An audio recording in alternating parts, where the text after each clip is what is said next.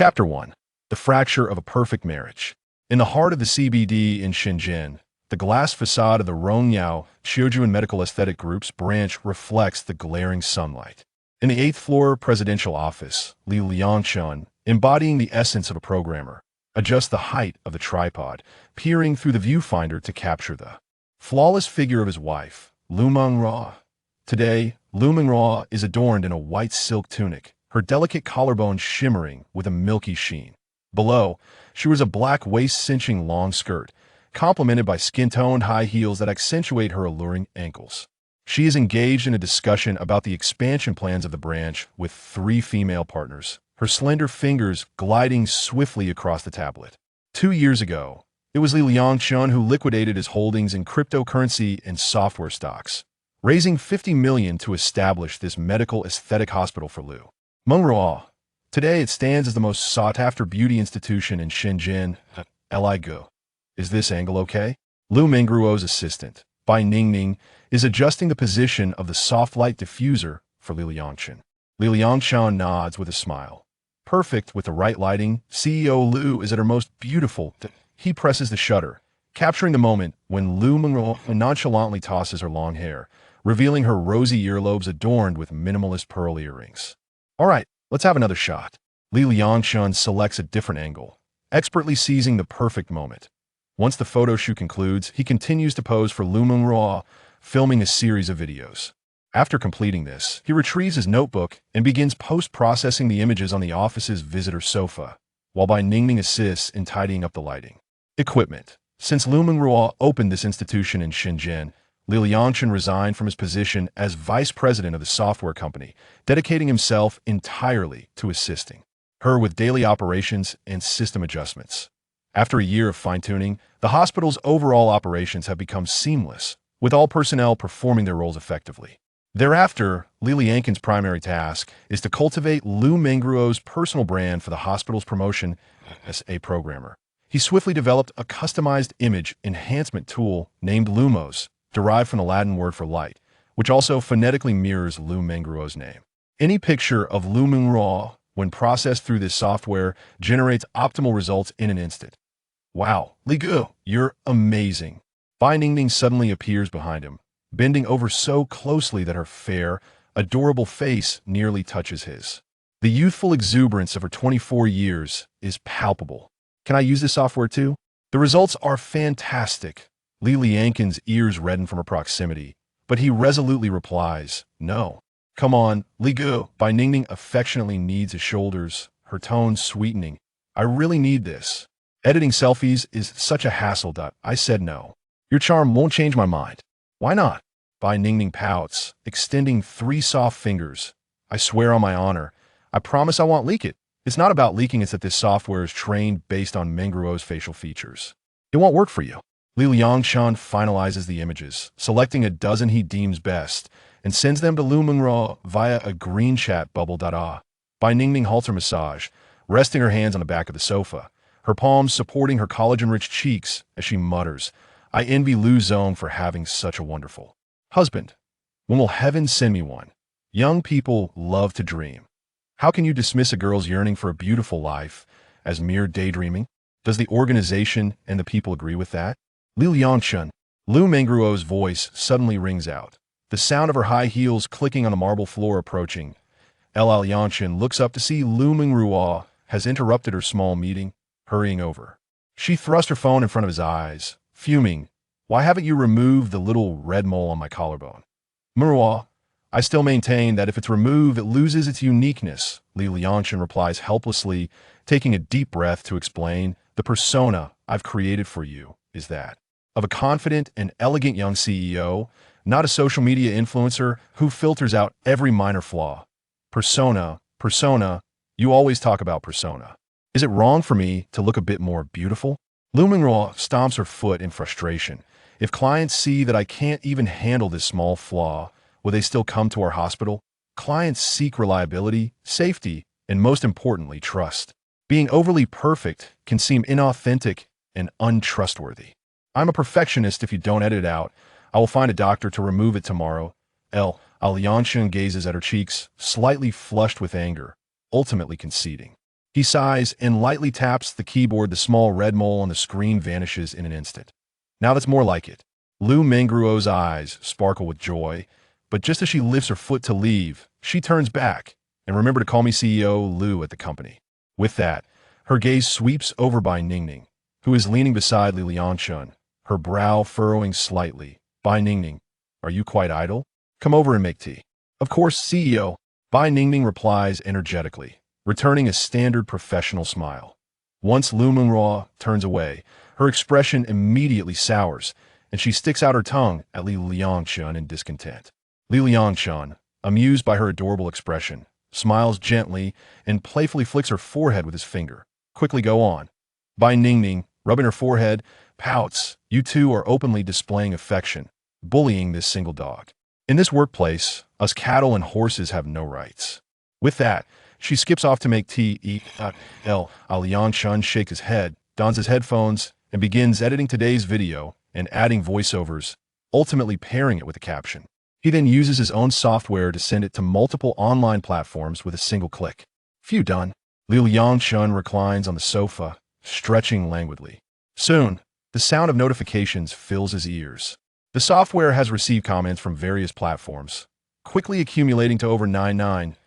Liangchen opens the comments to find praises for Liu Mengruo for netizens all over. Wow, sister's figure is stunning. As expected of Mengruo, always full of passion and confidence, the CEO Liu's professional attire is so chic. The white silk blouse paired with a black skirt is the epitome of elite female CEO style. I want the same outfit. This is the true embodiment of a leading lady. Liangchen closes his notebook, marking the end of another workday. At this moment, the meeting concludes. Let's go handsomely. The three female partners bid farewell to Liangchen as they leave, and Bai Ningning also exits to attend to matters. Liu Mengruo remains, leaving just the couple in the tranquil presidential office. Shall you drive, or shall I? Liangchen poses the question as he does countless times after work, as casually as asking, have you eaten? However, this time, the response is unexpectedly different. I have a social gathering tonight. You could drive back yourself. I'll take the company car. Liu Mengruo picks up her bag and walks past Liangchen. Also, don't wait for me to eat. I asked it again with that high school classmate of yours? Liangchen removes his headphones, his tone calm, revealing no emotion. Ever since his wife returned from a class reunion 2 weeks ago, there has been a certain entanglement with this man. Today marks the third time she has met him alone. Chapter 2. Are my legs attractive? Liu Mengruo did not cease her stride. The sound of her high heels echoed as she approached the office door, her delicate hand resting on the lock. She turned to gaze at Liangchen, her voice cold and indifferent. Do not dwell on the mere fact that we were high school classmates.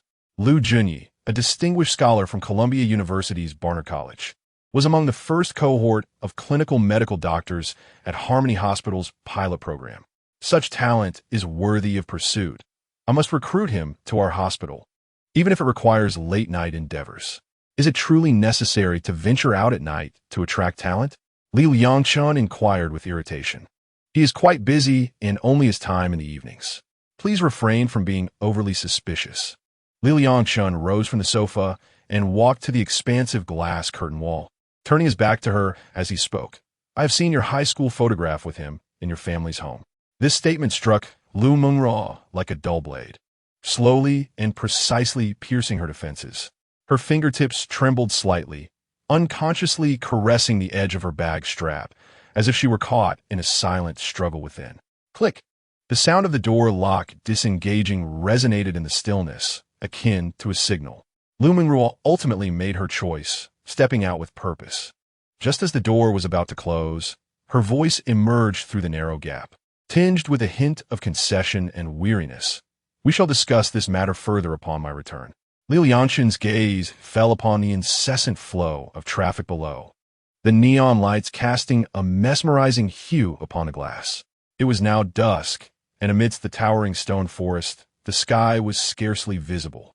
One could only glimpse a sliver of resplendent twilight through the reflections on the skyscrapers.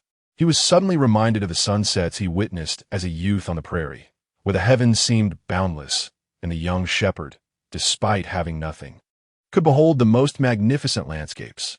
Yet here he stood, within the highest edifice of the city, unable to see even a complete expanse of the sky.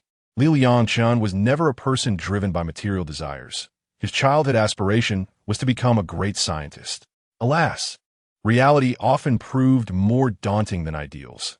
After failing his entrance exams, he relied on state subsidies and his grandmother's meager support, which eventually fell short of enabling him to continue his studies. He silently packed away the weighty academic tomes, consigning them to a cardboard box, along with the ambitions of his youth. However, fate charted a different course for him.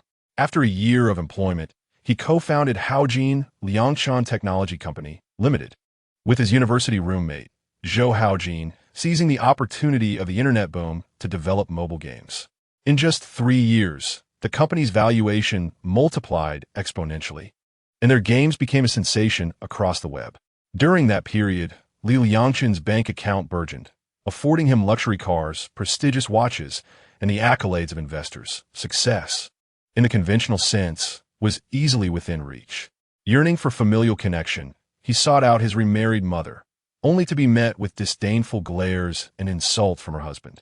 In a state of disillusionment, he ultimately recognized that he was the one unloved, until he encountered Liu Mengruo, who became his new aspiration.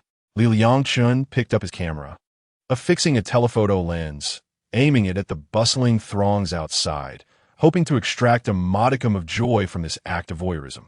Click! The office door swung open once more. Liangchen's lips curled slightly as he turned to look, only to find that the person he longed for was not present, causing his expression to darken with melancholy. Yu Shuifei elegantly entered, her crystal-high heels clicking rhythmically against the floor. "Oh, handsomely. Where is everyone? Where's President Liu?" she inquired. Yu Shuifei was Liu Mengruo's close friend, one of the 3 principal partners of the hospital and the guiding light for Liu Mengruo's entry into this field. Standing at an impressive 175 meters, she rivaled any model, clad in a fiery red, fitted dress that accentuated her curves, complemented by her smooth, long legs, exuding an air of mature sophistication that was utterly captivating. "She had a prior engagement and left early," Liangchen responded, his gaze inadvertently drifting to Yu Shuifei's elongated calves before he consciously averted his eyes. "Do you like my legs?" Yu Shuifei teased, picking up a forgotten phone and gracefully walking up to him, showcasing her figure with a confident twirl. Liangchen, feeling slightly embarrassed, rubbed his nose and admitted, "I apologize. I couldn't help but be drawn to your legs." "Ha, many men are attracted to my legs, but few have the courage to admit it," she replied with a playful smile. "That's because, Sister Shuifei, your allure is simply irresistible," he remarked. Yu Shuifei, at 33, was 3 years his senior, which led him and Liu Mengruo to address her as sister. "Wow, you used to be quite reserved. I thought you were socially anxious. Yet today, you dare to flirt with me," she quipped, her delicate hand gently pressing against Liangchen's chest in a flirtatious gesture. Liangchen instinctively stepped back, raising his hands in surrender. "Sister Shuifei, please, not like this. I've been married for over 3 years. I shouldn't still be shy around women." Yu Shuifei's lips curved into a teasing smile as she inched closer, pressing him against the glass wall. Leaning in, her lips brushed against his ear as she whispered, "How about keeping me company tonight?" Liangchen froze, his back pressed against the cool metal railing. Instinctively, he opened his arms wide, looking up at the surveillance camera on the ceiling, feigning a surrendering pose as his Adam's apple bobbed nervously. "Sister Shuifei, there are cameras here." Seeing his flustered demeanor brought a satisfied smile to Yu Shuifei's face. Suddenly, she felt something pressing against her abdomen, and her face flushed crimson. Could it be? This man was so easily flustered. "You!" she exclaimed, abruptly retracting her body and stepping back, her high heels clattering noisily. It was then that she noticed the long, thick object protruding from Liangchen's waist, akin to a camera lens. Yu Shuifei mentally chastised herself for her wild imagination, but stumbled as her high heel wobbled. Losing her balance, she began to topple sideways, her eyes widening as she neared a sharp rock from a decorative mountain. Terrified, she squeezed her eyes shut, bracing for impact when a firm pair of hands caught her by the shoulders and waist. Yu Shuefei slowly opened her eyes to see the rock perilously close, sending a wave of relief through her. Sister Shuefei, are you all right? Liangchen asked, steadying her with concern. I'm fine, really. Thank you, she replied, stepping out of his strong embrace, her cheeks tinged with a rosy hue. Yu Shuefei took a few light steps, her brow slightly furrowed as she muttered, "Wearing high heels is such a hassle." In a fit of defiance, she discarded her heels, feeling the cold floor beneath her bare feet, her delicate toes curling slightly. She hopped on one foot for a couple of steps before suddenly grasping Liangchen's shoulder. "Hey, let me lean on you for a moment. Did you sprain your ankle?" "Yes, but it's not too serious. Are there any disposable slippers around?" "No, but there should be some in the observation room downstairs." "How about I carry you down to have the doctor take a look at your foot?" "Who needs you to carry me?" Yu Shuefei glared at him, yet her entire weight leaned onto his shoulder. "Just help me walk." Liangchen felt a bit uneasy under her fragrant presence and turned his head, muttering a reluctant agreement. He placed his left hand on her hand resting on his shoulder, debating whether to wrap his right arm around her waist. Noticing his awkwardness, Yu Shuefei let out a scoff and directed his right hand to her waist. "Come on, big man, don't be so shy. Liangchen shukulad bitarli." In this day and age, any casual contact with a woman could be seen as a grave offense. "What are you laughing at?" Yu Shuefei poked his chest with her fingertip. "Don't think that I'm loose. This is just a matter of being carefree. Got it? All right, whatever you say." Sister Shuefei, it's the truth. Chapter 3. Did you think Sister was taking you to 857 for fun? Liangchen assisted her into the elevator and pressed the button for the 7th floor. The upper floors of this tall building, from 6 to 8, housed their hospital's operational facilities, with the 5th floor also undergoing expansion. The 7th floor had an observation room with doctors on duty around the clock. The attending female doctor, recognizing the two, immediately inquired with concern, "President Yu, what happened?" "I sprained my ankle," Yu Shuefei replied, leaning against Liangchen as she limped into the consultation room. The doctor's gaze lingered subtly on the hand Liangchen had placed on her waist. "Let me take a look." Unfazed by the doctor's scrutiny, Yu Shuefei hopped onto the examination chair, her skirt fluttering and revealing a glimpse of her thigh, prompting Liangchen to turn away immediately. "Where are you going?" Yu Shuefei quickly grabbed his hand. "To get you some slippers." "Oh." Only then did Yu Shuefei release his hand. She settled into the chair, her fair feet resting on a small stool while the doctor pressed on several spots to assess the injury. 5 minutes later, the doctor concluded, "You have a mild ligament strain, nothing serious. You can apply some ointment, and it will heal on its own in a couple of days," before handing her a prescription. "Thank you, doctor." When Liangchen returned, he held a pair of disposable slippers he had retrieved from the supply room. "Here you go." "Thanks a lot." The two sat down on a bench in the corridor, and Liangchen took the prescription to fetch her medicine. While sitting on the bench, Yu Shuefei swung her feet in the slippers and suddenly tilted her head to look at him. "Take me to the little snow bar." With the ointment in hand, Liangchen chuckled. "Sister Shuefei, even in this state, you're still making jokes. Hee hee, you think too highly of yourself." Yu Shuefei seemed in good spirits as she patted his shoulder. "I just scheduled a meeting with the agents there. Did you think I was taking you to 857 for some fun? I apologize for the misunderstanding. It's not entirely a misunderstanding. I genuinely wanted to bring you along. Since you have a meeting with the agents, I suppose I crash the party." She reclined against the bench, revealing a generous cleavage, her tone suddenly softening. "I invited you over in hopes that you might share some valuable insights to guide us." "Huh?" Liangchen was somewhat taken aback. "I have known Liu Mengruo for 4 years. I'm still unaware of her true capabilities." Yu Shuefei glanced at Liangchen.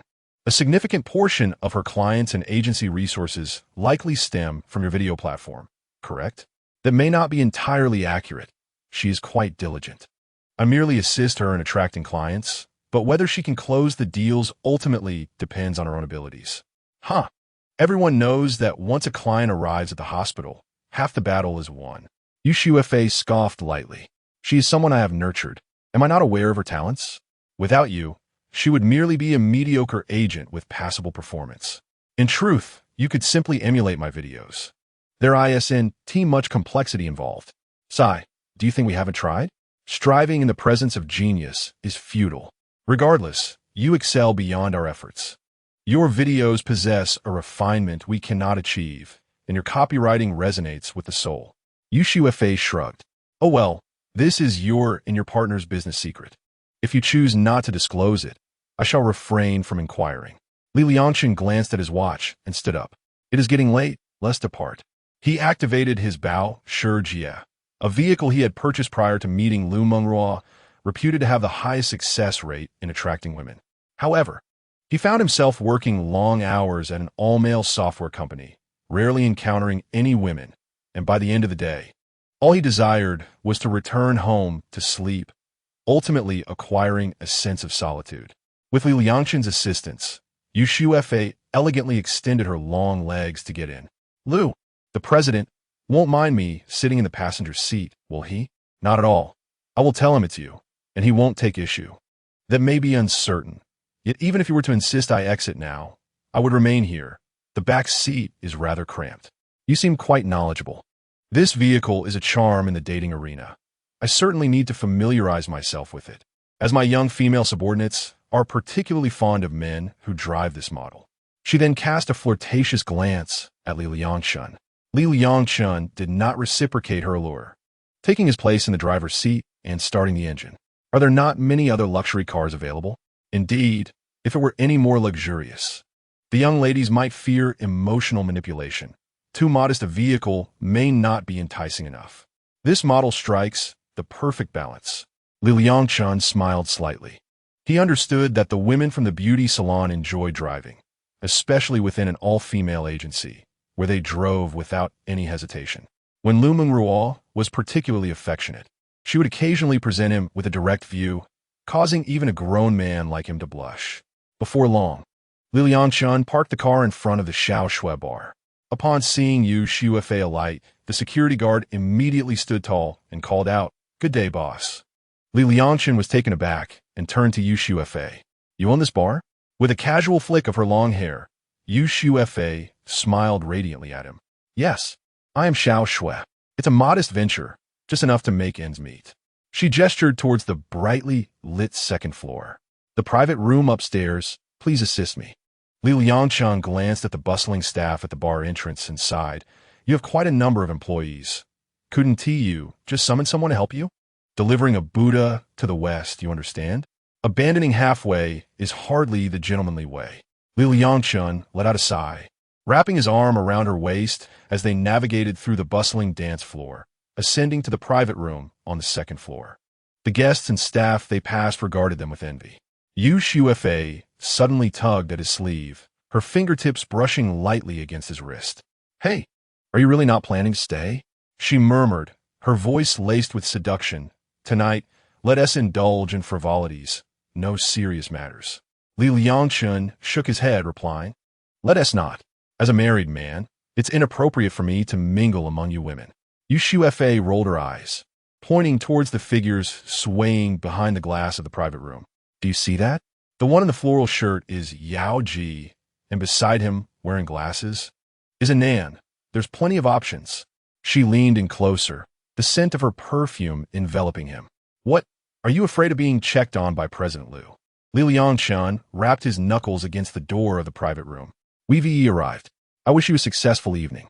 Yushu Fa pouted, but ultimately refrained from pressing further. As she pushed the door open, the agents inside were already in high spirits, rising to greet her upon her entrance. "President Yu, what is wrong with you?" someone asked, noticing her unsteady gait with concern. "Nothing, just a minor injury." Yushu Fa waved her hand dismissively, turning to Liangchen to say, "Thanks. I'll treat you to drinks another day." He nodded and turned to leave. Watching his retreating figure, the smile on her lips slowly faded, a flicker of complex emotions flashing in her eyes. "Hey, is that guy your partner?" "He is quite handsome," a junior agent teased. The flamboyantly dressed Yao Ji scoffed. "That's President Liu's husband. I've seen him at the company a few times, always clinging to President Liu like a kept man." "Who is a kept man?" Yushu Fa erupted, slamming an ice bucket down on the coffee table, pointing at Yao Ji in anger. "If it weren't for this man, there would be no current Liu Mengruo." "President Yu, calm down. The nearby agents hurriedly tried to mediate, reminding Yao Ji, you should quickly apologize to President Yu. Reluctantly, Yao Ji picked up a glass of alcohol. I'm sorry, President Yu. I spoke thoughtlessly earlier. I'll drink 3 glasses as punishment. Yu Xiufa casually took her seat at the head of the table, her long legs clad in disposable slippers propped up on the table, placing the medicinal oil down. Xiaolon, help me apply this. Sure, Sister Yu, came a reply.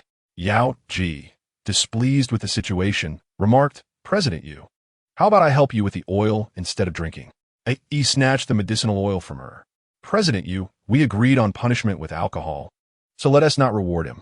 I'll take care of this. Yu Xiufa snatched the oil back, handing it to Xiaolon. What are you two thinking? The two shared a laugh, unbothered. The atmosphere in the private room was filled with joy. Chapter 4. Liu Mengruo meets Liu Junyi Liangchen parked at the end of the coastal promenade, rolling down the window to let the briny sea breeze fill the car. He lit a cigarette, the ember glowing red in the darkness. 3 hours prior, Liu Mengruo's words, you don't need to wait for me to eat, lingered in his ears. He extinguished the cigarette, and drove towards the night market, settling for a bowl of beef noodles for dinner. By the time he returned home, it was already 9 p.m., and Liu Mengruo had yet to return. After taking a shower, he settled into his study to write a novel, a means of relieving his stress. In a whimsical and uninhibited manner, one writes whatever comes to mind, for the audience revels in the audacious and astonishing. Meanwhile, in an upscale Italian restaurant, Liu Mengruo gently swirls her glass of red wine, her gaze fixed on Liu Junyi across the table. He appears more mature than during their high school days, impeccably dressed in a suit, exuding the composure of the elite with every gesture. To her astonishment, the once inconspicuous girl has now risen to become General Manager Liu. Liu Junyi raises his glass with a warm smile, his voice deep and tender, tinged with a hint of feigned intimacy. A toast to you. Liu Mengruo's lips curl slightly as she clinks her glass against his, replying, I never imagined that the lofty Liu Junyi would now sit across from me, waiting for my nod to join the company. Liu Junyi's eyes flicker momentarily before he chuckles. In my youth, I was reckless and naive. Please don't take it to heart. How could I? Liu Mengruo chuckles lightly. I have long since moved on. She lowers her gaze to elegantly slice her steak, intentionally allowing her utensils to create a delicate sound against the porcelain plate. Liu Junyi's attention is drawn to her hands, and suddenly, he reaches out, gently placing his hand over hers. Mengruo, I have harbored regret for quite some time. Liu Mengruo raises her eyes, her expression playful. Regret over what? Regret for not recognizing your worth back then. His thumb caresses her hand gently. Now, I wish to make amends. Liu Mengruo withdraws her hand, offering only a faint smile. Is that sentiment directed at General Manager Liu, or the Liu Mengruo of yesteryears? Liu Junyi pauses, then replies with a grin, both. Liu Mengruo lifts her left hand to reveal the diamond ring on her 4th finger. Unfortunately, I'm already married. What I couldn't attain in the past, you cannot have now. His gaze falls upon the ring, a flicker of amusement in his eyes. He suddenly leans forward, resting his elbow on the table, fingertips lightly tapping on her wine glass, his voice low.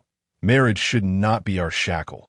It is merely a piece of paper, a performance, an outdated social contract. True love requires no such binding. Fidelity is but a moral constraint imposed by society. Why confine ourselves to a monotonous world of two? Liu Mengruo raises an eyebrow, intrigued. Oh, I would love to hear more of your insights. Seeing her engagement, Liu Junyi begins to expound his theories. The institution of marriage is inherently anti-human. An open relationship represents the liberation of our true nature. Liu Mengruo suppresses her distaste, smiling. You truly are a well-educated scholar returned from abroad. Your perspective far exceeds that of someone like me. You flatter me, but I believe one can indeed seek a soulful resonance while maintaining a legal partnership. Is this not a more elevated form of love? As Liu Junyi grows increasingly animated, his gestures become more animated, yet Liu Mengruo remains resolute. Mr. Liu, your eloquence is such that one could glean a decade's worth of wisdom from a single conversation with you. Mengruo, you should venture out more. The world beyond is magnificent.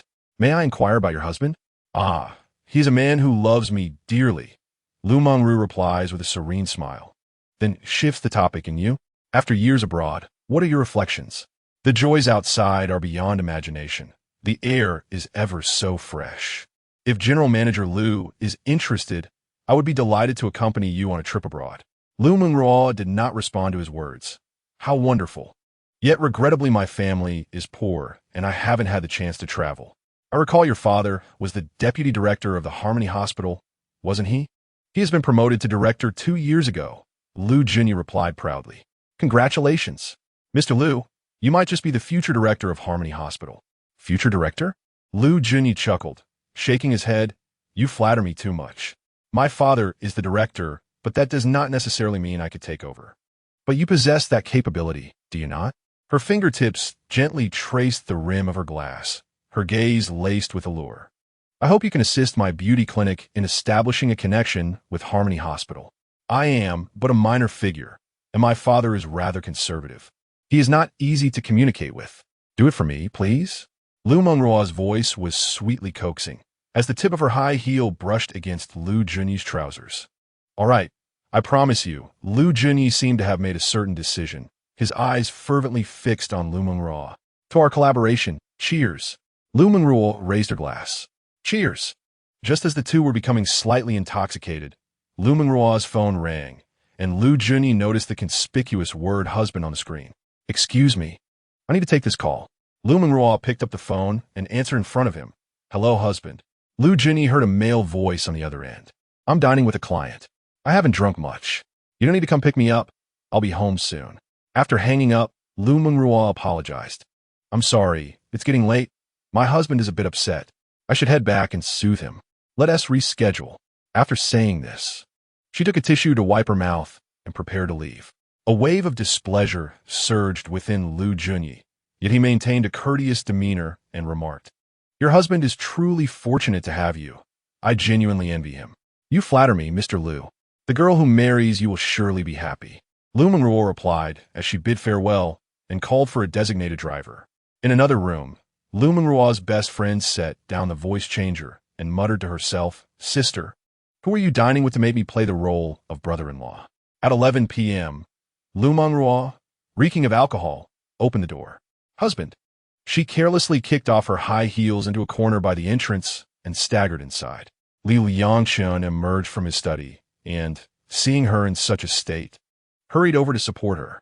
Husband Liu Mengruo, her senses blurred, clung to him. I love you. How could you drink so much? He caught his swaying wife in his arms, the mingled scent of Chanel No. 5 and red wine wafting towards him, causing him to frown involuntarily. Liu Junyi finally agreed to come to my company, so I had a couple more drinks, but I called for a female designated driver. Liu Mengruo wrapped her arms around Li Liangchen's neck, eager for a kiss. Stop it. Li Liangchen turned his head to evade her kiss. As he always detested his wife's drinking, he bent down and picked her up, his arm brushing against the delicate thread of her torn stocking, which only heightened his irritation. He placed her on the bed, but Liu Mengruo clung to him tightly, pouting, I want a kiss. If you don't kiss me, you can't leave. This familiar tactic left Li Liangchen feeling helpless. He gave her forehead a perfunctory peck, yet as he stood up, he suddenly grasped her wrist to stop her from unbuttoning. All right, enough of the act. The air thickened for a brief moment. The figure on the bed abruptly opened her clear eyes, devoid of any trace of intoxication. Liu Mengruo nimbly turned over and sat up, her silk shirt slipping halfway down her shoulder. As long as the strategy is profound, darling, a hug and a kiss will suffice. With that, she spread her arms and lunged towards him. However, Li Liangchen shifted away, leaving her to embrace nothing but air. It's time to clarify matters. Be honest. This issue has already affected our marriage, and it cannot simply be brushed aside with a playful demeanor. Liu Mengruo leaned on the bed, inhaling deeply.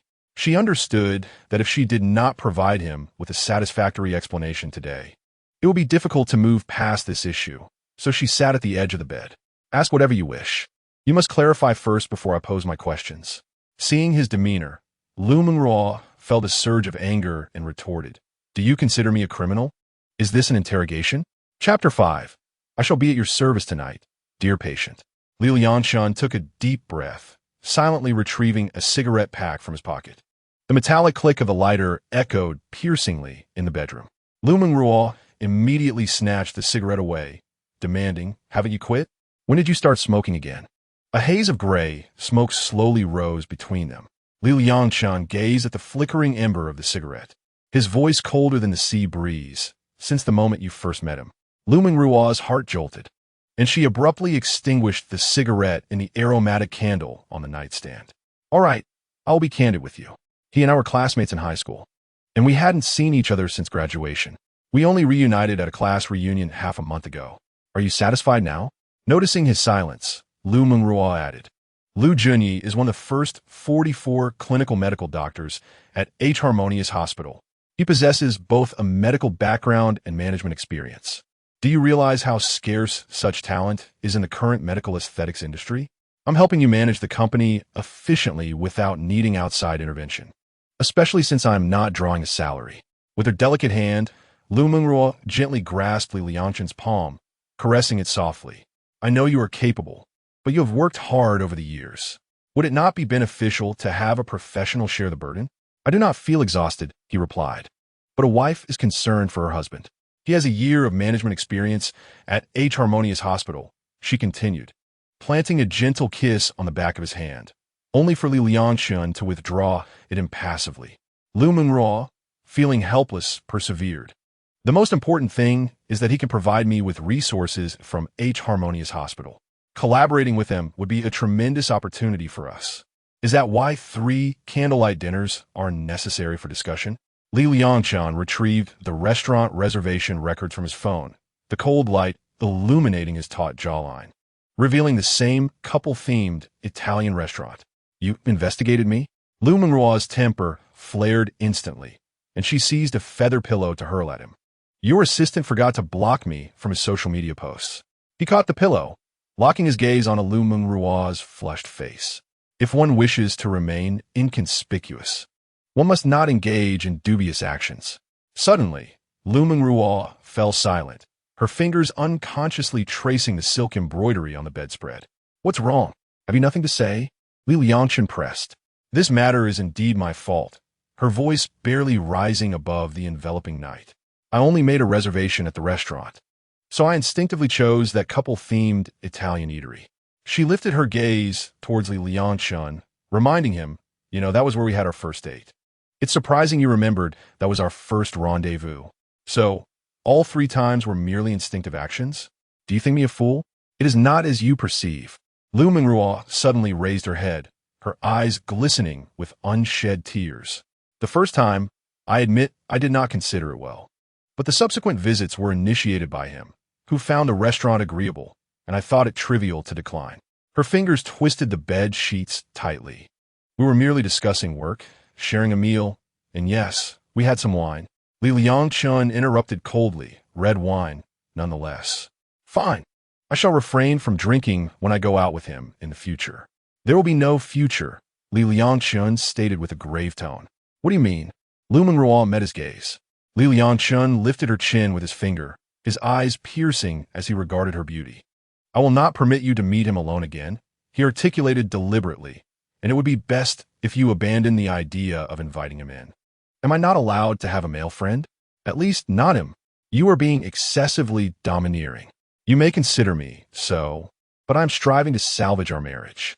Liu Mengruo abruptly stood, tears brimming in her eyes. "I am no longer your cage canary." Her voice trembled with emotion. "I am Liu Mengruo, the president of the Rongyao Huju Medical Aesthetic Group branch. Can you refrain from addressing me in such a condescending manner?" Liangchen's pupils constricta suddenly, as though wounded by her words. "President Liu, you have never been my canary, but rather the person I hold dearest. That is precisely why I tend to your affairs, fearing for your well-being. Your actions suffocate me. I am aware you have grown wings. So, are you seeking to break free from me? You know that is not my intent. I simply wish to make my own decisions this time." Liangchen questioned, "So, you are weary? Seeking a new romance? Or perhaps an old flame? You are still fixated on that photograph, aren't you?" Back then, he was the only one with a camera capturing memories with everyone. and he developed a photo for each of the 36 classmates. Does that answer satisfy you? Liangchen, I am grateful for your presence in my naive 22 years, for assisting me in opening my first store, and for investing in securing the rights to this beauty salon. I acknowledge your guidance throughout this journey. Otherwise, I would still be a mere sales clerk languishing in a cosmetics counter. But I'm 26 now, no longer that young girl. I am President Liu Mengruo, not your appendage. I can manage matters on my own. I am capable of making decisions for my company and my life. Liu Mengruo glanced at her silent husband seated on the edge of the bed, feeling both aggrieved and enraged, her eyes reddening, yet resolutely refusing to let the tears fall. Liangchen observed her tear-streaked visage, his heart a tumult of emotions. Finally, he sighed, "Do as you wish." Liu Mengruo turned away, heading toward the bathroom without a backward glance, declaring, "I'm going to take a shower." The bathroom door was slammed shut, and the sound of water soon echoed. Sighing deeply, Liangchen reclined on the expansive 2-meter bed, his heart heavy with unspoken sentiments. His gaze lingered on the large wedding photograph at the head of the bed.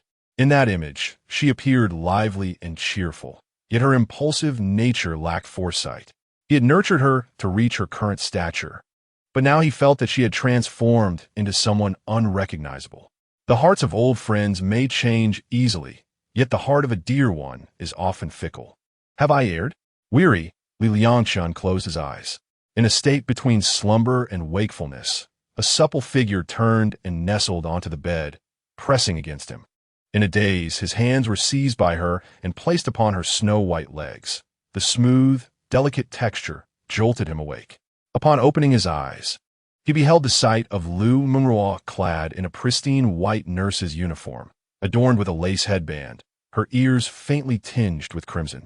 Leaning close to his ear, she whispered, her breath warm, "Darling, please don't be angry anymore." Liangchen couldn't help but chuckle at her antics. Truly, she was a sales champion, capable of suppressing her own displeasure to bring him joy. Liu Mengruo understood that Liangchen preferred gentleness over harshness, and she was always the first to relent during their quarrels. "Wife," Liangchen embraced her slender waist, murmuring softly in her ear, "Let us have a child. I am on medication." Liu Mengruo lifted her head, gazing earnestly into his face. "Please give me a little more time. I am only 26. I promise you will be a father before you turn 30. Taking a deep breath, Liangchen closed his eyes. "Then, allow me to serve you tonight, my dear patient." Liu Mengruo kissed his lips, neck, and chest, trailing downwards. The next day, the couple set out early in their car, arriving at the company. In the conference room on the 7th floor of the hospital, the morning light streamed through the floor-to-ceiling windows. Bai Ningning, dressed in a simple black and white ensemble, stood at the entrance, checking the attendance list while warmly greeting the attendees as they arrived. Liangchen set up the photography equipment in his accustomed spot, adjusting the camera settings. In the front row of the conference hall, Liu Mengruo sat side by side with Yu Fei. Liu Mengruo was elegantly attired in a beige skirt suit paired with a light blue silk blouse, exuding both competence and grace. Her peach blossom eyes caught sight of her husband in the corner. She suddenly turned to Yu Fei and whispered, "Sister Yu, was it you who rode in my husband's car last night?" Yu Fei, who had been engrossed in her phone, looked up, a playful smile curling her red lips. "Oh, caught in the act of an affair with your husband for the first time." She winked, feigning surprise. "Looks like I'll have to be more careful next time." Liu Mengruo frowned slightly, her tone laced with displeasure. "Sister Yu, you may joke about other matters, but please do not jest about my husband." "Oh, little Liu is feeling jealous." Yu Fei chuckled lightly, playfully tossing her long hair. "Last night, I saw the handsome Li all alone in your office. He looked rather lonely. So I invited him to my bar for a bit of fun." "Sister Yu, men are weak against temptation. Please don't push the boundaries, or none of us sisters will have any prospects left." Yu Fei shrugged, her tone lighthearted. "All right, I was just teasing you." She pointed to her ankle, explaining that she had twisted it the previous night, and he kindly accompanied her to the Xiaoxua bar. Once she reached her destination, he departed. She gently patted Liu Mengruo's hand, reassuring her, "Do not worry. I am not so lacking in decency as to covet my sister's husband." Liu Mengruo then sighed in relief. a faint smile appearing at the corners of her lips. I mean, you're already 33. It is time for you to find a place to settle down. Mind your own business. I'm quite content being the solitary beauty. She tossed her wavy hair playfully, her eyes sparkling with mischief. Isn't a handsome young man appealing? Can't a muscular man satisfy my desires? What need do I have for a stable relationship? Besides, the men I have encountered are not even on par with Liangchen. They do not pique my interest.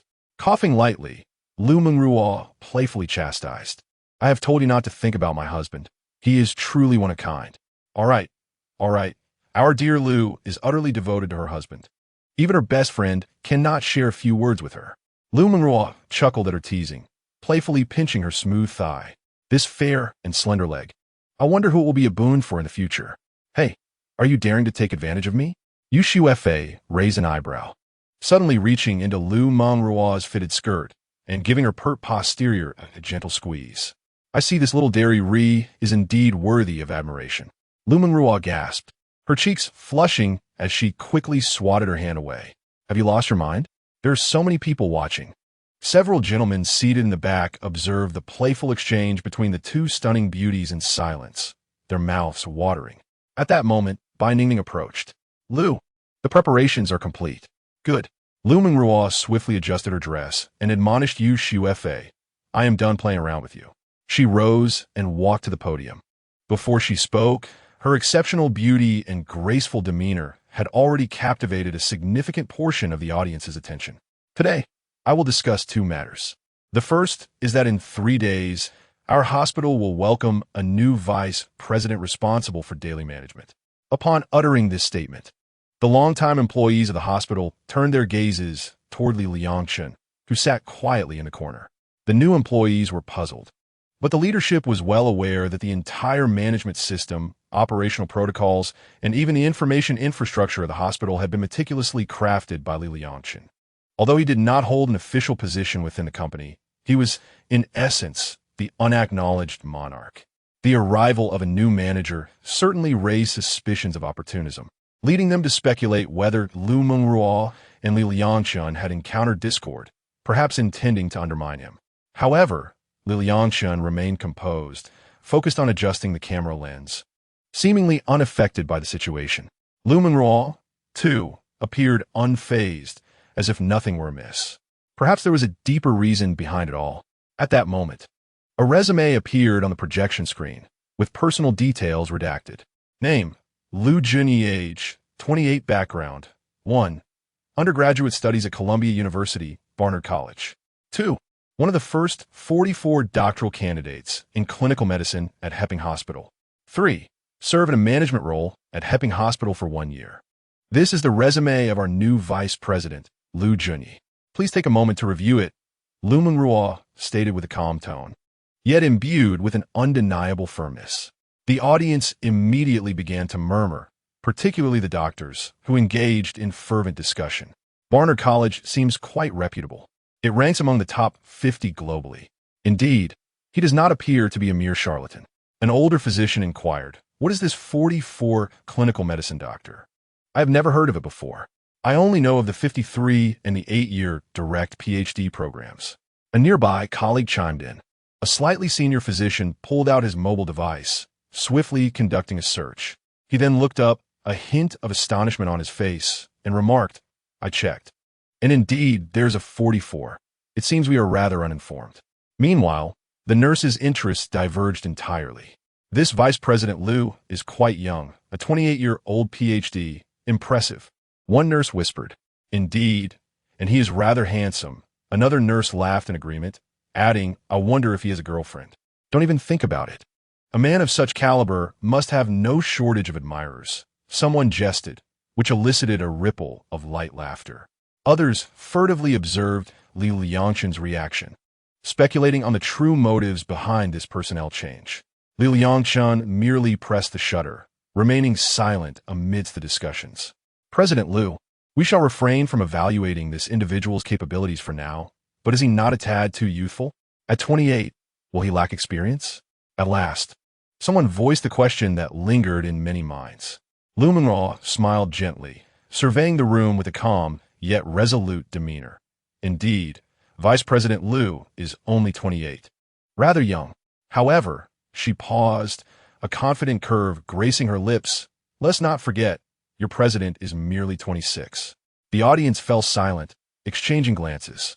Heroes do not inquire about origins. Talent knows no bounds, Liu Mengruo continued, her voice resonant and powerful. Moreover, I can inform you that Vice President Liu's father is the director of Hushing Hospital. This statement detonated like a bomb, igniting the crowd.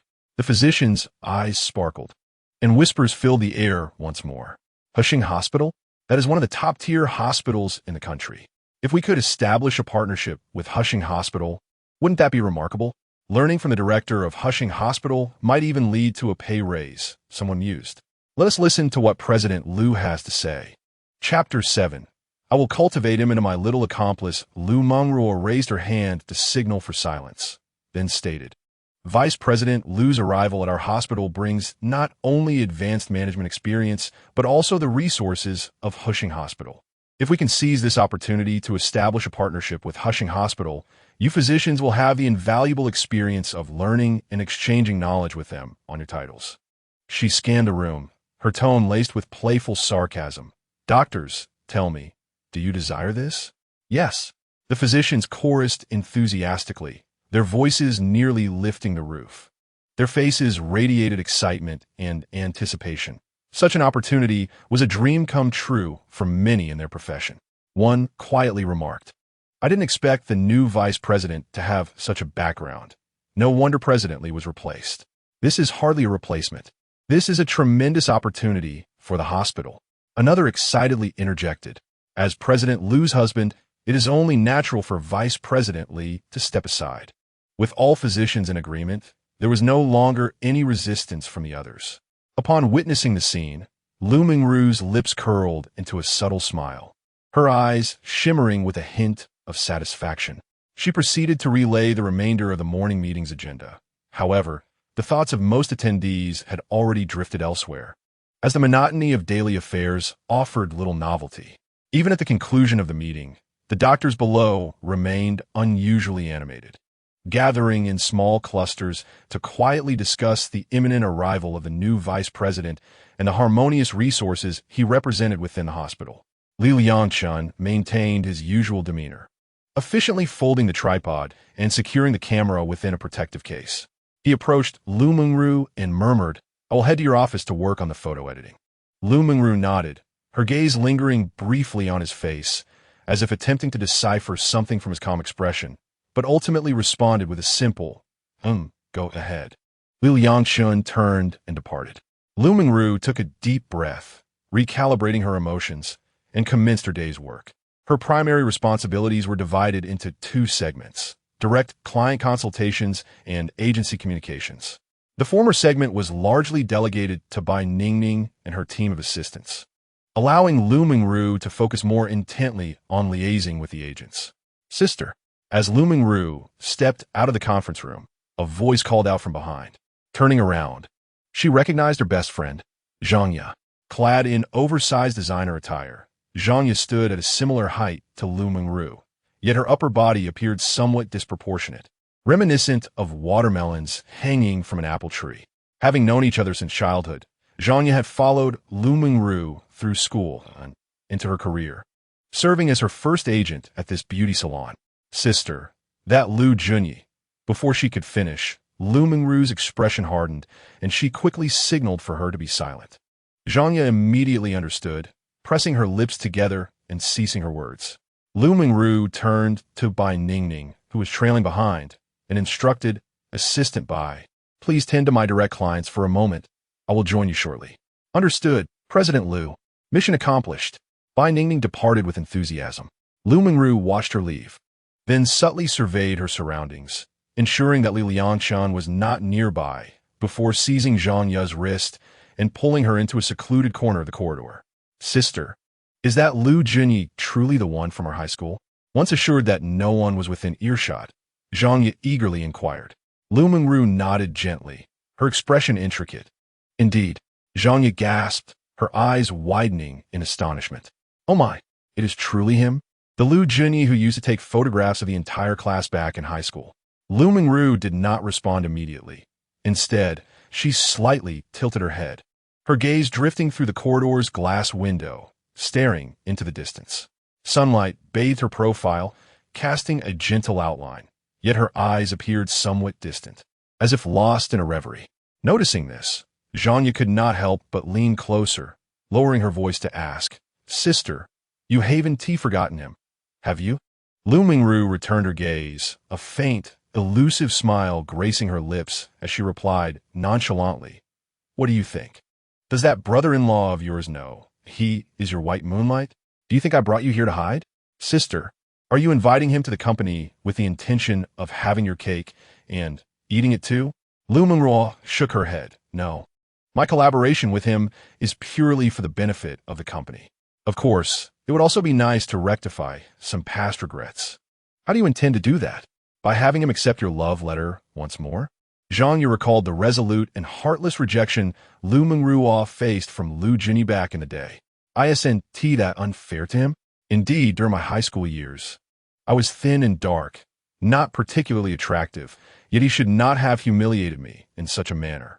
Liu Mengruo's face darkened with anger. "However, now your sister Liu, am an independent and beautiful general manager Liu. He ignored me back then, but now he is not worthy of my attention." She straightened her back, her beige suit accentuating her perfect curves, radiating the unique charm of a mature woman. "What do you mean?" Liu Mengruo smiled subtly. "This time, the tables have turned. You wish for him to pursue you? Indeed, I intend to transform him into my little sycophant, to humiliate him once more. I thought you still harbored feelings for him. To be honest, after a few encounters, the old feelings have faded." Liu Mengruo's voice suddenly lightened. "They say that the white moonlight dies upon exposure to light. And indeed it does, but my resentment from those years must be repaid." She turned to face Zhanya, mischief sparkling in her peach blossom eyes. "So, what do you say? Will you assist me? How can I help? It's quite simple. When I meet him alone, you can keep an eye on the Liangchen for me, perhaps arrange a dinner, or feign a work-related inquiry for his advice. And what step do you intend to take with him? A hug? Alkish, where are your thoughts drifting? At this stage, does your sister really need to resort to such sacrifices? The tactics I've learned from you sisters over the years are quite unnecessary now." Liu Mengruo pointed a slender finger at Zhanya's forehead. "Once I've reeled him in, the game becomes interesting. I find this game too perilous. Are you not afraid of Liu Junyi's retaliation? His position is crucial. Do not let your antics jeopardize the company." "Fear not. I am well aware of my limits." The curve of her lips deepened. "Men, after all, covet what they cannot have. I merely need to give him occasional sweet nothings and withdraw at opportune moments, and he will follow me like a devoted pup. What if your brother-in-law discovers this? He cannot do without me. Even if he finds out, it does not matter, for I have not truly strayed." Liu Mengruo replied confidently, making a dismissive gesture. "When the time comes, I can employ seduction once more. If one attempt fails, I can try twice, ensuring I have him firmly in my grasp." Zhanya opened her mouth as if to say something, but ultimately just shook her head, her voice barely audible. "It seems we are in for quite a show." Chapter 8. Liu Mengruo, playing with fire is prone to burn suddenly. Liu Mengruo's phone vibrated, the screen displaying the name Liu Junyi. She gestured for silence to Zhanya, and when she answered the phone, her voice instantly transformed into a sweet and gentle tone. "Hello, Deputy General Liu?" She turned and walked towards the end of the corridor, her high heels clicking rhythmically against the marble floor. Zhanya stood in place, watching her friend's retreating figure, suddenly feeling the sunlight become blinding. She took out her phone, hesitated for a moment, and ultimately deleted the warning message she had prepared to send to Liangchen. "Alas, Liu Mengruo, you are overly confident. Playing with fire can lead to self-immolation," Zhanya mused. 10 minutes later, Liu Mengruo stood by the window, her fingertips gently caressing her phone screen, the warmth of the recently ended call still lingering. A faint, elusive smile graced her lips, yet her thoughts drifted back to her high school days, recalling a boy clad in a school uniform, camera in hand, with an untainted smile.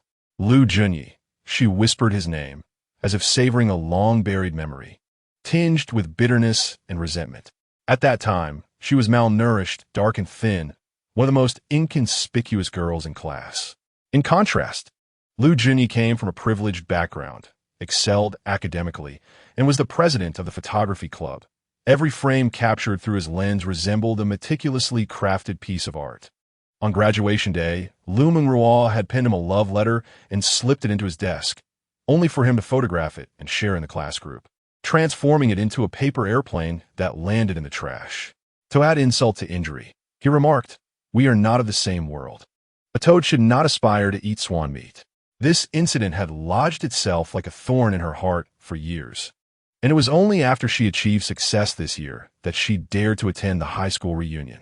Now, fate had bestowed upon her a remarkable opportunity.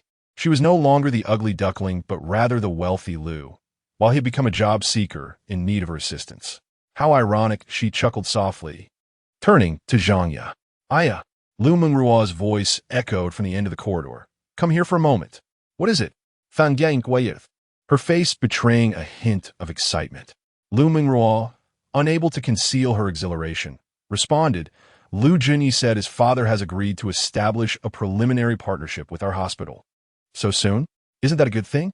The sooner we finish this, the better, to prevent Liangchen from becoming suspicious." "Congratulations, then."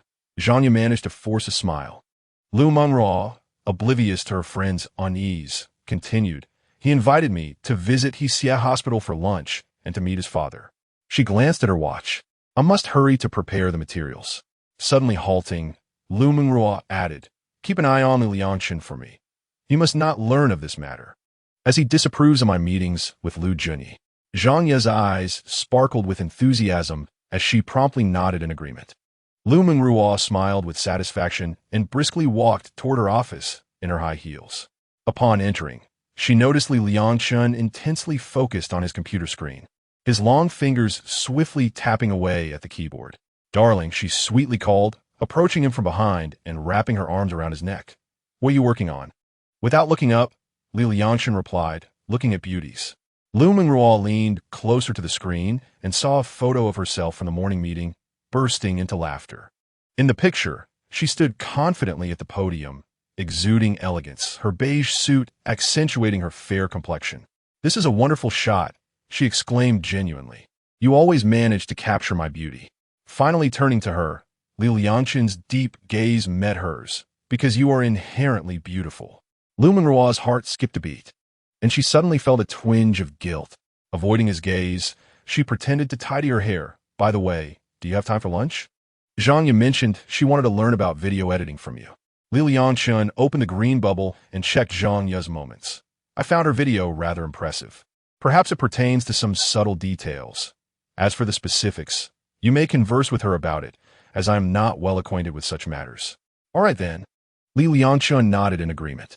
"Thank you, dear husband." Liu Mengruo planted a kiss on Liangchen's cheek and turned toward her desk to begin organizing materials.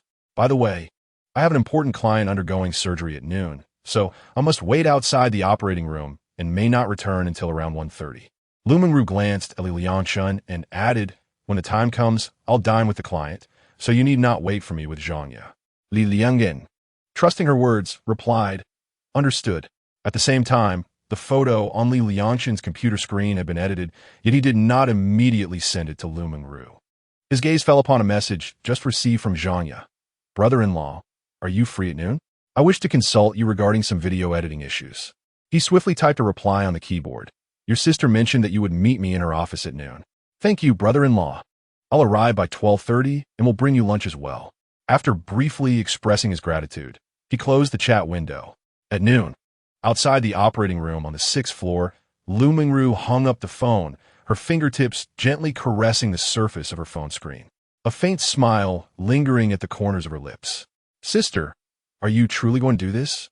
Zhangya whispered from behind her, her voice barely above a murmur. "What, do you think I cannot handle it?"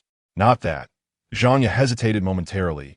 "I simply feel that your husband treats you so well. Could it be?" Liangchen.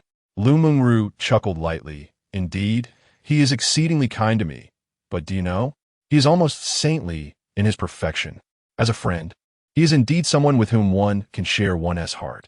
Yet as a husband, at times, his kindness is so overwhelming that it renders me breathless. He meticulously guides me through every little detail. Every step I take is calculated by him. In the past, I dared not overstep even slightly. If I were to err in any way, I would be met with intense inner condemnation. Such love feels like a cage, and I am merely a canary within it. Zhanya looked at her in astonishment. Is that truly how you perceive your brother-in-law?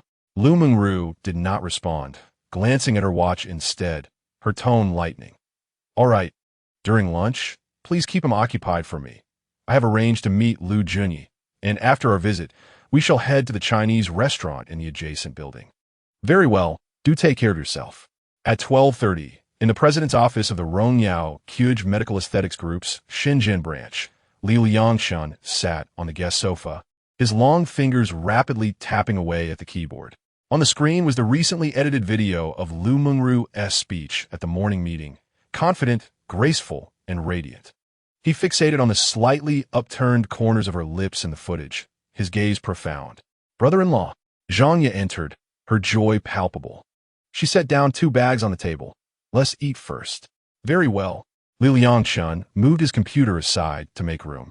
There is stir-fried, dried tofu with meat, fish-flavored eggplant, roasted goose, and stir-fried dace with black bean sauce. Zhanya took the takeout containers out one by one. How is it that all the dishes are my favorites? Did your sister inform you? Chapter 9. What my sister can do for you, I can also do indeed. Zhanya turned her face away, retrieving 2 cups of coffee, presenting you with a caramel macchiato, having heard it was your favorite. Thank you. Zhanya broke apart a pair of disposable chopsticks and handed them to Liangchen, saying, Brother-in-law, do try this roasted goose. It's the signature dish of the new tea restaurant downstairs. As Liangchen accepted the chopsticks, Zhanya's fingertip inadvertently brushed against the back of his hand, eliciting a peculiar sensation within him. Typically, when Liu Mengruo was present, she maintained a certain decorum, but today she seemed rather careless. He sampled a piece of the roasted goose, affirming its quality. Indeed, it is quite good. You should have some too. As long as my brother-in-law enjoys it, she replied. What project is your sister's client working on? Liangchen Ninkita Sudanli. Huh? Well, I believe it's double eyelid surgery and eye corner surgery, she responded. Oh, Liangchen replied, taking her words at face value, merely asking out of curiosity.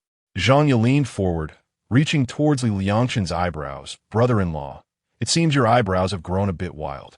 Let me help you tidy them up shortly. In that position, Liangchen could not help but notice the delicate cleavage revealed by her low-cut knitted top. Feeling embarrassed, he straightened his back and averted his gaze. Oh, that's unnecessary. Your sister will take care of it for me. Please don't be so polite. What my sister can assist you with, I can also manage, she insisted. No. Let's eat first. I still need to teach you some editing later. Liangchen awkwardly shifted the topic. All right then. As the two were nearing the conclusion of their meal, a commotion erupted outside, followed by a piercing scream. There's a fight. Liangchen and Zhanya simultaneously paused, exchanging glances. Let's go take a look. They quickly exited the office, traversing the corridor. In the hall, a crowd had formed a loose circle, whispers and murmurs rising and falling among them. Liangchen pushed through the throng, spotting 2 men grappling on the floor. One was clad in a black shirt with yellow hair, while the other, a middle-aged man in a white shirt and gold-rimmed glasses, was equally embroiled in the scuffle. Both bore bruises yet clung tenaciously to each other's collars, neither willing to relent. A security guard attempted to separate them, but their struggle was too fervent for him to intervene effectively. He could only manage to restrain one man's shoulder, shouting, "Stop fighting! I'll kill you! You little mistress! Sister Ruoyan loves me the most," yelled the yellow-haired man, landing punches. "You're the mistress. Why would Ruoyan love you? All her bags were gifts for me," retorted the man in the white shirt, marked but determined to continue fighting. "Sister Ruoyan has said that when I drive my ghost car, I am the most handsome man in the world." Liangchen turned to Zhanya beside him and asked, "This Ruoyan seems to be an agent under Mengruo, does she not?" Zhanya bit her lip, responding softly with a nod, her gaze flickering. "Is she straddling 2 boats? Huh." Zhanya's lips twitched unnaturally. "Let us just separate them for now. We must avoid a tragedy." Liangchen nodded, hastening his steps, joining the security guard to pin down the shoulders of the two combatants. The yellow-haired man struggled, attempting to swing his fists, but Liangchen firmly seized his wrist. Speaking sternly, "That's enough." The man in the white shirt seized the opportunity to break free, yet the guard held him tightly. Both men, panting heavily, continued to glare at one another defiantly. "I'll F your mom. I'll curse your grandpa." Confronted by the two individuals still engaged in a heated exchange, Liangchen interjected, "Enough. If you continue this ruckus, I shall notify the authorities." At this, the two fell silent. Any disputes should be resolved in the office, not here where it disturbs the hospital's patrons. After delivering his statement, Liangchen gestured for security to escort each of them away from the scene. At that moment, the elevator doors opened, and a young man clad in a red tracksuit hurriedly stepped out. Upon seeing the restrained individuals, he exclaimed in alarm, "Wait, what have they done?" Liangchen regarded the man in red, raising an eyebrow. "Do you know them? I summoned them here myself." The two being held captive widened their eyes in unison, shouting, "It's you." They then turned to each other in disbelief, questioning, "Didn't you summon me?" A peculiar silence enveloped the atmosphere. Liangchen narrowed his eyes, surveying the three of them in succession, faintly piecing together the situation. He cleared his throat to break the silence, adopting a tone of calm diplomacy. "It appears there has been a misunderstanding." His gaze flicked between the three, adding, "Shall we discuss this in the office?" The two in restraint acquiesced. "Very well," replied the man in red, glancing at his watch. "But we must wait a moment. Another person has yet to arrive." "Another person?" Liangchen found himself puzzled by the connections among these individuals, though he allowed his imagination to wander, nearly suppressing a laugh. If his assumptions were correct, this scenario was more melodramatic than any television drama. Beside him, Zhanya wore an odd expression, barely containing her amusement. Liangchen shot her a glance and leaned closer, whispering, "Shall we summon that Ruyan?" Zhanya mimicked him, leaning in to murmur, "I just messaged her. She said we should handle this first and assess the situation. She'll come once it's deemed safe." Upon hearing Zhanya's words, Liangchen instantly grasped the gravity of the situation. Indeed, as he had surmised, a chaotic scene was unfolding. "Go fetch some iodine and gauze from the nurses and summon 2 more security personnel," Liangchen instructed Zhanya. "Be careful. If anything arises, call the police." With that, Zhanya departed. 5 minutes later, the elevator doors opened to reveal a gender-neutral individual with short, fiery red hair adorned with multiple ear piercings and 2 lip piercings. "Here," the man in red immediately called out. The woman sauntered over, hands in her pockets, exuding a nonchalant demeanor. She looked at the man in red and scoffed. "Just you?" Liangchen could no longer refrain from interjecting. "Now that everyone is present, let us proceed to the office for discussion." The woman finally turned her gaze towards him, sizing him up before smirking with disdain. "And who might you be?"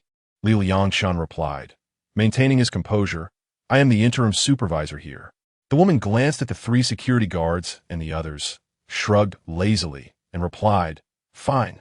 As the group entered the president's office, the blonde abruptly broke free from security's hold, darting towards the man in red.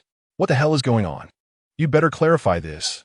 And who the hell is he?" He pointed accusingly at the disheveled figure in the white shirt. "Who is the third party?" The man clad in red maintained a calm demeanor, even exhibiting a hint of pity. Gradually, he raised his hand and pointed towards the individual in the white shirt, declaring, "He is 3. Damn you." The blonde youth erupted in fury. "I told you, you are 3, you insolent wretch. How dare you deny it?" He swung his fist in a fit of rage, but Liangchen swiftly intervened, gripping his waist from behind, nearly losing his balance due to the force of the blow. Several security personnel quickly stepped in to restrain him. "You are 4. The man in red then indicated towards the blonde youth. Upon hearing this, the latter froze, his fist suspended in midair as silence enveloped the surroundings. Chapter 10. Do not cut in line. You are merely a 7. Suddenly, the man in white erupted into a fit of hysterical laughter. "Ha ha ha. 4. You can't even rank as 3. In the midst of his laughter, he began to weep. "Yenner, I love you so dearly. Why must you treat me this way?" I knew it. The short-haired woman suddenly chuckled. Sister Yin only loves me. I am her true boyfriend. Upon her declaration, the room fell into astonished silence, everyone incredulously gazing at her. You're male? Questioned the blonde youth, a myriad of doubts clouding his mind. Your mother is male. Your whole family is male. The woman retorted in exasperation. Our love is genuine. You pathetic men are merely her toys. Do not cut in line. You are merely a 7. The calm words of the man in red pierced through the heart of the short-haired woman like a dagger, indiscriminately attacking the 3 present. The short-haired woman, previously so flippant, turned red-eyed upon hearing his words. What did you say? I do not believe you. You are deceiving me, right? Sister Yin has said that I am the one she loves most in this world.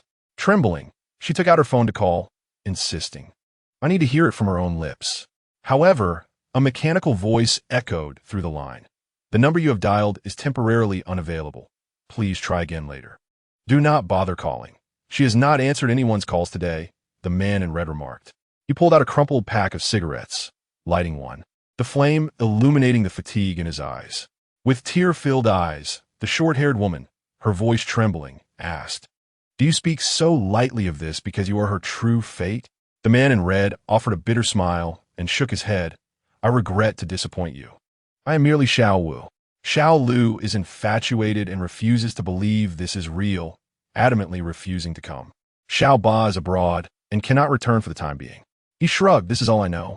The 4 individuals involved, along with 5 onlookers, remained silent for a full minute. The man in white regained his composure, pondering who truly was her legitimate boyfriend. Legitimate boyfriend? Huh. I just broke up with one 2 days ago. I wonder if it is the same person. The man in red looked at the crowd. I discovered all this while secretly browsing through her phone yesterday. As soon as he finished speaking, the room erupted in chaos. Impossible. She explicitly stated she loved only me. The blonde youth slammed the table, his eyes reddening. Liars. All of you are liars. The man in white clenched his fists, his knuckles turning white. The short-haired woman bit her lip, tears streaming silently down her face, murmuring, I do not believe it, I do not believe it. Taking a deep breath, the man in red forcefully suppressed his emotions and stated, Given the circumstances, we must confront reality. He turned to Zhangya, his gaze sharp. You can locate her, can't you? Zhangya, unable to withstand the scrutiny of the crowd, reluctantly set aside the disinfecting tools in her hands and retrieved her phone to make a call. Hello, Ru Yan. The scene has been stabilized on our end. Would you consider coming over? Is it truly stable? Came the response from the other end. Indeed, it is remarkably secure. After a brief silence, the voice replied, Never mind, I won't be coming. Just put me on speaker. I shall address them. Zhangya pressed the speakerphone button and placed the device on the table. A voice filled with sorrow emanated from the phone. I am truly sorry, everyone. I have let you down. Yenner, Sister Ru Yan, Ayan, Yan Ye. The crowd simultaneously called out, a mix of anger, frustration, and pleading interwoven in their tones. Please, allow me to finish. Han Sheng, clad in a white shirt, trembled and immediately leaned toward the phone. I am here. Go back and find your wife. As you can see, I have many whom I love, and I cannot offer you all my affection. I am but a fickle woman. However, I am willing to dedicate all my love to you. Even if you have wronged me, my life shall still feel fulfilled. The love your wife gives you is the complete kind. You must cherish it. I, this wild rose, am destined not to belong to you. I do not wish to lose you. I am merely a passerby in your life, destined not to linger. Return to your wife. If her appearance troubles you, bring her to me, and I shall assist in her transformation at half the price. Go back, do not make me sadder. Parting is still friendship. All right, do not be upset. I shall certainly bring my wife to you. He lifted his head, forcing a smile at those in the office, nodded slightly, and then rose. Filled with desolation, Zhangya silently handed him a disinfecting swab. He accepted it, murmured his thanks, and turned to leave, his silhouette appearing particularly solitary. Yansu. The voice of Ru Yin continued from the phone. Sister Ru Yin, I am here. Huang Mao immediately leaned closer to the phone. Do you remember the day I brought your mother to this hospital for her anti-wrinkle treatment? Of course, my mother was so delighted that she cried. She said you were the first woman to inspire her to treat herself better. In this world, the one who loves you the most is your mother. While I am merely a passenger on the back of your motorcycle, it is time for me to disembark. I do not want this. I love you, Sister Ruyan. I do not care how many men you have had, but I do care. You deserve better. Forget me, consider me a dream. Please do not treat me this way. Huang Mao's voice choked, tears finally rolling down his cheeks. I do not wish to leave you. Do not be sorrowful. Remember to treat your mother well. If she wishes to look younger, let her come to me, and I will offer her a discount. Return now. Huang Mao remained silent for a long moment, finally conceding. Then I will bring my mother over. You must meet me. All right, I promise you. Huang Mao wiped his face with his hand, did not accept the disinfecting swab Zhang Yao offered, and turned to leave. Jie. Ruyan's voice rang out once more. The man in red stood still, hands in his pockets, his expression calm, though a shadow of darkness flickered in his eyes. Are you asking me to leave? Indeed, you understand me best. Qi Yi smirked, a self-deprecating smile gracing his lips. Very well, you win. He uttered not a single word more, elegantly turning away. Ning Bing. The sound of smoke carried a hint of heartache. Sister Yin, please do not abandon me. Ning Bing, you're the one I cherish the most, yet alas. All banquets must eventually end. I refuse to accept this. You love me, you have said so. Ning Bing, I have spoken with your mother. She has accepted your orientation. The girl's pupils dilated, tears welling in her eyes. Is that truly so? Indeed. 3 days ago, I invited her for afternoon tea, and we discussed it thoroughly. She said as long as her daughter is happy, that is all that matters. Then, does that not lessen the obstacles between us? Now that you have parted with them, why must we also separate? The red-haired girl grew increasingly agitated, tears cascading like pearls. Zhanya offered her a tissue. Silly girl, return to your mother. I am a guardian angel sent by fate. My mission is complete, and I must now depart from you. Do you remember? I mentioned upon our first meeting that one day I would have to leave. Chapter 11. The Depths of Urban Intrigue. I do not want you to be my guardian angel. I want you to be my woman. The short-haired woman abruptly removed her left wristband, revealing a lattice of old and new scars on her wrist. Among the jagged wounds, a red heart tattoo stood out. Ning Bing, please do not harm yourself any longer, understand? We had a pact. But Sister Yin, the girl's tears splattered heavily upon the heart tattoo. You are gone, and I am once again alone. I will always be your Sister Yin, though I can no longer be your woman. My orientation was never the issue. I made that change for you. Do you recall? Last month, when I gave you that tattoo, I said that this heart represents my other self. Ning Bing suddenly burst into laughter, gently tracing the scars with her fingers. You deceived me. You clearly said it would bind me for a lifetime. Do not weep. My dearest, tonight, I bloom like a night blooming Sirius. On the other end of the line, a melodious song began to play. By the time the song concluded, the girl had dried her tears. She stood, readjusting her wristband, and said into the phone, I understand, goodbye, Sister Yin. After the call ended, the last person quietly departed, and the 3 security guards, seeing the situation resolved, bid farewell to Liangchen. Liangchen shook his head in disbelief. Sister Yin is impressive. She effortlessly diffused such a large-scale emotional turmoil, truly a master of emotional magic. It's a waste for her not to be a psychologist. Zhanya covered her mouth with a smile, proudly stating, She is the top performer under my sister's wing. One cannot succeed without talent. But how does that relate to handling emotional crises? Liangchen inquired with a smile. It is all interconnected. While you think she is managing a chaotic scene, she is actually addressing post-sale issues. Huh? That blonde-esque mother just underwent anti-aging last month. The gentleman in the white shirt is her hair transplant client. Naturally, she never refuses gifts. The man in red had liposuction done with her. As for the red-haired sister, she winked meaningfully. Her mother is from the medical beauty center, spending 6 figures annually. Truly, the depths of a city are intricate. Liangchen shrugged and chuckled. Since ancient times, deep affection cannot be retained. It is always the game that wins hearts, Zhanya remarked with a smile.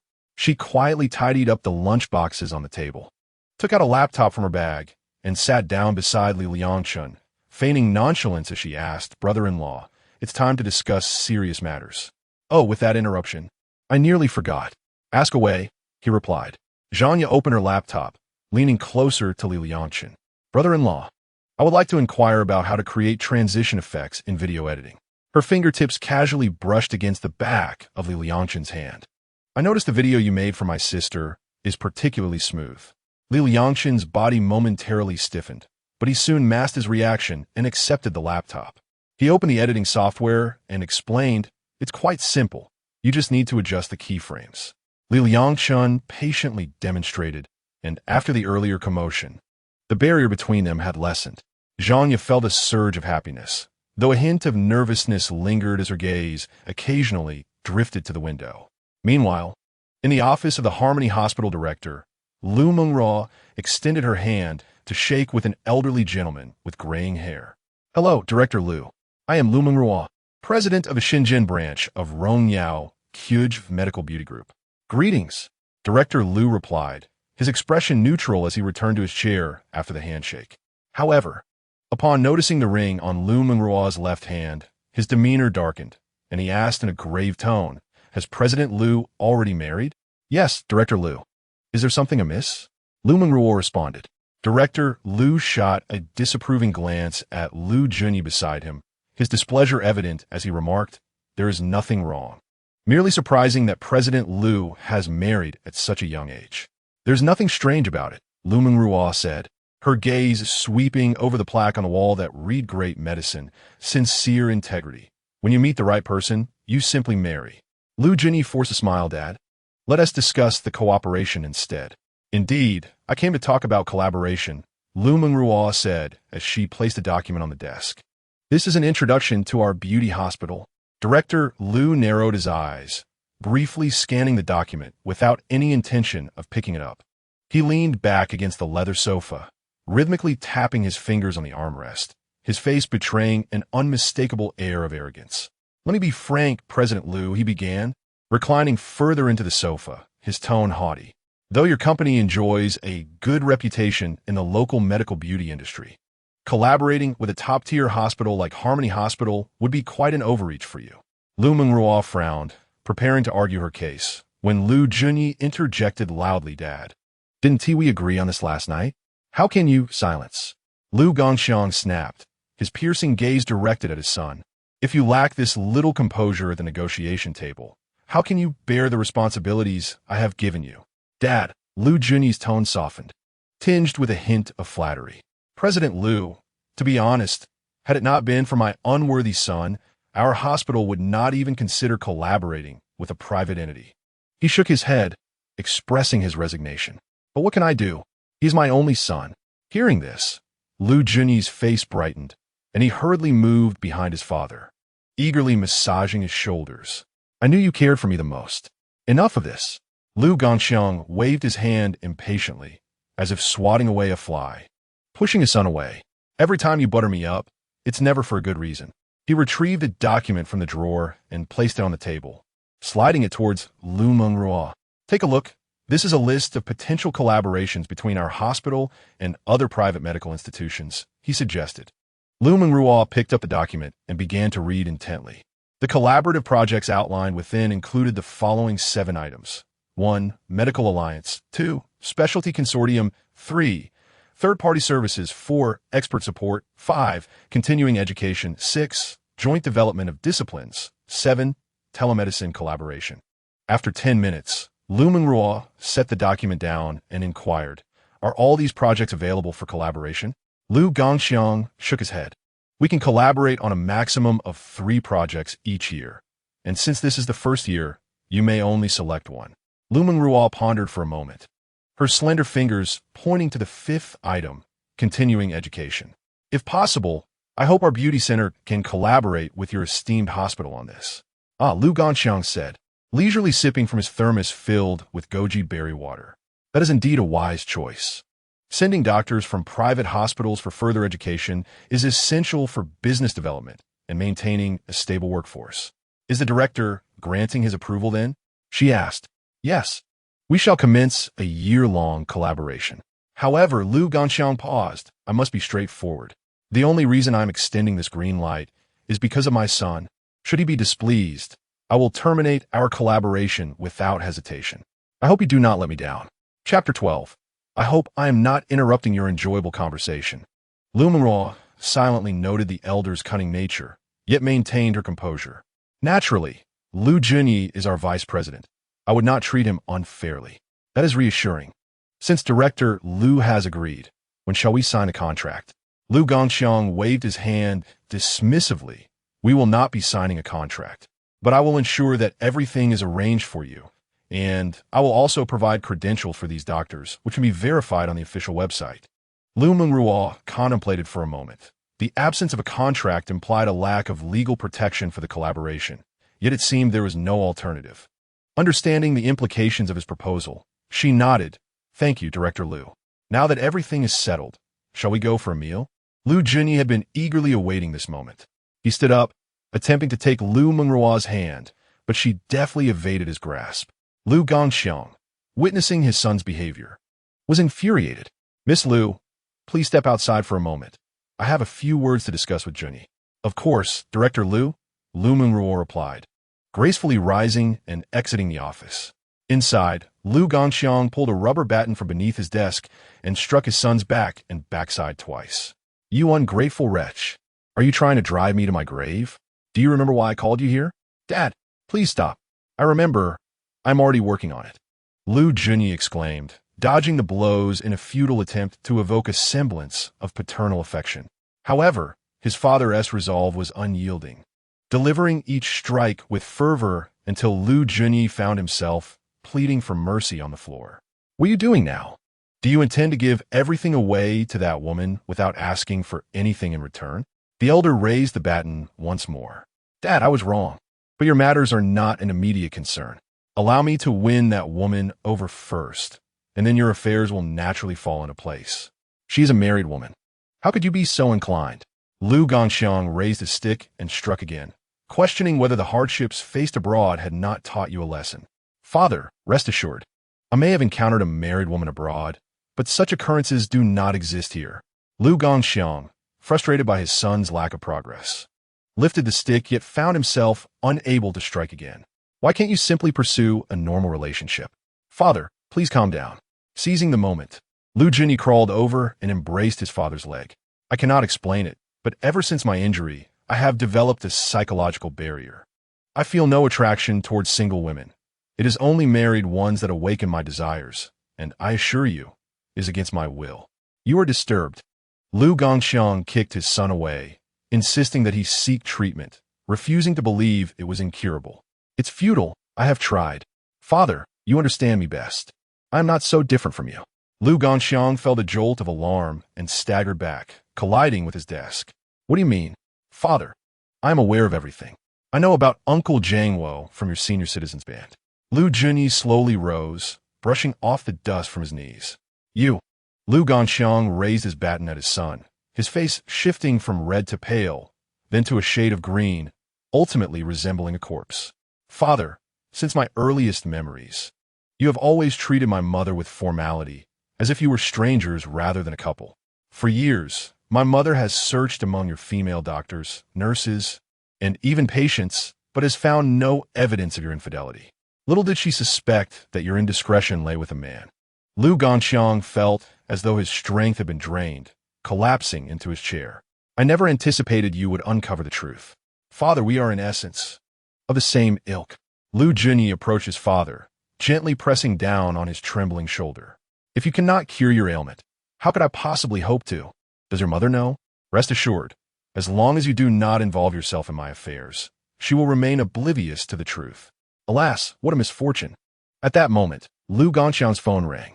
A glance at the caller's name sent a shiver through him, prompting him to urge Liu Junyi to silence himself. Hello, Mr. Lin. The once formidable Liu Gongxiang now sounded like a submissive underling. Yes, my son is. No problem. I am at your service. Very well. I shall ensure he complies. After hanging up, Liu Gongxiang's demeanor softened as he turned to Liu Junyi. My son, you are right. If you have feelings for Liu Mengruo, pursue her. I shall put my previous instructions on hold. Seeing his father's unusual expression, Liu Junyi felt a twinge of unease. Father, have you lost your senses? I am not unreasonable. This time, I support you. But there is a condition. What condition? Within 6 months, her husband must initiate the divorce. What? He must voluntarily divorce her? If you agree, I will double your monthly allowance starting this month. You promise, old man? That is fine by me. Liu Junyi quickly acquiesced. Once I have enjoyed Liu Mengruo, I can easily send her husband those incriminating photos. Divorce will be a simple matter. Liu Mengruo stood outside the door, which exhibited excellent soundproofing, allowing only faint echoes of Liu Junyi's lamentations to seep through. It appeared that the Liu family's educational philosophy was indeed quite distinctive. Her gaze flicked to her wristwatch. There remained 20 minutes until the scheduled luncheon. Although she harbored a modicum of curiosity regarding the nature of the father-son quarrel, her primary concern was that today's collaboration had reached a successful conclusion. 10 minutes later, the door swung open, and Liu Gongxiang emerged, supporting Liu Junyi, who limped noticeably as he walked. Director Liu, it's nothing to worry about. Paternal affection is as solid as a mountain. His constitution is fragile, and he struggles to bear it, Liu Gongxiang remarked with a hint of irritation. Liu Junyi winced, rubbing his posterior but mustering a smile. I didn't expect you to care so much, Mengruo. Don't worry, the old man is a doctor and knows his limits. Liu Mengruo nodded gently. Then shall we proceed? The restaurant has been reserved. The trio climbed into Liu Mengruo's car and set off for the dining venue. Liu Junyi, having just endured the rigors of paternal love, felt sore all over. Yet, with Liu Gongxiang present, he behaved more modestly, refraining from any inappropriate antics towards Liu Mengruo. After the meal, Liu Mengruo escorted both men back to Hesia Hospital before driving back to the cosmetic surgery clinic. Meanwhile, in the presidential office on the 8th floor of the clinic, Liangchen diverted his gaze from the computer screen, acutely aware of Zhang Ye's unusual demeanor. Why do you seem so distracted? He inquired suddenly. Huh?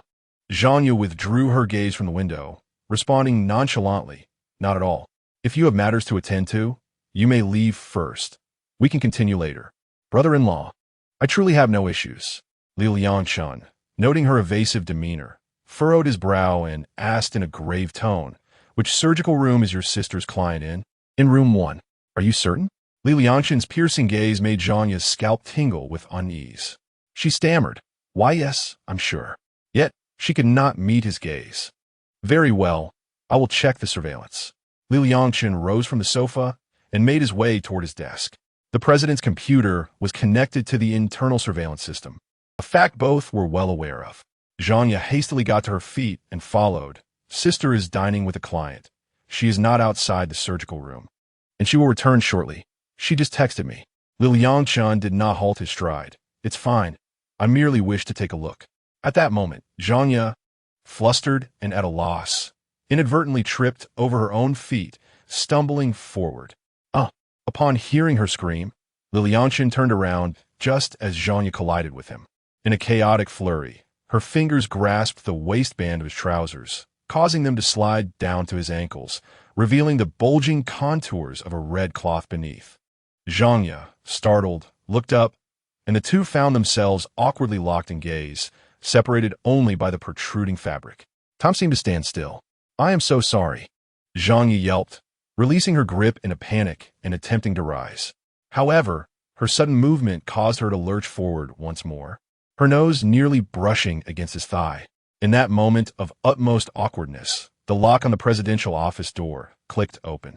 A tall and strikingly beautiful woman entered from outside, her long purple hair gleaming brilliantly. She donned a crop top that revealed her waist, paired with black shorts and sheer black stockings, exuding an alluring charm. Upon entering the office, she stumbled upon Liangchen with his trousers down, while Zhang Ye, a colleague of equal standing, knelt submissively on the floor. The woman's fox-like eyes widened in surprise, her lips parted slightly. I apologize for interrupting your little rendezvous. With that, she turned and exited, closing the door behind her. Chapter 13. I saw nothing. It took a moment for the two inside to react. Sister Yin, please don't misunderstand. It's not what you think. Zhang Ye hastily scrambled to her feet and rushed toward the door, eager to clarify. Liangchen quickly pulled up his trousers, his mouth twitching in discomfort. Hello, General Liu. Suddenly, a loud call echoed from outside, laced with evident mockery. Zhanya felt a jolt of panic. Casting a glance at Liangchen, and upon seeing him fully dressed, her chaotic thoughts began to settle. The door to the office swung open once more. Liu Mengruo entered gracefully, her fair, bare legs glistening with a radiant sheen. Her brow furrowed as she scanned the two individuals, seemingly searching for something. Behind her, Ruiying peeked in, her fox-like eyes darting around. She first glanced at Liangchen's waistband, confirming he was presentable before breaking into a knowing smile. "You all," Liu Mengruo began, her red lips parting slightly, a hint of curiosity in her tone. "Sister." Zhanya seized the moment, grabbing the laptop from the desk and raising her voice. "Brother-in-law is teaching me video editing, right, brother-in-law?" Liangchen coughed lightly, seamlessly taking the cue. Yes, she just tripped over her own feet. Ruiying could not suppress a chuckle, but quickly stifled it under Liu Mengruo's gaze, pretending to focus on her meticulously manicured nails. "Ruiying, why were you shouting so loudly just now?" Ruiying quickly raised her voice. "Oh? I'm sorry, General Liu. I'm just naturally loud."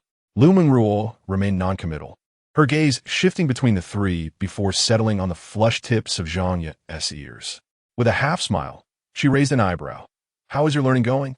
I'm learning very well."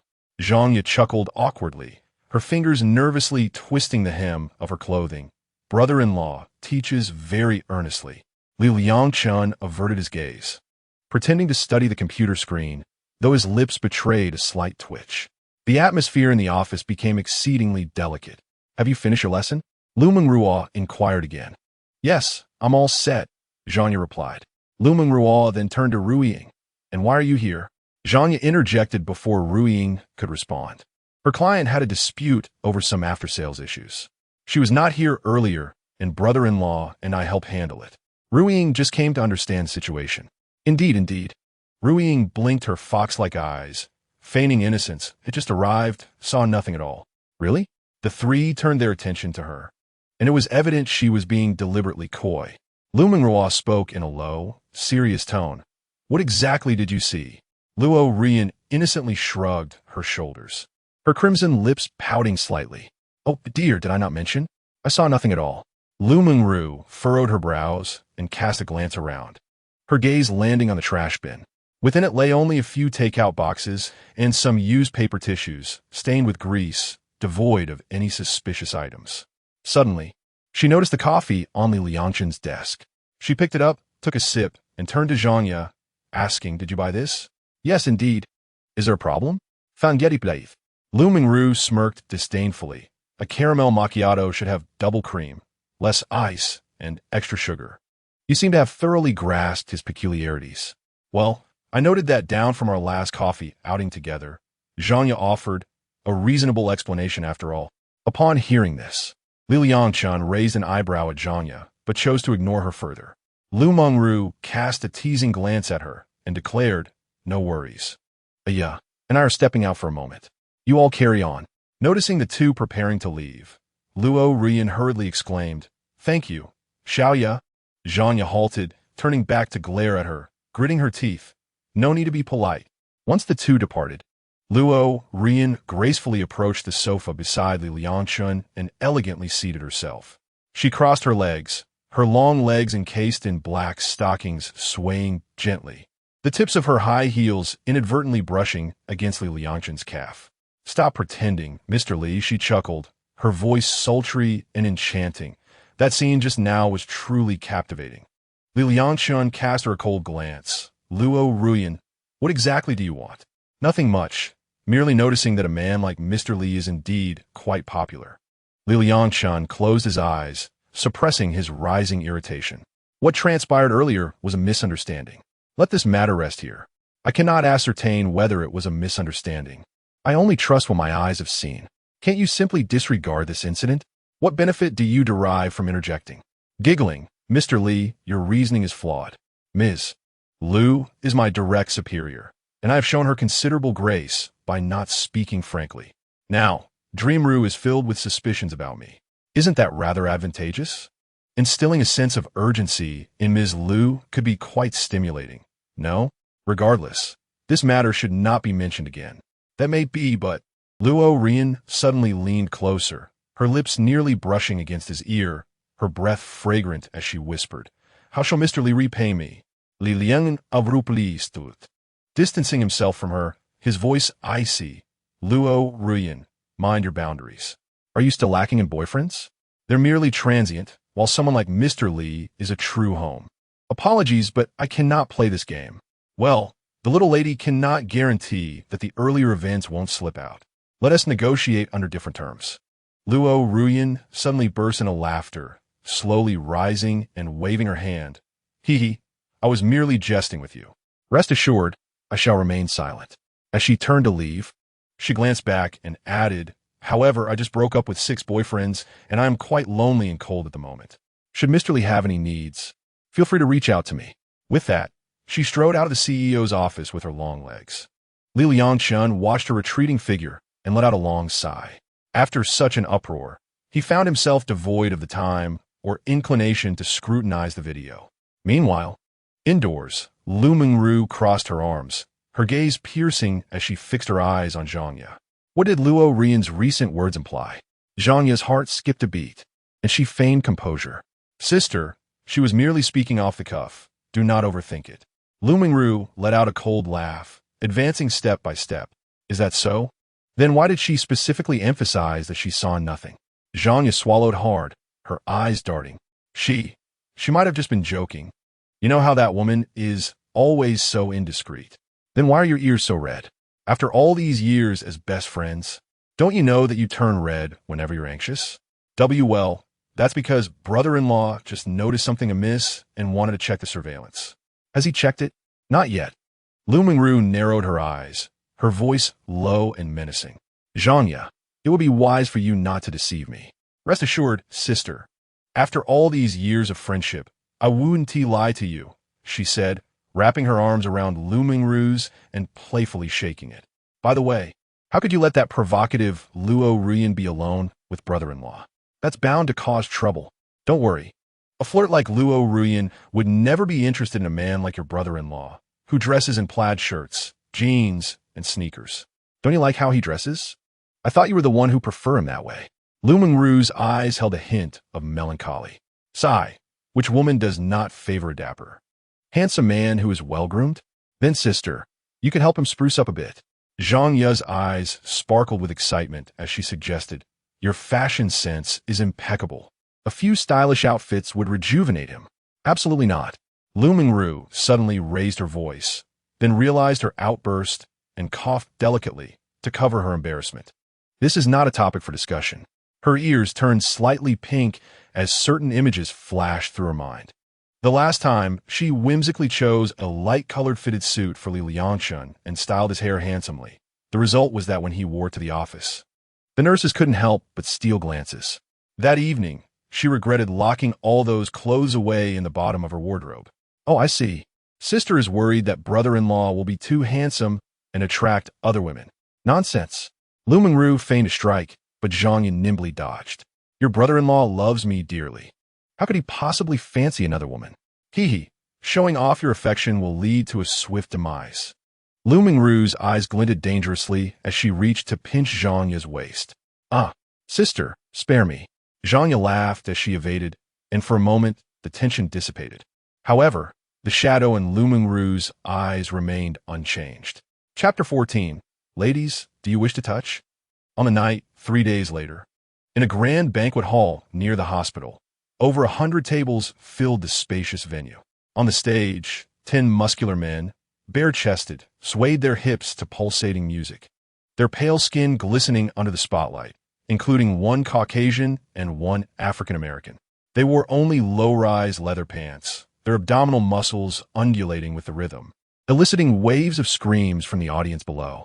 Seated were over 1,000 elegantly dressed representatives from beauty clinics, as well as a multitude of doctors and nurses from the hospital.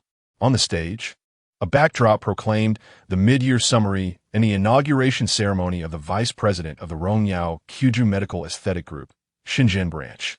A beautiful host, microphone in hand, ascended the platform and playfully touched the chiseled abs of a muscular man, inciting a chorus of whistles and cheers from the audience. Look at this stunning young man. Ladies, who wouldn't he want to touch him? The exuberant crowd of women erupted into frenzied shouts, their glow sticks trembling with excitement. A QR code appeared on the backdrop. Now, take out your phones and scan the code above. We will select 10 fortunate agents from among you. Each will receive 3 years of complimentary hydrating treatments, which can be enjoyed personally or shared with friends. The host again caressed the model's abs, adding, moreover, the selected agents will have the opportunity to interact with the male models on stage, if you know what I mean. The audience responded with another wave of ecstatic screams as the agents eagerly raised their phones to scan the code. Liu Mengruo sat in the front row, holding a glass of champagne, observing with a cool detachment. Dressed in a regal purple backless gown, her long hair elegantly styled, she exuded a poised yet playful charm, balancing elegance with a hint of seduction. The empty seat beside her was reserved for Liangchen, yet for the past 2 years, he had not joined her in such settings. He had been preoccupied with capturing her photographs, leaving onlookers to speculate about the identity of the vacant spot. At that moment, Liangchen held his camera aimed at Liu Mengruo, yet an uninvited guest had intruded the frame. President Liu, I did not expect you to be interested in such performances. Liu Junyi had approached, his gaze lingering on her delicate collarbone. Liu Mengruo took a delicate sip of her champagne and replied nonchalantly, when the agents are happy, they will work harder to earn money for me. Ah, President Liu, you are truly astute, Liu Junyi remarked, attempting to take the seat beside her, only to be halted by her hand. That is my husband's seat. Liu Junyi offered an awkward smile. Apologies, I was unaware. Where is Director Li? The old man has no interest in such occasions. You will be on stage shortly. Is that not a concern? Liu Junyi leaned slightly closer, his warm breath brushing against her ear. Do not worry. I can handle such situations. His voice was low, laced with confidence and a hint of provocation. After all, I am quite adept at stirring the atmosphere. Liu Mengruo did not respond, merely nodding slightly, her gaze returning to the stage. Soon, 10 lucky winners were announced. Some eagerly rushed forward to touch the models, while others, shy wives, stood awkwardly to the side. One particularly pale young male agent was humorously pulled into a hug by a brawny black man, eliciting laughter from the crowd. The beautiful host returned to the stage, announcing, "Next, please welcome our newly appointed vice president, Liu Junyi, to give a speech." With a playful wink, she added, "Ladies, I must tell you, Vice President Liu is quite the handsome gentleman, and he is still single." Liu Junyi, adorned in a bespoke suit, took to the stage, his handsome visage prompting cheers from numerous admirers. I would like to express my gratitude to all my colleagues for their support. It is an honor to collaborate with such an outstanding team as Rongyao Qju. His gaze remained fixed on Liu Mengruo, his tone laced with subtle flirtation. I must extend my heartfelt gratitude to General Manager Liu for her meticulous nurturing. A wave of cheers erupted from the audience. Zhangya, seated beside Liu Mengruo, nudged her gently with her elbow, raising her eyebrows in a teasing manner. Sister, your little admirer certainly knows how to make an impression. Liu Mengruo sipped her champagne, refraining from responding, yet her eyes involuntarily drifted to the corner of the venue where Liangchen stood quietly, a professional camera in hand, capturing the grandeur of the event. Today, he donned a rare, deep blue shirt, much more formal than his usual plaid attire. Yet he remained starkly out of place amidst the surrounding glamour. Now, let's welcome our esteemed General Manager Liu to the stage. Liu Junyi suddenly raised his voice, gesturing for her to come forward. The spotlight shifted immediately to Liu Mengruo, the audience's attention converging upon her. She rose gracefully, her purple gown shimmering under the lights, the backless design accentuating her exquisite silhouette. As she passed by Liu Junyi, he leaned slightly closer, whispering in a tone only they could hear, "You look stunning today." Liu Mengruo did not pause, yet in the fleeting moment of their brush, her fingertips grazed the back of his hand ever so lightly. Below, Liangchen's lens was perfectly aligned with this scene. His finger hesitated on the shutter button, knuckles whitening from the pressure, but ultimately he pressed down. Click! The faint sound of the mechanism was drowned out by the clamor of the gathering, unnoticed by anyone. First, I would like to congratulate Vice President Liu on officially joining our family. Liu Mengruo stood at the microphone, her voice clear and resonant. I believe that under his leadership, our collaboration with Harmony Hospital will reach new heights. While Liu Mengruo continued her speech, whispers floated among a group of newly arrived nurses in the audience. The general manager and vice president Liu make such a lovely pair. One girl with a ponytail remarked softly. Indeed, their chemistry is reminiscent of a drama. Another girl chimed in, her eyes sparkling with gossip. An older employee interjected, but General Manager Liu is already married, didn't he, you know? The empty seat beside her belongs to her husband. Really? The young nurses seemed to catch wind of a juicy revelation. The atmosphere between them on stage was undeniably flirtatious. Who is her husband? We've never seen him. The older employee pointed to Liangchen, who was discreetly holding the camera in the corner. That gentleman is her actual husband. Very low-key, rarely makes an appearance, but he never misses out on matters concerning General Liu.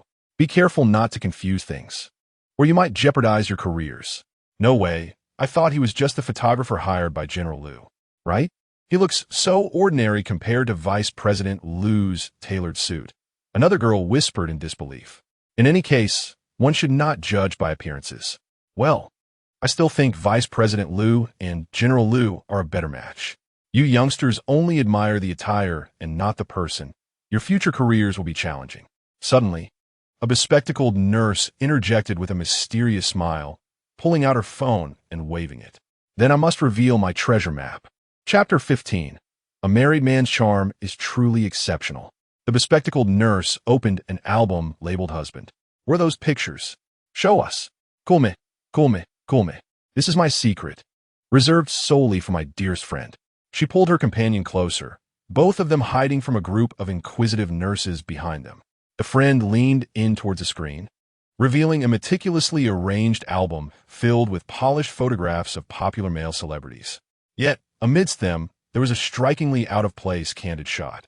Liangchen, clad in a tailored light gray suit, stood by the floor-to-ceiling window of the hospital corridor.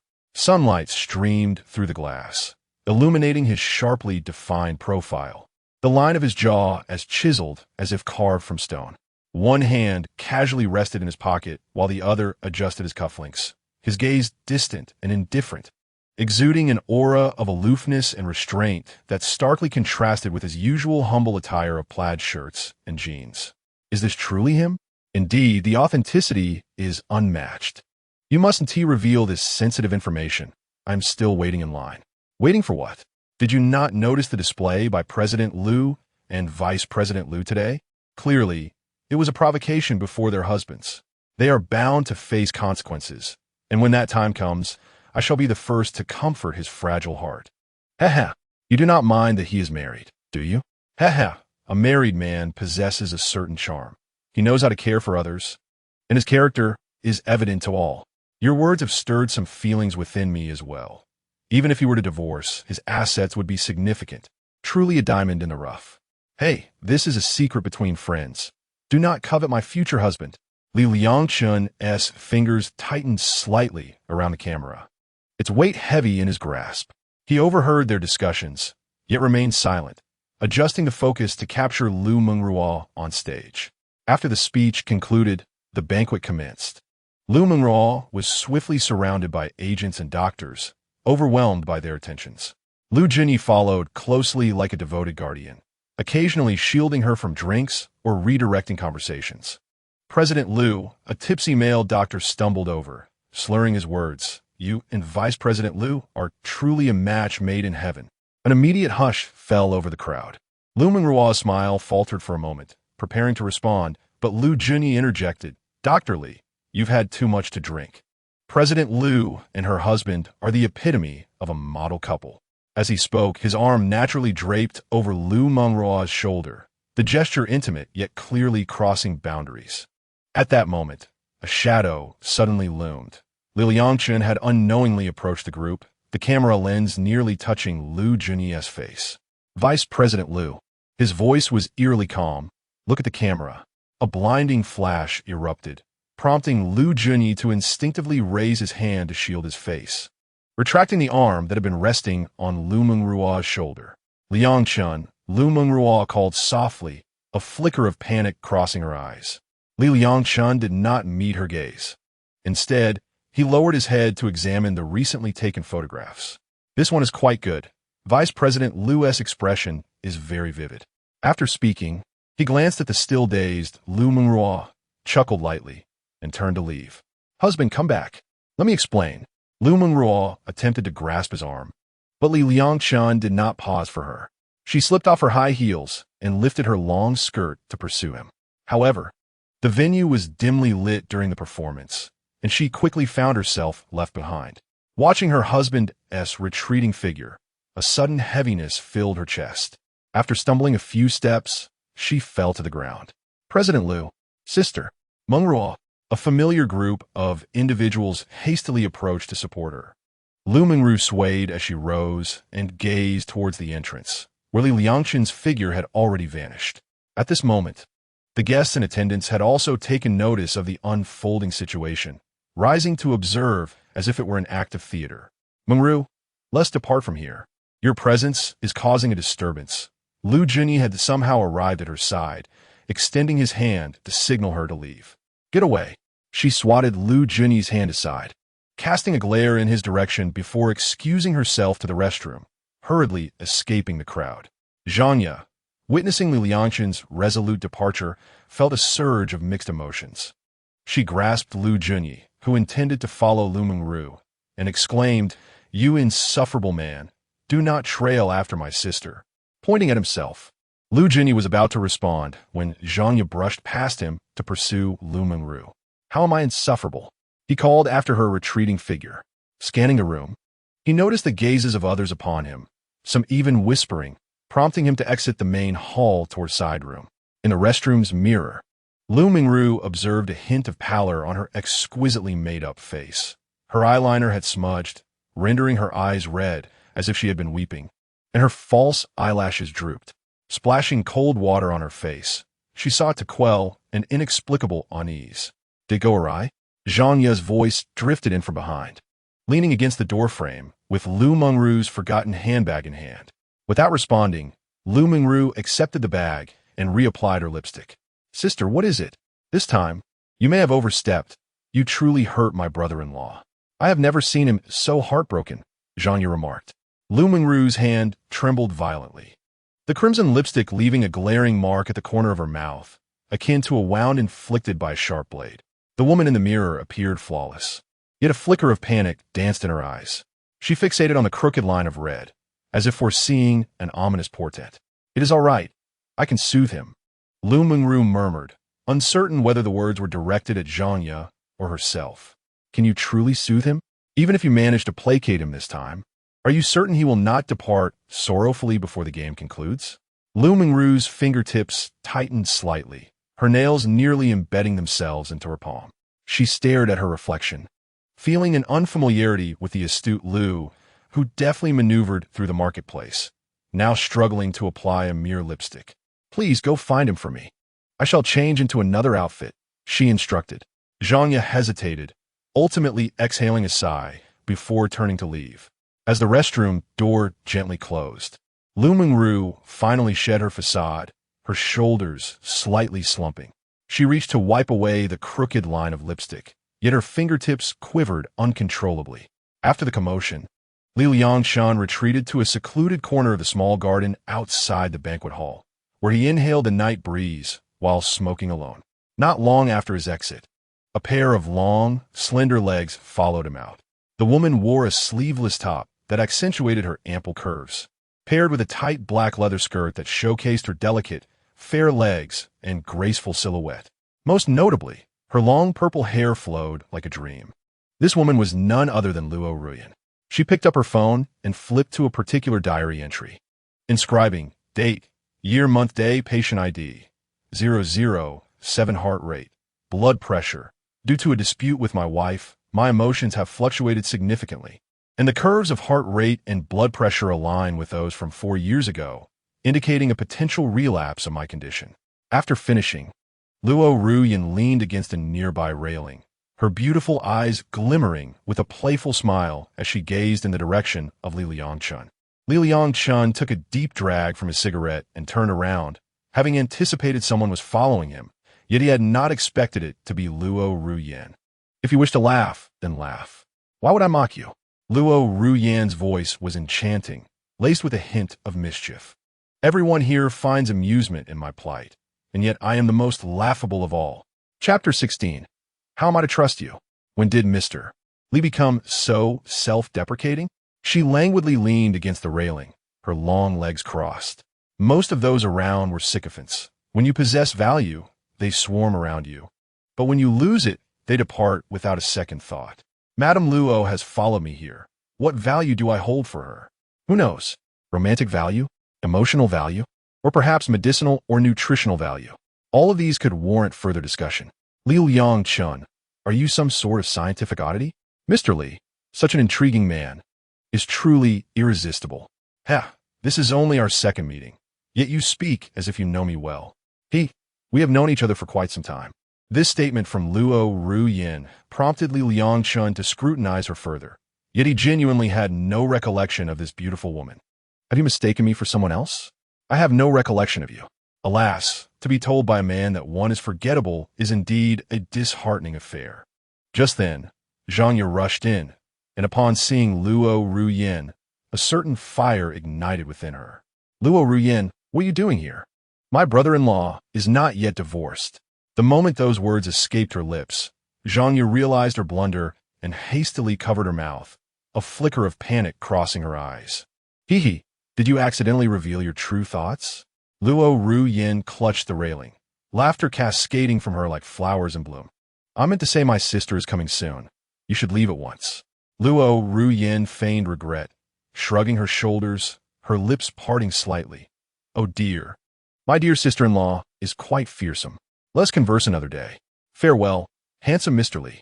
She placed her delicate hand near her ruby lips and tossed a playful kiss toward Liangchen, her eyes sparkling with mischief as she turned to depart.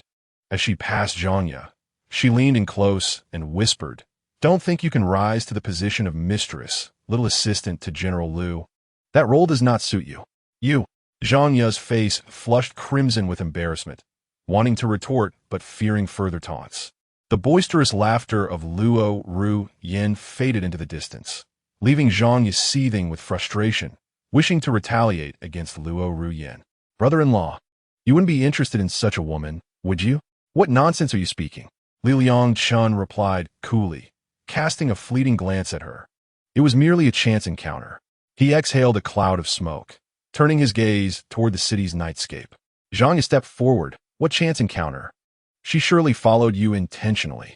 Her demeanor unmistakably suggested an interest in you. I must keep an eye on you for my sister's sake, to prevent any missteps. Liangchen remained silent, his gaze fixed on the distance. Zhanya, noticing his indifference, urgently snatched the cigarette from his hand and extinguished it. Brother-in-law, speak up. My sister just fell. Shouldn't you check on her? Liangchen's eyes flickered slightly. She is not lacking in care, but she's looking for you. Zhanya tugged at his sleeve. That insufferable Liu Junyi attempted to assist her, only to be publicly rebuffed. Everyone witnessed it. So what? Liangchen suddenly turned, the turbulent emotions in his eyes startling Zhanya into taking a step back. Do you want me to return and watch her continue her flirtation with Liu Junyi? Husband. An anxious voice called from the entrance of the small garden. Liu Mengruo. The two turned to look. Liu Mengruo stood at the entrance, her chest heaving with exertion, clearly having rushed over. She had changed out of her lavish purple gown and now wore a simple beige shirt with three-quarter sleeves and straight-leg trousers, having traded her heels for flats. Bai Ningning hurriedly followed behind, tightly clutching Liu Mengruo's handbag, her face etched with worry. She wanted to step forward to assist, but was gently halted by Liu Mengruo's hand. Liu Mengruo approached Liangchen, intending to embrace him, but halted 3 steps away. She caught sight of the unfamiliar distance in her husband's eyes, her heart constricting as if gripped by an unseen hand. Husband? She called softly again, her voice barely audible. Liangchen did not respond, merely gazing at her in silence, his eyes sweeping from her disheveled hair to her bloodshot eyes. Zhanya, sensing the tension, discreetly pulled Bai Ningning back to the entrance of the garden, though she could not resist glancing back. Bai Ningning, too, was curiously peering in. Under the moonlight, the once envied couple now resembled two opposing icebergs. Let me explain. Liu Mengruo took a step forward. Liu Junyi and I were merely what? Liangchen abruptly interrupted, his voice low and menacing. Just ordinary high school classmates?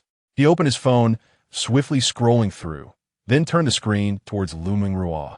There was a photograph prominently displaying a love letter Liu Mengruo had penned to Liu Junyi years ago, the handwriting unmistakable. I can see this as your handwriting. Do you still wish to use this narrative to justify yourself?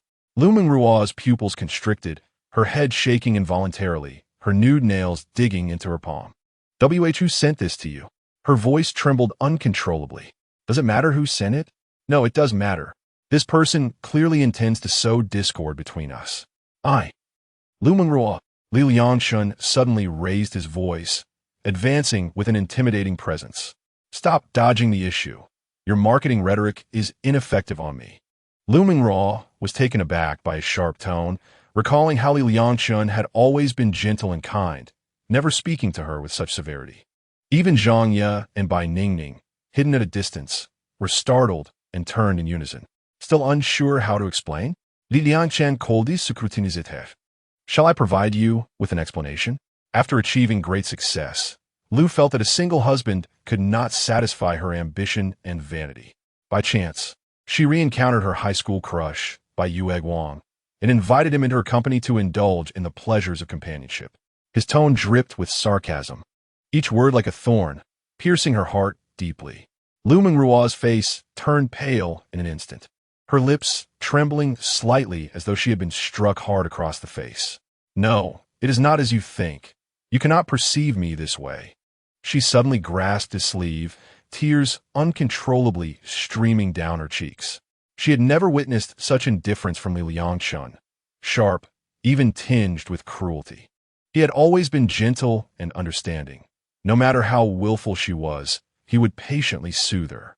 But at this moment, his eyes were filled only with disappointment and anger, as if he had seen through all her FAAs.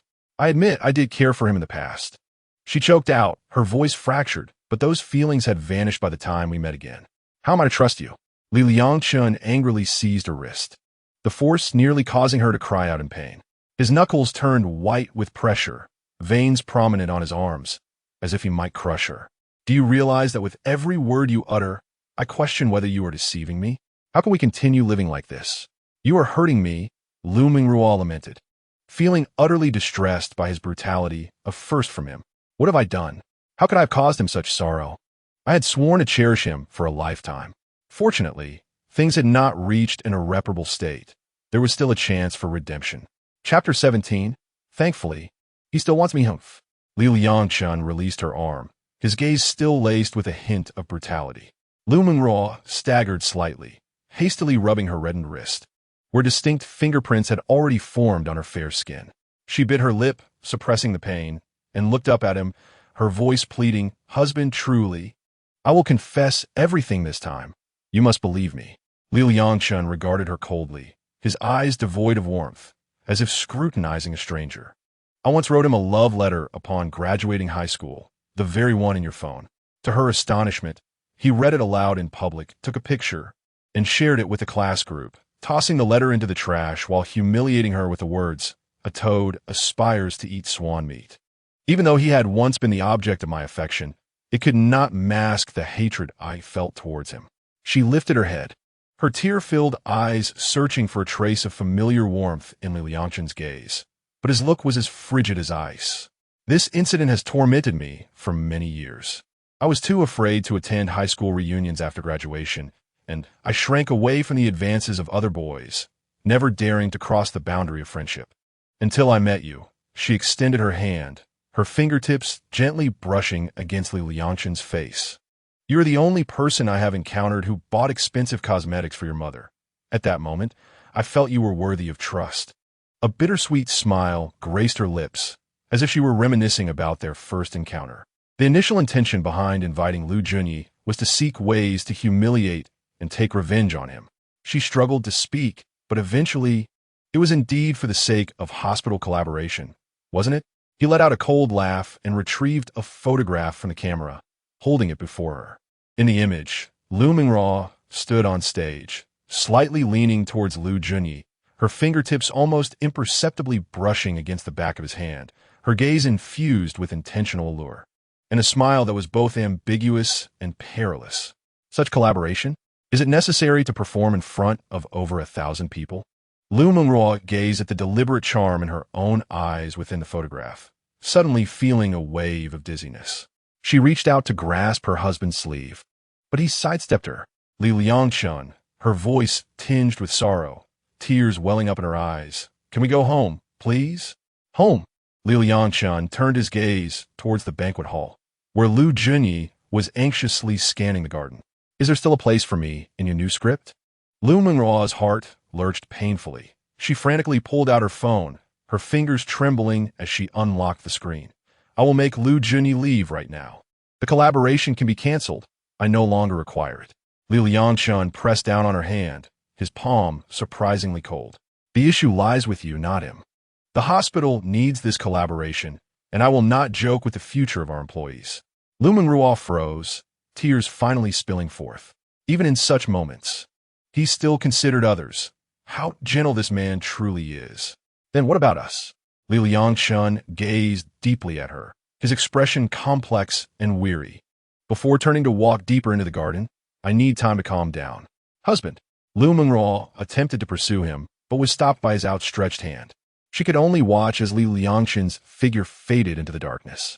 Taking a deep breath, she endeavored to quell her tumultuous emotions, raising her hand to wipe away her tears, yet her eyes remained sore and heavy. Thankfully, he merely needed time to regain his composure. Thankfully, he still wanted her. Zhanya and Bai Ningning, witnessing the scene, hurried over to support her from either side. Sister, are you all right? I'm fine. Liu Mengruo shook her head. The event still required her presence. Let's head back. Bai Ningning handed her a tissue to dab at her tears. Liu, let's go touch up your makeup in the backstage first. Yes. She adjusted her disheveled attire, straightened her back, and walked with the two of them back towards the banquet hall. However, just as they reached the entrance, a familiar figure blocked her path. Liu Junyi stood there, looking anxious, his gaze scrutinizing her face. Mengruo, are you all right? Liu Junyi. Liu Mengruo's expression instantly turned cold as she raised her voice.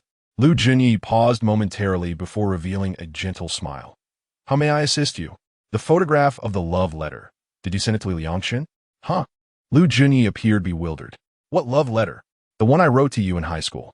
Liu Junyi's expression deepened in confusion as he shrugged innocently. Well, I don't have it anymore. If you want, you could check the class group. Liu Mengruo stared into his eyes, attempting to discern a hint of deceit, but his demeanor was so composed that it instead made her waver. Oof, it better not be you. She coldly uttered these words and turned to leave. Damn green tea man, don't follow me. Zhanya shot a fierce glare at Liu Junyi, hastily catching up with Liu Mengruo. Bai Ningning mimicked her, glaring at him as well, but her round little face puffed up like a chubby bun, exuding more cuteness than menace. Liu Junyi stood there in bewilderment, scratching his nose and muttering to himself. When did I ever act like green tea? He vowed that he was certainly not green tea. Meanwhile, Liangchen picked up his phone and called his only confidant, Zhou Haojin. They were college classmates and co-founders of a company. Hello. Zhou Haojin's commanding voice boomed through the phone. Since his rise to success, he had developed an increasingly ostentatious demeanor. It's me, Liangchen. Wow. You finally remembered your benefactor by Daming Lake? Zhou Haojin's voice instantly soared, background noises hinting at a bustling meeting room. Clearly, he was in a meeting but unabashedly shouted. Last time you promised to bring your siblings to my house for dinner. You've ghosted me for 3 months. Do you believe I'll show up at your hospital with a banner? You, at 30, still playing the benefactor card. How about a manly showdown tonight? Are you coming or not? Who can drink more? Or who can pee further? Of course, it's about who can drink more. Liangchen chuckled, bemused by his friend's penchant for hyperbole. All right, let us meet at our usual spot. With that, he navigated through winding streets and finally arrived at a night market in a certain urban village. He parked in front of a somewhat secluded barbecue shop. The illuminated sign read, Lao Lu Barbecue, with only the word barbecue glowing. The establishment was modest, with a large portion of the space occupied by the kitchen and only 2 tables inside, while 6 folding tables were set up outside. Chapter 18. Good brother Zhou Haojin. Liangchen glanced at the time. It was 9:05 p.m., still relatively early. This urban village was where he and Zhou Haojin had launched their company, and they used to frequent this barbecue place for late-night snacks after work. The owner, a middle-aged man nearing 50, approached him with a friendly smile. "You look familiar, young man. I used to see you here often." Liangchen touched the corner of one of the tables, where an old scratch bore Zhou Haojin's bite mark from a drunken night when he insisted on showcasing his iron teeth. "Ah, I remember now. We always came here together. Where's your friend? He'll be here shortly. Why is it so quiet tonight? There should be more people at this hour." Ever since the government allowed street vendors, stalls have sprung up everywhere, stealing many of my customers. For us with storefronts, the rent is high, and inspections are frequent. It's become difficult. Once my lease expires at the end of the year, I'll join the street vendor crowd. It's much simpler. And you, after such a long absence, where have you been making your fortune? Fortune is a stretch. I made a bit of money. It's been a while since I came back. I wanted to reminisce. Those of you who VE studied are remarkable. You know how to make money. Unlike us who earn merely with hard work. The pursuit of wealth bears little correlation with the extent of one's education. Excellence can emerge from any profession. My employer, in his early years, amassed considerable fortune. Alas, I squandered all on purchasing a home, leaving me with scant funds at present. To establish oneself in this locale is to surpass the majority. My employer suddenly patted my shoulder, exclaiming, "Ah, young man, you possess a charming way with words." He turned and ladled a generous bowl of beef offal from the bubbling pot, the tender cartilage and sinews quivering in the rich broth, an offering to a loyal customer. Crafted from an age-old recipe. "Thank you, boss. To start, I would like 3 dozen Qingdao beers, a pair of chicken wings, 10 skewers each of beef and lamb, 10 skewers of chicken cartilage, and 2 mackerels, along with 4 skewers of leeks and 4 of cabbage." Very well. Before long, a flashy 2-tone Maybach came to a halt at the intersection, capturing the attention of numerous diners and passers-by. Zhou Haojin, clad in a sleek black business suit, his hair impeccably styled, descended from the rear seat, accompanied by 2 striking young women who emerged from the front passenger and back seat. The girls, teetering on high heels, navigated the uneven pavement with an air of precariousness, their thighs, revealed by their ultra-short skirts, gleaming like porcelain. This scene elicited envy from countless night snackers, toiling away. "Dear son, have I not treated you well?" Zhou Haojin approached the 2 ladies. "We are here to drink. How can we do so without the company of lovely women? It would be rather dull otherwise. Call brotherly over." The girls sweetly chimed, one deliberately leaning forward to display her lace-trimmed bodice. "I am married," Liangchen replied solemnly. Zhou Haojin leaned in closer, whispering, "These 2 are game streamers from the company, quite respectable. Did you not wish to drink me under the table? Surely, we cannot do so without charming companions. I merely seek someone to confide in. Do you truly not need them?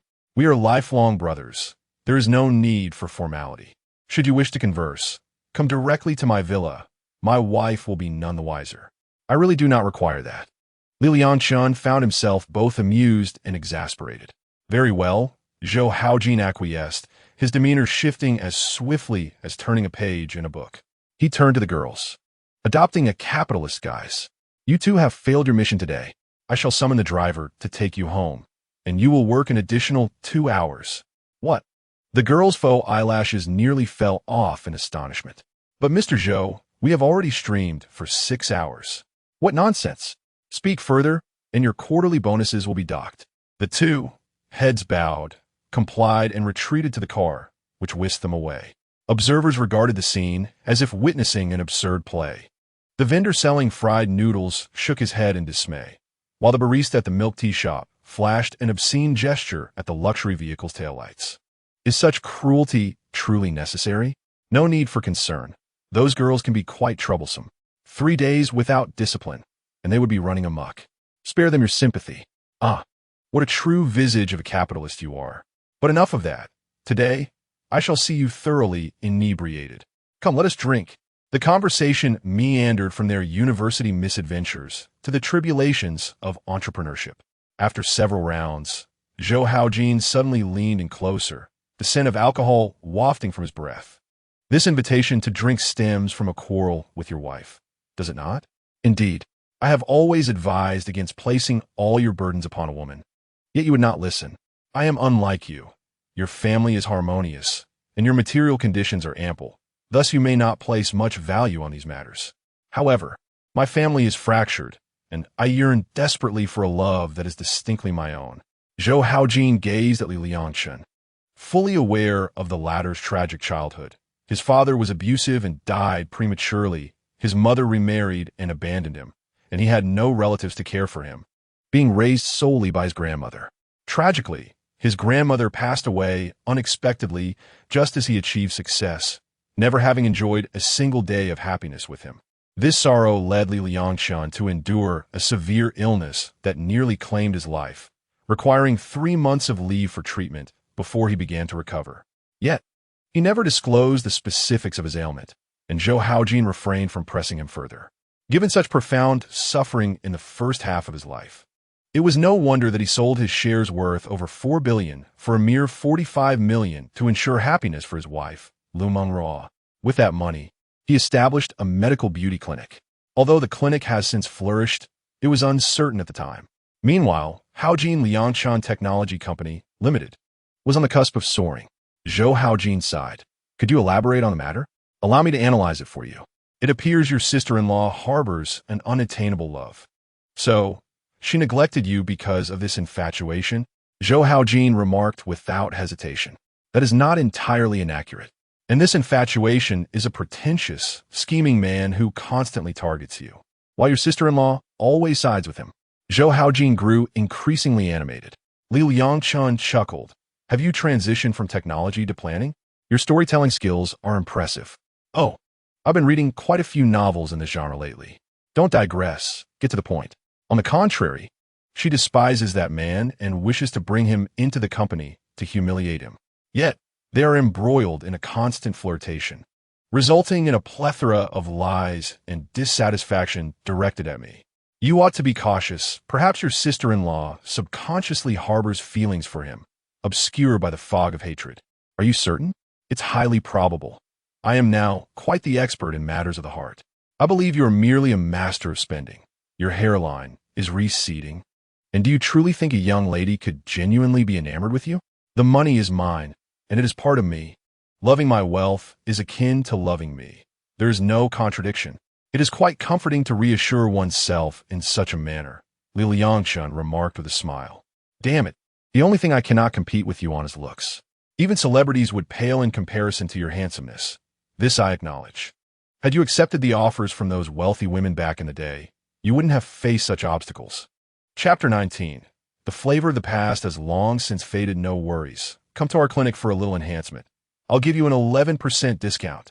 I appreciate the offer, my brother, but you seem to be conducting business now. Nonetheless, your proposal is intriguing. I might drop by sometime. Should I aim for a look akin to Wu Yinzu or Takashi Kaneshiro? We ought to attain the pinnacle of appearances. Don't you agree? I think Pan Changjiang would suit you well. While Liangjin also fits the bill, both would be quite appropriate for you.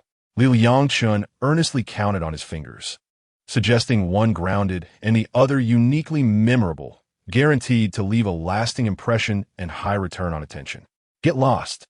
Zhou Haojin laughed and scolded as he raised his glass, the delicate clash of glass accompanied by the effervescent sounds of bubbling drinks. Come, let us drink to that. After downing his drink, Liangchen inquired, why don't you engage in a serious conversation instead? I intend to find a girl to bear my child, ensuring that her every need is met. However, marriage is out of the question. The risks associated with that commitment could cost me half my fortune, far more exhilarating than the stock market, a prospect I cannot endure. You seem rather carefree. To be honest, what are your current feelings toward your wife? She is quite a decent person, and had it not been for this incident, we could have continued to live in happiness together. Perhaps you should seek an opportunity for reconciliation, for I can see you are still quite attached. After all, you have shared several years as a couple, and parting is no easy task. Yet, She should not have lied to me. When one encounters a lie, it is likely that 10 more have already been spun, with countless others to follow in the future.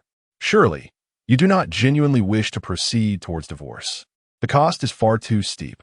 Speaking of divorce, it is still premature.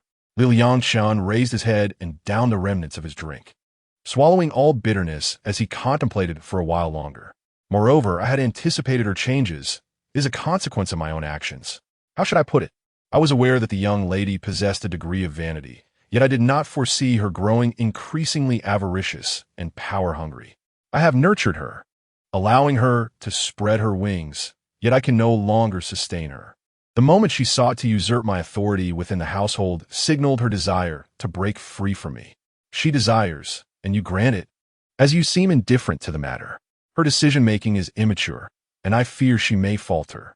Zhou Haojin, hearing this, looked up and shook his head, saying, "My dear brother, you must relinquish your personal standards. Rather than compromising yourself, it is better to complicate matters for others.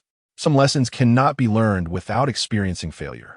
Liangchen remained silent, merely raising his glass to gently clink it against Zhou Haojin's before downing its contents. Zhou Haojin understood that he was still reluctant, sighed, and spoke earnestly, which was a rarity for him. "Why not return to work? The position of vice president is always available for you. Let her territory be her own to manage as she pleases." "No, I have no desire to end up like your balding self," Liangchen replied with a smile. "Alas, this truly is a fatal flaw for you." Zhou Haojin ran his fingers over his thinning hair, laughing at himself, though he added, "For me, it makes little difference. The allure for women lies in my wealth, whether I am bald or not."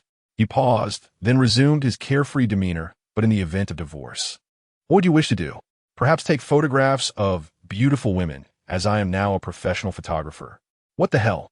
Zhou Haojin slammed the table, causing the beer bottles to rattle. "Now that's a brilliant job opportunity.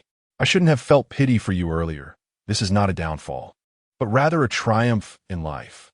Just then, two girls dressed in revealing attire and heavily made up approached, carrying barbecued food, their sweet perfume quickly overpowering the aroma of grilled meat. "Hello, handsome gentlemen, may we join you?" One girl fluttered her heavily lashed eyes, her voice sweet and enticing. Zhou Haojin glanced around, surprised to find all 6 tables occupied. He looked at Liangchen, puzzled. Liangchen Shuklat, amused at Zhou Haojin's obliviousness. "Your ostentatious car and the way you summoned those 2 beauties were far too conspicuous, drawing the attention of many passers-by." "Oh!" Zhou Haojin exclaimed in realization, turning to the 2 girls with a smug smile. "Please have a seat. We don't mind." The 2 girls immediately blossomed into radiant smiles, expressing their gratitude before taking a seat, though their gazes frequently drifted towards the luxurious watch adorning Zhou Haojin's wrist. One girl, more audacious than the other, leaned in closer, her fingers adorned with glittering nail polish lightly tapping the table. "A handsome, shall we be friends?" Liangchen furrowed his brow, signaling Zhou Haojin with a discreet gesture, a code they had established during their university days, which Zhou Haojin comprehended instantly. He glanced over to see the driver had returned and decisively stood up. He produced 600 yuan bills and placed them beneath the bottle. "Apologies, but we are quite full." He offered the girls a polite yet distant smile, then turned to the barbecue stall owner, exclaiming, "Boss, the money is here. Please include their share. No need for change." The 2 girls swaggered confidently into Zhou Haojin's car. They exchanged glances, and the girl who had spoken first pouted slightly, murmuring, "Sigh, it seems we weren't to his liking."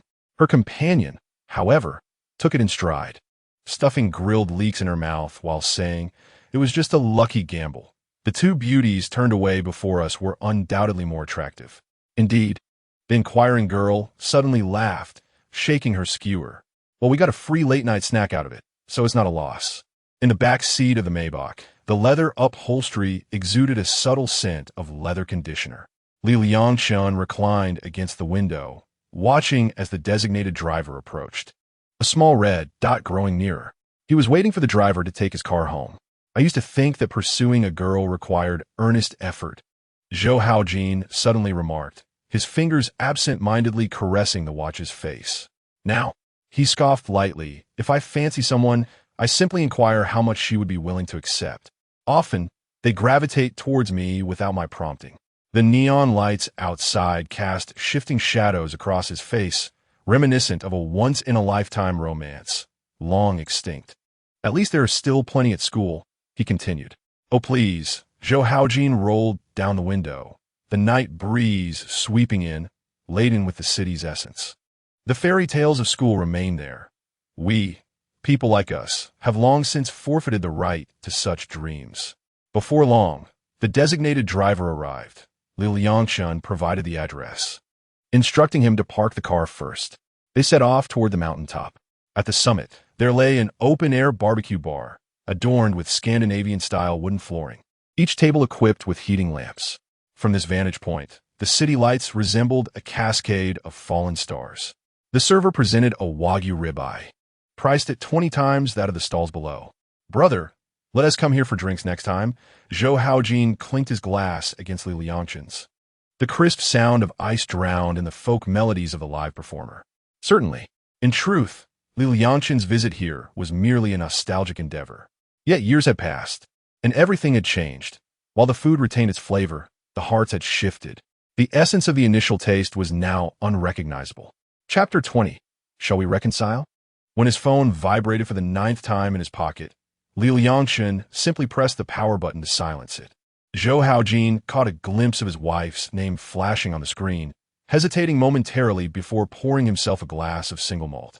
The two continued to drink until midnight, concluding with Liangchen succumbing to inebriation.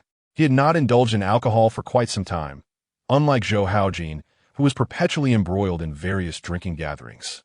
Zhou Haojin retrieved Liangchen's number and called the emergency contact. Indeed, it was Liu Mengruo who answered. The moment the call connected, Liu Mengruo's voice, tinged with tears, pierced through the darkness of the night. Liangchen, you finally care. This is Zhou Haojin. There was a brief pause on the other end, before she adopted a more composed tone. Brother Zhou, is Liangchen with you? Yes, he has had too much to drink. I don't wish to tend to a drunken fool. I'll take him back. All right, thank you. When Zhou Haojin, alongside the driver, hoisted Liangchen into the elevator, his custom-made suit brushed against vomit. As Liu Mengruo opened the door, he bypassed pleasantries and, flanking the driver, deposited Liangchen onto the sofa. Just before he turned to leave, Zhou Haojin paused at the entrance and glanced back. You two should resolve your marital issues behind closed doors. The light above cast deep shadows in his eye sockets. Yet he added, but remember, my brother has grown up without parents. After Grandma passed, you became his sole family. Thank you, Brother Zhou, I understand. Once the door was closed, Zhou Haojin stood in the hallway, lighting a cigarette, contemplating that he would need to have his secretary order a new suit for him the following day.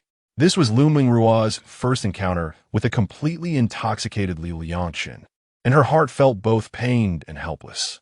He was usually so composed and restrained, rarely allowing himself to indulge, yet now he lay there, utterly oblivious, with his breath reeking of alcohol. This was also her first experience caring for someone inebriated. After clumsily helping him remove his shoes and socks, she relied on videos to learn how to care for a drunkard, with most emphasizing the importance of keeping the airways clear to prevent choking on vomit. Biting her lip, she gently lifted Liangchen's chin, ensuring his head was slightly tilted, and placed a cushion behind his neck, fearful that a simple turn could cause him to choke. Liangchen, can you hear me? She softly called, but the only response was his heavy breathing. She attempted to help him sit up, hoping to move him to the bed in the bedroom. But at 186 centimeters, Liangchen felt as heavy as a stone. Despite her efforts, she could not even lift his shoulder off the sofa. Ultimately, she allowed him to remain on the sofa, changing his clothes and using a towel to clean his body. Meanwhile, she spread a blanket on the floor to keep watch over him. As she gazed at Liangchen's flawless profile, her thoughts swirled. This could not continue. She could no longer meet Liu Junyi in secret. Even for work, she must maintain her distance.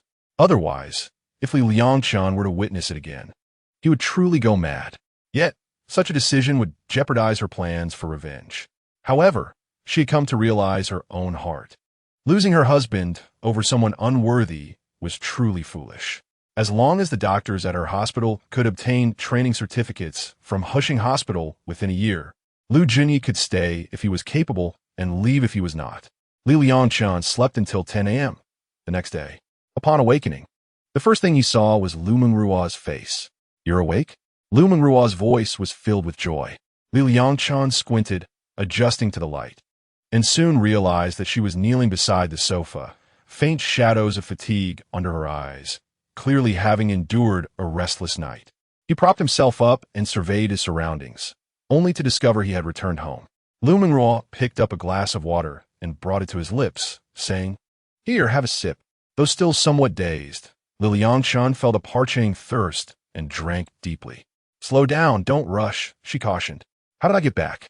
He interrupted himself, recalling only that he had been intoxicated atop the mountain. "Your brother, Zhou Haojin, brought you back. After you got drunk, he used your phone to call me and let me in." Oh, Liangchen's mind began to clear, though a dull ache still lingered in his head. Liu Mengruo wandered into the kitchen and returned with warm dishes, saying, "I made breakfast. Would you like some? There's congee, buns, and fried eggs." Liangchen stretched and headed toward the bathroom. "I'll brush my teeth and wash my face first." "Husband, do you have nothing else to say to me?" Liu Mengruo followed him into the washroom. Just as he picked up his toothbrush, he noticed her standing at the door, her eyes reflecting a mix of hurt and hope. He squeezed toothpaste onto his brush and mumbled, "Thank you." Upon hearing this, Liu Mengruo became flustered, stepping forward to wrap her arms around his waist from behind, her cheek resting against his broad back, murmuring softly, "Husband, I love you. Can we make up? Then let us reconcile," he replied with an air of nonchalance. However, Liu Mengruo furrowed her brow and gently pinched his side. "That lacks sincerity and a sense of occasion. Shall I order a bouquet and a camel at dinner then?" "Oh, that's not what I want, silly." Liu Mengruo stamped her foot, her cheeks slightly flushed, eyes closed and lips pursed, conveying a look of understanding. "I haven't brushed my teeth yet. Let me finish first." Oh, when a girl wants something, there shouldn't be so many excuses. Liu Mengruo seized his face and, on tiptoes, leaned in, caught off guard by her sudden fervor. Liangchen quickly reciprocated, one hand cradling the back of her head, deepening the kiss. The coolness of mint mixed with the lingering scent of alcohol left Liu Mengruo feeling dazed until she gently pushed against his chest, gasping for breath. As they parted, her lips glistened with moisture, and her cheeks were as red as ripened apples. Liangchen brushed his thumb across her lips, chuckling softly. "Are you satisfied now?" With a light huff, Liu Mengruo felt her troubled heart finally lighten. She retreated to her room to change into professional attire. By the time she emerged, Liangchen had already begun his breakfast. Liu Mengruo grabbed her bag and hurriedly pecked him on the cheek, saying, "I have matters to attend to at the office. I'm leaving now. If you're unwell, don't go out today." He nodded, watching her leave in a flurry until the sound of the door closing broke his gaze. Today, he indeed had no intention of stepping outside. Feeling somewhat disheartened over the past few days and having hardly written a word, his stockpile of manuscripts had dwindled to nearly nothing. He opened his laptop and clicked on the document titled Face Swap, his fingers lightly tapping the keyboard as his thoughts swiftly immersed in the narrative. This novel was already his second work. The first novel plunged him into a moment of existential doubt, even leading him to contemplate abandoning his writing endeavors. However, Face Swap unexpectedly achieved commendable success, accumulating a staggering 400,000 words in serialization, with a stable daily readership of approximately 30,000. Chapter 21. Liu Shaoxian. The jarring sound of an alarm clock shattered the tranquility of the afternoon. Liangchen lifted his gaze from the computer screen and rubbed his aching temples. He caught sight of his phone's display reading 1700, with the name Liu Shaoxian dancing joyfully across the screen in sync with the vibrations. It was his sister-in-law, Liu Shaoxian, who was still attending university. On weekends and during holidays, she often came over to his home to enjoy a meal. Whenever she visited, Liangchen would attempt to avoid her presence, not due to any discord between them, but rather because their relationship was exceptionally close to the point that he felt it might border on inappropriate. The reason was simple. The Liu family was not affluent. The father worked as a security guard, and the mother as a cleaner, having given birth to 3 daughters, Liu Yinjuan, Liu Mengruo, and Liu Xiaoxian, before finally having a son, Liu Xiais. Liu Yinjuan had dropped out of high school to contribute to the family finances and was married off at an early age, with Liangchen having only met her once at the wedding. Though Liu Xiaoxian had gained admission to university, her parents intended to save money solely for their youngest son's education, while Liu Mengruo's limited earnings from her new job offered little assistance. It became increasingly likely that she would be unable to continue her studies. At that time, feeling despondent, she had already packed her bags to seek work in order to save for tuition. Fortunately, Liu Mengruo had begun a relationship with Liangchen, who, upon learning of Liu Xiaoxuan's plight, generously provided her with 4 years' worth of tuition and living expenses without asking for an explanation. Thus, she harbored a deep sense of gratitude towards him. "Hey, Xiaoxian," he answered. "Brother-in-law, I'm in a bit of a predicament and need your help," she exclaimed, hastily rephrasing. I require your clever mind." Liangchen sighed, urging her to be direct. "Is there any way to rid oneself of a persistent suitor? Are you being harassed by someone?" "Yes, it's a male classmate from high school. I'm not sure how he discovered which university I'm attending." "He pursued you in high school as well?" "Not really. It was manageable then, as the school had strict regulations. After I rejected his confession, he ceased his advances. However, things have become troublesome in college. He no longer attends school and keeps bringing me food. Even after I firmly declined, he continues to pester me. Once, he secretly slipped a necklace into my backpack, and last night, he arranged candles in a heart shape outside my dormitory. Have you considered seeking assistance from the security department?" "I have, but the security personnel have already intervened several times. This individual is incredibly persistent, and since the campus is open, he can easily gain entry. He is as bothersome as an unkillable cockroach." "In that case, do you have a boyfriend?" "No, not at all. Why do you ask so suddenly?" Liu Xiaoxian blinked, her heart inexplicably racing. "If you don't, then there's no one to protect you for free," Liangchen lamented. "Do you have a trustworthy male friend who could pose as your boyfriend?" Liu Xiaoxian's eyes lit up, and she couldn't help but smile. "Oh, this is a possibility. Isn't there's someone suitable right here? Ahem, your brother-in-law is a married man, and your sister has made it clear that he is not available for borrowing. But what if my sister is willing to lend him?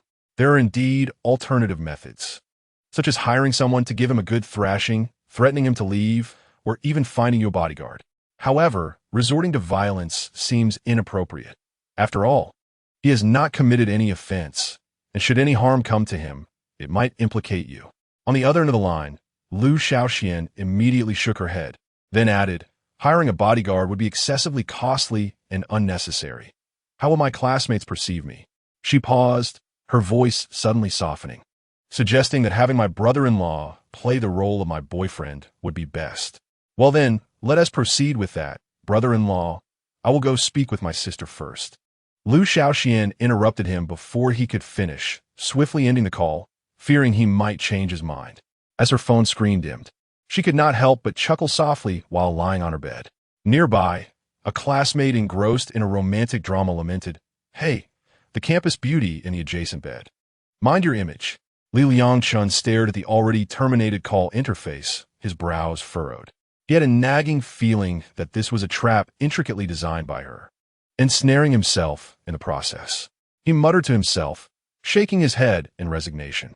This girl had previously engaged in such amusing antics, like deliberately leaving her homework at his place, only to return with a sense of entitlement to retrieve it while casually inviting herself for a meal, or pretending to be lost, insisting he come to pick her up when she merely wished to visit a newly opened dessert shop. He sighed, scheduling the novel he intended to publish for automatic release, then shut down his computer. His phone lit up with a message from Liu Mengruo. "Come home for dinner tonight.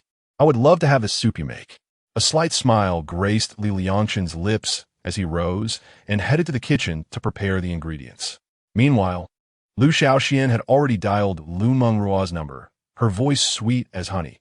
"Sister, I have a small favor to ask of you." In the vice president's office of the Rongyao Huge Medical Aesthetic Group's Shenzhen branch, Liu Junyi wore a gloomy expression. "How could this happen?" Liu Junyi murmured, his brow furrowed. He had believed that leveraging their high school friendship and his current status would allow him to easily bridge the gap with Liu Mengruo, perhaps even rekindle her feelings for him. During the induction ceremony last night, he had indeed seen a glimmer of hope. However, today, Liu Mengruo seemed like a different person, conducting herself strictly in a professional manner, not even bestowing him with an extra glance, let alone an opportunity for private conversation. He suspected that Liangchen's antics from the previous night had instigated Liu Mengruo's guilt towards him. He pondered how to enhance his relationship with Liu Mengruo without disrupting her marriage. This would be the ideal solution, but with both spouses present in the company. It was challenging to avoid detection. Ultimately, he concluded that Liangchen must leave the hospital. This way, when good things happened between him and Liu Mengruo, Liangchen would be none the wiser, and Liu Mengruo would not need to worry about her divorce being discovered, while still managing to maintain an affair with him. Currently, Liangchen's primary role in the company was to bolster Liu Mengruo's personal brand.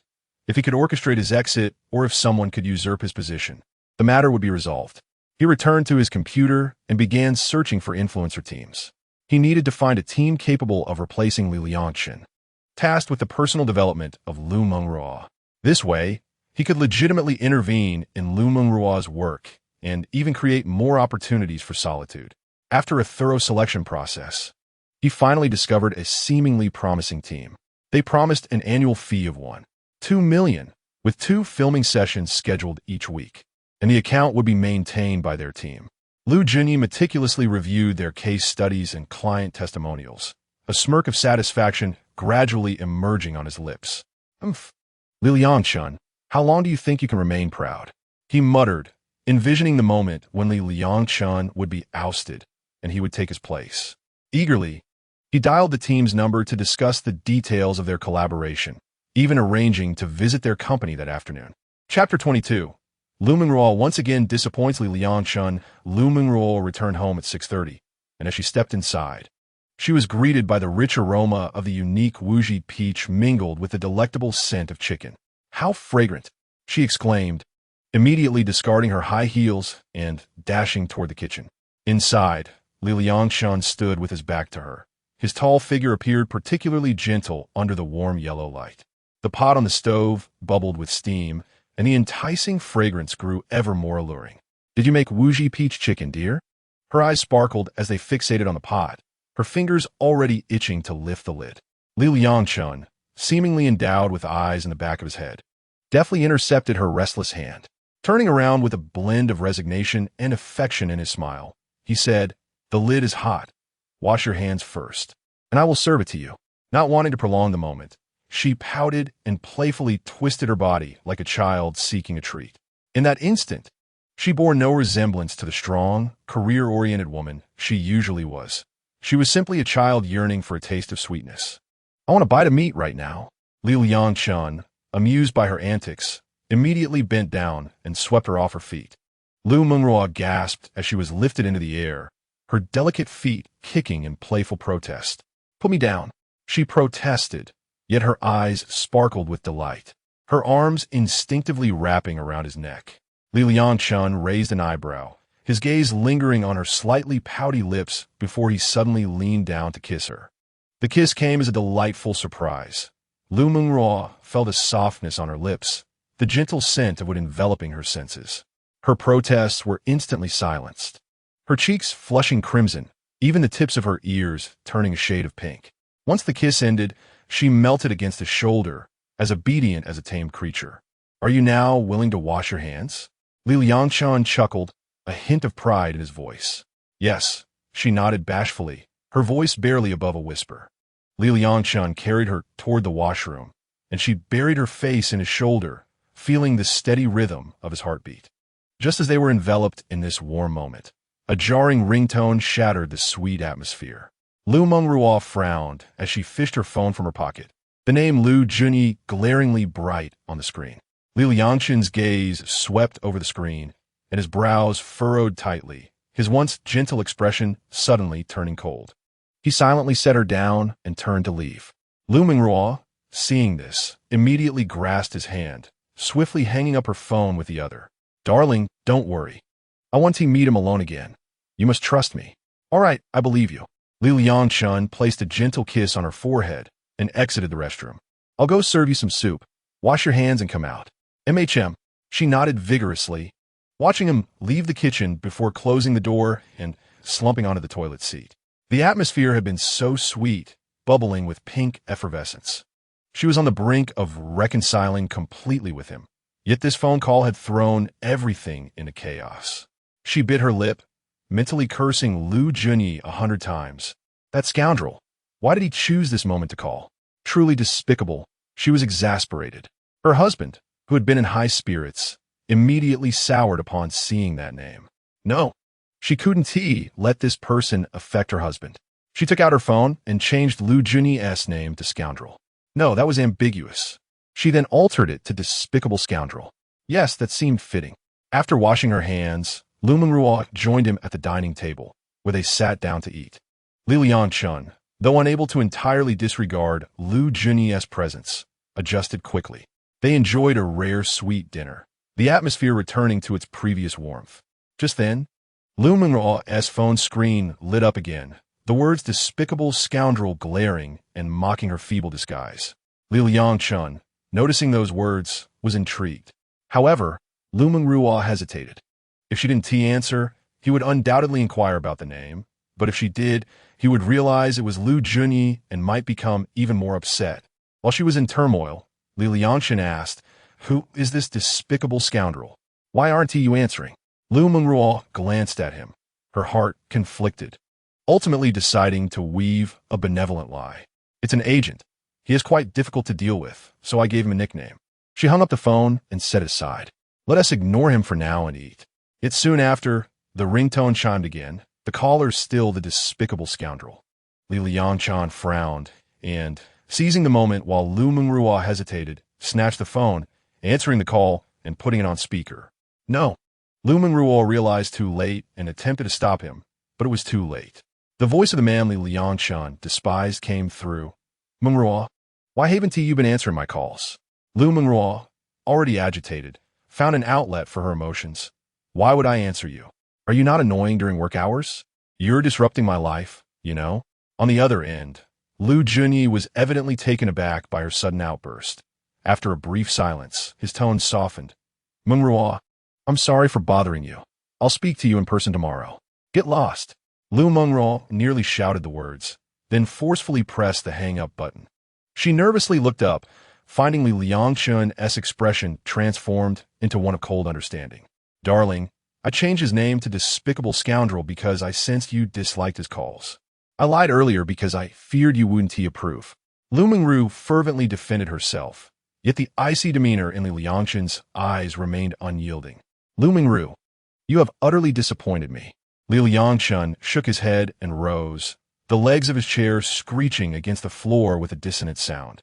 "Do you not realize that, compared to the haunting specter of Liu Junyi, I find your self-satisfied deceit far more repulsive?" Weary and desolate, Liangchen dragged himself back to the study. Liu Mengruo stood up, yearning to retain him, yet found herself at a loss for words, merely gazing at his forlorn silhouette, a pang of heartache tightening in her chest. The door to the study slammed shut with a resounding thud, reverberating like a heavy hammer, striking at Liu Mengruo's heart. Her legs weakened, and she sank into a chair. The five-finger peach chicken soup on the dining table still emitted steam, its alluring aroma wafting through the air. Yet now it held no appeal for her. Mechanically, she picked up her chopsticks and shoved a piece of chicken into her mouth. Once tender and juicy, the meat now felt like chewing wax, devoid of any flavor. Unable to withstand the weight of her emotions, she succumbed and cried out, sprawled atop the table. Why? Why had it come to this? Had she been forthright from the outset, revealing to Liangchen that it was Liu Junyi's call, he might have been displeased. Yet at least he wouldn't be as utterly disillusioned as he was now. Why did she choose to deceive herself and lie? Why alter Liu Junyi's contact details? These foolish decisions acted like knives, carving deep fissures into the fragile restoration of their marital bond. Deceit was one thing, but being exposed in the moment was an affront to her very being. In his eyes, she must seem to have a penchant for lying. How could she? Usually so astute, be so foolish in this instance? Chapter 23. Liangchen drifted further away from her at 11 o'clock that night. The sounds of water from the bathroom finally ceased. Liu Mengruo stood before the mirror, activating the heating feature as the fog gradually dissipated to reveal her flushed face. Taking a deep breath, she retrieved a never-before-worn lace nightgown with an allure of 100, a parting gift from her best friend last month. Deemed the ultimate weapon for mending marital rifts. The lace fabric felt weightless, its semi-transparent design subtly accentuating her curves. Liu Mengruo twirled before the mirror, her ears burning with embarrassment.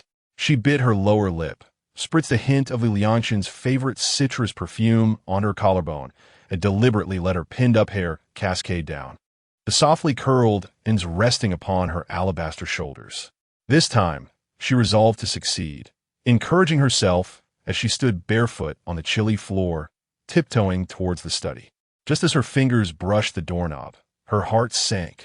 The door was immovable, evidently locked from within. Pressing her ear against the door, she could hear the faint sounds of keyboard strokes emanating from inside. With bated breath, she gently rapped 3 times with her knuckles. "Darling," her voice dripped like melted honey, deliberately elongating the last syllable. "Could you please open the door?" The typing paused for a fleeting moment, then resumed with heightened urgency. Liangchen's voice came through the door. Devoid of emotion, "I will be sleeping in the study tonight. You should return to your room." Liu Mengruo summoned all her charm, her voice soft and inviting. "Darling, I wish to sleep with you. The bed feels so cold, and the air conditioner remote is on the bedside table." Liangchen remained unmoved. "You should return. I do not wish to see you now. I shall sleep at the threshold if you do not open the door," Liu Mengruo declared, resolutely playing the rogue. 10 minutes later, the study door suddenly swung open. Liangchen stood silhouetted against the light, his tall figure nearly filling the entire doorframe. He gazed down at Liu Mengruo lying at his feet, recognizing her persistence. Upon seeing him emerge, Liu Mengruo instantly sprang to her feet, her face alight with joy. "Darling, you finally decided to see me." "Stop right there," Liangchen interjected hastily, preventing her from entering. "I merely have a question for you." "Oh, then please ask," Liu Mengruo replied, her enthusiasm tempered by a hint of disappointment, her small hands nervously tugging at her clothes to lower the neckline slightly. "Liu Shaoxian wants me to visit her school tomorrow." Liangchen averted his gaze to the mural on the corridor wall behind her. "She mentioned you had agreed?" "Indeed." Liu Mengruo's eyes sparkled with renewed excitement as she fervently explained. "She said a perverse suitor has been harassing her daily and wants you to intervene." "She expects me to reason with her?" Liangchen Musha. "That girl thinks a mature man is needed to handle the situation." Indeed, Liu Shaoxian had not told her sister the whole truth. Glancing at the naive Liu Mengruo, Liangchen wondered how she had grown more foolish over time. "In that case, you may return. I shall assist Shaoxian with her troubles tomorrow." With that, he shut the door, leaving Liu Mengruo standing outside. Frustrated with her earlier hesitation to force her way in, she lamented that she had donned her armor only to be met with refusal. She knocked once more, but only the sound of keyboard tapping echoed from within. Reluctantly, she returned to the master bedroom, clutching a large pillow, and fell asleep long after. The next morning, the kitchen was filled with the clatter of pots and pans. Having barely slept the previous night, Liu Mengruo resolved to appease her husband by winning his heart through his stomach. As Liangchen emerged from his morning routine, he was met with a table set for breakfast, steamed buns, white porridge, and side dishes. "Good morning." Her voice was almost inaudible. Liangchen merely nodded coldly and took a seat at the table. He mechanically picked up his chopsticks and began to eat, not sparing her a glance, as though she were but a figment of air. Liu Mengruo watched him with a heart full of joy, yet he remained engrossed in his meal, devoid of any intention to converse. "Darling," she finally could no longer contain herself, her tone laced with careful flattery. "Could we talk?" Liangchen cast a frigid glance her way before returning to his food. A suffocating pain spread through Liu Mengruo's chest. Forcing a smile, she continued her chatter. "Darling, once you arrive at my sister's place, please reason with them. If that fails, seek the security personnel. Be mindful of your safety. Once everything is settled, return to me. I shall miss you dearly." Also, I will write Liu Junyi's name directly in my phone henceforth, so you will see it and know I will never deceive you again. Throughout his meal, Liu Mengruo prattled on like a persistent storyteller, each word falling into the silence like stones into a deep pool, stirring not a single ripple. Liangchen finished his last spoonful of porridge, deftly tidying up the dishes before turning his attention to his attire for the day. He selected the most rebellious-looking black shirt from his wardrobe, paired it with a pair of loose-fitting trousers, and retrieved a somewhat aged pair of thick-soled suede shoes from the bottom of the shoe cabinet. As Liu Mengruo watched him fuss over his appearance, resembling a charming rogue, her eyes sparkled with admiration. Yet, a moment later, she recalled that he was going to meet her younger sister and questioned how he could possibly dress so stylishly. Moreover, it was a university teeming with temptresses. What if a female enchantress ensnared her husband's heart? Merely envisioning those ardent gazes fixed upon him caused a pang of unease in Liu Mengruo's chest. "Darling, you cannot wear that outfit out," she urgently interjected as he prepared to leave. Liangchen found her reaction somewhat perplexing. This ensemble was intended to be intimidating and, when necessary, could even serve as a means of defense. "What is the issue?" he queried, bemused by her sudden frenzy. "It's too ostentatious," she stammered, searching for an excuse. "You're merely going to see Xiaoxian. Why dress so handsomely?" "I say, Liu, what I choose to wear is my own prerogative. You have no right to interfere," he retorted. The title he used felt like a blunt knife, slowly slicing through Liu Mengruo's heart. "Darling, I am your wife. Can you please refrain from calling me Liu?" she pleaded. "I am merely looking out for your best interests, for the sake of our family, for my benefit. So deceiving me is also for my own good." Then, the pain struck Liu Mengruo's heart, leaving her momentarily speechless. "If you cannot even uphold the basic honesty that should exist between spouses, do not expect me to do anything for you." "Fine. Since you do not wish for me to impose any constraints on you," he opened the door, blinding sunlight flooding in. "Then you should also refrain from imposing limitations on me. It is reciprocal." Liangchen disregarded her unreasonable demands, grabbed his keys, and stepped outside. Liu Mengruo stood dazed at the doorway, acutely aware that Liangchen was drifting further away from her. Chapter 24. The preservation of my brother-in-law's chastity in university female dormitory. Liu Xiaoxian, having no classes in the morning, lazily emerged from her cocoon at 9 o'clock. Her long, dark hair tousled across the pillow. As she awoke, her phone beside the pillow buzzed incessantly, and upon glancing at the screen, she saw the name of her second sister. "Hello, second sister. Why are you calling so early?" "Early? Your voice sounds like you just woke up." "That's because I just did. I have no classes this morning."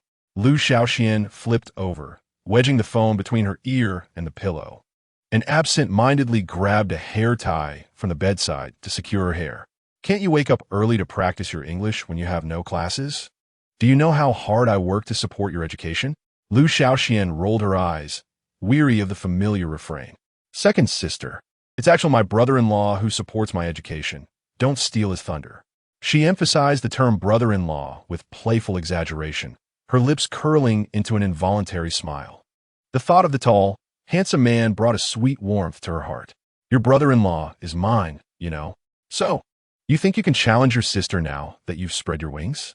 The other 3 roommates in the dormitory had been roused by the commotion, casting curious glances their way. Liu Xiaoxian made a face at them, adding fuel to the fire. "Sister, have you reached menopause?" "What?" A shrill scream came from the other end of the phone, causing Liu Xiaoxian to hold the device at a distance. "Sister, you are increasingly resembling our mother. I thought it was her calling me this morning." "Liu Xiaoxian," Liu Mengruo nearly roared. "How dare you be so disrespectful? I sent you to university for free." "All right, sister. Don't be angry. Anger will only lead to wrinkles. Tell me, did you have a quarrel with my brother-in-law?" "How do you know that?" Liu Mengruo's voice weakened. "Did your brother-in-law tell you?" "Oh, at your age, women often erupt in fury either for money or for men. You surely lack neither. It must be a spat with your husband." "You little imp," Liu Mengruo sighed. "You are quite accurate. What did you argue about?" Liu Xiaoxuan's eyes sparkled with curiosity. Her gossiping spirit ignited. "Did you cheat? See, can you not provoke me? Do I look like someone who would cheat?" "Well, it's hard to say. but I trust my brother-in-law. If you two are arguing, it must be your fault. I unconditionally support him. You traitorous little wench. Just wait until I cut off your allowance for next month. Liu Xiaoxian remained unfazed, instead laughing more joyfully. Hee, then I'll ask my brother-in-law for it. The gentle smile of Li Liangchen appeared before her eyes, causing her heart to flutter. Her brother-in-law dotes on her the most, and he would surely give it. Why would your brother-in-law give you anything? This is shared property of the couple. If I say no, will he secretly give it to you? Hee. That's a matter of the profound friendship between me and my brother-in-law. Now, tell me, what did you do wrong? This is between me and your brother-in-law. You need tea medal. I will handle it myself. Very well, but I warn you, don't do anything to betray my brother-in-law, or we will no longer be sisters. All right, I won't bicker with you any longer. Let us discuss serious matters. Liu Mengruo took a deep breath, striving to suppress an inexplicable pang of bitterness. What is it, sister? Do you want me to persuade my brother-in-law? Mind your own business regarding our affairs. Your brother-in-law is looking rather dapper today. You need to keep an eye on him and ensure no school vixen snatches him away. Upon hearing this, Liu Xiaoxuan's eyes sparkled like they were filled with stars. She rarely saw Li Liangchen dressed handsomely, and it seemed she was in for a treat. She sprang up from her bed, wedging the phone between her shoulder and ear. As she descended from her bed, which was above her desk and cabinet, she opened the cabinet to retrieve her toiletries, preparing to beautify herself. I wonder if my brother-in-law dressed up intentionally for me. How delightful. If he makes any excessive requests, should I shyly agree or respond assertively? Such a dilemma. While Liu Xiaoxian was lost in her daydreams, the voice on the other end reconfirmed. Xiaoxian, are you listening? Oh, rest assured, I will safeguard my brother-in-law's virtue. You are a girl. Can you speak a bit more seriously? I am quite serious. It is you who are not. Also, don't go to the student cafeteria for lunch. You and your brother-in-law should eat out. I'll transfer you 1,000 yuan shortly. Huh? Why? I had originally intended to treat my brother-in-law to my favorite fish head delicacy. In any case, do your utmost to avoid letting the female students catch sight of him. Completing this task will double my pocket money next month. Very well, dear second sister. Long live the second sister. After hanging up the phone, she excitedly bounced around the dormitory, attracting puzzled glances from her roommates. Liang, the campus bell. What has you all giddy so early in the morning? Hee, I won't tell you. The dormitory erupted with raucous laughter, and someone even whistled. Goodness, you aren't falling in love, are you? Could it be that blonde who was pestering you the other day? Oh, come now, am I such a tasteless woman? They say he owns 2 buildings and comes from a well-off family. My sister has a company, so I hardly need him for trifles. Not only is the campus belle beautiful, but she also hails from a prominent family. Truly, comparisons can be disheartening. It's all thanks to my brother-in-law. Just who is this brother-in-law of yours? You've been speaking of him for 3 years, yet I've never laid eyes on him. Well, he is just a brilliant and handsome man. He'll be here today, and I'll let you catch a glimpse, but remember, looking is one thing, and getting smitten is entirely another. Who would be interested in a married man? You may not care, but I do. Wow, little girl. You don't actually fancy your brother-in-law, do you? Though his sister-in-law does share some familial ties, you shouldn't give away everything. Oh, enough of this banter. I'm going to wash my hair. Liang Xiaoxian spent an hour washing and drying her hair, meticulously styling it. She hummed a tune as she opened her wardrobe, searching for her most exquisite dress. Her fingers lingered among the garments until she finally selected a light blue dress, a birthday gift from Li Liangchen the previous year, as he had remarked that this color suited her complexion beautifully. Today, she was determined to dazzle her brother-in-law. She twirled before the mirror and spritzed a cherished perfume on her wrists. It was a clandestine purchase, the same scent her cousin, Liu Mengruo, owned, as she recalled that Liangchen had expressed his fondness for it. Finally, she spent another 10 minutes applying a light makeup, casual yet subtly strategic. Chapter 25, Left Azure Dragon. Bright White Tiger at 10:20 a.m., Li Liangchen parked his car under the shade of a tree near the college square. Although the vehicle was indeed eye-catching, it lacked the allure for students of a prestigious 985 university. After finishing a call with Liang Xiaoxian, he leaned against the car door, smoking alone. Soon, Liang Shaoxian eagerly arrived with her 3 dormitory mates. From a distance, they spotted Liangchen standing beside the car, and as they approached, they greeted him. He took a step forward, but as they drew nearer, Liang Xiaoxuan's expression darkened. Shaoxian, I have something to attend to, so I want to linger. Your brother-in-law is indeed quite handsome. I must take my leave, one girl spoke first. Oh, I almost forgot. I have matters to attend to as well. I still have assignments to finish, and I've witnessed your brother-in-law's maturity and composure, another chimed in. Liang the campus belle. You didn't mention your brother-in-law is involved in the underworld. I'm a bit scared. Can I head back? The last one hesitated. No one is allowed to leave. Liang Shaoxian fumed, her teeth clenched in frustration.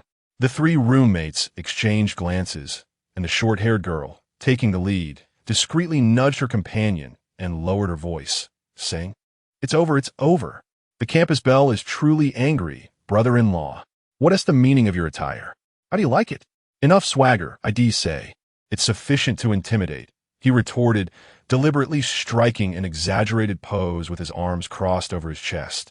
The left arm adorned with a fierce dragon and the right with a snarling tiger. The most striking feature was the grotesque scar on his right cheek, glinting ominously in the sunlight. This dragon and tiger motif? I found a sticker shop on my way here, he added, grasping a large gold chain at his chest. What do you think? Do I exude the aura of a streetwise elder? Liu Shaoxian, as exquisite lips twitched, at a loss for words. The other 2 roommates, upon realizing that this so-called elder was merely an impostor donning counterfeit decor, breathed a sigh of relief. Liu Shaoxian, fuming, stamped her foot, causing the hem of her blue dress to sway gently with her movements. Brother-in-law, she nearly growled, biting her teeth to force out the words. I specifically told my roommates how handsome and gentle you are, and this is what you show me?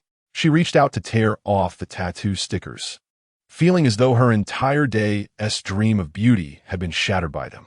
Liangchen nimbly stepped back, a mischievous grin on his face. Don't touch those. They cost me $50 and are meant to be long-lasting. I find this rather amusing. When I run into that yellow-haired guy later, these will serve to intimidate. Brother-in-law, didn't you say you'd play the part of my boyfriend to deter him? She questioned. I thought about it on my way here. That individual may not easily back down, so scaring him off might be more effective. Just tell him I'm your brother-in-law, a person of the streets, and if he doesn't want trouble, he should cease his pursuit. Huh. Well, it's whatever, she replied. The 3 roommates stifled their laughter, their shoulders shaking. The girl in the floral dress murmured, I didn't expect the campus belle's brother-in-law to be so unique. Liu Shaoxian, in despair, pressed her forehead, as if she could hear the sound of her goddess-like persona crumbling. The hour she spent on makeup this morning, the carefully chosen dress, and the perfume she had secretly spritzed were all in vain. She shot a resentful glare at Liangchen. Foolish brother-in-law, my sister said to keep an eye on you, so that no vixen steals you away. And here you're looking like this. By the way, where does that pursuer usually appear? Liangchen ninkidat. Typically, they wait at the cafeteria entrance around noon, offering food, she replied. I see. It's still early. What time do you finish class? He asked. At 11:30. How about we grab some milk tea first? Liu Shaoxian suggested. Initially, it was her sister who didn't want her brother-in-law to be seen by her female classmates. Now, she herself didn't want her classmates to witness such a brother-in-law, which was utterly embarrassing. We'll avoid being third wheels. Goodbye. The 3 roommates quickly excused themselves, leaving Liu Shaoxian feeling more embarrassed than ever in her life. Shall we walk or drive? Liangchen pointed to the small car under the shade of a tree. Let's take the car, she decided. Liu Shaoxian replied weakly, expressing her desire to swiftly escape the campus that had led to her social demise. The 2 drove to a commercial street outside the school, where one ordered a cup of milk tea, and they quietly awaited the passage of time. Brother-in-law, my sister mentioned you looked quite handsome when you left home today. How did you end up like this? As she spoke, she reached out to tug at the scar sticker on his face, but he deftly evaded her grasp. Oh, I left home without tattoos or gold chains, so I appeared rather plain. Suddenly, Liu Shaoxian picked up her phone and snapped several photos of Liangchen, promptly sending them to Liu Mengruo. Sister, today's brother-in-law is simply stunning, with a 200 rate of turning heads. My brother Chun is a force to be reckoned with, speaking little yet commanding presence. Liu Mengruo, engaged in casual conversation with an agent, curiously opened the green bubble and burst into laughter. When did her man become so whimsical? She had worried about him being whisked away by someone else, but in this state, it would be odd if anyone didn't run away from him. Liu Zong, what good fortune has you smiling so brightly? An agent inquired with curiosity. Liu Mengruo placed the photos on the table, saying, "Look at my husband's playful pictures." Haha, who would have thought that President Li, usually so serious, has such a side? Just then, the door to the president's office was knocked on 3 times before opening, and Liu Junyi entered, holding a cup of coffee. His meticulously tailored suit accentuated his elite demeanor. He strode confidently to the desk and calmly stated, "Liu Zong, do you have a moment? I wish to discuss something privately with you." Several agents wisely stood to take their leave, while only Bai Ningning remained motionless, resembling a guardian deity.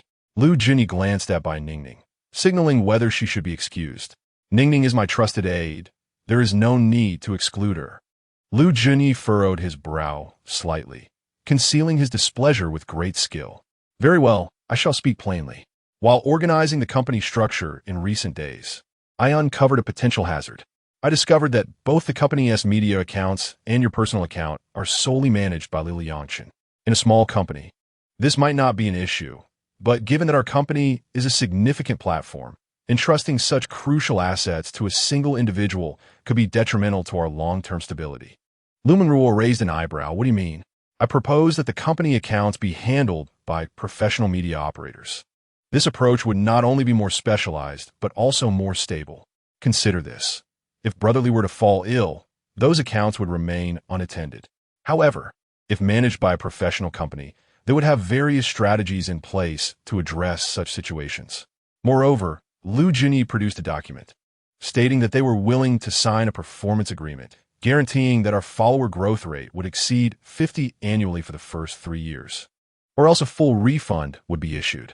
Liu Mengruo picked up the document and noted the price, 1.5 million per year, which seemed reasonable. After reviewing several case studies, she felt somewhat intrigued. "It appears promising. You called me yesterday solely for this?" "Indeed, Mengruo," he replied. "Please call me Liu Zong." "Liu Zong, there's a promotional price of 1.2 million. What is that about?" "Haha, isn't that quite a coincidence?"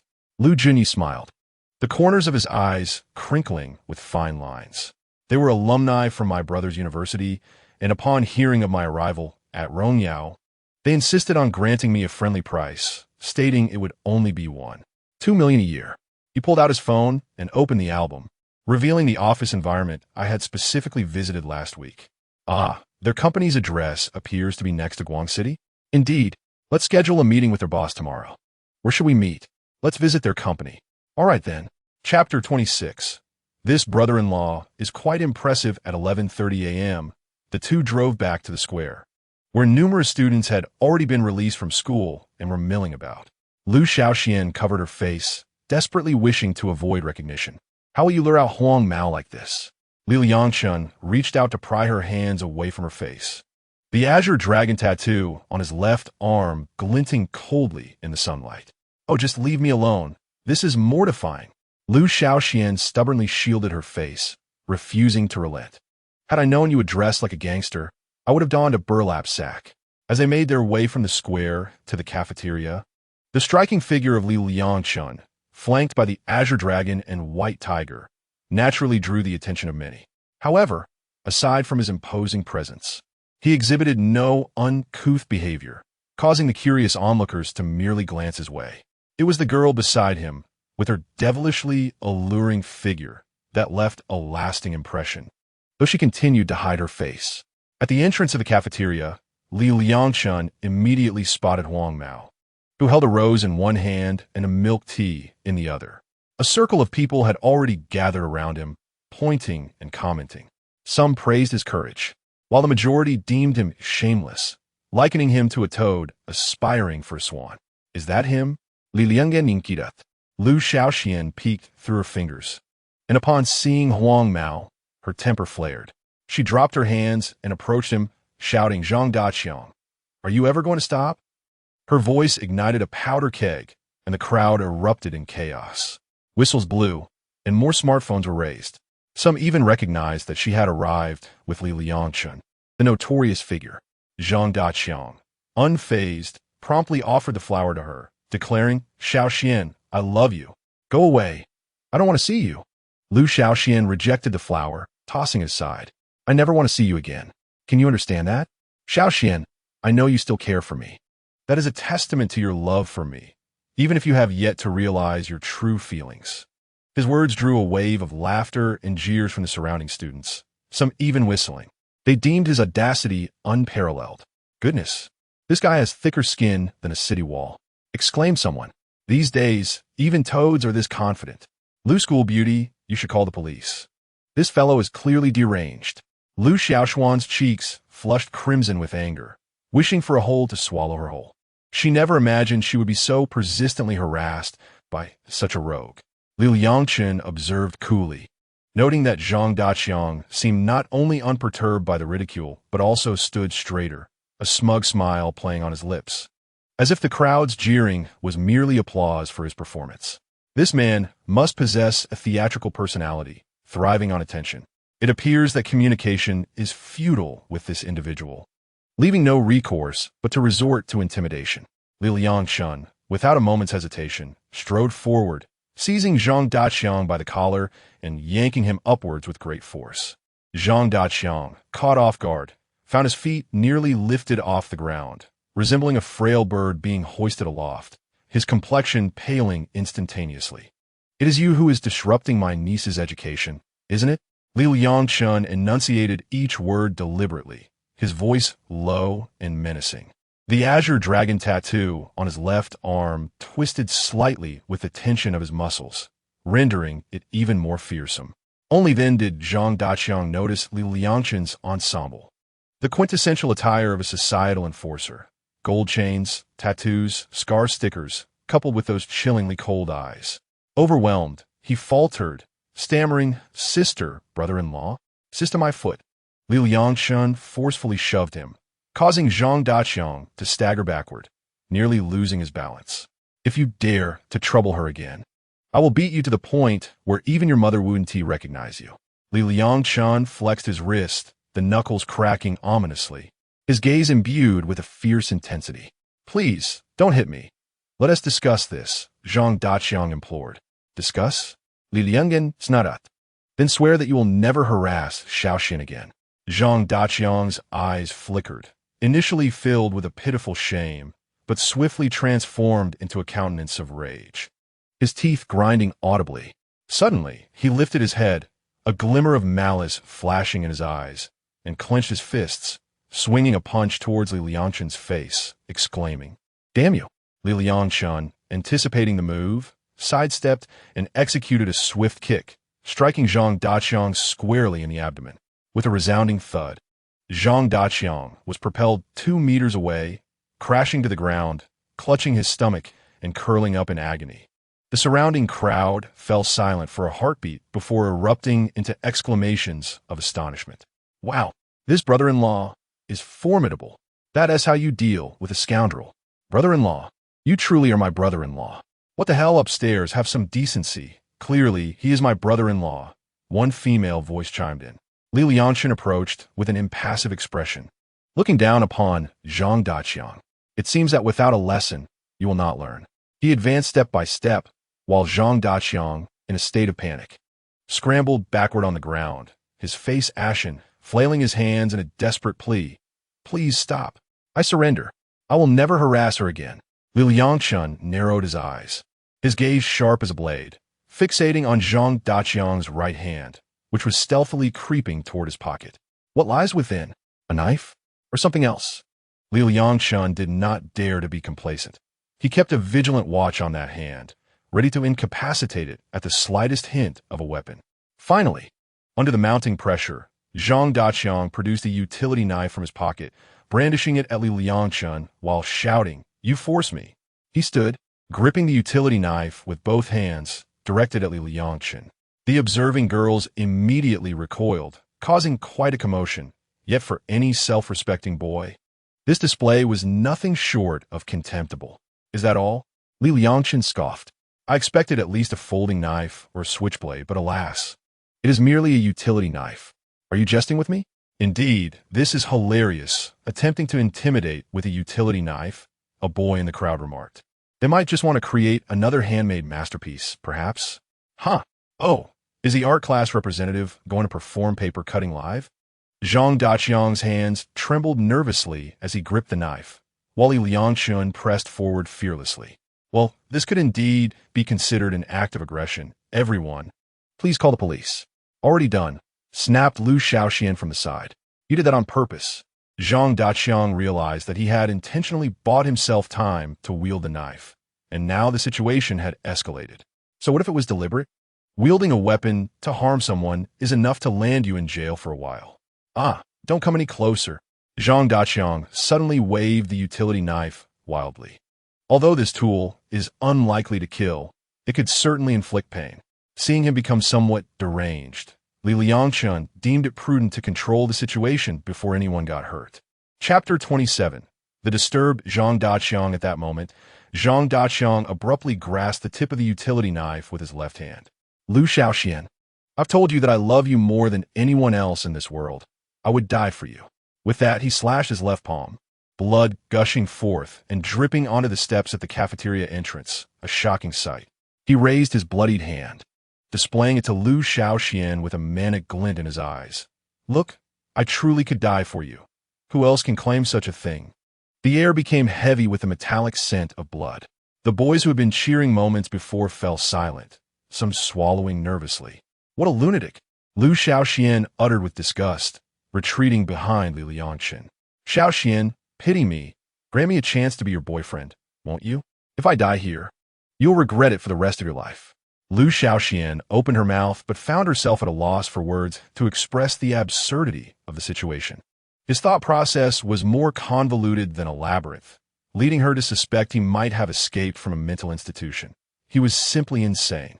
How did someone like this even get into your high school? Liangchen remarked to Liu Shaoxian, asserting that such a character should have been eliminated during the entrance exams. Oh, his family has a bit of money. Dying here would only liberate Shaoxian from you. Liangchen stepped forward slightly, his shoes crushing the roses on the ground, taunting, she certainly won to remember you. You lie. Shaoxian would definitely be heartbroken over me. His gaze swept past Liangchen, only to find Liu Shaoxian had vanished. Shaoxian? Shaoxian. His voice suddenly rose in panic. Liangchen discreetly obstructed his path, having signaled Liu Shaoxian to take refuge inside the cafeteria. It was likely he would become even more unhinged here. Zhang Daqiang, wielding the utility knife, plunged into the crowd, but Liangchen was not about to indulge him. He stepped forward, blocking Zhang's way. Just then, two police officers hurriedly arrived. We are police officers. Put down the weapon and let us discuss this calmly. Yet, Zhang Daqiang pressed a knife against his own neck. Don't come any closer. Let Liu Shaoxian come see me. Liangchen internally rolled his eyes. Healing someone like him would be a waste of medical resources. Liu Shaoxian had been terrified by his self-harm and would never agree to see him now. The standoff persisted for half an hour, with the summer sun scorching the ground beneath. Zhang Daqiang began to sway, his vision gradually blurring due to excessive blood loss. Now was the moment. As Liangchen seized the opportunity when he supported himself against the railing, he executed a swift kick. With a clang, the utility knife flew far away. Two police officers immediately rushed forward, deftly handcuffing him. The officers escorted him to the awaiting ambulance outside. The venue erupted in thunderous applause. Brother-in-law, you are magnificent. I love you, brother-in-law. After giving their statements at the police station, Liangchen and Liu Shaoxian had no further issues and soon emerged. Li inquired whether the police could provide a guarantee to prevent further harassment, to which the officers replied that the assailant was still receiving treatment at the hospital, and that coordination could be arranged later. As they stepped out of the police station, Liu Shaoxian embraced Liangchen, sobbing, brother-in-law, I owe you so much today. I never imagined that person could be so deranged. If you hadn't been there, I wouldn't know what to do. It's all right, even in my absence. Someone would have stepped in. The heroic act of rescuing a damsel in distress tends to attract the naive, he reassured her. Liu Xiaoxian chuckled through her tears, just about to retort when she heard her stomach growl. They exchanged amused glances. Shall we go for a meal? Liangchen suggested. Sure. I know a place nearby that serves delectable clay pot dishes. I want to try the pig intestines. I didn't expect you to enjoy that too, just like your sister. He remarked. Sisters tend to share similar tastes, she said, casting a furtive glance at Liangchen. Liangchen glanced at his watch. The hands indicated it was already 2 in the afternoon. The late summer sun remained relentless, causing the asphalt road to shimmer with distorted heat waves. Let's go. If we don't eat soon, I might faint from hunger, he said, ruffling Liu Xiaoxuan's hair, his fingertips brushing against a bead of sweat. You silly girl, wearing such a thick dress in this scorching heat. It's chiffon, very breathable, she retorted, fanning herself with the hem of her dress. Suddenly remembering something, she pulled out her phone. Oh, I should inform my second sister that I'm safe. They strolled along the tree-lined path for 10 minutes, after which Liu Xiaoxian notified Liu Mengruo of her safety. My second sister said we should return for dinner tonight. Suddenly recalling something, she cautiously asked brother-in-law, Are you and my second sister doing well? Children shouldn't concern themselves with adult matters, he quipped, playfully tapping her forehead with his knuckles. Right now, the most crucial thing is to fill our stomachs. Your brother-in-law is about to starve. Liu Xiaoxian covered her forehead where he had tapped, pouting, I'm 22 now. Not a child. They walked another 10 minutes along the shaded path, turning into the alley where the renowned clay pot restaurant was situated. As they pushed open the glass door, a rush of cool air mingled with the enticing aroma of the clay pot wafted towards them. Liu Xiaoxian expertly guided Liangchen to a booth on the side, perfectly concealed by the greenery outside, ensuring both tranquility and privacy. Do you frequent this place? Liangchen asked, taking the menu and scanning the specialty dishes. It was difficult to find such a spot without being a regular. Yes, Liu Xiaoxuan's ears flushed red. She had been here before during a club gathering. She snatched the menu and quickly marked her selections, insisting, We must order pig intestines. Also eel and squid. When the clay pot was placed on the table, the bubbling sauce continued to sizzle enticingly. Liangchen picked up a piece of pork intestine drenched in sauce when he suddenly heard Liu Xiaoxian softly inquire, Should we remove that tattoo sticker first?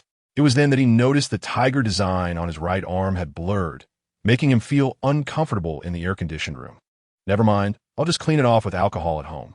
He waved his hand dismissively, but Liu Xiaoxian had already opened a bottle of mineral water to moisten a tissue. Raising her hand, she gently pulled his arm, her touch as tender as a caregiver tending to a patient. The coolness of her fingertips occasionally brushed against his skin, imbued with cautious restraint. Abruptly, Liangchen withdrew his arm. I can do it myself. He swiftly wiped away the sticker, revealing his sun-kissed skin underneath. Liu Xiaoxian gazed at him, somewhat entranced actually. It looks quite handsome. Suddenly, the glass door swung open, and a delivery person in a deep blue uniform peeked in. Miss Liu, your delivery has arrived. Liangchen raised an eyebrow. Order takeout? Huh. No, Liu Xiaoxian replied, looking up in confusion. But her expression changed upon seeing the milk tea in the delivery person's hand. It was the trendy milk tea that Zhang Daqiang often bought. The delivery person placed the milk tea on their table and left. Liangchen noticed a card on top. He snatched it up, revealing a scrawled message in red ink. I know you are at the police station. My hand hurts, but I miss you. Chong. Chapter 28. Torment. The sauce in the clay pot sputtered violently, reminiscent of water droplets hitting hot oil. Liangchen extracted his phone and dialed the officer he had just spoken to. Officer Li, it's me, the one who took the statement earlier. Did Zhang Daqiang escape from the hospital? Yes, we are currently dispatching personnel to apprehend him. Please be cautious. Liu Xiaoxian suddenly clutched at his clothing, her finger pointing outside. Brother-in-law, look. Liangchen turned sharply. Through the misty glass, under the banyan tree across the street, Zhang Daqiang, with his hand wrapped in a blood-soaked bandage, wore a smug expression as he stared at them. Officer, that person is directly across from me as I eat. Liangchen grabbed the tissue to wipe the sauce from his lips. At Chunji, clay pot in the old town, please send someone to apprehend him. Understood. Be careful and avoid any contact with him. All right, thank you. After hanging up, Liangchen looked outside, only to find Zhang Daqiang had vanished. Let us eat first. We'll deal with whatever comes, he said, feigning calmness, though he felt a twinge of anxiety at facing such a deranged individual for the first time. Okay, Liu Shaoxian, however, was not overly concerned. With her brother-in-law present, she felt reassured. By the time they finished their lunch, Zhang Daqiang had not reappeared. The police informed them that the old town had few surveillance cameras, making it difficult to locate him for the moment. Liangchen and Liu Shaoxian strolled back to school. Just a block away. Suddenly, a familiar figure swayed into view from the shadow around the corner. Liangchen squinted, recognizing Zhang Daqiang, his left hand bandaged and oozing blood, while his right dragged a rusted steel pipe. Liangchen pulled Liu Shaoxian behind him. Shaoxian, stay back and don't approach. Brother-in-law, be careful. Zhang Daqiang, dragging the steel pipe, advanced slowly, the end scraping against the ground with a shrill screech, akin to nails grating against a chalkboard, sending chills down their spines. He glanced at Liangchen's arm, where the tattoo had already been removed, and chuckled, "The tattoo on your hand is merely a sticker. You are not her brother-in-law." Zhang Daqiang gritted his teeth and retorted, "Those who interfere with the freedom of love deserve to die." He charged forward with a steel pipe, swinging it down towards Liangchen's head. Instinctively, Liangchen dodged, and the pipe struck the tiled floor with a resounding crash. Zhang Daqiang, caught off guard, lost his grip on the pipe, which clattered into the drainage ditch. Seizing the opportunity, Liangchen delivered a powerful punch to his chin, sending Zhang Daqiang sprawling to the ground, stars dancing before his eyes as he gasped for breath, momentarily dazed. Suddenly, he felt a grip around his right ankle, and he was dragged along. Struggling to look back, he saw Liangchen clutching his ankle, his back turned, leading him into a narrower alley. "What were you doing?" Zhang Daqiang stammered, kicking his legs in a futile attempt to break free. But Liangchen's grip was as unyielding as steel. Helpless, he was pulled along the ground into the dimming alley, the light outside growing distant. Liangchen cast a peculiar smile, reminiscent of a hunter's excitement upon spotting prey. Panic surged within Zhang Daqiang. "Brother, I won't dare again. I truly won't." Yet the only response was the unrelenting drag. "I understand my mistake. I promise there will be no next time." His voice was hoarse, his nails scraping the ground, leaving behind crimson streaks, his fingers ensnared with moss and gravel. "You do not comprehend your error. You realize that death is imminent." Liangchen's words echoed ominously, as if from the depths of hell. At this, Zhang Daqiang trembled in fear. "Brother, this cannot be. If you kill me, you will end up in prison too. To enjoy pleasure, one must accept punishment." Liangchen's tone suddenly became buoyant, as if discussing whether to cut the bones for soup large or small. He continued to drag Zhang Daqiang by the ankle, the hard soles of his suede shoes leaving marks on the cement floor. "This is quite suitable." Zhang Daqiang increasingly felt that this brother was bizarre, appearing even more unhinged than himself. Liangchen brought him to a dilapidated bathtub at the end of the alley, filled with rainwater and floating discarded food containers. Several cockroaches scuttling across them. "Excellent." A dangerous smile curled at the corners of Liangchen's mouth. He grasped Zhang Daqiang's matted yellow hair and yanked it upward, the tearing pain in his scalp eliciting a scream. However, the moment the scream escaped, it transformed into a gurgle as Liangchen plunged his face into the rainwater. Zhang Daqiang struggled desperately, but he could not escape Liangchen's grasp. After a minute, Liangchen pulled his face from the water. Coughing, Zhang Daqiang gasped for air, expelling half a drowned cockroach, its slimy remains dangling from the corner of his mouth. Fear gripped him. He realized he had encountered a formidable opponent. "Brother," he gurgled. Before he could explain, Zhang Daqiang's head was once again forced into the water, and after 3 cycles of this torment, he was pulled from the depths once more. At this point, he could barely breathe, let alone speak. He mechanically retched, his gastric juices mingling with blood trickling onto the edge of the bathtub. His gaze was vacant, deserving of no sympathy, as his head was forced underwater once more. At that moment, Liu Shaoxian, noticing the prolonged absence of the two within the alley, mustered her courage to step inside, only to witness Liangchen submerging Zhang Daqiang beneath the water. Observing his apparent lifelessness, she hurriedly embraced him. "Brother-in-law, please let him go. The police are on their way." Feeling the warmth radiating from her back, Liangchen abruptly emerged from his previous state of mind, instantly casting the nearly lifeless Zhang Daqiang onto the ground. Zhang Daqiang lay sprawled like a dead fish, with yellow-green vomit staining the corners of his mouth, his trousers soaked with urine, and even the bandage on his left hand stained crimson. Casting his gaze upon his trembling hands, Liangchen noticed remnants of yellow hair clinging to his knuckles, strands ripped from Zhang Daqiang's scalp. It dawned on him that had Liu Shaoxian arrived even a moment later, this man might have truly perished. A sudden wave of apprehension washed over him. What had come over him? He had felt an uncontrollable, bloodthirsty impulse, as if his body were being manipulated by an unseen force. Taking a deep breath to calm himself, he surprisingly found an exhilarating sense of clarity, as though a long-standing affliction had been abruptly relieved. He was bewildered at how his emotions could be so unrestrained. "Brother-in-law," Liu Shaoxuan's voice, laced with a sob, broke through from behind him. The warmth of the young girl seeped through her shirt, extinguishing the raging fire within his heart like a soothing balm. He turned abruptly, drawing Liu Shaoxian into his embrace, resting his chin atop her fragrant hair. "Shaoxian, thank you," his voice rasping and unrecognizable. "If it weren't for you, I might have." The girl gently shook her head, her hair brushing against his bloodied fingertips. "It's all right. He is still alive." She tilted her face upward, tears glistening on her lashes. "Brother-in-law, you were terrifying just now." At that moment, two police officers rushed in, their flashlights casting erratic beams across the damp walls.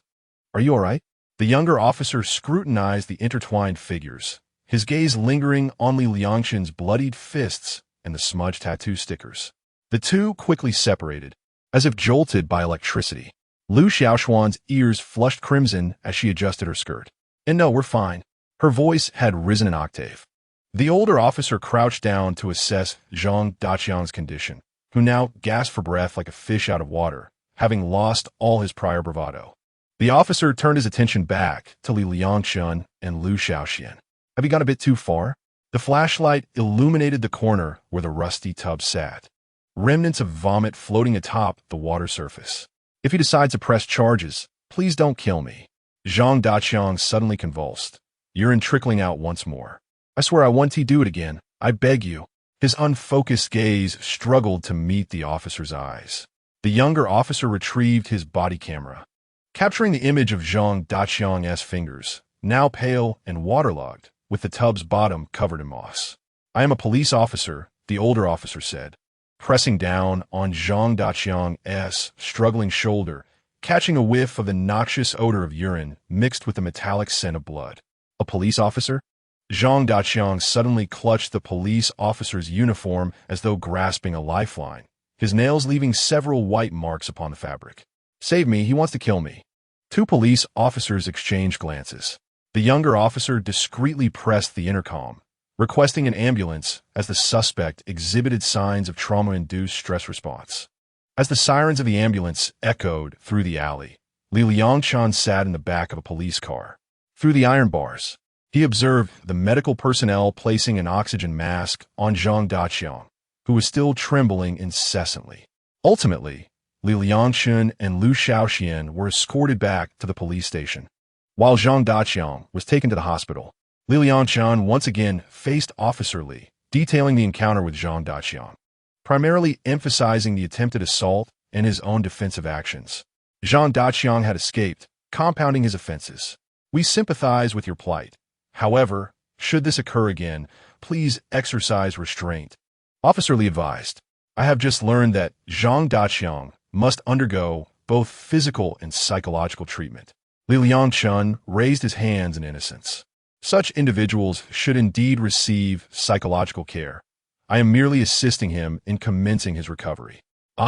Simply provide your fingerprints here, and you may leave. Your phone must remain accessible for the next 24 hours, as we may need to reach you at any moment." "All right. Thank you, Officer Li." As the two exited the police station, dusk had descended, painting the horizon with molten gold as the sun set, draping the two in a warm, golden hue. Brother-in-law. Liu Shaoxian mustered her courage to inquire about the question that had been on her mind all day. What happened back there in the alley? You look terrifying. I don't know. I just suddenly felt as if my body was no longer under my control, as if someone else was directing it. Perhaps it's due to recent conflicts with your sister, leading to some internal turmoil. Liu Shaoxian stepped forward slightly. Shouldn't you see a psychologist? I know a teacher at the school's counseling center. Liangchen shook his head. For now, it's unnecessary. Once I calm down, everything will be fine. Oh, should I tell my sister about this? No, he chuckled, the corners of his eyes crinkling to avoid being ridiculed. The girl giggled, her eyes crescent-shaped. After laughing, she pursed her lips, as if suddenly resolved, and grasped his wrist. Then this shall be our secret. If you ever feel unhappy, just lower your voice and come to me. You can talk or vent your emotions. I'll help you dispose of the negativity. Liangchen gazed at her trembling eyelashes, which betrayed her feigned calmness, and felt a sudden softness in his heart. In the twilight, he nodded solemnly. All right. He gently flicked her smooth forehead. Thank you, Shaoxian. The two walked along the sidewalk towards the school. Meanwhile, at the roadside, a pink BMW held a tall woman who was intently watching the two. The woman, with her dreamlike purple hair, was Liu Mengruo. She observed the pair walking, glanced at the pulsating data on her phone, and her previously furrowed brow relaxed. I dialed the number of Lin Bei from my phone contacts. Xiao Lin, retrieve your person. The time is not yet ripe. Huh, why should I trust you? A haughty voice echoed from the other end. I had inquired about Liangchen, and he was known for his gentle demeanor. Yet, this recent display of brutality mirrored his past actions. Are you asserting otherwise? Xiao Lin, there is no need to rush. Let us adhere to my plan. Since his troubles stem from his wife, why not simply eliminate her? Why complicate matters? You mustn't do that. If anything happens to his wife, he will unleash his fury upon you, leaving nothing but a corpse behind. After a moment of silence, the voice responded, I shall trust you this once. Upon ending the call, the four burly men shadowing Liangchen immediately altered their course. Liu Mengruo exhaled a breath she had been holding, her gaze fixed on Liangchen as he walked along the sidewalk. Should I intervene or refrain? Such a dilemma. Oh, men, how much worry you cause me. The sun's last rays began to fade, and the city's neon lights flickered to life. Liangchen's car entered the underground garage of the community, and Liu Shaoxian discreetly observed his profile, finding him undeniably handsome. Brother-in-law, she murmured, you've worked hard. Liangchen turned off the ignition and smiled at her. It's merely driving. What is so strenuous about it? Thank you for your help today. I truly wouldn't have known what to do without you. You almost put yourself in danger. It's nothing. We are family. It's the least I could do. As the door lock clicked open, the aroma of simmering soup wafted towards them. After changing their shoes, they entered to find Liu Mengruo peeking out from the kitchen, her hair damp. Back already? Liu Shaoxian dashed over, linking her arm with her sister. Second sister. What an exhilarating day it has been. She deliberately raised her voice, leading Liu Mengruo to the living room. That creep brought a utility knife. Liangchen quietly washed his hands in the bathroom, overhearing Liu Shaoxian animatedly recounting, my brother-in-law dodged him with a swift movement and took that guy down. Even the police said it was self-defense. She artfully omitted the part about the alley, her tone filled with excitement as if narrating a heroic tale. Liangchen gazed at the man in the mirror, remnants of bloodshot eyes reminding him of the strange sensation when he had forced Zhang Daqiang into the sewage. And then, that man had escaped from the hospital. Liu Xiaoshuan's voice suddenly escalated. He came charging at us with a steel pipe. What? Liu Mengruo's gasp mingled with the clattering of ceramic bowls. You weren't hurt, were you? As Liangchen dried his hands and stepped out, he caught sight of Liu Mengruo examining her sister's shoulders. She wore comfortable home attire, revealing a slender neck speckled with oil stains, clearly having hurriedly prepared the soup upon finishing work. I'm fine, he said, approaching her and gently brushing his fingers along her taut neck. It was just Shaoxian who was quite frightened. Liu Mengruo turned, her eyes glistening, unconsciously clutching his shirt. Why didn't you tell me sooner that I should go pick up Xiaoxian? Lu Xiaoxian suddenly embraced her from behind, resting her chin on her shoulder. Don't worry. Brother-in-law is here. She winked at Liangchen. Right, brother-in-law? Liangchen smiled slightly. It's nothing, it's all in the past. The three of them enjoyed a warm dinner, while Liu Xiaoxian animatedly recounted the events of the day to Liu Mengruo. As Liangchen lowered his head to sip his soup, his phone screen suddenly lit up. Officer Li sent a message. The suspect has been diagnosed with post-traumatic stress disorder and has been sent for psychiatric treatment. Psychiatric treatment? Why did it seem somewhat familiar? Chapter 30. Sisterly truth-telling time. A hand adorned with nude nail polish suddenly rested upon the back of his hand. Darling, are you all right? I'm Fine. I'm heading to the study. Liangchen set down his utensils and walked towards the study. Liu Mengruo watched his retreating figure, sighed, and silently began to clear the table. Sister, what on earth happened between you and brother-in-law? Why haven't you reconciled yet? Liu Mengruo shook her head. It's a long story. Liu Xiaoxian, like a little tail, followed her into the kitchen. As Liu Mengruo bent down to load the dishwasher, Liu Xiaoxian suddenly launched a surprise attack from behind. Confess, and you shall be lenient. Cold fingers slipped beneath her loungewear, and in resistance, she resorted to tickling. Liu Xiaoxian. She elbowed back, only to collide with something soft. When did this girl develop so well? Liu Mengruo thought sourly, recalling how she was still a sprout 3 years ago. Ultimately, she was half dragged and half carried into the master bedroom by her sister. As the door closed, Liu Xiaoxian magically produced 2 red wine glasses from behind her back. She pulled over the long bench at the foot of the bed and repositioned the 2 nightstands to the foot of the bed. Wine poured, snacks arranged. Now, it was time for sisterly truth-telling. Her sister sat cross-legged on the bed, her eyes shining like searchlights. Start from the beginning about you and brother-in-law. Liu Mengruo clutched a throw pillow and spilled the beans about Liu Junyi. Sister, what you did was indeed a bit excessive. Which man could tolerate his wife having a white moonlight by her side? I know, that's why I try to keep my distance from him. It's just that he is truly an exceptional talent, with great resources, and I currently have no other options. Sighing, Liu Xiaoxian took a sip of red wine. Well, if you want a stable family, you'd better let that person go soon. While speaking, she opened the wardrobe to select clothes. The sisters had similar figures, so she never needed to bring clothes when she visited. She could simply wear her sister's. Suddenly, she discovered a few rather risque outfits in the corner of the wardrobe: a nurse's uniform, a flight attendant's outfit, and a tiny lace lingerie set, accompanied by a black collar with 3 openings on the small fabric. Liu Xiaoxian, as if she had stumbled upon a new territory, picked up the 3 pieces of fabric and waved them in front of Liu Mengruo. Sister, look what I found. Liu Mengruo looked up and instantly blushed at the sight of the provocative attire. Liu Xiaoxian, don't mess with my clothes. Give them back to me. She lunged to snatch them back, but was nimbly evaded by her sister. Liu Xiaoxian twirled around with the delicate straps, the lace brushing against her flushed cheeks. Wow. It turns out sister and brother-in-law play so boldly. This is a shipping mistake. Then what about this nurse's outfit? Her younger sister pulled out a pure white uniform. The ultra-short skirt adorned with a red cross, and the golden tassels on the flight attendant's hat jingled softly. Liu Mengruo wished she could vanish into the wardrobe. These garments had been hidden at the bottom of the closet, and she had only intended to retrieve them recently, yet they had remained undiscovered. Suddenly, her sister poked her in the waist, causing her to squeal and tumble into the down comforter. Sister, you always say I'm not serious. What respectable woman has so many costumes? Liu Xiaoxian quipped, pinning her down playfully, her breath warming the nape of Liu Mengruo's neck. How do you usually, Liu Xiaoxian? She flipped over, pinning her sister beneath her, only to hear a rip. The straps of the costume tore apart, the delicate black lace fluttering down onto her sister's flushed face. The air hung heavy for a heartbeat. Ha ha ha! Liu Xiaoxian laughed uncontrollably, rolling on the sheets. Second sister, your face is redder than a crayfish. Liu Xiaoxian. Liu Mengruo gritted her teeth and pounced, tickling her. You laugh again.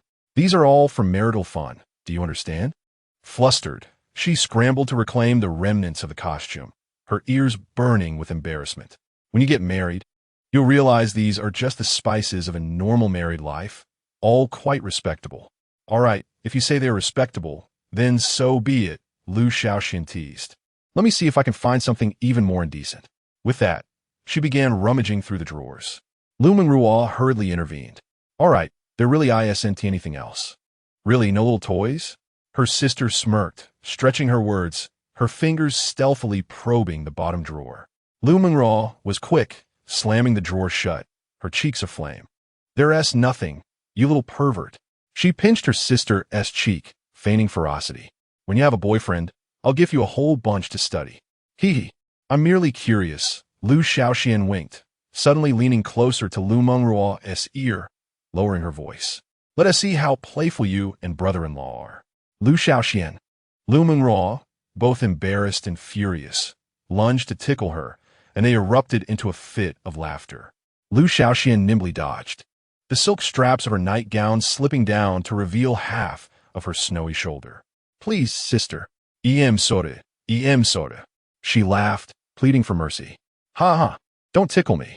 Liu Mengruo finally relented, collapsing onto the bed, breathless, her hair tousled against her flushed cheeks. Having had her fill of mischief, Liu Xiaoxian stretched, hopping off the bed barefoot. All right, I'm going to take a shower now. She threw a flirtatious glance at her sister. Want to join me? Get lost, you rascal. Hee, I'll clean up first and wait for you.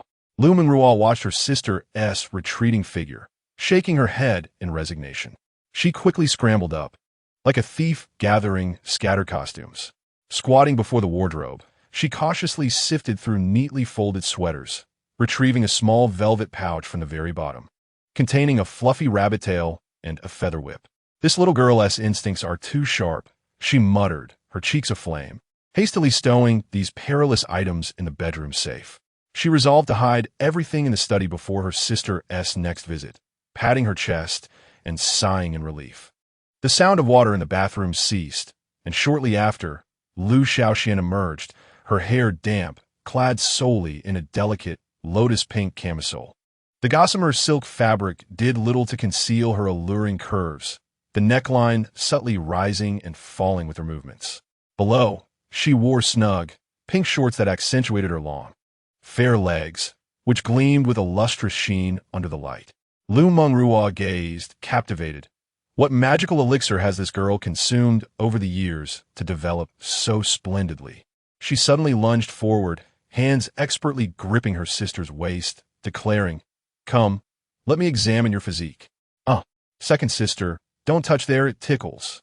Liu Mengruo's hands mischievously roamed, her lips curling in astonishment. Such elasticity, such smoothness. I cannot bear to let you marry. It feels like a loss for any man. Chapter 31. Men who hold back are prone to issues, sister. Your figure is truly exceptional, Liu Xiaoxian retorted, refusing to be outdone.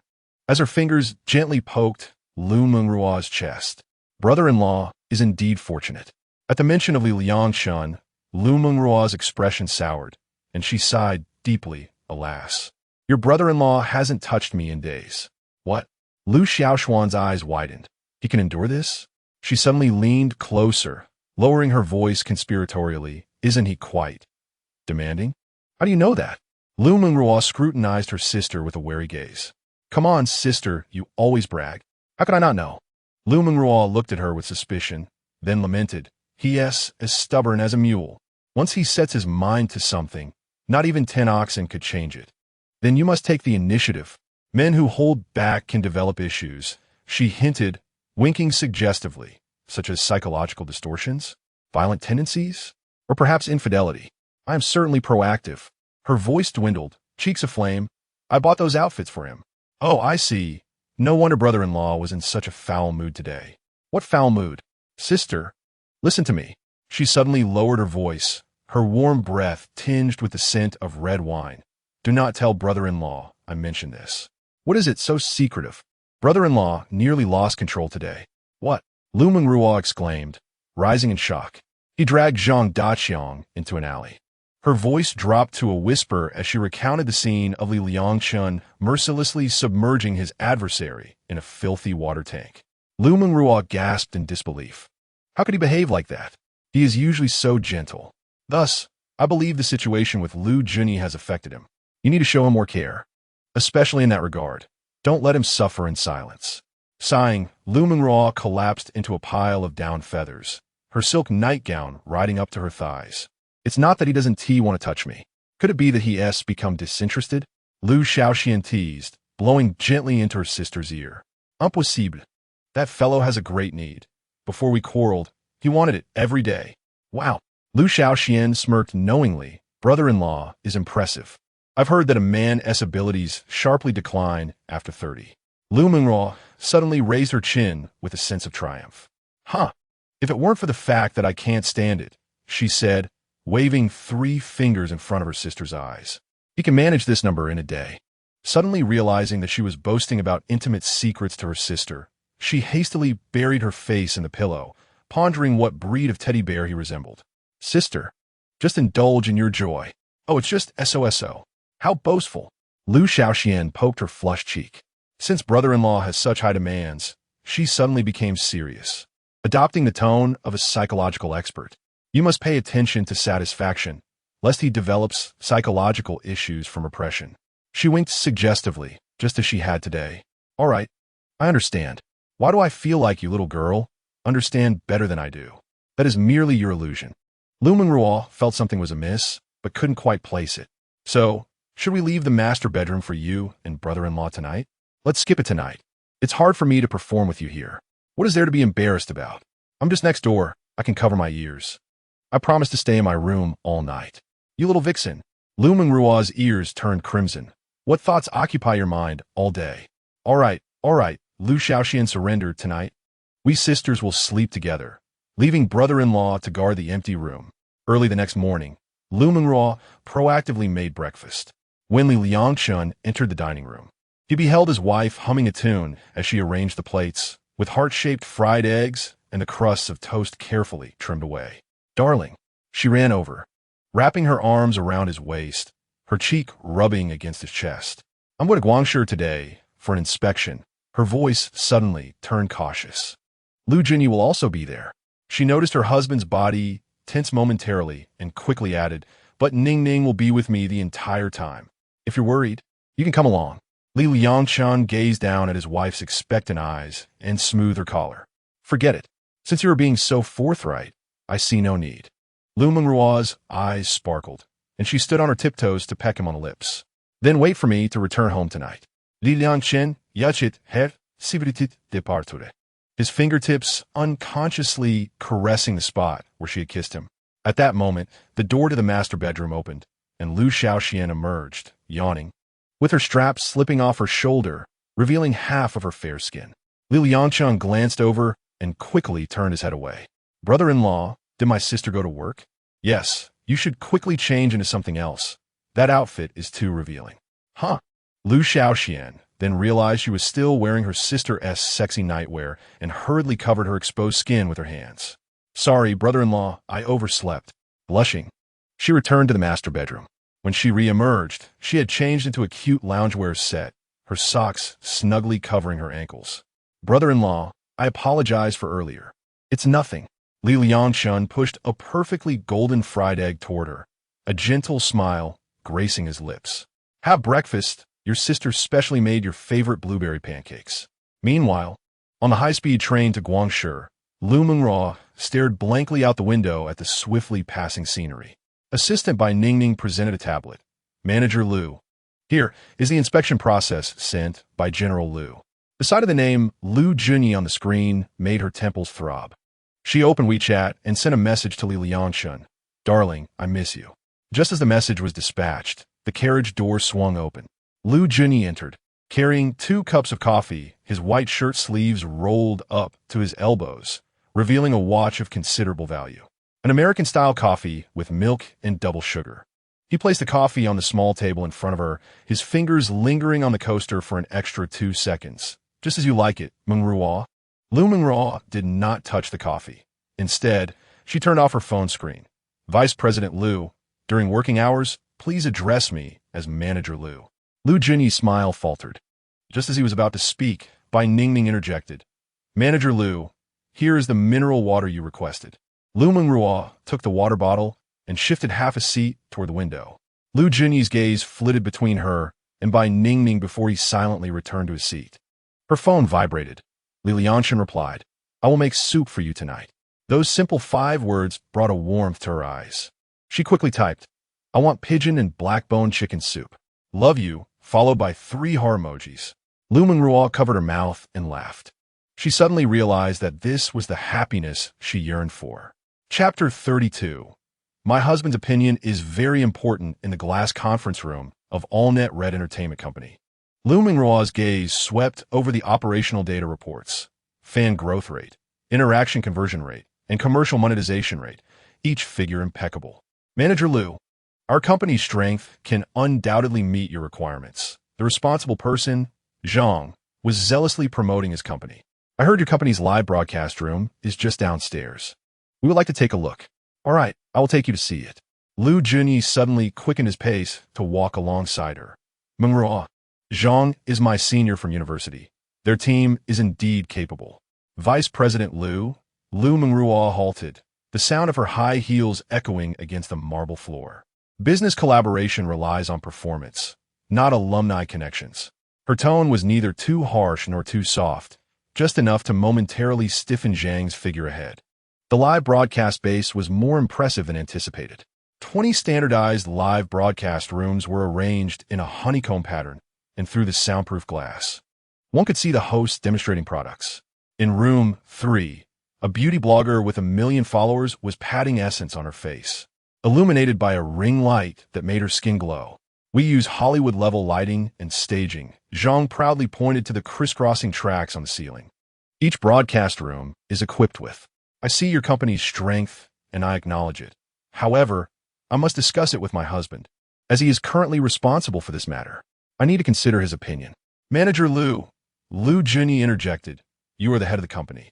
I believe your confirmation suffices, and Li always supports your decisions. No, although I am the head of the company, my husband's opinion is very important to me.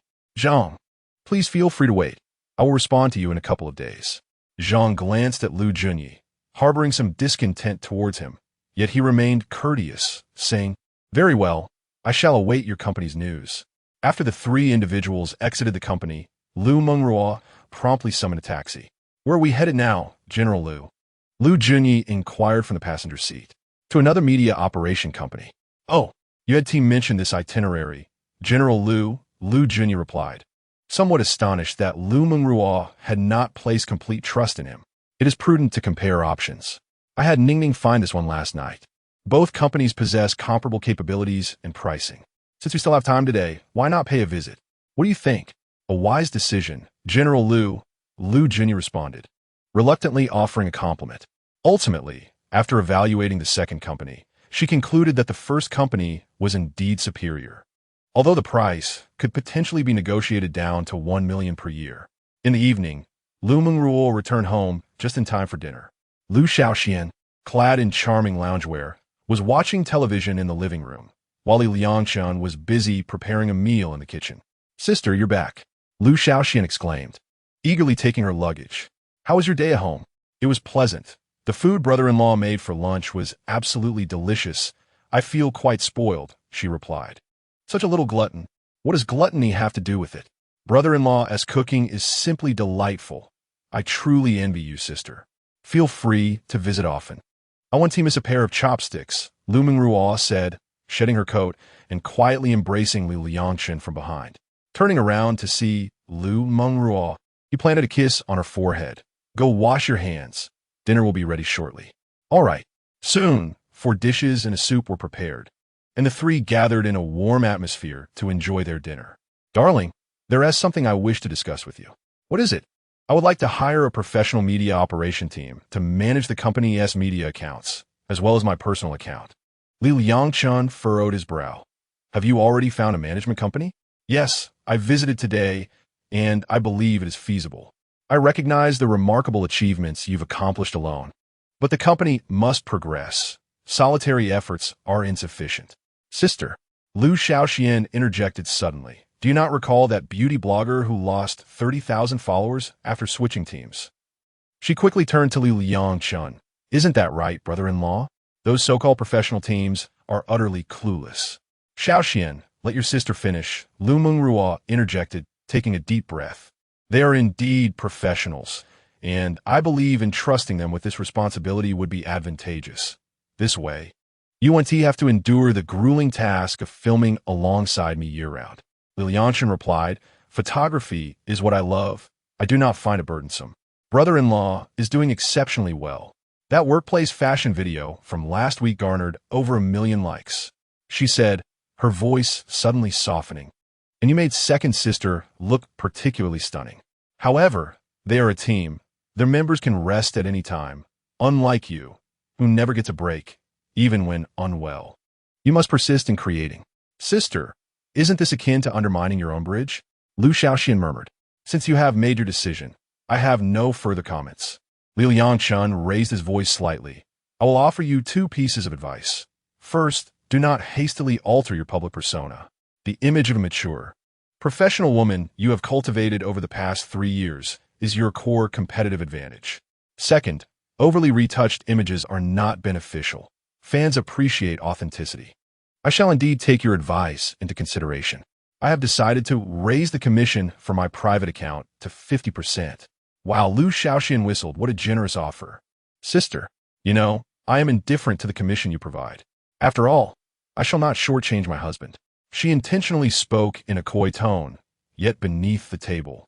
She sharply stepped on her sister's foot, urging Liu Xiaoxian to promptly Liangchen to agree. It's up to you then. Moreover, photography is my passion. I shall not relinquish it. Even if you do not require my services, I will seek opportunities outside, Liu Mengruo declared. Her pupils slightly constricted, but she quickly relaxed. No problem, as long as you are happy, dear husband. Very well, I shall abide by your decision.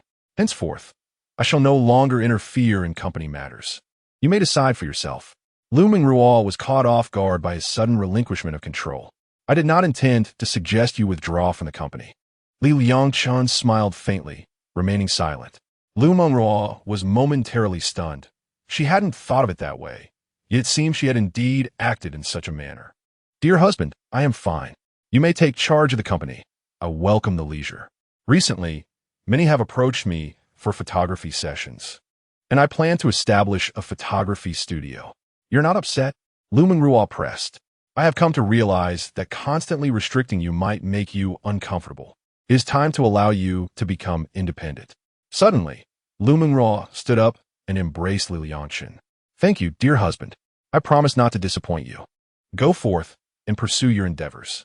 Oh dear, I have just consumed another mouthful of dog food, Liu Xiaoxian mischievously remarked. Liu Mengruo deliberately planted a kiss on Liangchen's lips and smiled at Liu Xiaoxian. What do you think? Are you envious? Oh, I cannot endure this couple of lovebirds any longer. I shall go watch television. Chapter 33. Would you consider being my exclusive photographer? 3 days later, the internet celebrity entertainment company officially signed a contract with Liu Mengruo's firm, amounting to 1 million for the year. On this very day, Liangchen handed over all company media accounts and Liu Mengruo's private accounts. The carefully curated content for mature professional women over the past 3 years, comprising over 700 video clips, now lay dormant as data on a hard drive. In the president's office of the Rongyao Huge Medical Beauty Hospital in Shenzhen, Liangchen was packing away his photography equipment and some personal belongings he had left behind. Liu Mengruo sat in a genuine leather office chair, unconsciously scratching the seams of the armrest with her nails.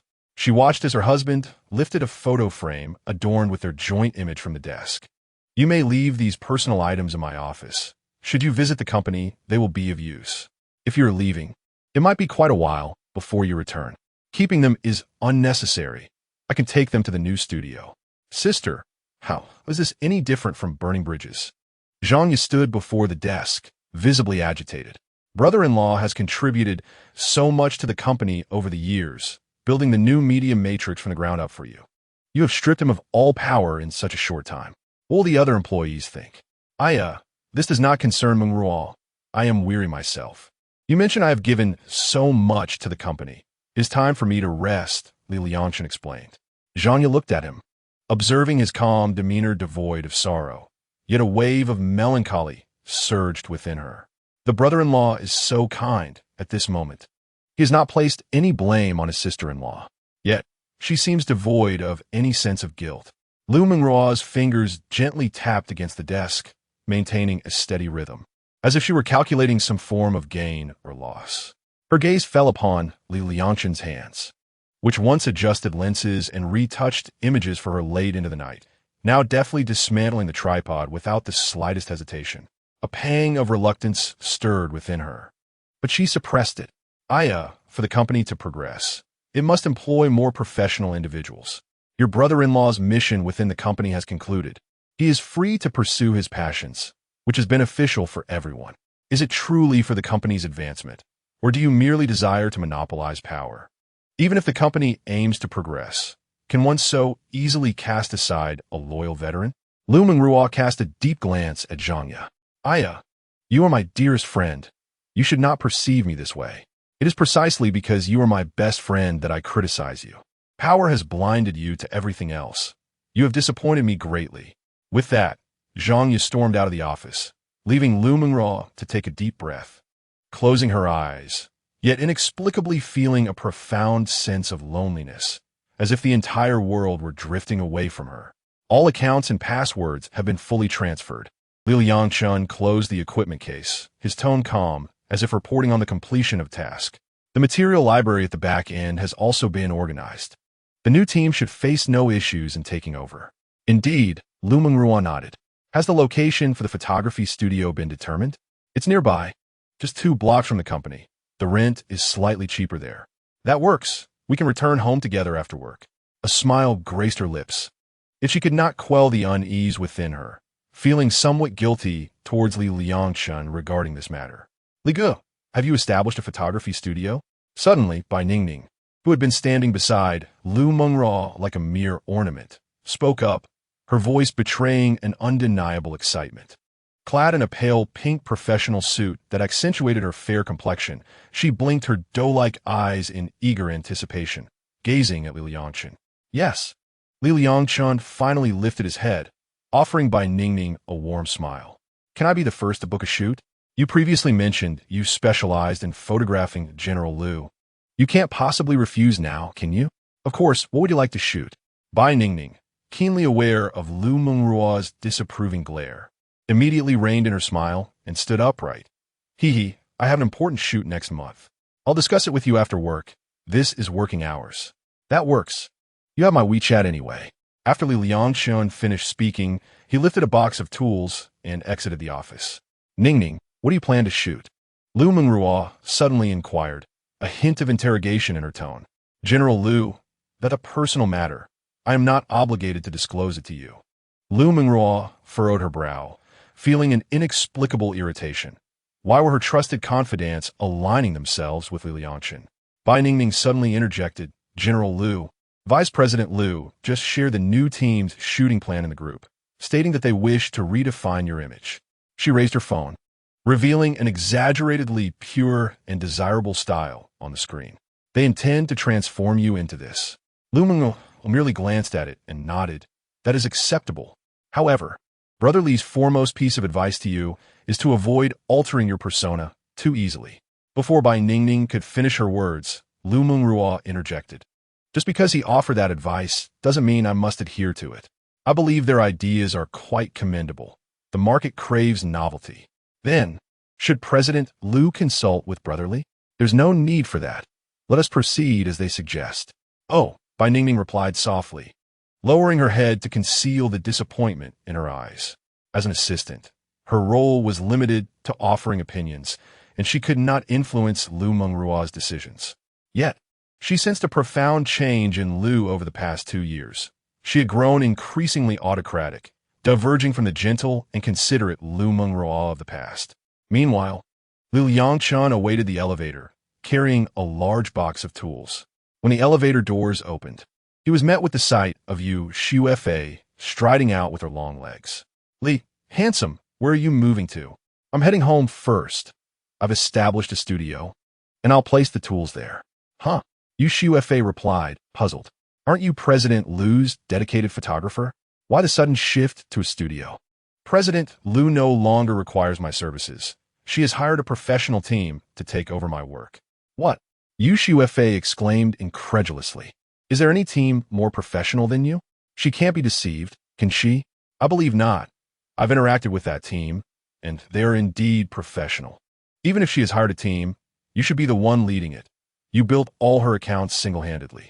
She has her own ideas and prefers that I not interfere too much. Sigh, has she lost her mind? No, I must go and wake her up. Forget it, Xiufei. Liangchen set down the box, the metallic sound echoing against the marble. He stretched his numb arms and mused, some paths, regardless of right or wrong, will always leave one restless if untraveled. Let her walk her own journey. Yu Xiufei gazed at Liangchen, her mouth slightly agape. Are you truly willing to let go? I'll consider it a vacation, Liangchen replied with a wry smile. You truly are too kind. Yu Xiufei shook her head, acknowledging his generosity. Suddenly, her eyes sparkled. Since you currently have no other work, why not be my exclusive photographer? Chapter 34. Collaborating with Yu Xiufei, Liangchen hesitated for a moment and inquired, is it still in the same format as with Mengruo? Yu Xiufei smiled and responded, if you agree, it's perfectly fine. Moreover, I will offer you a 60 share of the profits. 60? Liangchen raised an eyebrow. So, customer service and aftercare will be all on you, while I merely handle the traffic? Indeed, even the ownership of these accounts can be in your name. The elevator chimed behind him as it opened. He suddenly took a half step back. You, President Yu, place such trust in me? I trust in your character, President Li. Yu Xiufei replied, her red lips curving into a perfect arc as she stepped closer, her high heels intentionally brushing against his sneakers. This collaboration is indeed quite enticing. Liangchen interrupted suddenly, glancing at his watch. However, I fear I must decline. Why? If I were to pursue you for photography, as I did with Mengruo, she would likely go mad. Besides, I have just escaped a tumultuous situation and do not wish to return to a life devoid of rest. Yu Xiufei suddenly laughed out loud. This man truly stands up for her esteemed General Manager Liu. After pondering for a moment, she proposed, this is quite simple. You need only work 2 days a week, and for the remaining time, I can have my team follow up on matters, which I shall entrust to you. How does that sound? At this, he raised his head, revealing the first genuine smile of the day. I am indeed very interested in our collaboration. Please come to my office for a detailed discussion. A glimmer of triumph flashed in Yu Xiufei's eyes as her elegantly manicured hand, painted in a vibrant red, naturally rested on his arm. I happen to have a bottle of 82 Lafite, she said, pulling Liangchen's hand as they made their way to her office. Just then, Liu Mengruo's frantic voice pierced the air. Yu Xiufei, what are you doing? Maintaining her graceful posture, Yu Xiufei slowly turned, her red lips curling into a provocative smile. Engaging in business, of course, General Manager Liu. She deliberately emphasized the title, tauntingly adding, are you now going to police even this? You may conduct business as you please. But what does holding my husband's hand signify? Liu Mengruo exclaimed as she forcefully yanked Liangchen's hand from Yu Xiufei's grasp. This moment drew the attention of many onlookers, wondering if this was a scene of an original spouse confronting a mistress. Both women were exceptional. What charm did this man possess? Oh, Yu Xiufei replied with a mischievous smile. I apologize, General Manager Liu, but Mr. Li has just agreed to my proposal, and in my excitement, I let him into the office. What did you agree to? Liu Mengruo asked Liangchen suspiciously. I agreed to be her photographer, he replied. You're my photographer. How can? Liu Mengruo faltered at this. She recalled that Liangchen was no longer her exclusive photographer, the photography corner in her office now vacant. And the image of him silently packing his equipment lingered in her mind. Mengruo, General Manager Yu, is currently my client. If there is nothing pressing, please do not interfere with our business discussion. Liu Mengruo was flustered, yet found herself lacking a solid ground. She glanced at Liangchen's calm profile, and then at Yu Xiufei's victorious smile, abruptly turning on her heel and striding away. Do as you wish. Liangchen watched her retreating figure and smiled helplessly at Yu Xiufei. Do not mind her. At times, she still behaves like a little girl. Sigh. I wonder if she saved the universe in her past life to be graced with a husband like you. Weren't you going to treat me to Lafite? Yu Shuefei chuckled as she opened the office door. In contrast to Liu Mengruo's eclectic office, which fused Eastern and Western styles, Yu Shuefei's office radiated simplicity and elegance. "Please, have a seat. I will let the wine breathe," she said as she retrieved a bottle from the cabinet. "Sister Shuefei, I was joking. What wine at this early hour? Not drinking? Indeed, I shall not partake in wine. Then what would you like to drink? I have coffee and lemonade." "Coffee, please." "Thank you." Yu Shuefei gently placed the coffee cup before Liangchen, the rich aroma wafting between them. With her long legs elegantly crossed, she fixed her gaze upon him. "I have already drafted the contract details. You may review them." Liangchen looked at the contract she offered, his curiosity piqued. "You prepared this in advance?" "Indeed. Opportunities are always reserved for those who are prepared."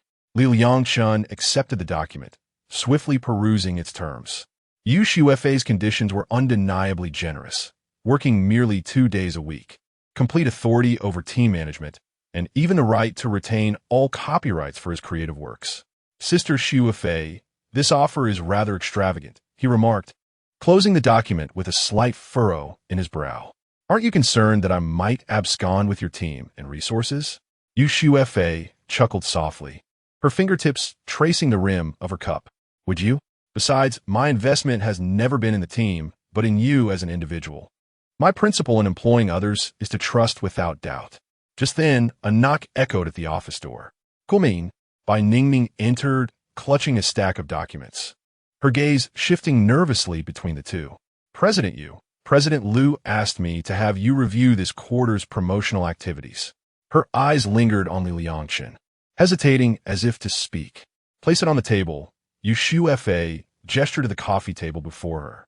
Bai Ningning complied, then hesitantly addressed Liangchen. "Li Ge, President Liu wants you to see her once you've completed your tasks." "Understood. Apologies for the interruption," Bai Ningning replied before exiting. Yu Shuefei opened the document before her. The paper was still warm, the scent of ink lingering, indicating it had just been printed. A disdainful smile crossed her lips as she set the document aside. "So soon to send someone for a checkup? President Liu truly seems to lack confidence in you." "Habits, once formed, become second nature," Liangchen retorted.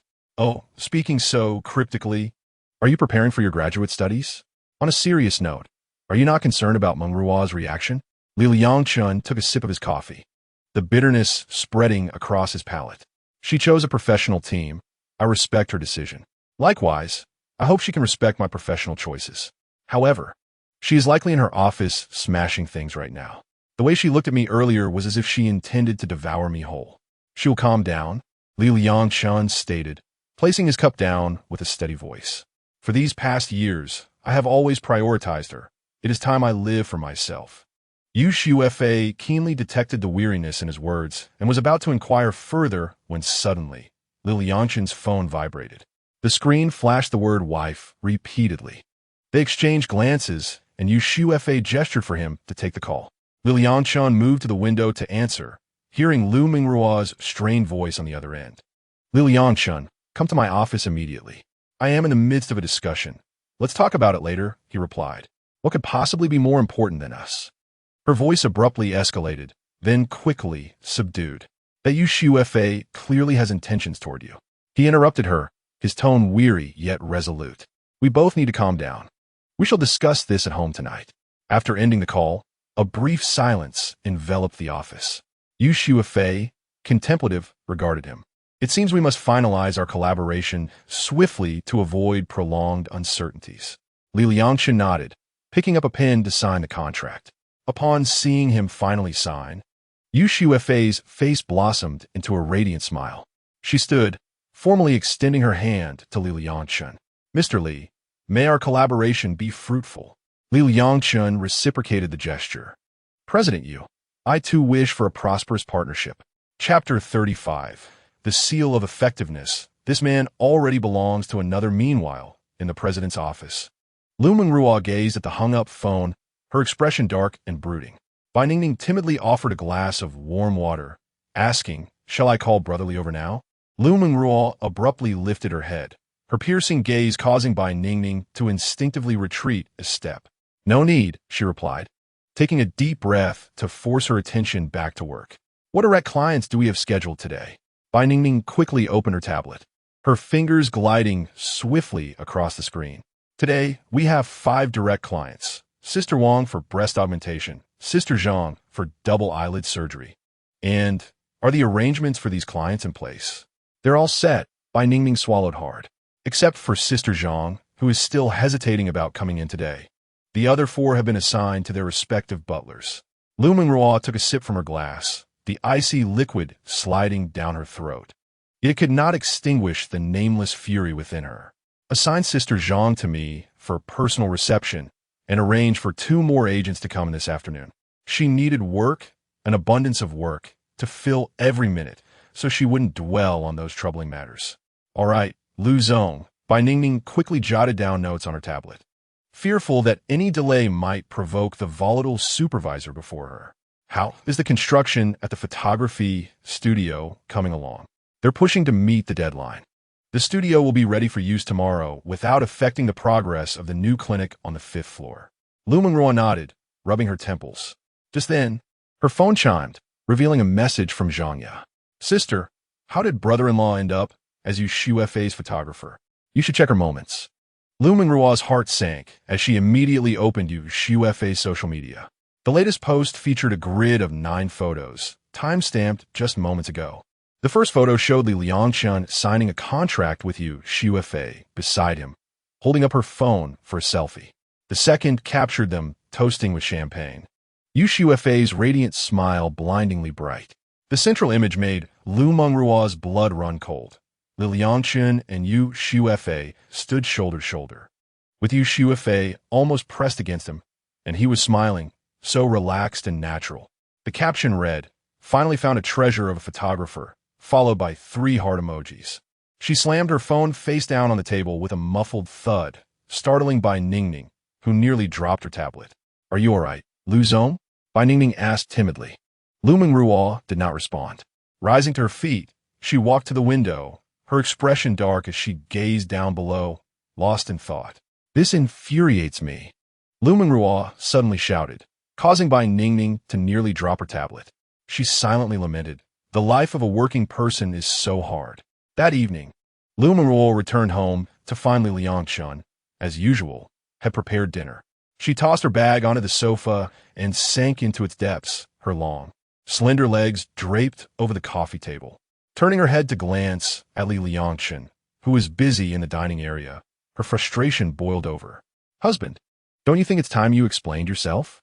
Liangchen carefully cradled the final bowl of soup with heat-resistant gloves, placing it delicately on the dining table. He leisurely untied his apron, scooped a bowl of rice for himself, and served half a bowl to Liu Mengruo, who frequently abstained from meals to maintain her figure. With an indifferent expression, he inquired, what is there to explain? Explain what transpired during your visit to Xu Fei's office today. Liu Mengruo crossed her arms defiantly and retorted, didn't you send Bai Ningning to see her today? Bai Ningning only stayed for a brief moment. Who knows what you were doing in there for so long? Liangchen strolled into the living room, retrieved a contract from the coffee table, and placed it upon Liu Mengruo's lap. This is what I was doing in her office. Liu Mengruo was well aware they were signing a contract, yet the mere thought of Xu Fei's provocative gaze unsettled her. Furthermore, the woman stood at 175 centimeters, towering over her by 5 centimeters, and her long, straight legs were the envy of Liu Mengruo herself. With her husband's weakness for beautiful legs, she couldn't help but wonder if he might be tempted. As she perused the contract, a frown creased her brow at the terms. Even she had hesitated to offer such conditions to her own husband. How could that older woman be so generous? If she claimed to have no ulterior motives, Liu Mengruo would never believe it. Slamming the contract shut, she declared, "Humph, that woman is indeed quite generous." Liangchen sat beside her, the couch's contours naturally drawing their bodies closer, his warm arm draped over her shoulder. See, you two find this contract difficult to refuse, don't you? Liu Mengruo turned sharply, her nose nearly colliding with his chin. Who knows what that woman is truly after? Her family is no ordinary one. Money is merely a number to her. Be cautious. She might just take everything from you. Suddenly, Liangchen chuckled, the vibrations reverberating through their closeness. If her family is so formidable, then who is it that will ultimately take from whom? What does she possibly desire from me? How dare you? Liu Mengruo playfully punched his muscular chest. He, the beautiful CEO, is feeling jealous, he teased, elongating his tone while lightly grazing her reddened earlobe. As if he were just like any other man. Noticing her irritation, he quickly added, you and she have been close friends for so many years. She wouldn't harm me. Close friends? Liu Mengruo scoffed, suddenly straddling his lap, cupping his face to force him to meet her gaze. This movement caused her fitted skirt to ride up slightly, revealing glimpses of lace at the top of her thighs. If she dares to have designs on my husband. She enunciated each word with fervor, her warm breath brushing against his lips. I shall tear apart those two long legs she takes such pride in. Liangchen struggled to suppress a smile, pondering that occasionally provoking this woman's jealousy could be quite delightful. Noticing his suppressed laughter, Liu Mengruo, suspecting mischief, bit down on his shoulder, leaving a distinct red mark. Stamped and effective, this man is taken. She triumphantly wiped the lipstick stain from his lips, suddenly recalling something. Wait, does the contract contain any clauses prohibiting intimacy? It is precisely the kind of agreement that prohibits any relationship between photographers and their clients. Liangchen, exasperated, pressed his forehead. Liu, what sort of chaotic contracts do you usually peruse? I don't care. She, barefoot, rummaged through drawers until she found a pen, swiftly inscribing an additional clause at the end of the contract. Party A shall not harass Party B in any form. After completing her task, she solemnly pressed her lips against the paper as a seal. Liangchen observed her childlike antics with a gaze so tender it could melt. He reached out, pulling her back into his embrace, lifting her up. Let's dine first. However, as he set her down on a chair, Liu Mengruo protested, playfully insisting, I want my husband to hold me while I eat. With no choice, Liangchen allowed her to sit on his lap, and the two indulged in a sweet, intimate meal. Do not move about. If you do, I may lose control. If you lose control, then so be it. Tonight, you may unleash your desires, Liu Mengruo replied. Her cheeks flushed. Liangchen's eyes sparkled, and he hastily took several more bites. Chapter 36. Has Liu been possessed today? The following morning, sunlight streamed through the sheer curtains into the bedroom, where Liu Mengruo lazily turned over, her fair cheeks still adorned with a lingering blush. Frowning slightly, she felt her legs weak and unresponsive. That bold proclamation from the previous night now filled her with regret. Beside her, Liangchen was already awake, propping his head up with a smile, his usually steady gaze still reflecting the fervor of the night before. Awake? His voice, fresh from slumber, was bright as he gently tucked a strand of hair from her forehead. Liu Mengruo shot him a playful glare. It's your fault. I still have to go to the office today. She attempted to rise, but nearly fell back onto the bed due to her weak legs. Liangchen, quick to react, caught her and instinctively pulled her into his embrace. Why not take a day off? Absolutely not. Liu Mengruo pushed him away, using sheer will to stand, only to gasp in surprise as she took a step. Turning to glare at the instigator, she found him wearing a satisfied grin.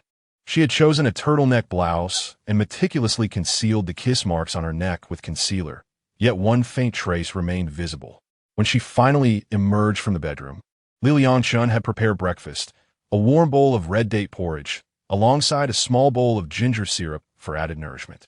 To replenish your vitality, he smiled, offering her a spoon, which earned him a roll of her eyes. Liangchen had a photography assignment that day, thus he and Liu Mengruo drove to the office together. Upon arrival, Bai Ningning, the assistant, approached with dedication. Good morning, President Liu. Good morning, Brother Li. Good morning, Ningning. Your dress is lovely today. Liu Mengruo's casual compliment left Bai Ningning, accustomed to receiving orders and criticism, feeling precarious. She glanced at the blushing Liu Mengruo and then at Liangchen, still puzzled as to why her boss seemed so unusually cheerful. Curious, she leaned closer to Liangchen and asked, Has President Liu been possessed today? I feel as though she has transformed into a different person. Just yesterday was overcast, yet today is nothing but clear skies. Such matters are not for children to inquire about. What children? Bai Ningning protested, puffing out her chest. I am merely 2 years younger than President Liu. What she understands. I too comprehend, you know. Liangchen's gaze fell upon Bai Ningning's almost flat chest, and he nodded meaningfully. It's still 2 sizes smaller. Bai Ningning. Upon hearing this, Bai Ningning immediately bristled. What do you mean 2 sizes smaller? This is clearly average. She extended her claws, angrily pinching Liangchen's arm. Suddenly, her eyes caught the red mark on his neck, and she understood why President Liu was in such a good mood today. It turned out he had indeed engaged in activities reserved for adults. She hurriedly withdrew her hand, her ears turning crimson. I'm going to find President Liu, she stammered before hastily chasing after Liu Mengruo ahead, her steps more disordered than usual. President Liu, the photo studio is ready. Vice President Liu has arranged the photography for you today. Good, Liu Mengruo replied, casting a tender glance at Liangchen. I'll get to work now. Yes, I will also be using the photo studio today. We might run into each other later. Liu Mengruo recalled that Liangchen was going to photograph that flirtatious Yu Shuefei, and her good mood evaporated instantly. See you later, she spat through gritted teeth, quickening her pace, her high heels clattering louder than usual. Bai Ningning observed the sudden shift in her boss's expression from sunny to overcast and could not help but turn to Liangchen, murmuring, President Liu is back to her true self. Do you prefer the angry President Liu or the gentle one? Bai Ningning recoiled slightly, her face conflicted. If President Liu is too gentle, it gives me the creeps. Tisk, you've developed quite the resilient spirit at such a young age. Liangchen shook his head in admiration, patting her shoulder. As a diligent worker, continue to strive. I suspect you are mocking me. Not all. I am merely praising you.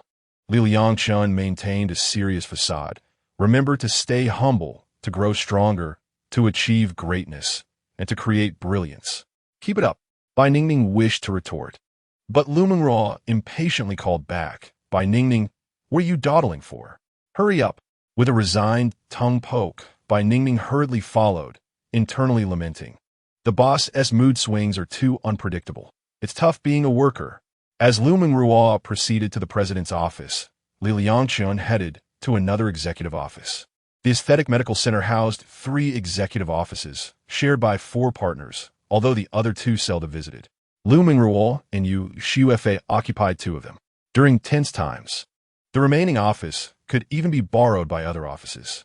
When Liangchen pushed the door open, Yu Shuefei was lazily reclining in the boss's chair on the phone.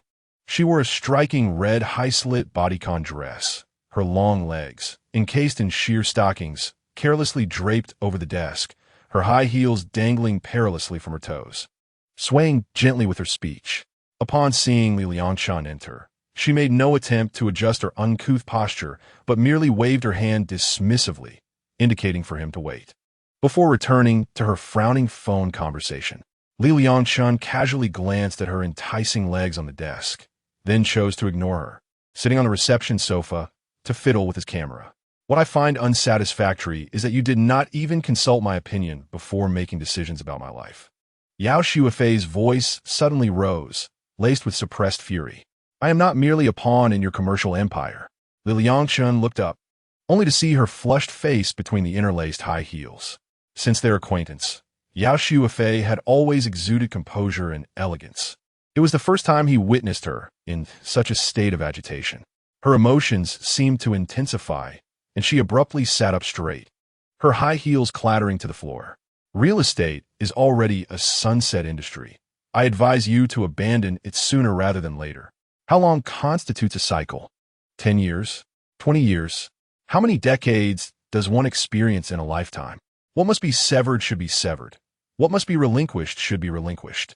My mother lived her life in unhappiness. I refuse to repeat that fate, so you need not scheme against me. Do as you wish. I have my own career. I do not require support from home. After all, the family estate belongs to my brother, and I have no interest in contesting it.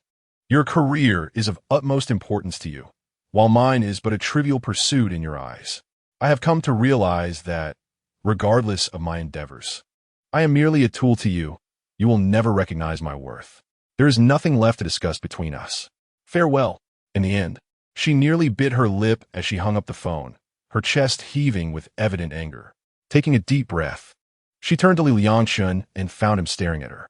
Intentionally parting her legs, she curled her lusciously glossy toes and teased, "Do you find it appealing?" Chapter 37. I discover you are a treasure of a man. Liangchen awkwardly turned his gaze away. It's just that I've never seen you so agitated before. I was merely curious. Curious? Yao Xuefei chuckled lightly, leisurely brushing her disheveled hair over her shoulder, revealing the graceful curve of her neck. When one is curious about the opposite sex, it is not far from falling in love. Cough, cough. Please do not jest, Miss Yao. I am married. I know. The exclusive of President Liu. She pouted, lowering her long legs from the desk and tidying her tousled hair. My apologies for the earlier display. I was not laughing at you. I am quite intrigued by these tales of the affluent, as they might inspire my novel writing. Yao Xuefei circled the desk and took a seat across from Liangchen. It is merely a cliché detail of a fallen businessman seeking glory through his daughter. I did not expect the dashing Li to be a novelist. Novelist is too grand a term. I merely pen a few stories to vent my frustrations. Yao Xuefei suddenly became animated, leaning slightly forward. I am curious to see what grievances you have penned. Liangchen opened the green bubble and sent her the title of his novel along with the platform. I have sent it to you. If you find it enjoyable, do remember to leave a 5-star review.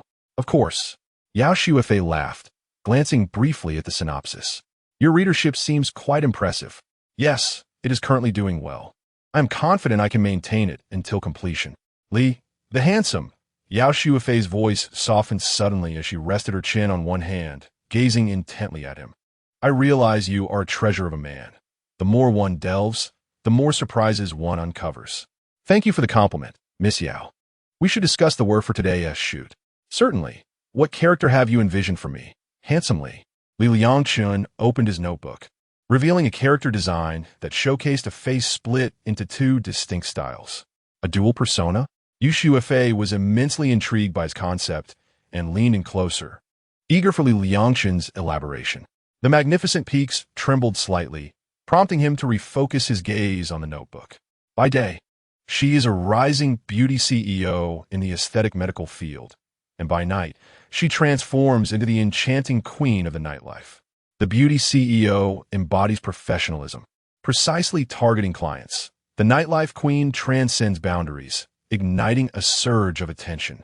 During the day, she is a swift and elite figure in aesthetic medicine, while at night, she morphs into a striking queen of the shadows, leaving a lasting impression on clients. This character design is indeed fascinating. Li, the esteemed photographer, I find myself quite eager to collaborate with you. The two continued discussing the shooting process for the day.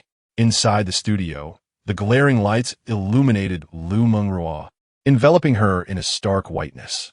Standing before the backdrop, the new team's makeup artist was adding blush to her cheeks. The mirror reflected her slightly stiff smile. This alluring look made her feel utterly uncomfortable, a style she had only ever showcased before Liangchen. The lace straps were digging into her shoulders, and the hem of her short skirt would occasionally reveal the undergarment beneath. Liu, relax your shoulders a bit more, the photographer instructed while adjusting his camera. Liu Mengruo instinctively tugged at her skirt, her gaze unconsciously drifting towards Liu Junyi, who stood nearby. Today, he wore a simple white shirt and held a camera, resembling his high school self. This attire caused Liu Mengruo to momentarily lose her composure, but not out of admiration, rather, out of resentment. Yet, she quickly reined in her emotions. Now is not the time. Vice President Liu, she suddenly spoke, her voice calm. Do you believe this look aligns with our hospital's ethos? Liu Junyi raised an eyebrow, set down his camera, and a faint smile graced his lips. Liu, market research indicates that the alluring aesthetic is currently one of the most popular personas. The essence of medical aesthetics lies in professionalism and trust. I would not want our brand to be misconstrued as frivolous. He stepped closer, standing beside her, and whispered, however, sometimes a touch of frivolity can be memorable. I hope you're correct, Liu Mengruo replied, redirecting her attention to the camera and striking a pose. Liu, lift your chin a bit higher, The photographer crouched to adjust his lens, his voice filtering through the reflector. Yes, just like that. Maintain it. Liu Mengruo tilted her head slightly, her neck forming an elegant curve. Excellent. Liu, that expression is absolutely stunning. The photographer exclaimed, eagerly pressing the shutter. Let's take a few more. Liu Jinyi smirked, suddenly moving behind the photographer, whispering, the composition could be adjusted to highlight Liu's collarbone. The photographer paused momentarily, then nodded, understood. Vice President Liu. Liu Mengruo's expression cooled. Was he directing the shoot? She subtly shifted her pose, her fingertips grazing her collarbone, her gaze sharp with warning. Vice President Liu. The shooting plan should be determined by a professional photographer. As part of the management team, are you not overstepping your boundaries? Liu Jinyi chuckled softly. President Liu, I merely offer a suggestion. He paused, his gaze laden with meaning. I am well aware of your strengths. This statement carried a hint of ambiguity, instantly rendering the atmosphere in the studio delicate. He took a couple of steps closer, lightly tapping the photographer's shoulder. The composition could be bolder. Consider a low-angle shot. The photographer hesitated, glancing at Liu Mengruo, who shook her head. Mr. Liu, please do not interfere with the photographer's work. Liu Jinyi had initially believed that his attire today would certainly sway Liu Mengruo, yet he found her response devoid of significant emotional fluctuation, which left him exceedingly displeased. Throughout the subsequent shoot, Liu Jinyi lingered on the cusp of the light's embrace. He held his camera, seeking out various alluring angles of Liu Mengruo, not with the professional scrutiny of a photographer, but rather with a gaze steeped in desire, almost greedy in its appraisal. Last set, President Liu. The stylist rushed over, presenting a black choker, the essential accessory for this pure yet restrained aesthetic. Liu Mengruo nodded, allowing the stylist to adorn her with the choker. At that moment, the studio door swung open, and Liangchen entered with Yu Shuefei and her invited photography team. Liangchen's brow furrowed upon seeing Liu Mengruo clad in revealing attire, exposing considerable skin. He then noticed Liu Jinyi squatting on the ground, capturing an evidently inappropriate angle, and could not suppress a cold snort. Vice President Liu, he approached with purposeful strides, his voice low yet firm. That angle is likely unsuitable for photography. Liu Jinyi leisurely straightened up, a subtle smile playing at the corners of his lips. Mr. Li, it is best to leave professional matters to the professionals. The air in the studio seemed to freeze. Chapter 38. One cannot surrender. So quickly, Liu Mengruo perceptibly sensed the tense atmosphere between the two men, instinctively tugging at her skirt, her gaze flitting between her husband and Liu Jinyi. Darling, it's fine. I'm wearing leggings. Are you disregarding my advice? Liangchen's voice was laced with incredulity. Is this the style suitable for a company president to be photographed in? I merely believe that they are professionals. Let the professionals make the judgments. She instantly regretted her words, realizing they echoed Liu Jinyi's earlier provocation towards Liangchen. Though she held this belief, voicing it now felt like adding fuel to the fire. Liu Jinyi suddenly erupted into laughter, casually spinning his camera, a provocative smile gracing his lips. President Liu is indeed reasonable. Upon hearing this, Liangchen could only manage a wry smile. Do as you wish. The company is under your purview. So do as you see fit. Liu Mengruo quickly grasped his hand. I didn't mean it that way. You are also very capable, and I have seriously considered your opinions. Liangchen shook off her hand, his tone icy. No need for explanations. I know you have a fixation on academic credentials. You were like this with me back then, and now with someone else. He cast a cold glare at Liu Jinyi. I truly do not think that way. I only wish to do what is best for the company. Enough. The company is yours to manage. I have said I would not interfere. Just allow me to offer one last piece of advice. Academic qualifications do not equate to ability, nor do they reflect character. Liangchen opened the adjacent partition, revealing Studio 2, where the primary structure was already in place, with only a few details remaining to be adorned. We intend to utilize Studio 2? I hope, Mr. Liu does not mind. Liu Mengruo caressed the collar around her neck, which felt somewhat constricting, as if a thorn had lodged in her throat. She inhaled deeply. Please. Go ahead. Yu Shuefei approached gracefully in her high heels, her crimson lips parting slightly. Mr. Liu, Your ensemble today is truly stunning. She deliberately elongated her tone, her gaze lingering on Liu Mengruo's exposed shoulder, though it seemed somewhat incongruous with the hospital's atmosphere. Liu Mengruo's expression shifted subtly, but she quickly composed herself. You're jesting, Ms. You. This is a concept from the new team, and I believe it aligns with contemporary trends. Liu Junyi also made his way over, stating, this has been meticulously researched by our team.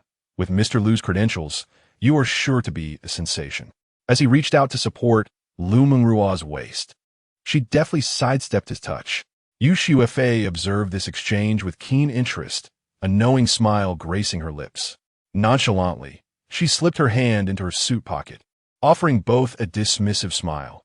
I wish you a successful shoot, Mr. Liu.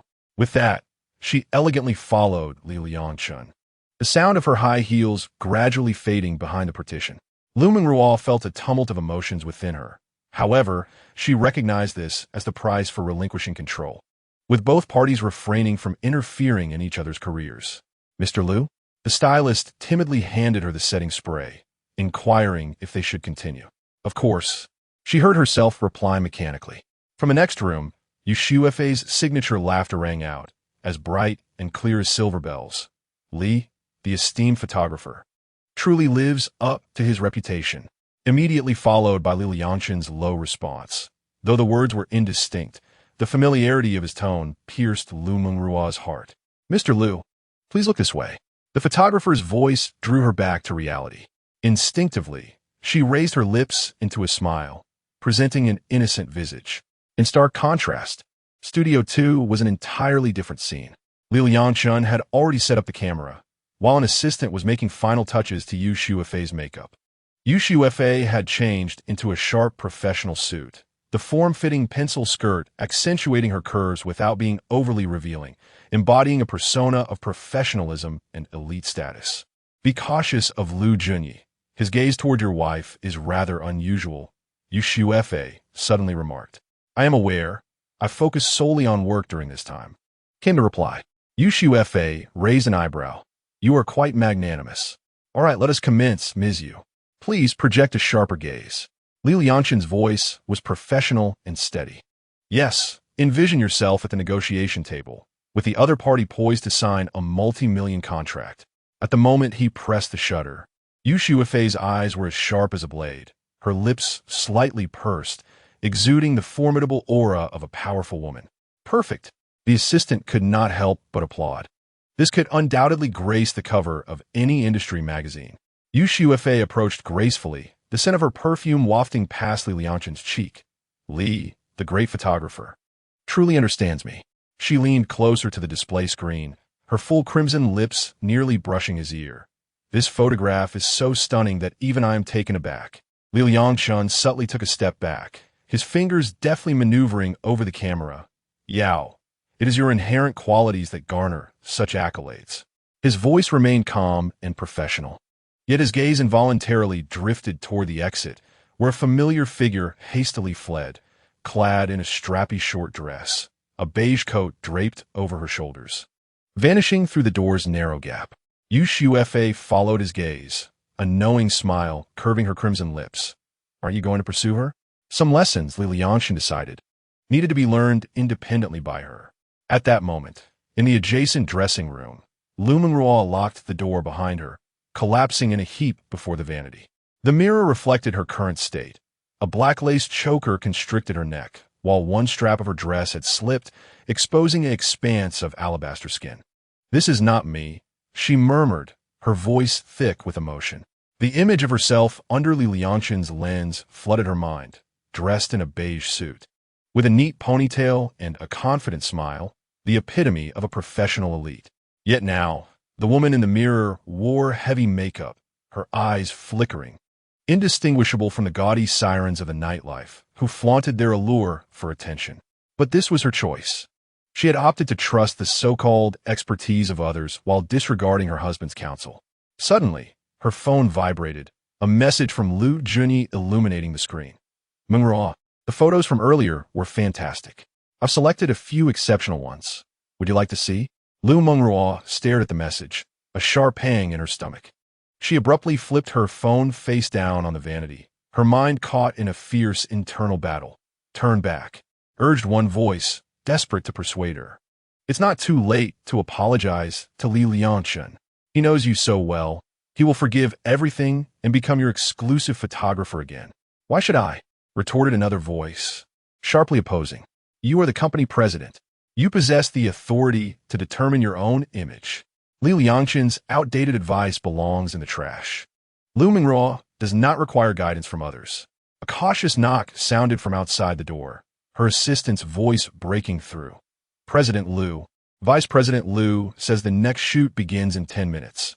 You need to retouch your makeup." "All right, I'll be there shortly." Rising from her chair, she felt that her current freedom was something she had fought for. She could not concede so swiftly, not until she had seen the outcome. She steadied her emotions before finally opening the door. Chapter 39.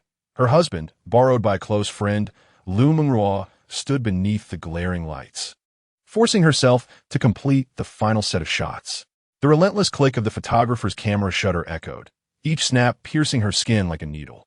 She posed mechanically, her gaze frequently drifting towards Studio 2, with a cheerful laughter of Yu Xiufei mingled with Liangchen's deep, guiding voice.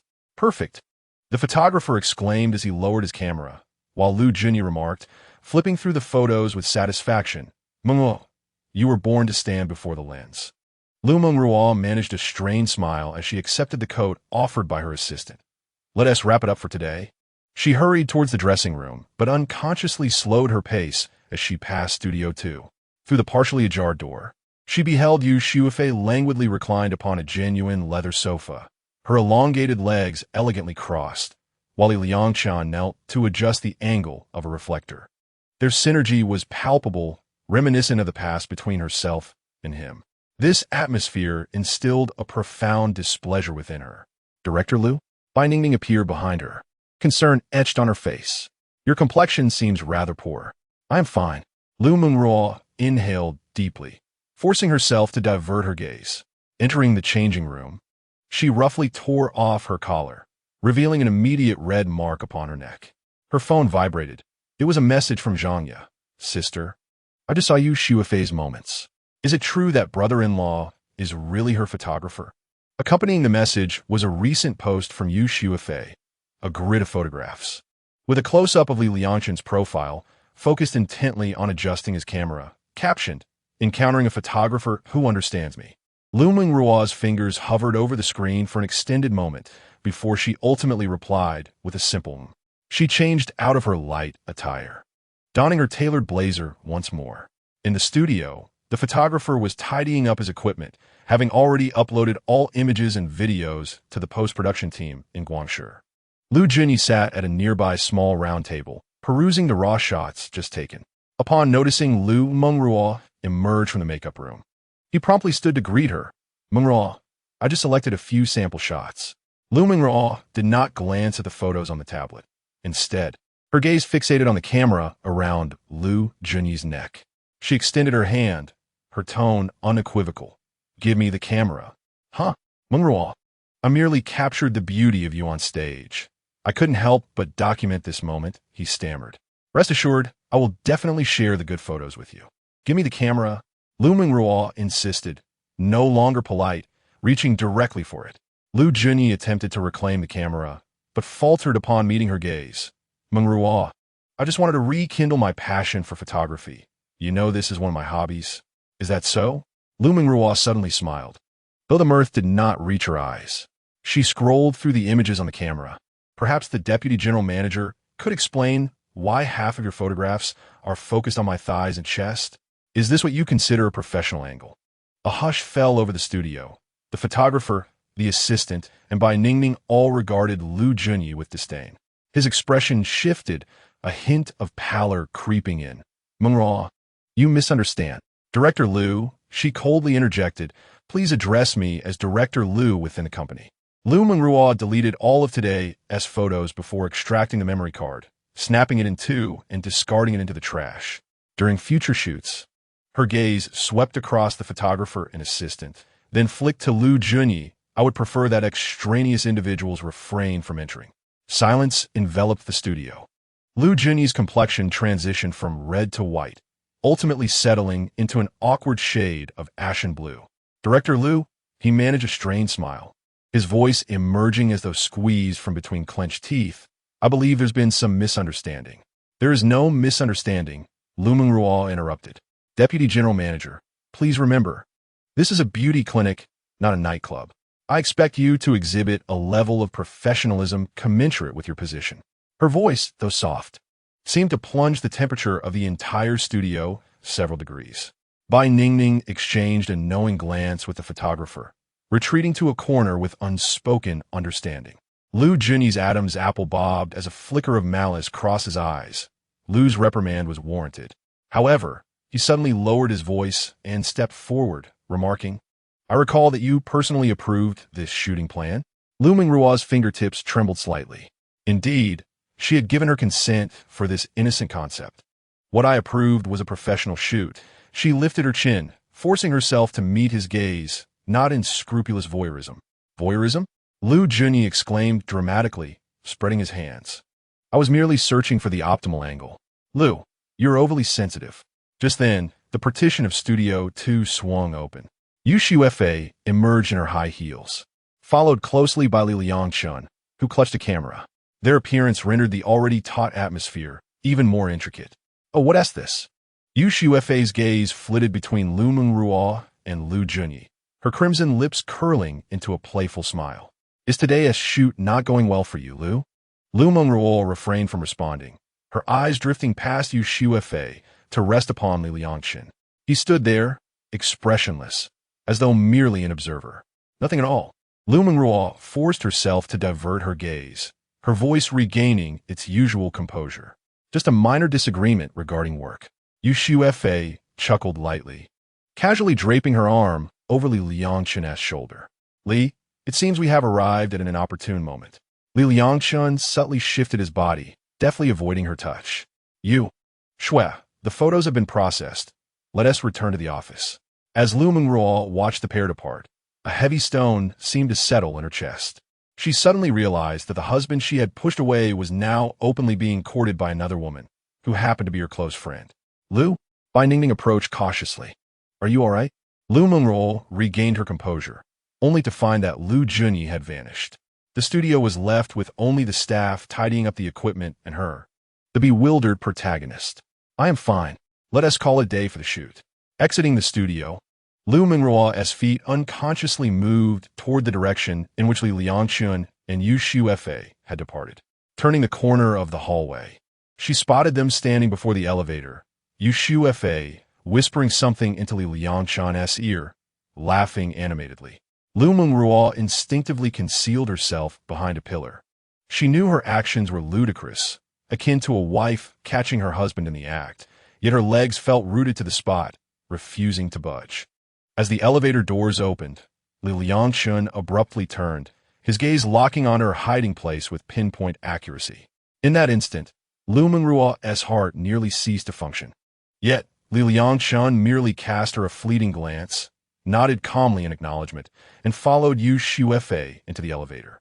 The doors slowly closed, sealing their figures from her view. Chapter 40. Your wife isn't here, so why the tension? Liu? Bai Ningning's voice echoed from behind, offering consolation to the seemingly lost Liu Mengruo. Li Ge and Yu Zong are likely only involved in a professional capacity. I noticed Li Ge has been avoiding her contact, even shying away when she placed a hand on his shoulder. Children should not meddle in adult affairs. Bai Ningning pouted in indignation, her heart brimming with unvoiced grievances. Why do both Liu Zong and Li Ge regard me as a child? I'm already 24. Yet, she dared not voice her thoughts, swallowing them back silently as she fixated on the tips of her shoes. Liu Mengruo dismissed her with indifference and proceeded to the elevator, returning to the 8th floor office. The moment the door closed, she finally permitted herself to shed all pretense, collapsing heavily into the expansive leather chair as if her strength had been drained. Leaning back, she stared vacantly at the ceiling, a weight pressing upon her chest, suffocating and painful. After a moment, she straightened slowly, retrieving her phone from her bag. Her fingertips hovered over the screen for an extended period before she opened the chat with Liangchen. Her fingers grazed the keyboard hesitantly, deleting and revising her message several times, ultimately settling on a terse inquiry. Are you coming home for dinner tonight? 10 minutes ticked by before a response arrived. Tonight? Yu Zong and I are going to the Xiaoxua bar for a test shoot. If you're worried, you can come. Why are you filming in a bar? What time will you be back? He seemed to hesitate before replying. Yu Zong's character has a role as the queen of the night. We might be working until 10 p.m., so don't wait up for me. Suddenly, her eyes stung with tears, and she stubbornly sent another message. If you don't want me to wait, then I won't. Who's waiting for you anyway? After sending that insincere remark, she inhaled deeply, covering her face with her hands, feeling the coolness of her skin, only to realize she had been crying without noticing. She felt as though Liangchen had driven her to a state of madness recently. How absurd, she thought bitterly. She had been the one to push him away. Yet now she resembled a jealous wife, her emotions swayed by his every action. Tilting her head back, she forced herself to suppress the tears. Yet the bitterness within her remained unquenchable. This torment was ultimately self-inflicted. At 7 in the evening, 2 hours before the bar's grand opening, Liangchen and Yu Shuifei arrived at Xiaoxua bar. At this moment, the bar was sparsely populated, with only a security guard at the entrance and a few cleaning staff. However, upon Yu Shuifei's command, everyone was compelled to begin their shifts early. Liangchen adjusted the tripod, directing the lens towards Yu Shuifei, who was fine-tuning the lighting effects. Tonight, she donned a black sequined mermaid dress, the back revealing expanses of alabaster skin, the thigh-high slit glimmering under the laser lights like pearls. Li handsome. Is this angle sufficient for the queen of the night? Yu Shuifei suddenly pivoted, her stiletto heels kicking up the hem of her skirt, creating a dazzling flash of white. Supporting herself against the bar's edge, she leaned back slightly, accentuating her curves. Yu Zong, we are filming a promotional video. His voice carried an exasperated warning, yet his ears betrayed him, flushing red. Understood, Li the great photographer. Yu Shuifei elongated her tone playfully. But your Wi-Fi isn't here, so why be so tense? Before the sound of her voice faded, a burst of laughter suddenly erupted from the entrance. Yao Ji, clad in a fluorescent green shirt, squeezed into the frame, followed closely by Ah, who sported gold-rimmed glasses. Oh my, is President Yu about to debut? Yao Ji shouted as he entered. He dashed over to Yu Shuifei, deliberately bumping into Liangchen with his shoulder, exclaiming, "What a look! It's more vibrant than those female stars." Ah adjusted his glasses nonchalantly, his eyes fixed on the bare back of Yu Shuifei. President Yu's taste is always impeccable. What brings you two here? Yu Shuifei inquired, raising an eyebrow as her fingers absent-mindedly brushed against the loose strands of hair by her ear. She appeared unfazed by their unexpected arrival, even wearing a hint of a teasing smile. I'll push the glasses up. We have a radar for President Yu. We show up when there's danger. He glanced pointedly at Liangchen, especially when unfamiliar figures appear near President Yu. You two haven't bribed my staff, have you? Yu Shuifei asked suspiciously. Don't mind the details, President Yu. Yao Ji chuckled, then turned to Liangchen with a playful wink. But President Yu, isn't that skirt slit a bit too high? I reckon Li Ji's camera is about to overheat. Shut up, you two. Who dares to mock my photographer? Yu Shuifei scolded playfully, grabbing an ice bucket as if to splash them, her skirt fluttering to reveal a glimpse of her fair thigh. Liangchen quickly turned away, feigning adjustments to his equipment. Seeing this, she giggled, leaning in close to whisper, Li, the great photographer, do you get to shine in front of your wife too? Liangchen paused momentarily, then straightened up casually. President Yu, the lighting is nearly set. Shall we commence the formal shoot? Sure, she replied, turning to Yao Ji and you two step aside. Don't hinder us. Yu Shuifei sauntered to the center of the dance floor, her smile radiant, suddenly spinning around, her long hair carving a graceful arc through the air. How's this angle? Her slender fingers grazed her collarbone, her gaze fixed intently on the man behind the camera. It was Liangchen's first time shooting in a bar, and the dim atmosphere posed considerable challenges for framing. He knelt on one knee, searching for the optimal angle, his shirt taut against his movements, accentuating his lean waist. Brighten the lights a bit more, he commanded into the intercom, directing the main light to hit President Yu at a 45-degree angle from her left front. In the bar, the staff, forced to work early, scrambled to comply. The bartender, Jack, rolled his eyes but resignedly retrieved the cocktail shaker. A male server carried drinks across the room, his eyes inevitably drifting toward Yu Xiufei. "Jack, I want a martini." "No olives," Yu Xiufei suddenly called out to the bar, pointing at Liangchen, "and give his handsome fellow one too." "President Yu, we don't drink during work hours," Liangchen replied without looking up, focused on adjusting the aperture. "TSK, Director Liu really runs a tight ship," she pouted, but didn't press further, instead striking a more exaggerated pose. The hem of her skirt lifted at a precarious angle, seemingly relishing the sight of him maintaining his composure. In the booth, Yao Ji and I observed Yu Xiufei while sipping their drinks. Amon took a sip of his drink and suddenly remarked, "It has been a long time since I have seen President Yu so joyful." His voice carried an inexplicable sense of melancholy. "What do you mean?" asked Yao Ji, his expression darkening, brows furrowed. "What I mean is, neither you nor I can bring her such happiness." Chapter 41. The scent of her perfume lingers on you. Humph. Yao Ji abruptly gulped down a large mouthful of alcohol, scoffing, "This pretty boy is merely a passing novelty, amusing President Yu for the moment." Amon shook his head, his gaze laden with complexity. "It's different. I sensed a change in President Yu's demeanor towards him during our last encounter in the private room on the second floor." He recalled the fierce moment when Yu Xiufei had angrily hurled an ice bucket at Liangchen, a wave of discomfort swelling in his chest. When had President Yu ever defended a man so ardently? Nonsense. Yao Ji slammed the table, drawing the attention of nearby waitstaff. He lowered his voice, gritting his teeth. "What status does President Yu hold to be interested in a man who lives off others? He merely knows how to take a few photos. I know plenty of professional photographers." He deliberately raised his voice. "Let us not forget, Liangchen is the husband of President Liu." In the center of the dance floor, Yu Xiufei seemed to have overheard, casting them a warning glare. Yao Ji immediately wilted, retreating sheepishly to their booth. "Sigh." Amon suddenly chuckled bitterly, downing another half glass. "I really do not know. I just feel somewhat defeated. After pursuing her for so many years, I haven't even held her hand. I'm not much better off. After our prolonged rivalry, it seems I still cannot compete with a married man. What did I ever compete with you?" Amon suddenly laughed, his eyes narrowing behind his glasses. "I never considered you a rival. As if to say that you could ever surpass me, I am the friend of ladies, a permanent guest in President Yu's circle of girlfriends." Enough. Your female friends do not regard you as a man," Yao Ji retorted. "All right." Yao Ji suddenly slammed his hand on the table, pouring each of them a full glass. "Tonight, whoever passes out first is no man. Let's drink to this." "Fear not. I shall."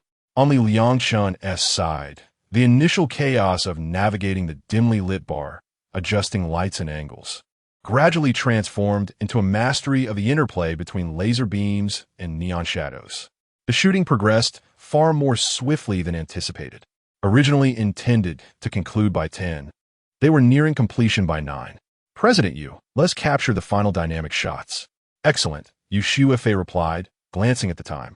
It was precisely 9, the moment the bar officially opened. She instructed the security at the entrance, "Let the guests in."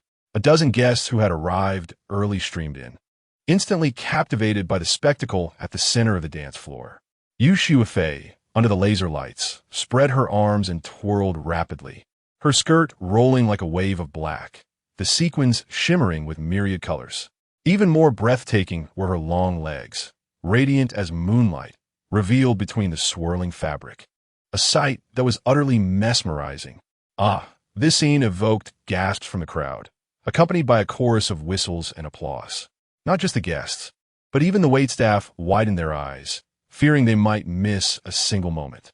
As her spinning came to an end, Yu Xiufei suddenly froze in a ballet-like finishing pose, her chest rising and falling with fervent breaths. She lifted her skirt towards Liangchen's lens, executing a flawless bow. "Beautiful." Liangchen could not help but raise his thumb in admiration, The preview on the camera screen impeccably captured the alluring and perilous essence of the queen of the night. Yu Shuefei gracefully descended from the dance floor, her high heels producing a crisp rhythm against the marble floor. She accepted the cocktail offered by the waiter and took a small sip. "So, how does it compare to your wife's dancing?" Such a perilous question. I chose to remain silent. "Coward," Yu Shuefei chuckled lightly, suddenly reaching out to brush away non-existent dust from his shoulder. This gesture intensified the fragrance of her perfume that enveloped him. "Shall I call the kitchen for a special dish?" "French tenderloin with black truffles. Guaranteed to surpass instant noodles at home." Liangchen shook his head. "No, I still have to edit photos and videos tonight." "Is it editing photos or mending your relationship with your wife?" Yu Shuefei leaned in closer, her intoxicating scent wafting past his ear. Liangchen smiled, but offered no response. He stowed away the camera stand and placed the camera back into its dedicated equipment bag. "Mr. Li, our collaboration has been delightful, but there are boundaries that must not be crossed." Yu Shuefei paused, then burst into laughter. "Liangchen, you are truly an intriguing man." She reached out to adjust his crooked collar, her fingers delicately resting at the edge of the fabric. "Off you go."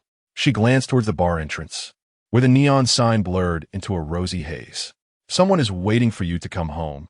It is the rarest luxury in this world."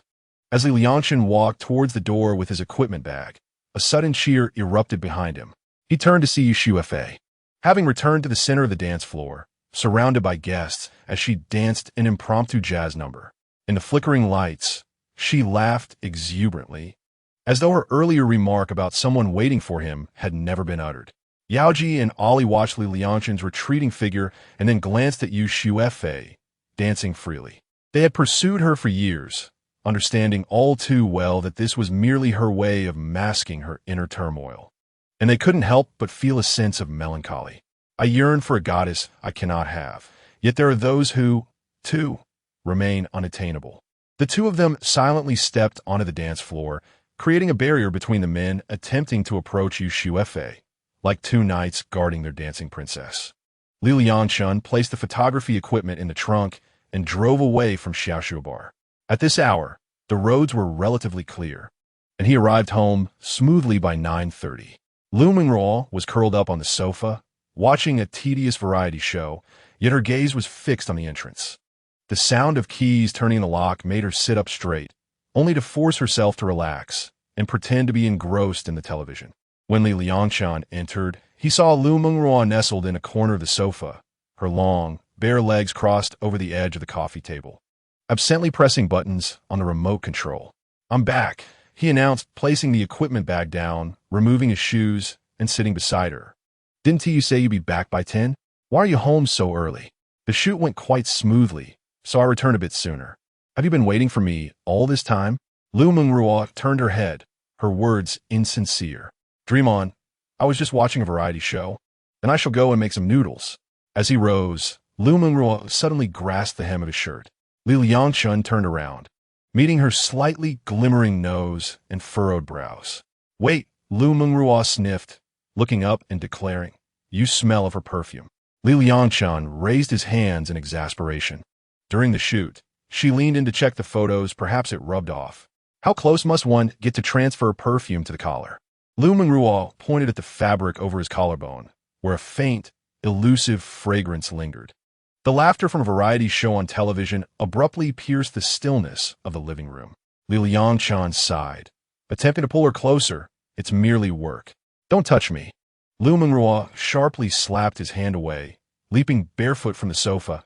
"You'll sleep in the study tonight." With that, she stormed into the master bedroom, slamming the door behind her. Chapter 42. Could it be that they're doing that? Liangchen stood there, sighing helplessly. The intricacies of a woman's heart are as unfathomable as the depths of the sea. She purposely awaited his return, yet stubbornly denied it. He inhaled the scent lingering at his collar, confirming that he would need to keep his distance in the future. He bent to pick up the remote control that Liu Mengruo had knocked to the floor, turning off the cacophonous television. He made his way to the kitchen and prepared a bowl of plain noodle soup, which proved rather tasteless. Just as he finished his meal and stood to wash the dishes, a sudden wave of dizziness washed over him, and the world before him inexplicably faded to black. He quickly crouched down, the darkness around him flashing with a series of images, familiar on an emotional level, yet utterly alien on a rational one. After a prolonged moment, light gradually returned, and the dizziness subsided. Liangchen slowly stood, finding the bowl overturned on the table, chopsticks scattered haphazardly nearby. He tried to recall the images he had just witnessed, but found his memory elusive, only aware of fleeting visuals during his spell of dizziness. Stretching his limbs, feeling no unusual sensations, he picked up the dishes to wash. Perhaps it was sheer exhaustion or the late hour of his meal. Regardless, a comprehensive health check would be prudent in a couple of days. Liangchen retrieved his laptop, returning to the study to edit photos and videos.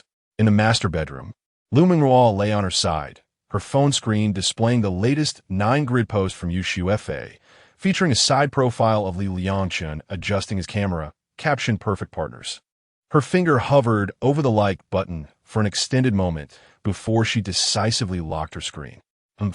I'm truly angry this time, the kind that cannot be soothed. With that, she turned off the lights and went to sleep. 2 hours later, Liangchen finally completed the images and edits. His efficiency notably lacking compared to the time spent on Liu Mengruo's projects, as she had her own specialized editing tools. He sent the polished images and video to UFA, only to be surprised by a quick response in the form of a "You've worked hard" sticker as it neared midnight. Exiting the study, he noticed the light in the master bedroom had extinguished. After a brief visit to the communal bathroom, he settled down to sleep in the study. Following their argument, Liu Mengruo had given him the cold shoulder for half a month, while he had spent the same duration sleeping in the study. He did not actively seek reconciliation with Liu Mengruo. Over the past fortnight, Liangchen underwent a comprehensive medical examination, which revealed that his health was remarkably sound. In fact, the doctor noted that his physical condition was on par with elite athletes. This discovery alleviated the tension in his heart. He had genuinely worried that the dizziness he experienced that night signified a deeper ailment. 2 weeks later, in the office of the president of the Rongyao Kyuj Medical Aesthetic Group's Shenzhen branch, Liu Mengruo sat in her executive chair, her countenance grim as she scrutinized the sales figures on her computer screen. Nearby, Bai Ningning stood nervously behind her. It had been half a month since the new persona was introduced. Why had my personal sales figures not improved, but instead declined by 10 percentage points? Director Liu, I checked, and the sales from your old clients have remained relatively stable, but the sales from new media sources have seen a significant drop. Liu Mengruo slammed her palm onto the desk. Wasn't it said that the number of fans had increased substantially? How can sales figures fall? Well, I'm not sure about that, Bai Ningning said, her anxiety nearly bringing her tears. Should I call Vice President Liu to ask? Liu Mengruo took a deep breath, forcing herself to regain her composure, though the chill in her gaze did not wane. Go ahead. Bai Ningning quickly turned and hurried out of the office, only exhaling a long breath once the door closed behind her. She patted her chest. Phew, what has happened to Director Liu these past 2 weeks? She is so terrifying. She briskly made her way to Liu Junyi's office. Just as she was about to knock on the door, she suddenly heard a series of ambiguous gasps from within, mingled with a woman's flirtatious laughter. Vice President Liu, please don't do that. This is the office. The woman's voice carried a hint of coyness that sounded oddly familiar.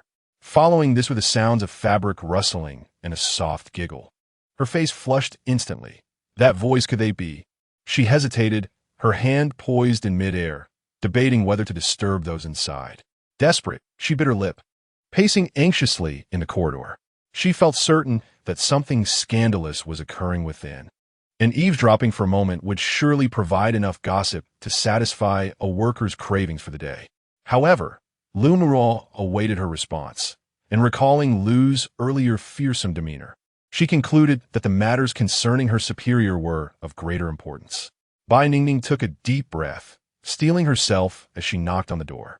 The sharp sound of her knocking abruptly silenced the commotion inside.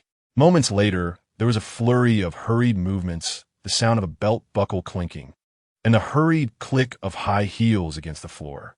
A minute later, Liu Junyi's deep voice resonated. Come in. As she pushed open the door, Bai Ningning kept her head down, unable to meet anyone's gaze. Out of the corner of her eye, she caught sight of Liu Junyi, impeccably dressed in his office chair. though his tie was askew and the hem of his shirt was not fully tucked into his trousers. Opposite him on the sofa sat a woman who appeared to be in her 30s. She was still adjusting her disheveled hair, her lipstick smudged, and the buttons of her white coat misaligned, her gaze flickering towards Bai Ningning. Bai Ningning recognized her immediately. This woman was Dr. Wu Qing, the head plastic surgeon at the hospital, a married woman in her 40s. Assistant Bai, Liu Junyi noticed a slight change in the visitor's gaze, but he quickly regained his composure. What brings you here? Bai Ningning stood at the doorway, seemingly unwilling to enter. Mr. Liu, the general manager requests your presence in the president's office. Bai Ningning stammered, her heart still reeling from shock. Do you know what it's about? It concerns the sales figures of our new media. Liu Junyi's expression darkened instantly as he typed a few commands on the keyboard. Inform Mr. Liu that I will be there shortly. Understood. Bai Ningning felt a wave of relief wash over her and nearly stumbled as she turned to leave. Just as the door closed behind her, she heard Dr. Wu's teasing remark, "It's all your fault," prompting her to flee like the wind.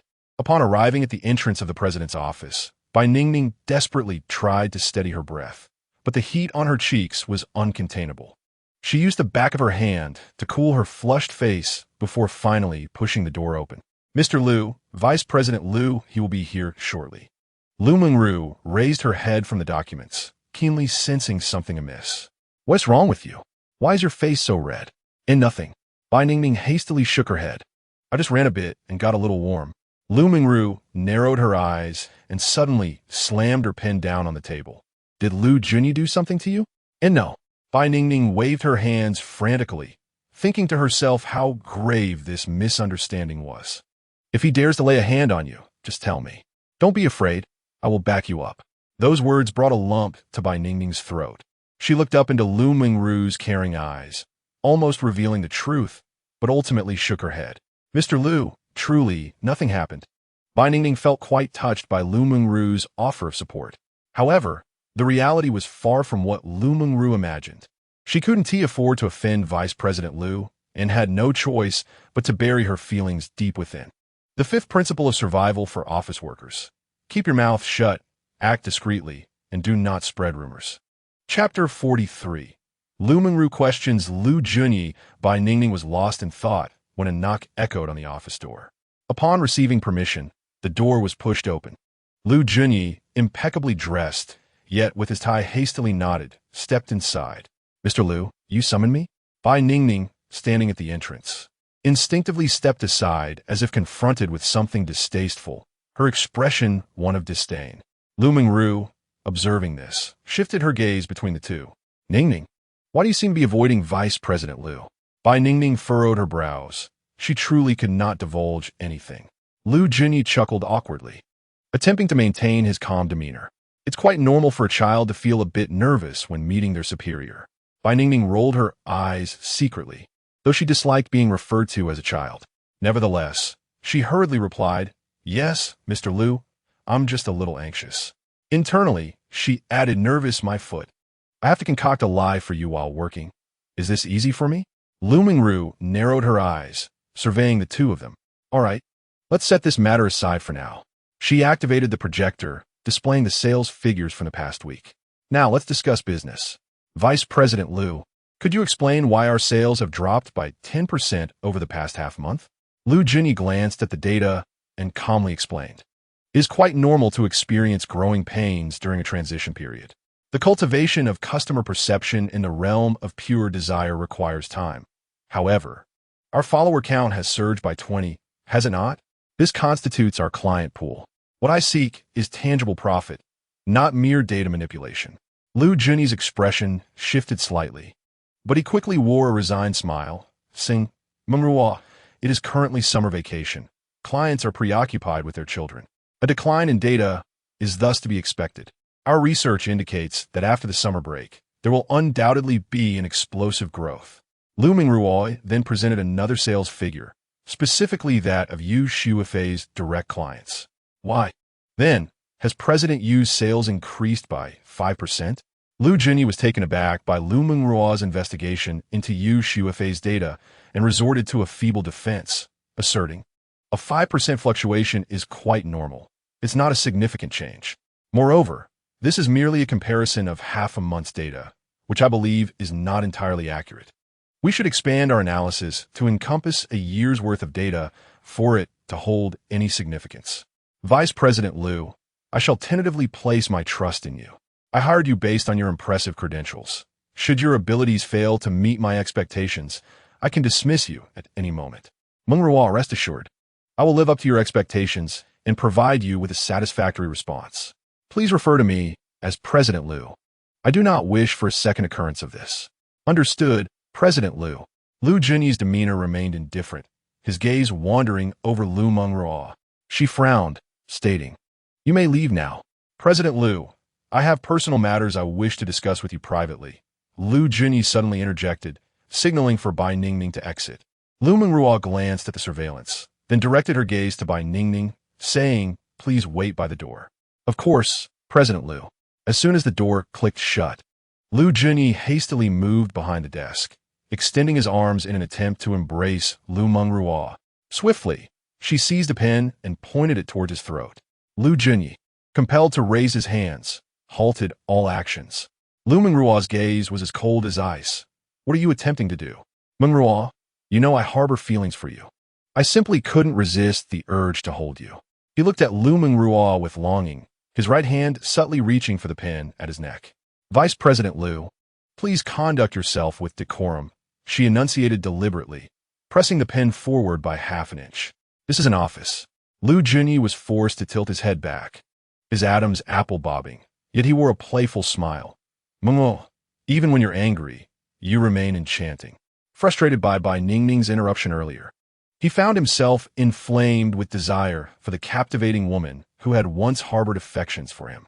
It was the perfect moment to test her boundaries, and he was determined not to let it slip away. Silence.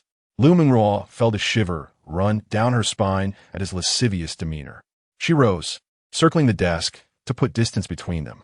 If you dare to come any closer, I will immediately summon security. Liu Junyi leisurely loosened his tie and unbuttoned the top two buttons, revealing a collarbone marked with scratches. Mengruo, why must you be so anxious? I know you have feelings for me. Otherwise, why would you have brought me into the company and entrusted me with such a significant position? You are mistaken. My decision to hire you is solely due to your esteemed father. As for your capabilities, I have yet to witness anything commendable. Were it not for your father, you would have already been dismissed. Liu Junyi chuckled dismissively, taking a step forward. Mengruo, you are merely stubborn. I understand your reluctance to part with your husband. However, I have no intention of disrupting your marriage. We could pursue a transcendent relationship. Revolting. I have no such sordid thoughts, she retorted. You find it repugnant simply because you have yet to experience it. Just one step closer. Liu Junyi's voice was laced with seduction. Once you do, you shall discover what it truly means to live. That thrill, that forbidden ecstasy. Enough. Liu Mengruo interrupted sharply. There is no need for you to extol your vile theories to me. Huh.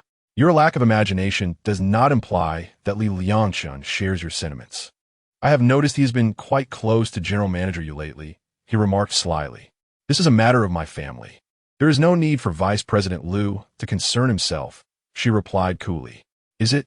Liu Junyi chuckled lightly, retrieving a stack of photographs from his suit pocket. Are these also part of your family matters? The images scattered across the office desk. Liangchen and Yu Shuefei whispering in a bar corner. The two nearly pressed together in an elevator.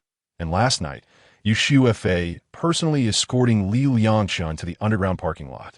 Liu Mengruo's breath hitched, her chest feeling as though it were gripped by something fierce. She forced herself to avert her gaze. Vice President Liu, do you think such crude, misaligned voyeurism could sway me? I suggest you focus your energies on improving performance, rather than sowing discord in my marriage. I'm merely concerned for you.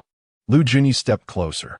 Mengruo, Liangchen is suited for domestic life. I am the partner you need for your career. Leave. Liu Mengruo's voice was as cold as steel. Mengruo, you will eventually comprehend my good intentions. Meanwhile, in the fifth-floor studio, Liangchen was adjusting the camera lens. Suddenly, his phone vibrated, revealing a text from an unfamiliar number. Manager Liu is alone with Liu Junyi in the office. Something seems amiss. Come quickly. A concerned friend. His brow furrowed instantly. his thumb hovering over the screen for a few seconds before swiftly locking it and stowing the phone in his pocket. He turned to the assistant arranging the background and said, "I must step out for an urgent matter. Continue with the preparations as planned." "Brother Li, General Manager, you will arrive in half an hour," the assistant started, but before he could finish, Liangchen had already strided towards the elevator. Chapter 44. The furious Liangchen. The moment the elevator doors closed, Liangchen struck the metal interior with a fist.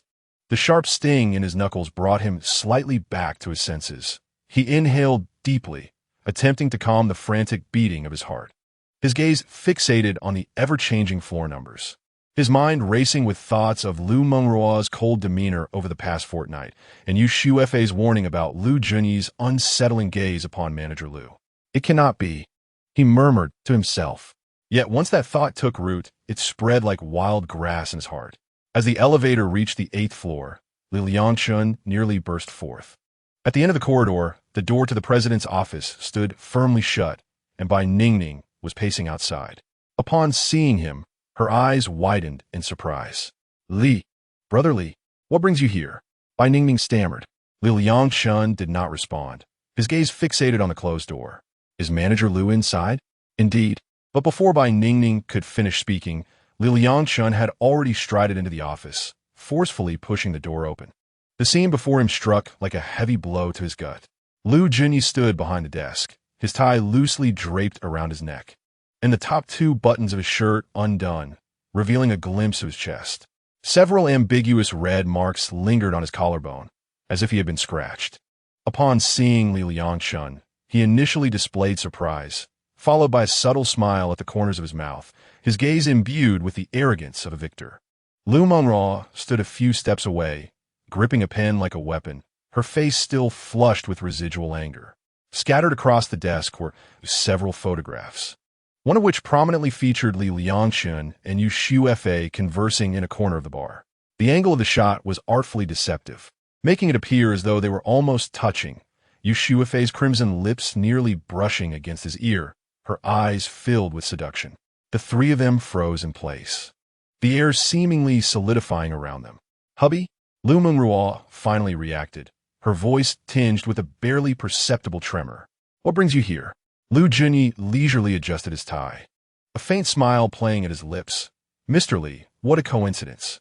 Liangchen's gaze shifted from the marks on Liu Junyi's chest to Liu Mengruo's panicked face, ultimately settling on the photographs.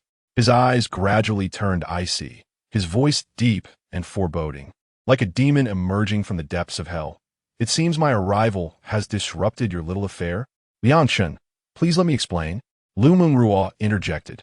But Liu Junyi interrupted her, deliberately elongating his words to foster intimacy. His hand casually brushed over his exposed collarbone, fingertips lightly grazing the reddened skin. His gaze provocatively fixed on Liangchen, as if silently proclaiming, "Your woman was just here, touched by me." "Intimacy, you say?" Liangchen's rationality shattered in an instant. He leapt onto the desk, delivering a powerful punch directly to Liu Junyi's face. Liu Junyi's frail frame barely managed a muffled grunt before the force of the blow sent him crashing backward, toppling the file rack behind him. Papers cascaded down like snowflakes, scattering across the floor. Liu Junyi clutched his rapidly swelling left cheek, a trickle of blood seeping from the corner of his mouth, a glimmer of terror finally surfacing in his eyes. "Liangchen," Liu Mengruo gasped, instinctively wanting to intervene, but Liangchen's piercing gaze held her in place. "What? Are you feeling sorry for him?" Liangchen's voice was as frigid as ice. I think you've misunderstood," Liu Mengruo stammered, her voice trembling, her eyes reddening. She gazed at her husband's furious visage, feeling both heartbroken and fearful, having never witnessed him in such a state of rage. Liu Junyi wiped the blood from his mouth with the back of his hand, suddenly laughing nervously. "Mr. Li, you certainly have a temper. Is it permissible for you and Yu Shuefei to flirt in the bar, while I am to be denied a moment of nostalgia with Mengruo? Do you wish to provoke me?" Liangchen's fury was reignited as he seized Liu Junyi by the collar, his other hand striking forcefully. The crisp sound of the slap echoed through the office. Liu Junyi's face was turned askew from the blow, his right cheek swelling rapidly. the blood at the corner of his mouth becoming more pronounced. "I've long held disdain for you." Liangchen's voice was cold as ice. Yet his hand showed no signs of relenting, delivering several more slaps to Lu Junyi's face, forcing him to clumsily shield himself with his arms. Outside the office, hurried footsteps approached, and Bai Ningning burst in with security personnel. "President Liu, should we?" Liu Mengruo barked, shutting the door firmly, declaring that no one was permitted to enter. The moment the door closed again, Lu Junyi's expression shifted abruptly. No longer masking his demeanor, a raw malice gleamed in his eyes. "Liangchen, I still remember the love letter your wife wrote me back in high school," he taunted, locking his gaze provocatively on Liangchen. "Shall I recite it for you?" "Dear Senior Liu." Liangchen's fist swung out once more, but this time Liu Mengruo clung to him from behind, pleading, "Liangchen, don't fall for his trap. He wants you imprisoned." Her voice trembled, warm tears soaking into his back. Seizing the opportunity, Lu Junyi broke free, staggering to a safe distance, a triumphant sneer on his face. "Mengruo, how can you endure such violence from your husband? My heart aches for you." At his words, Liangchen violently shook off Liu Mengruo, charging at Lu Junyi like an enraged beast. His movements were astonishingly swift before Lu Junyi could react. Liangchen's hands were tightly gripping his throat, pinning him against the wall. Initially, Lu Junyi chuckled, believing it to be an empty threat. However, he soon realized the situation was spiraling out of control. His complexion shifted from red to pale, his eyes wide with mounting terror as he struggled futilely against Liangchen's iron grip. With a chilling smile that hinted at sadism, Liangchen's eyes glinted with wrath. The realization struck Lu Junyi. This man truly intended to kill him. Suddenly, a dark stain appeared on his trousers, the impeccably dressed man succumbing to fear-induced incontinence. He attempted to cry for help, but his constricted throat betrayed him, producing no sound. His polished shoes scuffed chaotically against the wall as he flailed his hands toward Liu Mengruo, hoping she could intervene. Seeing the dire situation, Liu Mengruo panicked. "Liangchen, let go." She rushed to grasp her husband's arm, only to be repelled by his taut muscles. Undeterred, she lunged again, wrapping her arms around Liangchen from behind. "Please, my love." The fury contorting Liangchen's face momentarily faltered at her plea.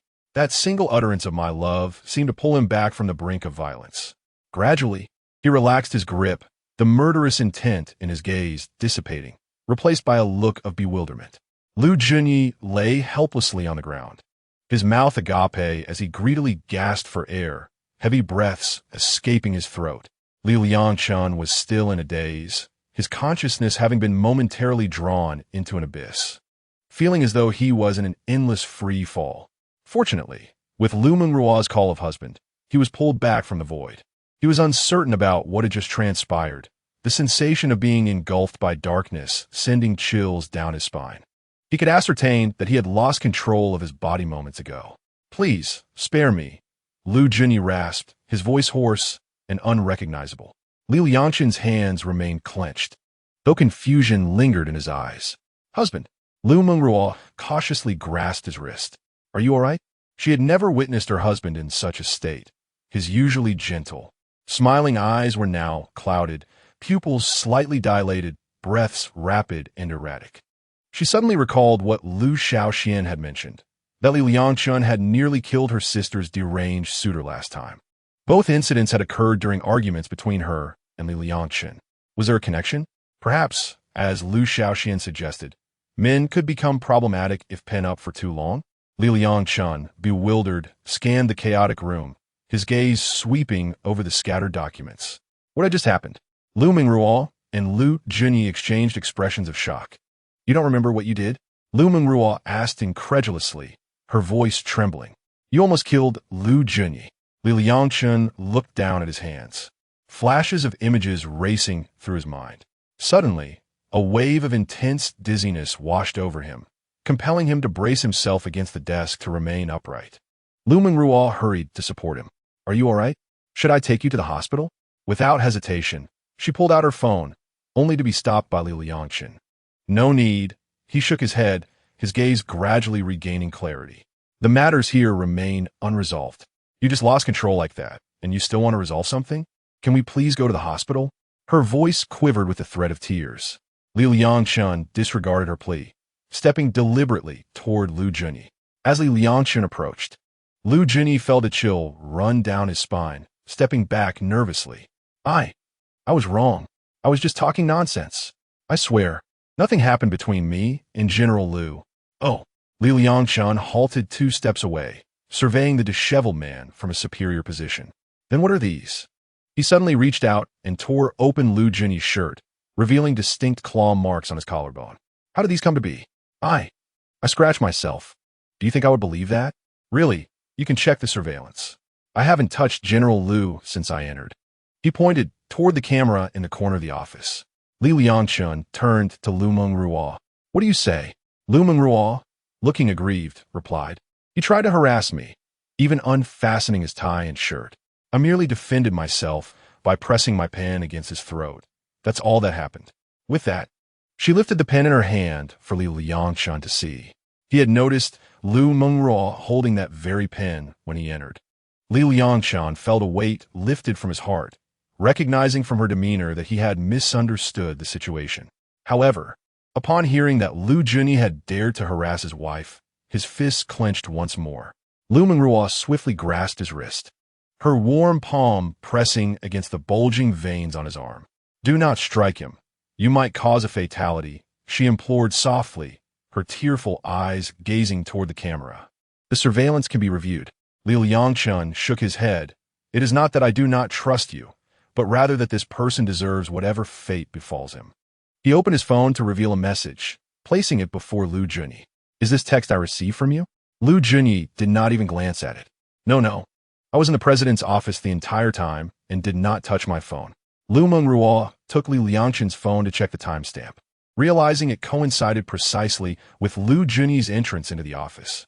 He indeed had no opportunity to send you anything. But we cannot dismiss the possibility that it was orchestrated by someone he employed. Cold sweat beaded on Liu Junyi's forehead. I swear I truly do not know. His gaze flitted nervously between the two. Perhaps someone is trying to sow discord between you. Liangchen scoffed. Is it not you who is most eager to incite conflict between us? No, I genuinely never thought of that. Liu Junyi protested, feeling wronged. Today, he had only intended to undermine Liangchen in Liu Mengruo's eyes to create an opening for himself. He had no desire to disrupt their relationship. In fact, the stronger their bond, the more invigorated he felt. Liangchen sneered. Your actions align quite well with the content of that message. How did the sender know what you intended to do here? I do not know. Liu Junyi stammered. Liangchen narrowed his eyes, fixing a penetrating gaze on Liu Junyi, who squirmed uncomfortably under the scrutiny. He picked up a photograph from the ground, depicting Yu Shuifei leaning in close to Liangchen, her gaze suggestive. What is the meaning of this photograph?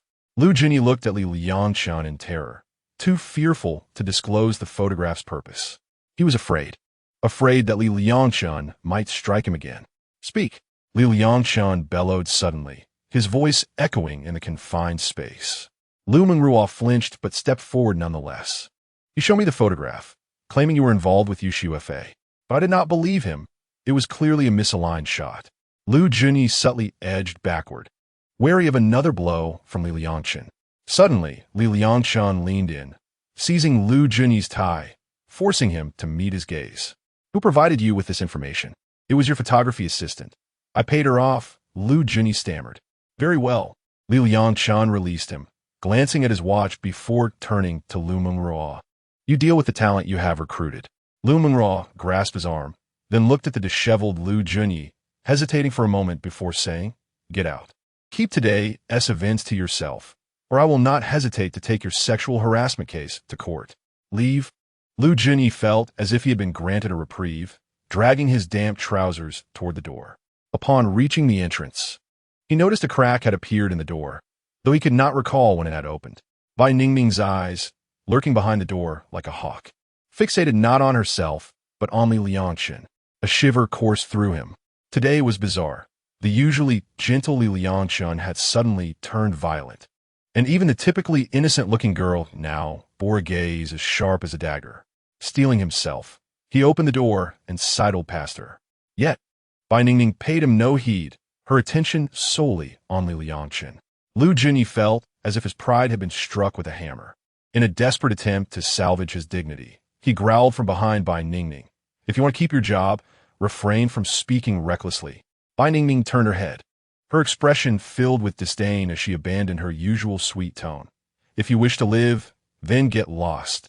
Chapter 46. Do you think I am insane? At her words, Liu Junyi's pupils contracted sharply, his shock almost palpable. Was this truly the Bai Ningning who appeared so easily bullied?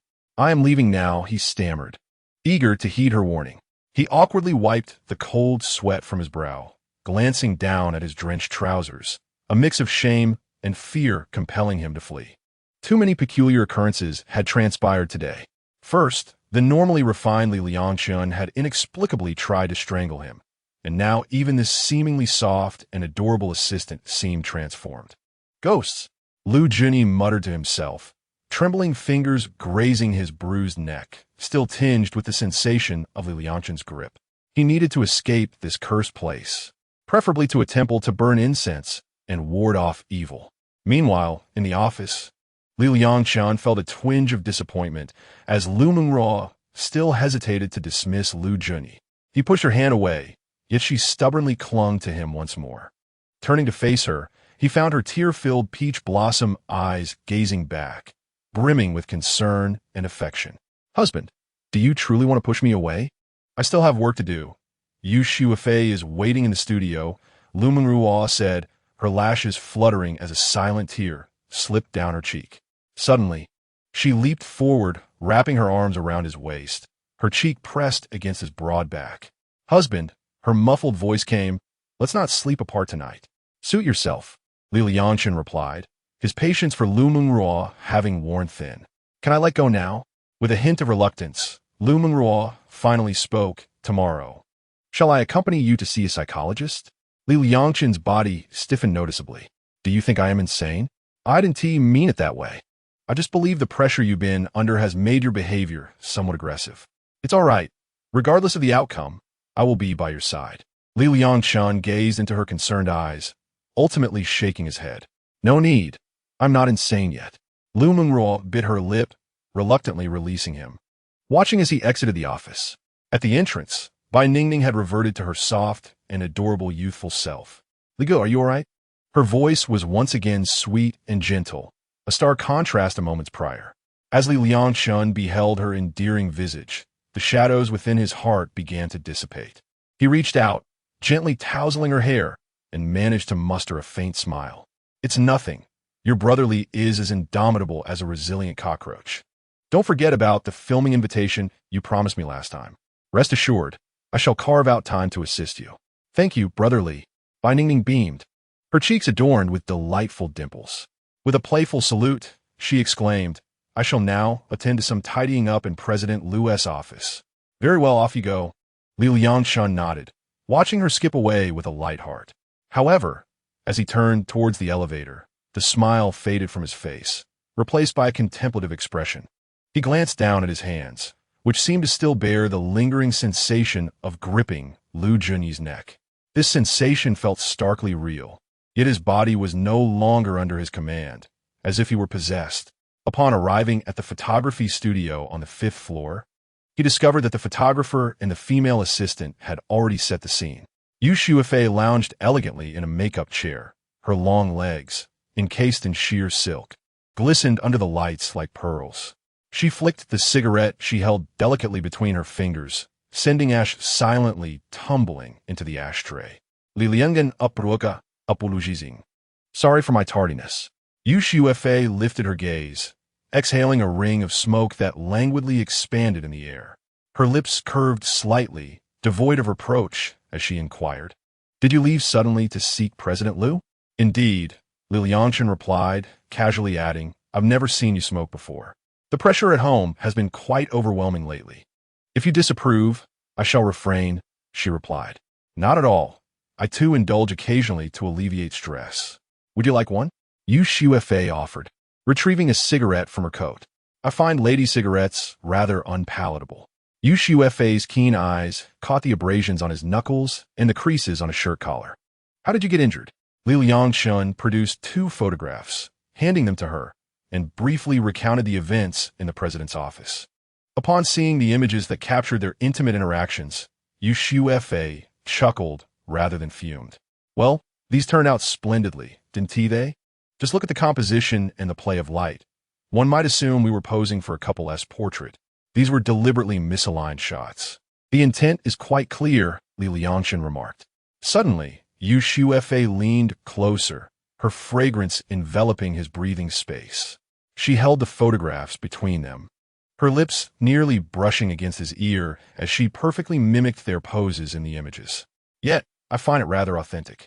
Liangchen took a half-step back to maintain a safe distance, but Yu Shuefei resumed her dignified posture as though the earlier flirtation had never transpired. She gracefully beckoned. Xiaoyang, come here for a moment. The photography assistant approached timidly, his face paling upon seeing the photographs on the makeup table. Are the negatives still available? Yu Shuefei's voice was unervingly gentle. The assistant, recognizing that the matter was now exposed, resignedly nodded. I'm sorry, President Yu. I've been in dire need of money lately and agreed to their request. Rest assured, I shall dispose of the negatives. Dispose of them? Yu Shuefei suddenly raised her voice, startling her assistant. She swiftly transformed her expression into a radiant smile, her ability to change countenance rivaling that of a Sichuan opera performer. That simply won't do. I find the shots quite splendid. Please send them to me. You want these images? The assistant regarded Yu Shuefei with a hint of skepticism. Yu Shuefei nodded with a smile, her crimson lips parting. Yes, send them to me right now. The assistant, feeling as if a weight had been lifted, promptly sent the original images to Yu Shuefei. When the notification chimed, Yu Shuefei joyfully perused the photographs, even intentionally magnifying close-up and thrusting it before Liangchen. Look at this one. Don't we resemble a couple? Liangchen's templas trubat. He reached for the phone, but Yu Shuefei deftly evaded him. The female assistant, relieved, believed that Yu Shuefei bore her no ill will.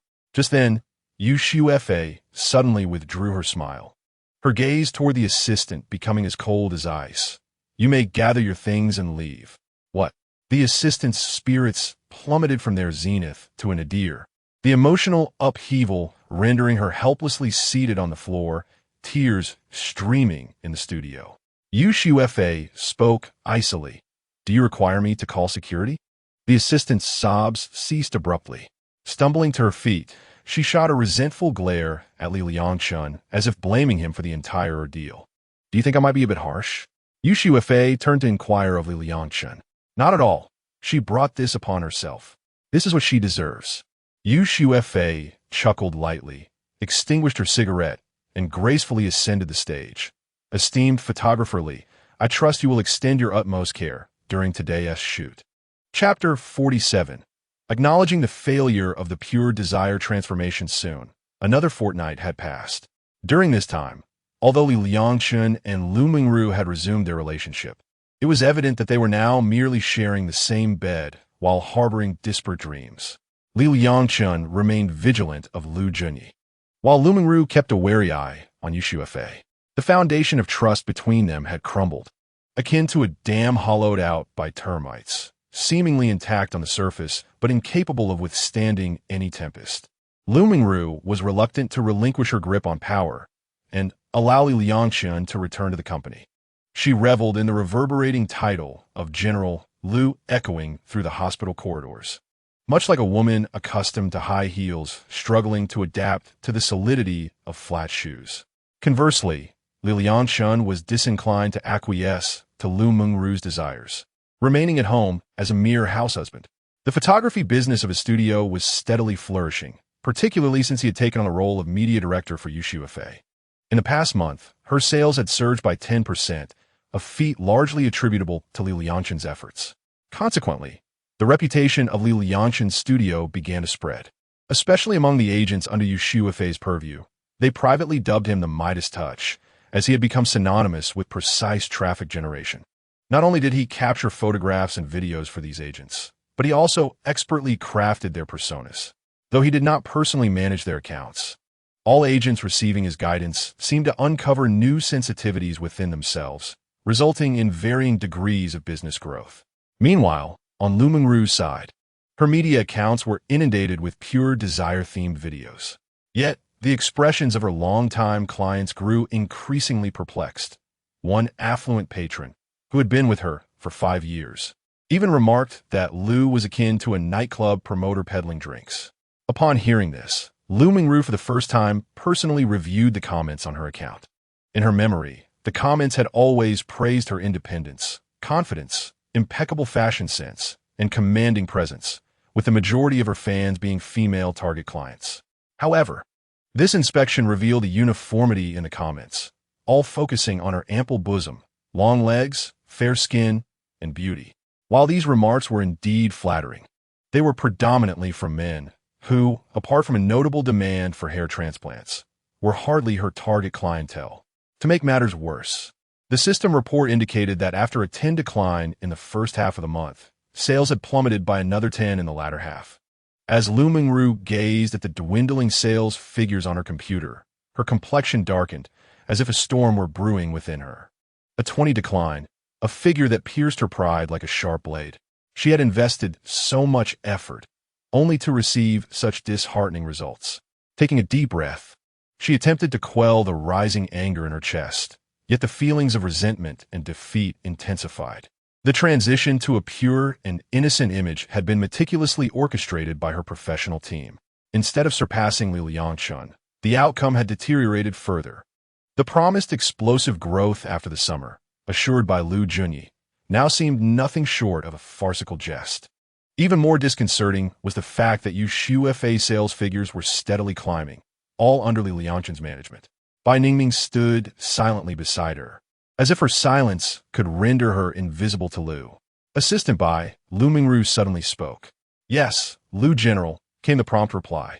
"Contact the head of All-Star Entertainment Company and summon Vice President Liu. We shall convene an online meeting in half an hour." "Understood, Liu General." Bai Ningming promptly executed the task, reaching out to Zhang, the head of All-Star Entertainment, and then contacting Liu Junyi. "Liu General, I have made the arrangements." Liu Mengruo rested her hands on the table, her chin propped on her knuckles, her gaze hollow as she stared ahead. Deep down, she understood the significance of this meeting. She must personally overturn her initial decision and acknowledge the failure of the transition to a pure and innocent image.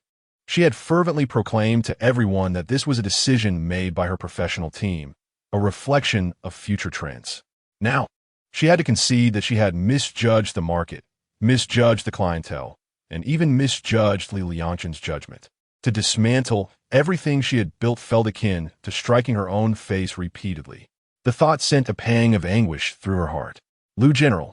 Bai Ningming hesitated before finally asking, "Should we inform Brotherly?" "Inform him for what?" Liu Mengruo retorted. "If you are to revert to the original persona, he is the best candidate for the role." At this, Liu Mengruo fell into contemplation. Indeed, she needed to revise the plan today, and the old scheme was indeed the preferred choice. She was well aware that Liangchen was the most suitable candidate. He had crafted her initial image of a confident and elegant young female CEO. Every photograph, every video had precisely resonated with the psychology of her target clientele.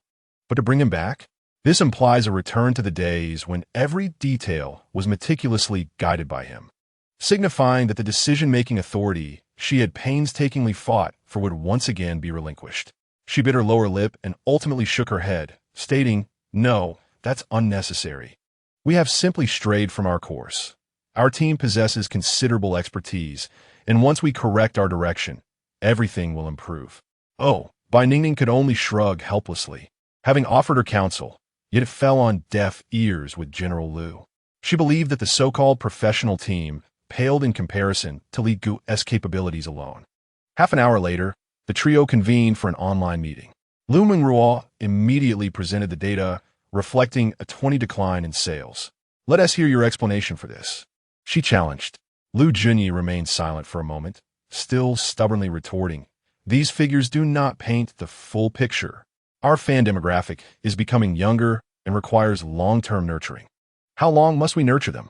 Until I face personal bankruptcy?" Liu Mengruo retorted mercilessly. "Do not assume I am oblivious to the comments.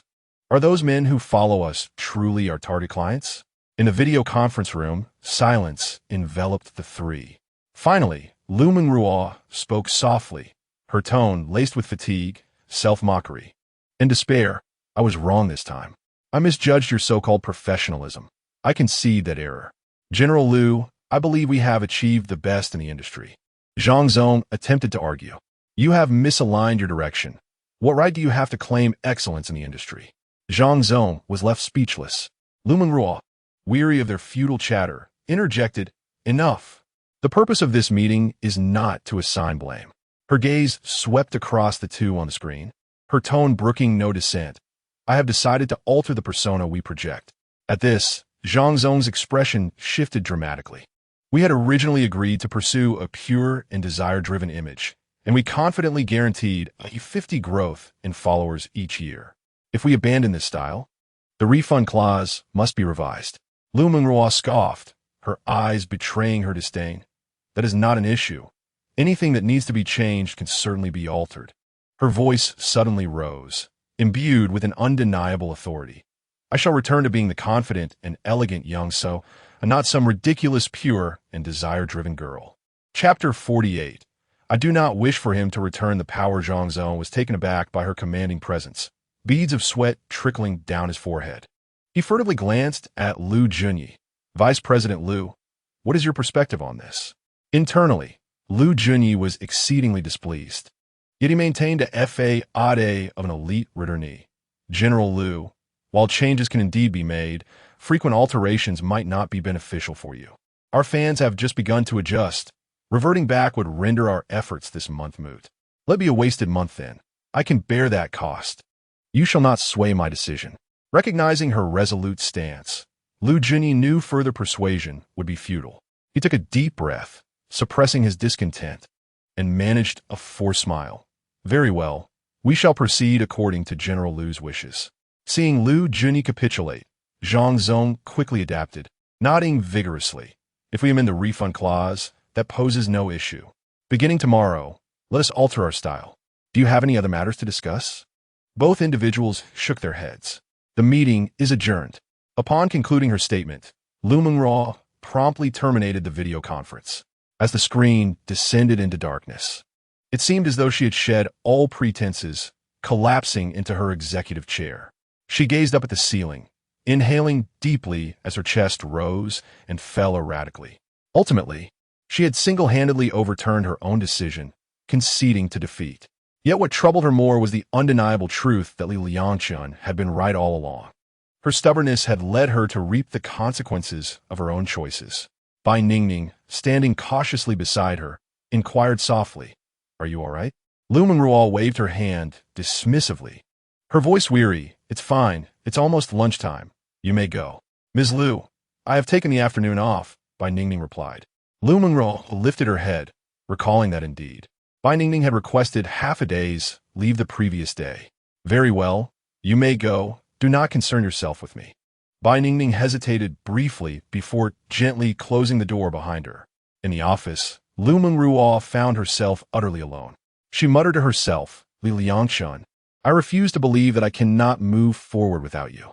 Meanwhile, in the vice president's office at the opposite end of the hallway, a loud crash echoed as Liu Junyi vehemently hurled a fine porcelain cup from Jingda Jun to the ground. The exquisite white porcelain shattered instantly, fragments scattering across the office. His complexion was a stormy shade of blue, veins protruding from his forehead, and his tie was askew, betraying any semblance of the polished elite he once was. Damn it! When did that foolish woman become so clever? He bellowed in fury. In Liu Junyi's estimation, leveraging his status and education to manipulate Liu Mengruo, a Navi upstart, should have been a trivial endeavor. He had envisioned at least 6 months of having her don provocative attire and perform for him. Yet it had all crumbled within a mere month. At that moment, a green notification bubble appeared on his phone. It was a message from Zhang, the general manager. This time, it was Liu's own decision to change her persona, and you agreed. I have done all I can. Should similar collaborations arise in the future, feel free to reach out to me. After reading the message, Liu Junyi slammed his palm on the desk, his eyes nearly ablaze with rage. Damn it. 100,000 for a month. And it ends here. Liu Junyi had deliberately claimed to have connections, negotiating the annual fee down from 1.5 million to 1.2 million. In truth, he had already colluded with Zhang to settle on a final price of 1 million, expecting a 200,000 kickback upon completion. To his astonishment, Liu Mengruo had the audacity to shop around, ultimately sealing the deal at 1 million, leaving him with nothing. Ironically, the initial proposal from an influencer was strikingly similar to Liangchen's suggestion, which Liu Junyi had covertly instructed Zhang to alter to a more seductive style, even providing a 100,000 bribe to facilitate the change. Bitch. Liu Junyi cursed again. His motive was twofold. He favored this style, and he intended to gradually erode Liu Mengruo's sense of shame to pave the way for future endeavors. Unfortunately, after just a month of indulgence, he had gained nothing other than the fleeting pleasure of viewing alluring women and had even managed to incite Liu Mengruo's animosity towards him. Truly a case of self-inflicted misfortune.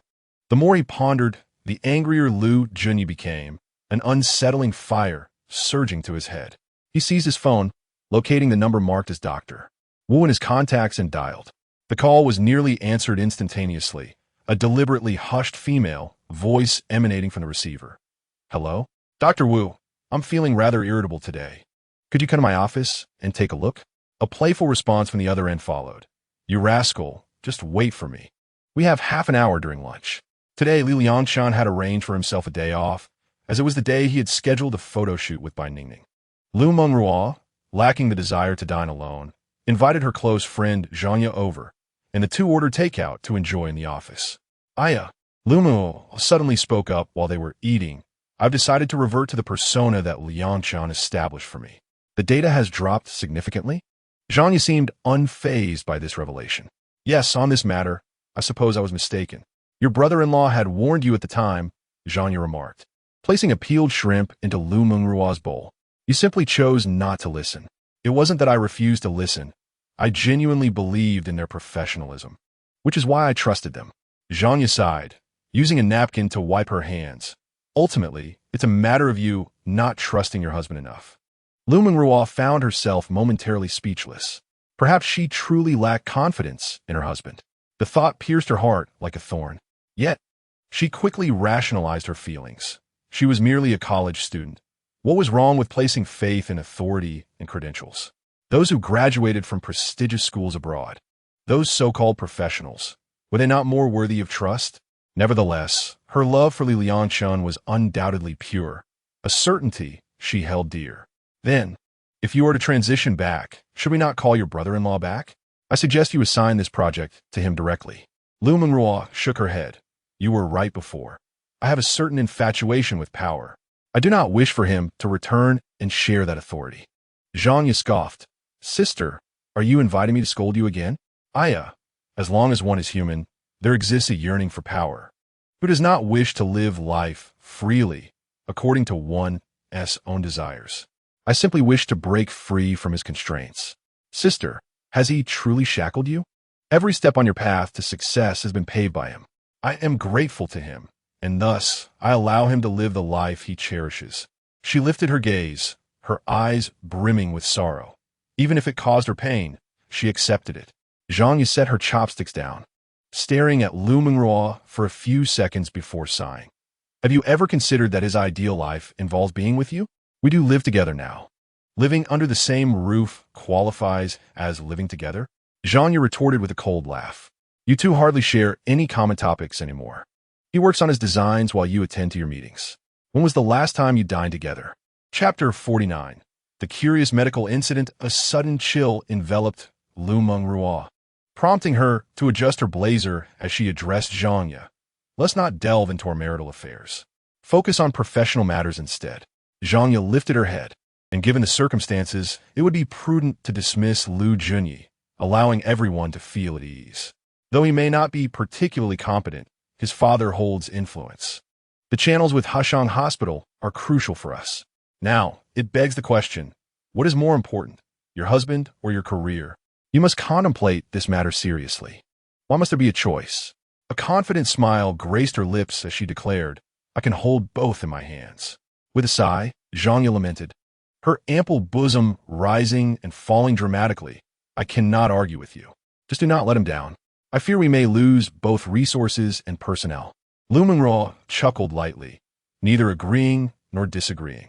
Zhangya then piled more food on a Liu Mengruo's plate, saying, Sister, you've been losing weight lately. Eat more. At that moment, Zhangya's phone rang. Hello. She answered, her expression darkening visibly. What? Another inflammation? Wasn't it just addressed yesterday? All right, I understand. As she hung up, the anger on her face lingered. What's wrong? Liu Mengruo perceptively inquired, setting down her chopsticks. What is going on with these doctors? The client I represent has developed a severe inflammation again. Just yesterday, another client under a different agent experienced the same issue. It was indeed peculiar. Was it the same doctor? No. Zhangya scrolled through her phone records. Yesterday, it was Dr. Liu, and today it is Dr. Wang. Both are seasoned practitioners at our hospital. How could there be consecutive issues? Liu Mengruo's expression grew increasingly grave. I have also had 2 similar cases with my clients recently. I recall a time when there were none in the entire hospital for a month. The 2 exchanged glances, each seeing doubt reflected in the other's eyes. Liu Mengruo suddenly stood up. We must consult the doctors immediately. Her demeanor was serious. The situation was too suspicious. All right. The 2 made their way to the doctor's lounge and inquired with several involved doctors. To their surprise, the doctors were equally baffled. They were seasoned professionals, and the surgical procedures adhered to protocol, so such occurrences should not happen. Finally, one doctor suggested, could it be related to the new disinfectant? He pointed out that this month's stock of disinfectant was not available on the market and was not from a reputable brand. Upon hearing this, Liu Mengruo promptly took out her phone and called her partner, Feng Feifei. Not only is she one of the 3 primary partners of the hospital, but she's also a supplier of medical supplies. As the call connected, Feng Feifei's cheerful voice rang through. Hello, Liu. I was just about to reach out to you regarding something. What is it, Feng? Liu Mengruo pressed the speakerphone button and placed the phone on the table. Why has the order volume for medical supplies from the aesthetic center this month decreased by half? Has business deteriorated that much? Not at all. Our business has been thriving. Last month, we didn't place a large order either. Under normal circumstances, we should have exhausted our supplies by now. Feng Feifei continued. You and T have secretly switched suppliers, would you? How could that be? Your supplies have always been of excellent quality at reasonable prices. Why would we change suppliers without a word? That would jeopardize our relationship. There was a brief silence on the other end. Then how do you explain the drastic reduction in order volume this month? Liu Mengruo glanced at Zhangya, who nodded in understanding. Liu Mengruo continued. Allow me to investigate this matter. I shall respond to you shortly. However, I have a question to pose. Yes, go ahead, came the reply. Mr. Feng, have we changed the brand of our disinfectant? Absolutely not. The disinfectant I supply has always been our own production. There has been no change in brand whatsoever. Has there been an issue on your end? Liu Mengruo's gaze suddenly turned icy. We have several clients who have experienced unusual post-operative inflammation, and the lead surgeons are questioning the newly replaced disinfectant. What? That is impossible. Her breath quickened, audible through the receiver. I assure you, every batch of disinfectant we provide undergoes rigorous triple quality checks, and there has been no alteration in formulation over the past 3 months. Upon hearing this, Liu Mengruo immediately grasped the crux of the issue. Mr. Feng, I do not intend to question your integrity. I need to investigate this further, and I will update you once I have results. Understood. Please expedite your inquiry. I will also immediately verify our inventory and shipment records. Rest assured, Mr. Feng. Liu Mengruo ended the call, her brow furrowed in concern. She turned to Zhangya and whispered, something is amiss. Let us inspect the warehouse. The 2 hastened towards the hospital's storage area. In the corridor, nurses busily traversed their duties while patients sat on benches awaiting their turn. Everything appeared normal. Yet Liu Mengruo's heart was heavy with unease. Old Li, the warehouse manager, was organizing the shelves when he spotted Liu Mengruo and Zhangya and promptly set aside his tasks. Ms. Liu, how may I assist you? Is the disinfectant currently in use for Mr. Feng's supply? Liu Mengruo inquired directly. Old Li hesitated, scratching his head. I'm not entirely certain about the specific brand. But we did recently receive a new batch of disinfectant personally delivered by Vice President Liu. He mentioned it was an upgraded product with enhanced efficacy. Liu Mengruo and Zhanya exchanged alarmed glances, their instincts screaming a warning. Please show me that batch of disinfectant.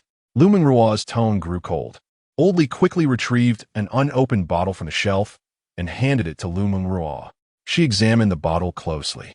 The label was poorly printed, with the manufacturer and batch number obscured, starkly contrasting with the products typically supplied by Feng Feifei. This is certainly not from our regular suppliers. Liu Mengruo tightened her grip on the bottle, her knuckles blanching. What is Liu Jinyi up to? Zhanya leaned closer, her expression darkening. Sister, if we use a problematic product, the consequences could be dire. We must act swiftly. Without hesitation, Liu Mengruo dialed Liu Jinyi's number. The phone rang for an extended period before it was answered, Liu Jinyi's hoarse voice coming through, accompanied by the rustling of fabric in the background. Ms. Liu, what can I do for you? I am rather occupied at the moment. Liu Mengruo's brow furrowed deeply. She detected something unusual in his tone, but chose to disregard it. You need to come to my office immediately. After hanging up, she turned to Old Li and asked, is there any old stock of the previous disinfectant remaining? Yes. There is a small quantity left, enough for 2 days at most. Very well. We will utilize the remaining stock for now. This new batch of disinfectant must be immediately suspended and sealed. Old Li nodded repeatedly. Understood, Ms. Liu. I shall take care of it at once. Liu Mengruo addressed Zhanya, instructing her to notify all departments to immediately cease the use of a new disinfectant solution and revert to the old one. Furthermore, she requested a thorough check on any other medical supplies that may have been replaced this month. Understood. El desister. Fang Yari. Chapter 50. A grave miscalculation due to unavoidable circumstances. This chapter has undergone significant edits and may not align perfectly with the subsequent chapters. Nonetheless, as this chapter holds particular importance, I wish to clarify this point. Liu Mengruo returned to her office alone. Upon entering, she discovered Liu Jinyi seated leisurely on the visitor's sofa, perusing documents. His suit was impeccably tailored, yet his tie appeared hastily knotted. Upon noticing Liu Mengruo's entrance, he rose with his customary elegance, a gentle smile gracing his face. General Manager Liu, you summoned me? Liu Mengruo did not reciprocate his greeting, but instead forcefully placed the problematic disinfectant solution on the table, producing a resounding thud. Explain this matter, she demanded, her voice icy, her gaze sharp as a blade. Liu Jinyi's smile faltered, his eyes darting nervously. This is the newly procured disinfectant. It offers superior efficacy at a more favorable price. Favorable? Liu Mengruo scoffed. Feng Feifei's supply has consistently been stable and reasonably priced. Why did you unilaterally decide to make this change? Sweat beaded on Liu Jinyi's forehead as he swallowed hard, feigning calmness. General Manager, I acted with the hospital's best interests in mind, aiming to reduce costs. The current economic climate is challenging for every industry, and we must enhance efficiency. Enhance efficiency? Liu Mengruo interrupted. Are you aware that several clients have contracted infections post-surgery due to this batch of disinfectant? The hospital's reputation and the health of our clients should never be collateral in your cost-cutting measures. Liu Jinyi's complexion drained of color. That cannot be. The supplier assured us of the quality. Liu Mengruo inhaled deeply, suppressing her mounting anger. I ask you again, have you replaced any other suppliers for medical supplies? Liu Jinyi hesitated, stammering, there are some gauze, cotton swabs, and medical masks that have been changed as well. He hastily added, but these are minor items and won't have an impact. Enough.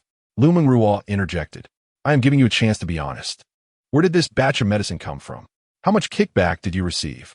Realizing the gravity of the situation, Liu Jinyi hastily defended himself. General Manager, you misunderstand. This batch was provided by a friend of mine. I reviewed their company's credentials. There are absolutely no issues. Oh, absolutely no issues? She replied, a smile curling at the corners of her lips that sent chills down Liu Jinyi's spine. She methodically retrieved her phone from her suit pocket, her long fingers tapping the screen. In that case, I shall hand this matter over to Uncle Mao for resolution. I happen to know Director Zhang from the Drug Administration. It will be quite simple for him to have the drug's composition tested. Liu Jinyi's face turned as pale as a sheet, his limbs growing cold, beads of sweat trickling down his temples. "Wait, General Manager, let us discuss this." Liu Mengruo elegantly traversed the visitor's table, proceeding towards the genuine leather sofa in the meeting area. She gracefully took a seat, crossing her long legs, and regarded the faltering Liu Junyi with the demeanor of a judge. How should one convict those who produce and sell counterfeit drugs? Surely, Deputy General Liu is aware of the legal repercussions. He must also comprehend the penalties associated with corruption and bribery, correct? With a dull thud, Liu Junyi's legs buckled, and he fell heavily to his knees on the floor. He realized the gravity of his situation. President Liu, his voice trembled. "I was wrong. I truly understand my mistakes. That individual is my friend. He swore that this batch of medicine was safe." He frantically knocked his head against the ground, the sound echoing piercingly in the quiet office. "I implore you, for the sake of my father, spare me this time." Liu Mengruo sat elegantly in her leather swivel chair, her beige suit's skirt draping gracefully, revealing her long, slender legs encased in black stockings. Suddenly, she recalled the day of their high school graduation, when Liu Junyi had taken a photograph of the love letter she wrote and shared it in their class group. The letter, filled with the musings of a young girl, was crumpled into a paper airplane, tracing an arc in the air before landing in the trash bin. "We do not inhabit the same world. A toad should not aspire to eat swan meat." His derisive words still pierced her heart like daggers. Now, the once lofty Liu Junyi knelt before her, like a stray dog, begging for mercy. A rush of vindication surged through her spine. Simultaneously, an inexplicable impulse for further retribution bubbled within her, a dark and dangerous thought yearning to be set free. She gently lifted her crossed legs, pausing Liu Junyi's frantic gestures. He raised his head and met Liu Mengruo's gaze, her smile radiating down at him, her eyes glimmering with an emotion he could not decipher. In that instant, Liu Junyi felt a resurgence of hope, as if spring flowers had bloomed once more. Just moments ago, Liu Mengruo had summoned him, interrupting his plans with Wu Qing, leaving him quite displeased. Now, he wondered if her expression signified a breakthrough, a reward for his efforts over the past few days. He felt invigorated, his previously despondent demeanor transforming into that of a flower flourishing in spring. "Mengruo," he stammered, "are you finally willing to grant me a chance?" Yet before he could bask in his elation, Liu Mengruo's voice sliced through the air, cold as frost. "Do not raise your head. I do not wish to see your face." His expression of excitement froze, as if doused with icy water. "What does President Liu mean? Do not speak. Bow your head. Do you understand?" Liu Mengruo commanded imperiously. Liu Junyi's shoulders sagged, his spirit crushed, as he averted his gaze to her exquisite high heels. "Polish my shoes," Liu Mengruo ordered. Upon uttering those words, her heart raced. She was astonished by her own audacity. Yet, she resolved to reclaim the humiliation she endured in high school. With interest, she contemplated sharing this video in their high school group, unaware that she had ventured into perilous territory. Trembling, she activated her phone's camera, directing it towards the kneeling Liu Junyi. Liu Junyi was momentarily taken aback by her words, but soon, as if granted some form of permission, he became wildly animated. Liu Mengruo gazed at the grotesque visage of Liu Junyi displayed on her phone, and the thrill and tension she had felt moments ago dissipated like smoke. A wave of nausea washed over her, her throat souring as if something were about to surge forth from her stomach. At that moment, Liu Junyi suddenly reached for the heel of her shoe, attempting to yank it off her foot. Reflexively, Liu Mengruo withdrew her foot. "What are you doing?" she demanded. Liu Junyi fixed a piercing gaze upon her, his mouth twisted into a grimace that stretched to his ears, his eyes ablaze with an insatiable fire. Chapter 51. Are you not going to fire him? Are you keeping him for the new year? Liu Junyi flicked his tongue in a crude gesture and reached for Liu Mengruo's high-heeled shoes once more. Get lost. Liu Mengruo's foot, clad in the high heel, shot out with force, striking him squarely in the face. With a resounding crack, the shoe flew off, and Liu Junyi clutched his face, letting out a piercing scream as blood oozed between his fingers. Her high heel landed on the ground with a sharp thud. Liu Mengruo sprang to her feet, hobbling away from the pervert on one shoe. Trembling, She raised her phone, the screen still capturing the nauseating scene from moments ago. Yet, Liu Jinyi abruptly ceased his wailing. He lowered his hand, a trail of blood marking his lips, his eyes gleaming with a twisted desire. Mengruo, that kick of yours was quite powerful, he exclaimed, crawling toward her like a worm. You lunatic, Liu Mengruo threatened, raising her phone. Don't come any closer. If you do, I will call the police. Liu Jinyi begrudgingly halted his advance. In an instant, he spotted the high heel that had fallen beside the sofa and, like a treasure uncovered, reached for it. He inhaled its scent in her presence. Moments later, everything felt bland and tasteless. He collapsed to the ground, his gaze frenzied as he stared at Liu Mengruo. Mengruo, you are indeed the most perfect prey. At that moment, Liu Mengruo was momentarily stunned, not anticipating that this pervert could engage in such repugnant behavior. However, she quickly regained her composure, dialing 110 on her phone, nearly pressing the call button. Get out of here. If you don't leave, I will call the police. Liu Jinyi, having already revealed his most grotesque self, stood up nonchalantly, brushing off the dust from his attire. He bowed with a semblance of gentlemanly grace, his voice returning to its usual smoothness. Mengruo, let us converse another day. As the door closed behind him, Liu Mengruo clearly saw him lick the blood from the corner of his lips, his eyes brimming with satisfaction. Unable to contain herself, Liu Mengruo bent over and began to retch, tears streaming uncontrollably down her face. Struggling against her nausea, she quickly pressed the intercom button. Housekeeping, come to my office immediately. Bring disinfectant. Her voice trembled with anger. Now, at once. This office must be thoroughly cleaned and disinfected. Otherwise, she could not bear to remain there. After hanging up, she yanked open a drawer and retrieved a pair of spare slippers, tossing them onto the floor before slipping them on. She discarded the high heel into the trash and, using a tissue, disposed of the one that had landed on the ground. Once she completed these tasks, her legs gave way, and she finally slumped into her executive chair. Zhanya returned to the office after completing the tasks assigned by Liu Mengruo, only to encounter Liu Jinyi at the door. His countenance a disturbing blend of dazedness and disarray, as if he had indulged in some illicit substance. The dark stain on his trousers starkly contrasted against the light fabric. Yet his gaze was shamelessly fixated on her chest, his expression replete with lewdness. Overcoming her revulsion, Zhanya brushed past him. Upon entering the office, she found Liu Mengruo seated in the boss's chair, engaged in a phone conversation, a faint blush still evident on her cheeks. Choosing not to interrupt, Zhanya meandered aimlessly around the office. Suddenly, her attention was drawn to a pair of shoes in the waste bin. Were those not her sister-esque shoes? Stealing a glance at Liu Mengruo's feet, she noticed that her friend had already changed into the office's spare slippers. Apologies, Mr. Phone. Please expedite the remaining delivery. Yes, this was indeed our oversight. Thank you for your understanding. Liu Mengruo hung up the phone and noticed Zhanya examining the discarded heels. She quickly inquired, "What are you doing with those shoes? Hurry and throw them away." "Sister, these shoes are quite nice. How can you so casually discard such expensive footwear? If you don't want them, why not let me wear them? They're dirty. Toss them out immediately. If you want, I can get you a brand new pair." Dirty? Zhanya bent down to inspect the shoes, and under the light, she noticed a suspicious sheen on one of the shoes.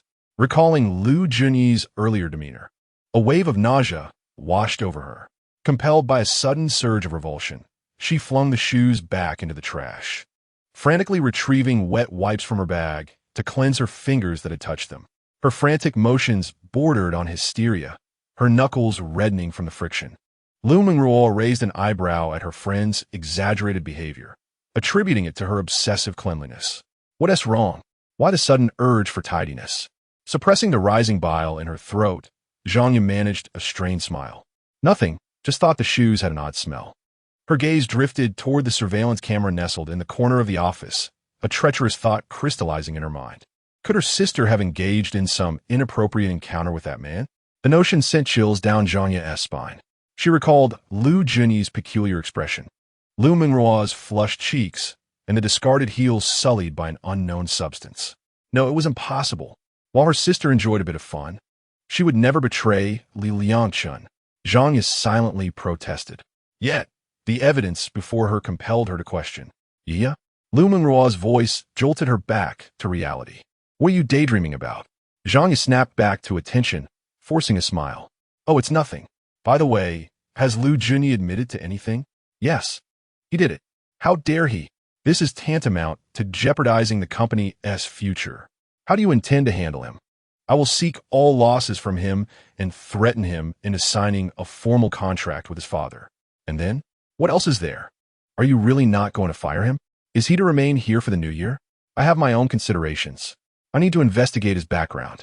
Zhanya covered her face with her hand, speechless at Liu Mengruo's apparent lingering feelings for that man. She realized she must review the surveillance footage to uncover the truth.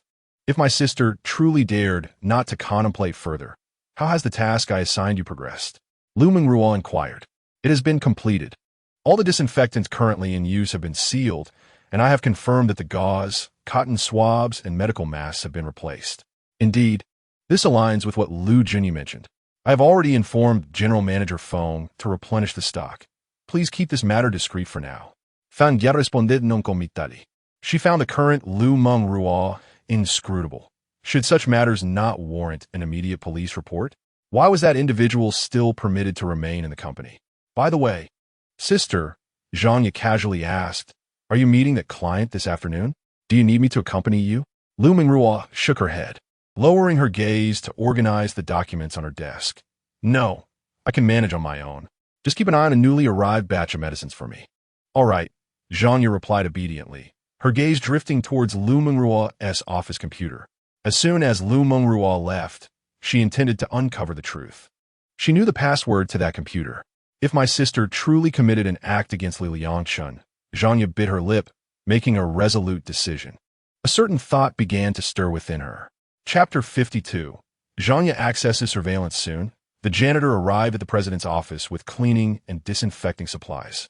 Liu Mengruo felt an unusual odor permeating the office and said to Zhanya, yeah, I'm stepping out for a moment to have it cleaned. Are you coming out too? Zhanya immediately replied. No, I have some matters to attend to here. Just as Liu Mengruo stepped out, she called her business partner, Liang Pinhong. Liang Pinhong, aged 40, is widowed and raises her 10-year-old daughter alone. Her late husband was a high-ranking official who, during an anti-corruption operation, jumped from a tall building, taking the blame for others on the same boat.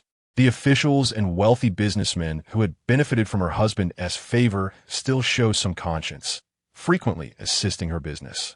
Every time Liang Pinhong brings clients to the hospital, they are either affluent or of noble status, with expenditures ranging from hundreds of thousands to several million.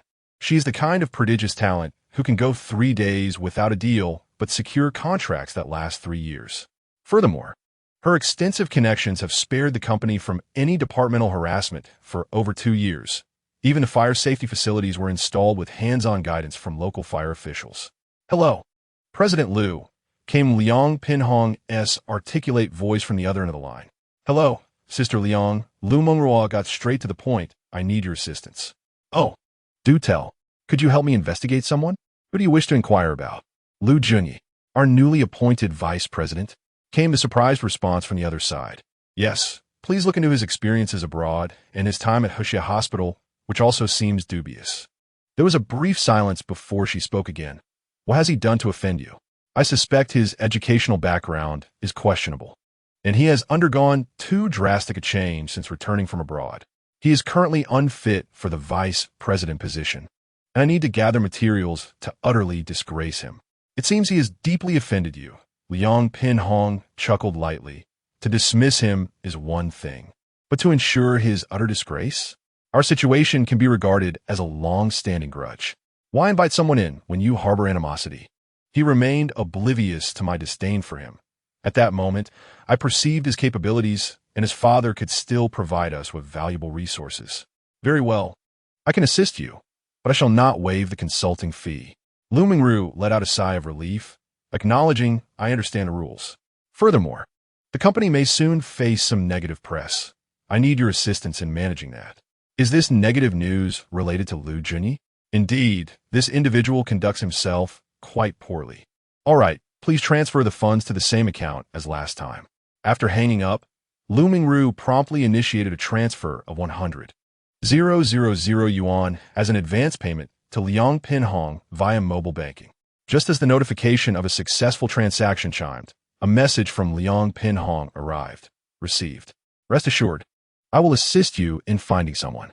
Liu Mengruo gazed at her phone screen, a cold smile curling her lips as she proceeded toward the elevator.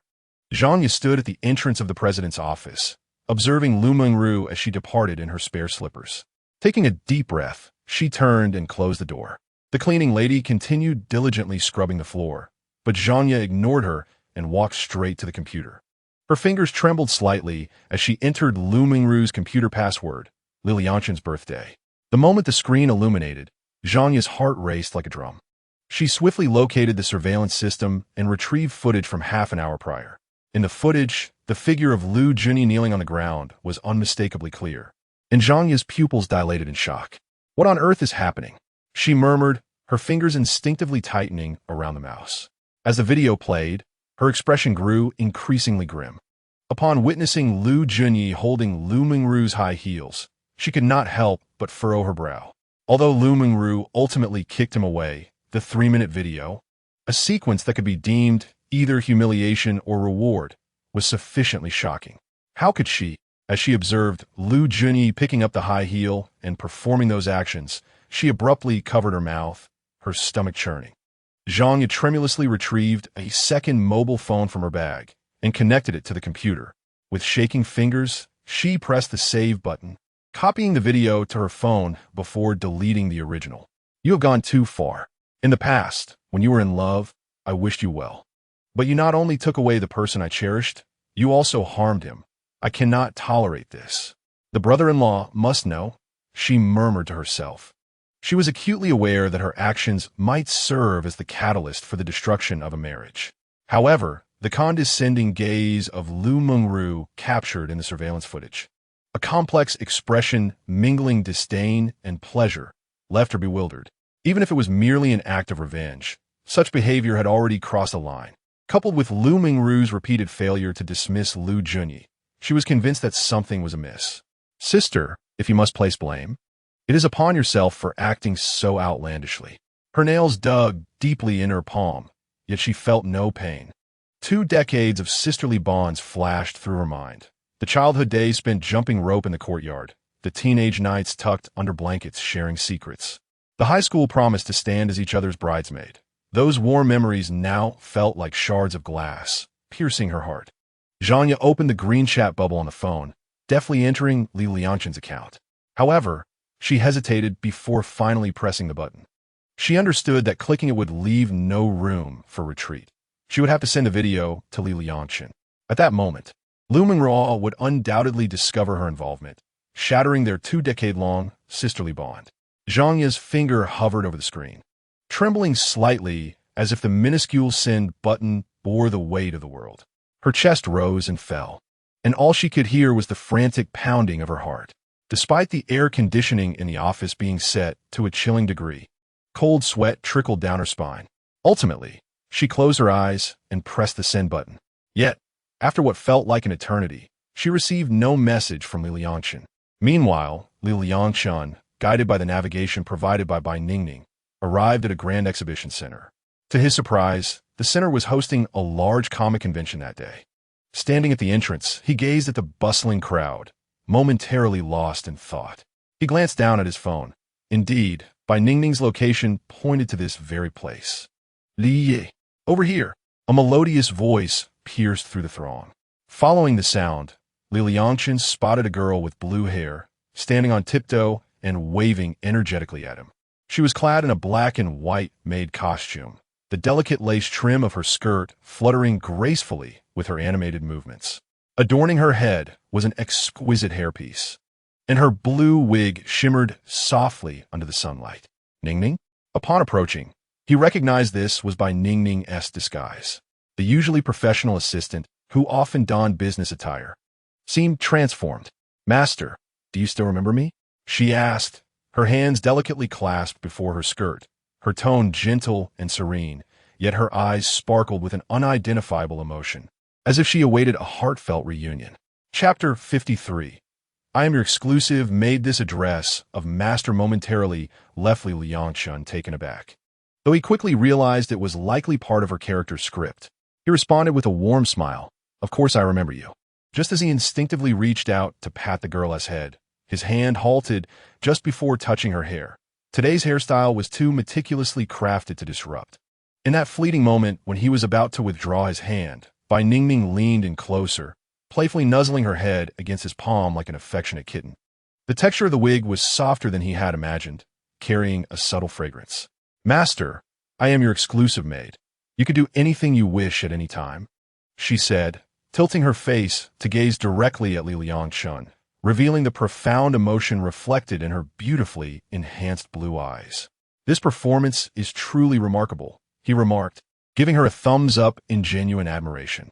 Ningning, I never expected you to embody this role so vividly. Surely, this character harbors deep feelings for her master. I nearly found myself immersed in the role of the master. A fleeting glimpse of disappointment flashed in Bai Ningning's eyes, but it vanished almost instantly. She blinked, transforming back into her vibrant self, her lips curving into a playful smile. Liu, do you know what character I am portraying? Apologies, Liangchen scratched his head a bit awkwardly, admitting that he seldom engages with anime. Bai Ningning was not surprised. She twirled with excitement, her skirt billowing in the breeze. My name is Rem. All right, I've remembered it. It's quite charming, Liangchen commented, feeling somewhat uneasy. He rarely delves into the realm of two-dimensional culture, finding such attire both novel and unfamiliar. Yet, he had to admit that Bai Ningning indeed presented a refreshing sight. It's fine, as long as you remember Bai Ningning. You definitely won't forget. That is not necessarily the case, she replied playfully, clasping her hands behind her back and beckoning him. Liu, would you be interested in donning a costume as well? It would be a pity not to experience the atmosphere at the convention. I came to take photos. Isn't that enough? Since you're here, how could you not immerse yourself in the ambience? Without waiting for his response, Bai Ningning seized his wrist, her soft touch sending a shiver through him as she navigated through the crowd. Where are we headed now? First to the venue, then to the makeup room. Can we use the venue's makeup room? Liangchen inquired. Don't worry. The daughter of my second uncle's third aunt's ex-husband is the head of this venue. I've arranged for an incredibly talented makeup artist. That is quite a distant connection, and an ex-husband at that. Is it reliable? Oh, Liu, don't dwell on the details. We'll definitely get in. As Bai Ningning had foretold, they breezed through all checkpoints with her charm, and the staff were particularly warm and welcoming. Upon arriving at the makeup room, they found several attendees already present. The moment they stepped in, a makeup artist with a high ponytail and black-rimmed glasses approached briskly, her eyes sparkling as she assessed Bai Ningning's outfit. Ningning, you've perfectly embodied Rem today. Thank you. Baozi, this is my Liu. He'll help me out shortly. She stepped aside to reveal Liangchen, who was carrying a camera bag. Bao Jie's attention was immediately drawn to him. She appraised the tall man, who wore simple attire of a shirt and jeans, his hair slightly tousled. Yet, his chiseled features and profound gaze were remarkably captivating, particularly when he slightly furrowed his brow. A calm demeanor radiated from him that even a seasoned observer like Bao Jie found striking. Goodness, she exclaimed, covering her mouth, and whispered to Bai Ningning, Ningning, could this handsome man possibly be your boyfriend? Oh no, Bao Jie, he is the photographer I hired. Would you mind if I try to win him over? This mature and composed type is exactly to my taste. Bai Ningning shook her head with a smile. Sorry, Bao Jie, you're out of luck. He is my boss's husband. Oh, I see. Bao Jie visibly pouted in disappointment, but soon perked up again. Then let me handle his makeup. I guarantee he'll be the most dashing one at the convention. Hans, Baozi, Bai Ningning replied before diving into the costume section. She selected a finely crafted outfit from the rack. A navy blue hoodie, a fitted black tactical outfit, a pair of deep gray mountaineering pants, and a brand new pair of high-top military boots. When Liangchen noticed the boots, he quickly remarked, perhaps we should skip the boots. They might not be suitable for me.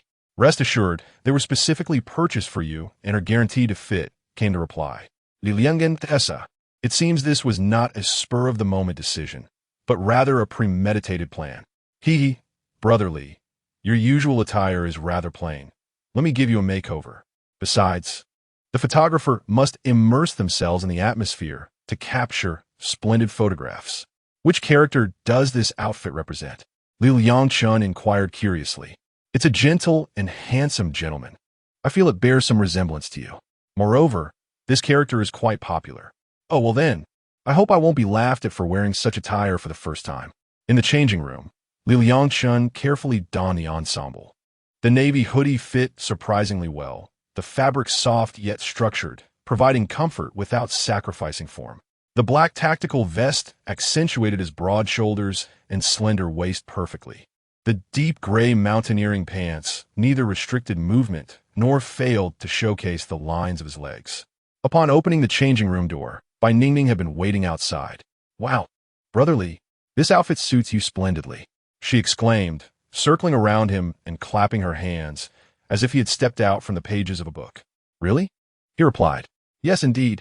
Bai Ningning nodded vigorously, picking up a weathered brown tactical belt from a nearby rack. Here, there's one final accessory. The belt bore several antiquated bronze bells and a finely crafted short dagger prop. Bai Ningning earnestly helped Liangchen secure it. All done. She stepped back 2 paces, admiring her masterpiece with satisfaction. Perfect. Liangchen approached the mirror, gazing at his reflection. The navy hoodie accentuated his stern demeanor, while the tactical gear added an adventurous flair, and the bronze bells lent an air of mystery. This image suddenly struck a chord within him.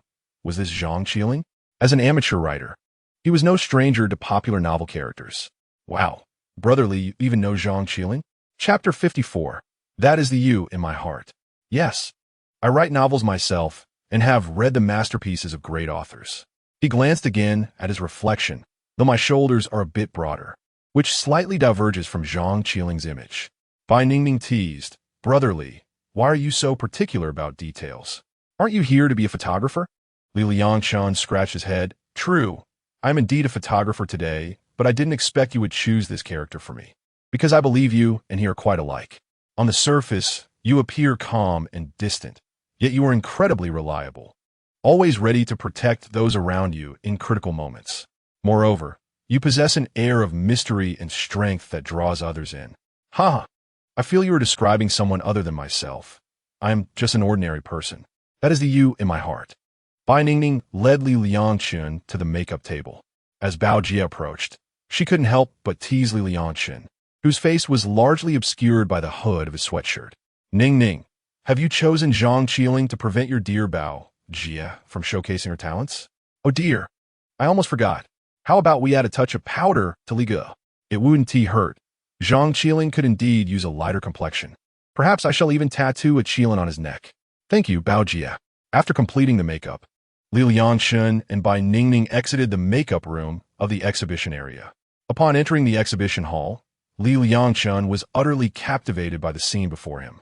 The entire venue was transformed into various anime landscapes, with attendees dressed in exquisite costumes, creating the illusion of stepping into an alternate realm. Li, let us head to the photography area first, Bai Ningning exclaimed, pulling him in a certain direction. I've arranged to meet a few friends for a photo shoot.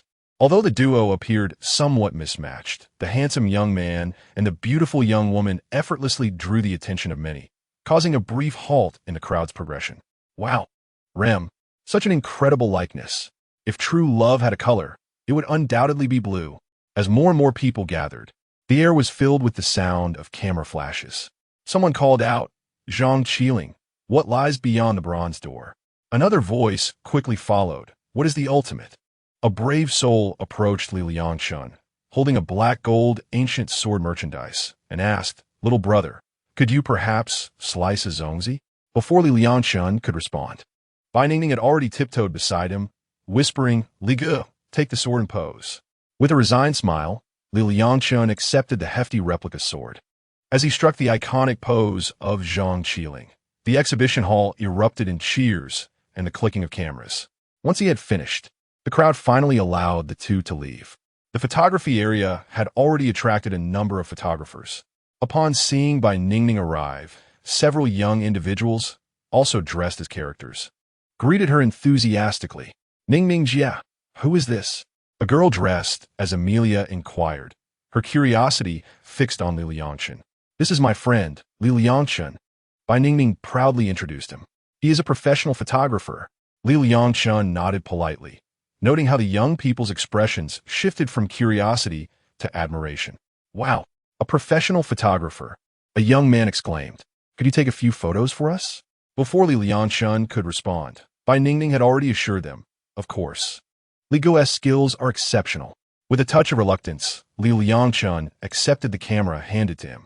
After adjusting the settings, he began to guide the group in posing. Although unfamiliar with the anime characters, his professional photography skills quickly garnered admiration from the crowd. Oh my, the composition is magnificent. The lighting is handled so well. Could you teach me, Teacher Li?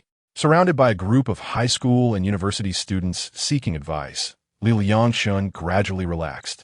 He patiently addressed their various photography queries, even assisting a few with their poses and expressions.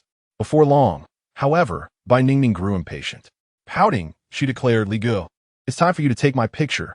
Amused by her childlike competitive spirit, Liangchen picked up the camera, gesturing for Bai Ningning to step into the light. Imagine that you are truly Rem, he gently instructed. Through the viewfinder, Liangchen observed Bai Ningning as she effortlessly slipped into her character. Her gaze transformed into one of unwavering determination, softened by a gentle warmth, with her chin slightly raised in a manner that exuded a hint of pride. She was the embodiment of a spirit from the demon clan, willing to sacrifice everything for the one she loves. The shutter clicked continuously, and Liangchen was completely absorbed in the act of capturing her essence. Bai Ningning's expressive performance exceeded his expectations, with each gesture and expression precisely conveying the character's traits. Marvelous! After completing a series of shots, Liangchen sincerely praised, you possess remarkable talent. Bai Ningning's cheeks flushed crimson as she hurried over to review the photographs, her delight evident as she discovered each one to be nothing short of perfection. Li Guo, you are incredible, she exclaimed, excitedly clinging to his arm. These photos are bound to go viral. Surrounding onlookers gathered to admire the images, their gasps of amazement filling the air. In the subsequent hours, Bai Ningning led Liangchen through the myriad wonders of the comic convention. They witnessed dazzling fashion shows, enjoyed dance competitions, and even participated in an anime trivia contest. Although Liangchen was unfamiliar with most of the content, Bai Ningning's passionate explanations gradually unveiled the allure of this vibrant culture. As night fell, fatigue set in, and like the majority, they found themselves in the venue's lounge, sharing a meal of boxed lunches. Li Guo, did you enjoy today? Bai Ningning inquired. Yes. It was quite a novel experience, Liangchen responded candidly. Thank you for introducing me to all of this. Bai Ningning's eyes curved into crescent moons. I knew you would love it. In fact, there are numerous intersections between the photography and entertainment industries. Many renowned figures require professional photographers. She animatedly discussed the connections between the two realms, while Liangchen listened attentively, nodding occasionally. Therefore, I believe you should consider taking on some photography work, Bai Ningning concluded. You would undoubtedly be well received. Liangchen pondered her suggestion. That indeed seems like a promising direction. Right. Bai Ningning exclaimed with enthusiasm. Next time at the convention, I can introduce you to even more people. Just then, Liangchen's phone vibrated. He pulled it out to glance at a friend request from an unfamiliar number. Having received several today, initially inclined to ignore it, he paused upon noticing a note regarding an important video about Liu Mengruo, which furrowed his brow. What's wrong? Li Ye. Bai Ningning noticed the change in his expression. You all go ahead and eat, Liangchen replied, not wishing to disclose the matter. He excused himself under the pretense of visiting the restroom and found a secluded corner to accept the friend's request. Chapter 55. Old Friends Gathered Soon. A video arrived from the other side. After a moment's hesitation, he ultimately decided to open it. The screen revealed Liu Mengruo's office, where Liu Junyi was kneeling on the floor, while Liu Mengruo sat regally on the sofa, the tip of her stiletto poised against his forehead. Polish my shoes. Liu Mengruo's voice resonated from the video, cold and authoritative. This scene caused Liangchen's pupils to constrict sharply.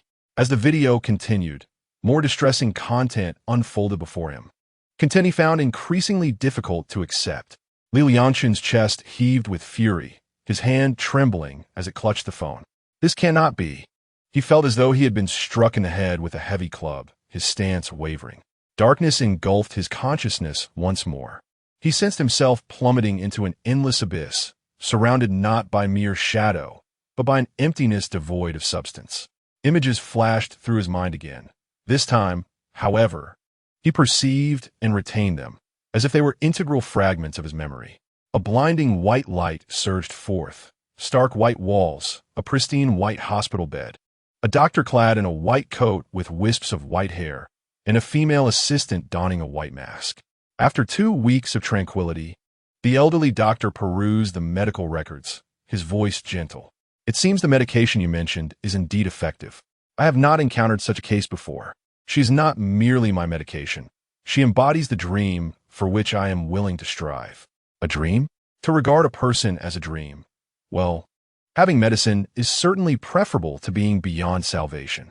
I have another concern. I find that I am gradually forgetting everything related to this illness. Shall we record a video for you? If you experience amnesia, perhaps it could jog your memory?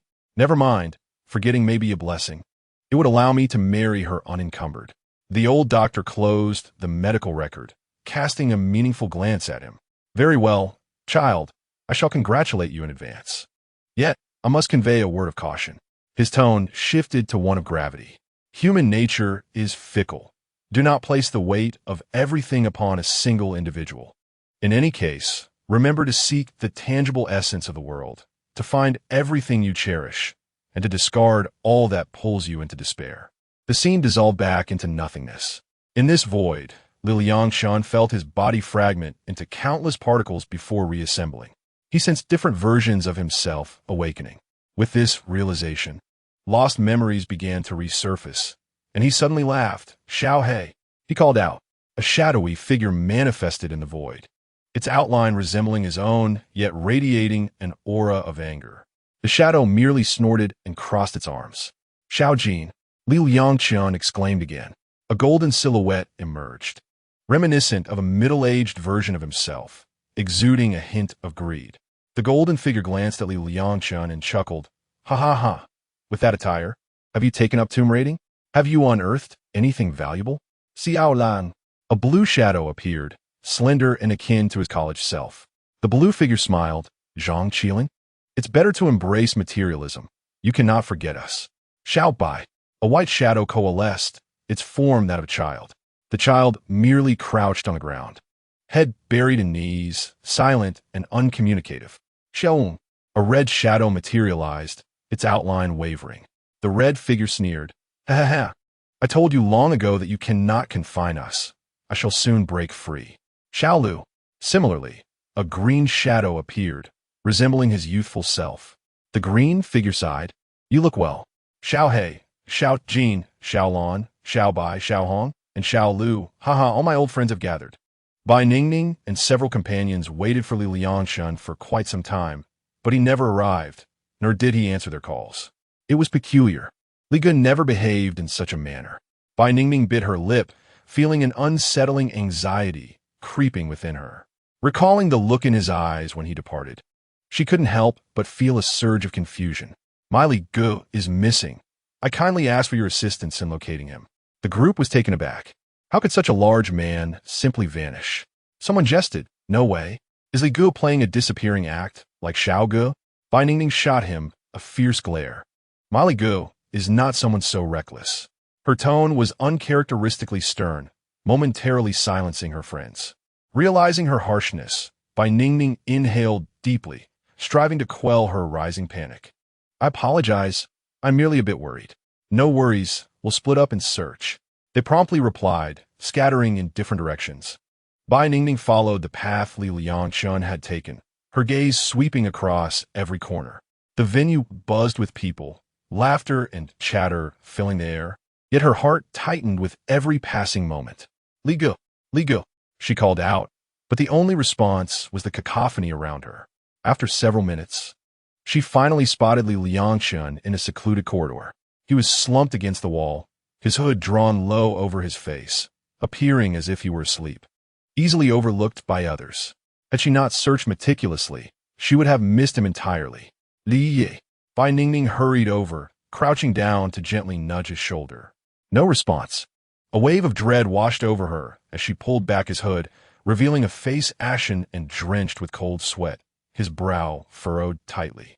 He occasionally murmured syllables, as if trapped in some painful dream.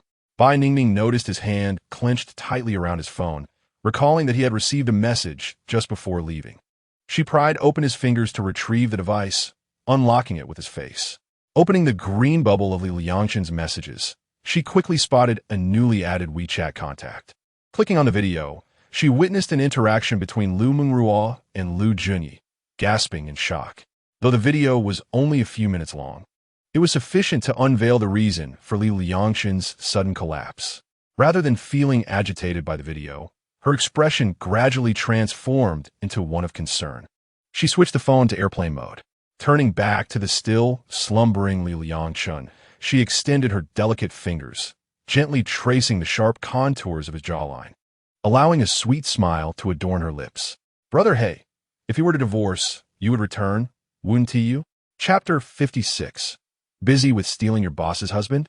She retracted her hand and swiftly dialed her partner's number. No need to search anymore. I've found Brotherly. Let's head back. After hanging up the phone, she hesitated not for a moment, bending down to hoist Liangchen onto her small shoulders. This petite figure, seemingly imbued with unexpected strength, drew the attention of passers-by. What on earth is that girl doing? Is she carrying a corpse? They gawked, their phones aimed at this bizarre scene. Is this a new promotional tactic? Don't you think it's rather incongruous for a little girl to be carrying a grown man?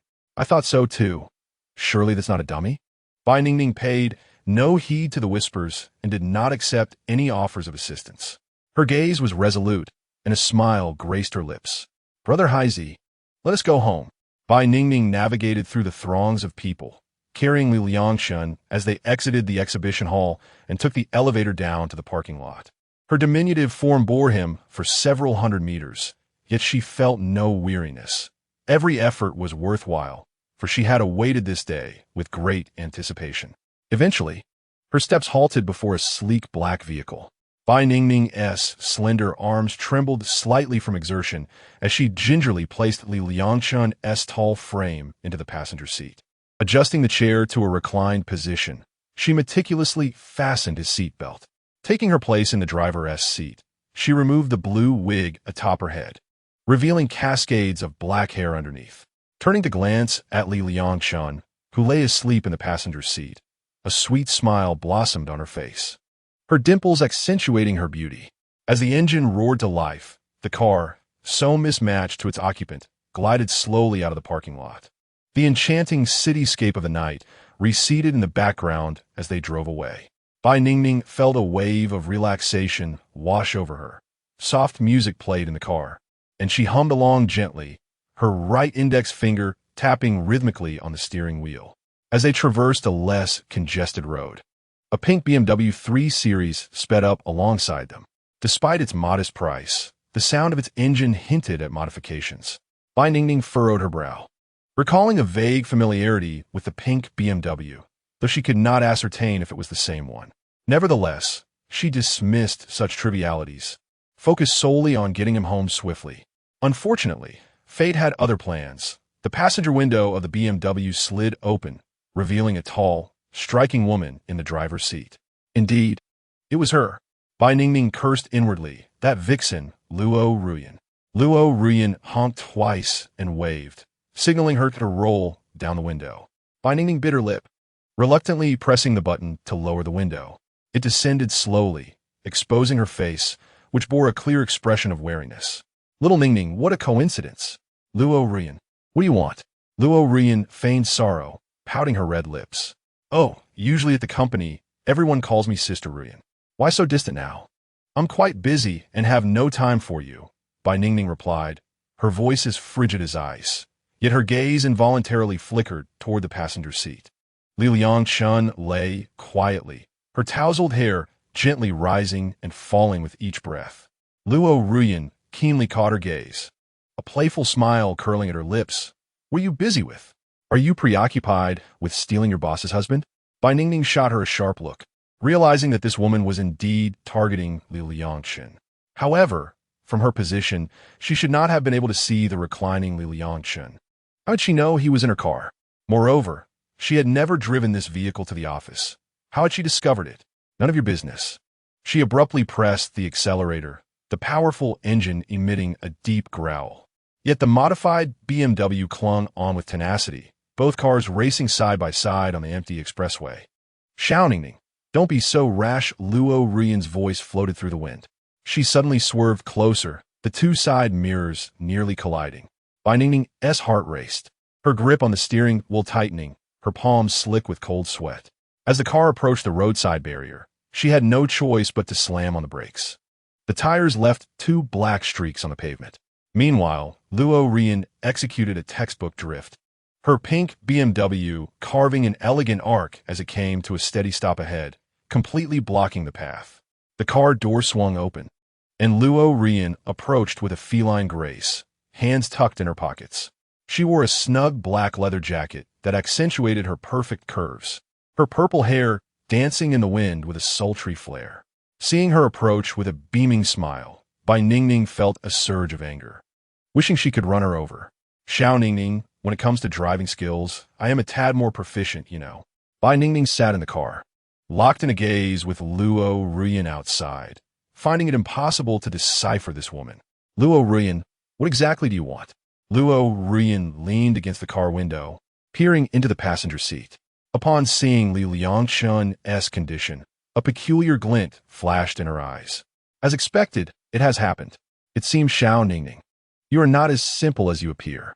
Bai Ningning eyed her warily. What has happened? What do you know? Luo Ruyan resumed her nonchalant demeanor, playfully tapping Bai Ningning's nose with her index finger. Hee, I want to tell you. Guess for yourself. Bai Ningning trembled with frustration. This woman had cornered her here without revealing her intentions. And most alarmingly, she seemed aware of Li Liangchen's secret. This woman was exceedingly dangerous. She glanced at Li Liangchen, originally planning for him to awaken in the old house, the first person he would see being her. The carefully orchestrated reunion was completely disrupted by this sudden intruder, causing Bai Ningning's temples to throb. Luo Ruyan lounged against the car door, her long fingers toying with her phone.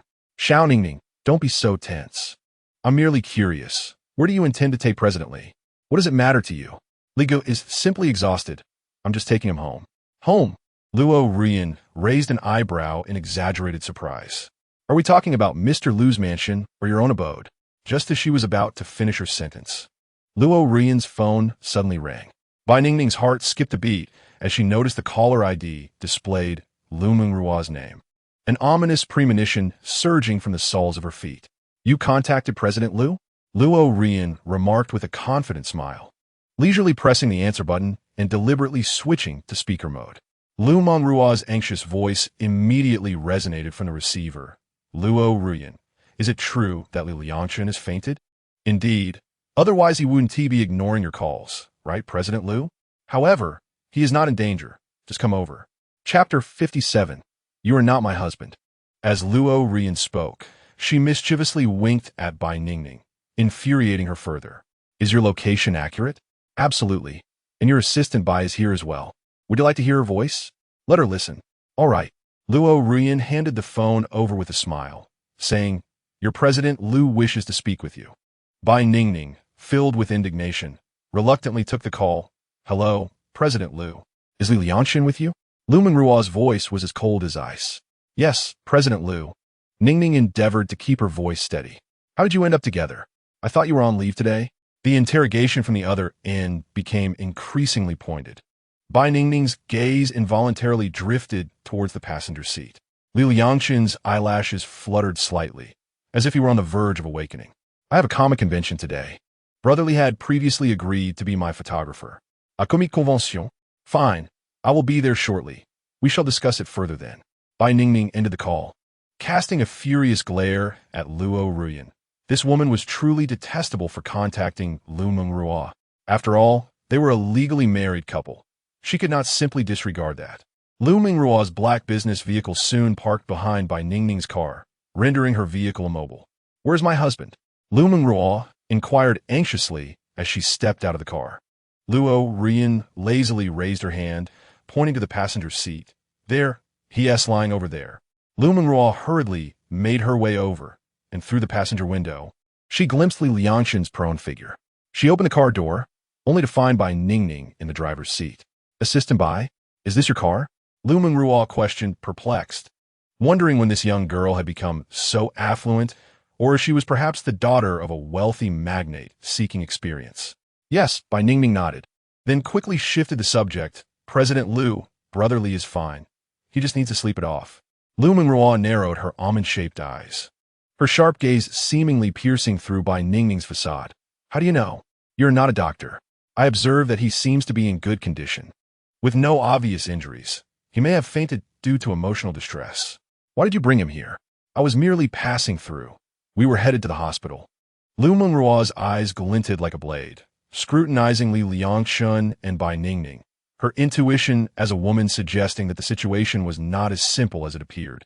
Yet now was not the time for analysis. "Very well, I shall take him back." Ultimately, Liu Mengruo decided to address the immediate concern first. She reached out to unbuckle Li Liangchen's seatbelt, but froze the moment her hand made contact with his body. This towering man, standing at 6 feet 1 inch, was beyond her capability to move alone. Liu Mengruo awkwardly inquired, "Could you assist me in lifting him into my car?" Just as Bai Ningning was about to exit the vehicle to lend a hand, they heard a strange sound emanating from Li Liangchen, a sinister cackle. The scene was oddly amusing. Liu Mengruo, puzzled, called out, "Darling?" Bai Ningning, feeling disheartened, remarked, "It's not Heisey." Luo Rian sighed. "Alas, he has escaped again." Li Liangchen, seated in the front passenger seat, opened his eyes to gaze at Liu Mengruo. His usually gentle eyes sparkled with mockery. He grinned widely, revealing an unsettling smile, and said, "Why is President Liu so free? Aren't you supposed to be training your little sycophant?" Liu Mengruo was momentarily stunned by his words. What did he mean? Did he somehow know about today's events? Impossible. Only the two involved were aware of it.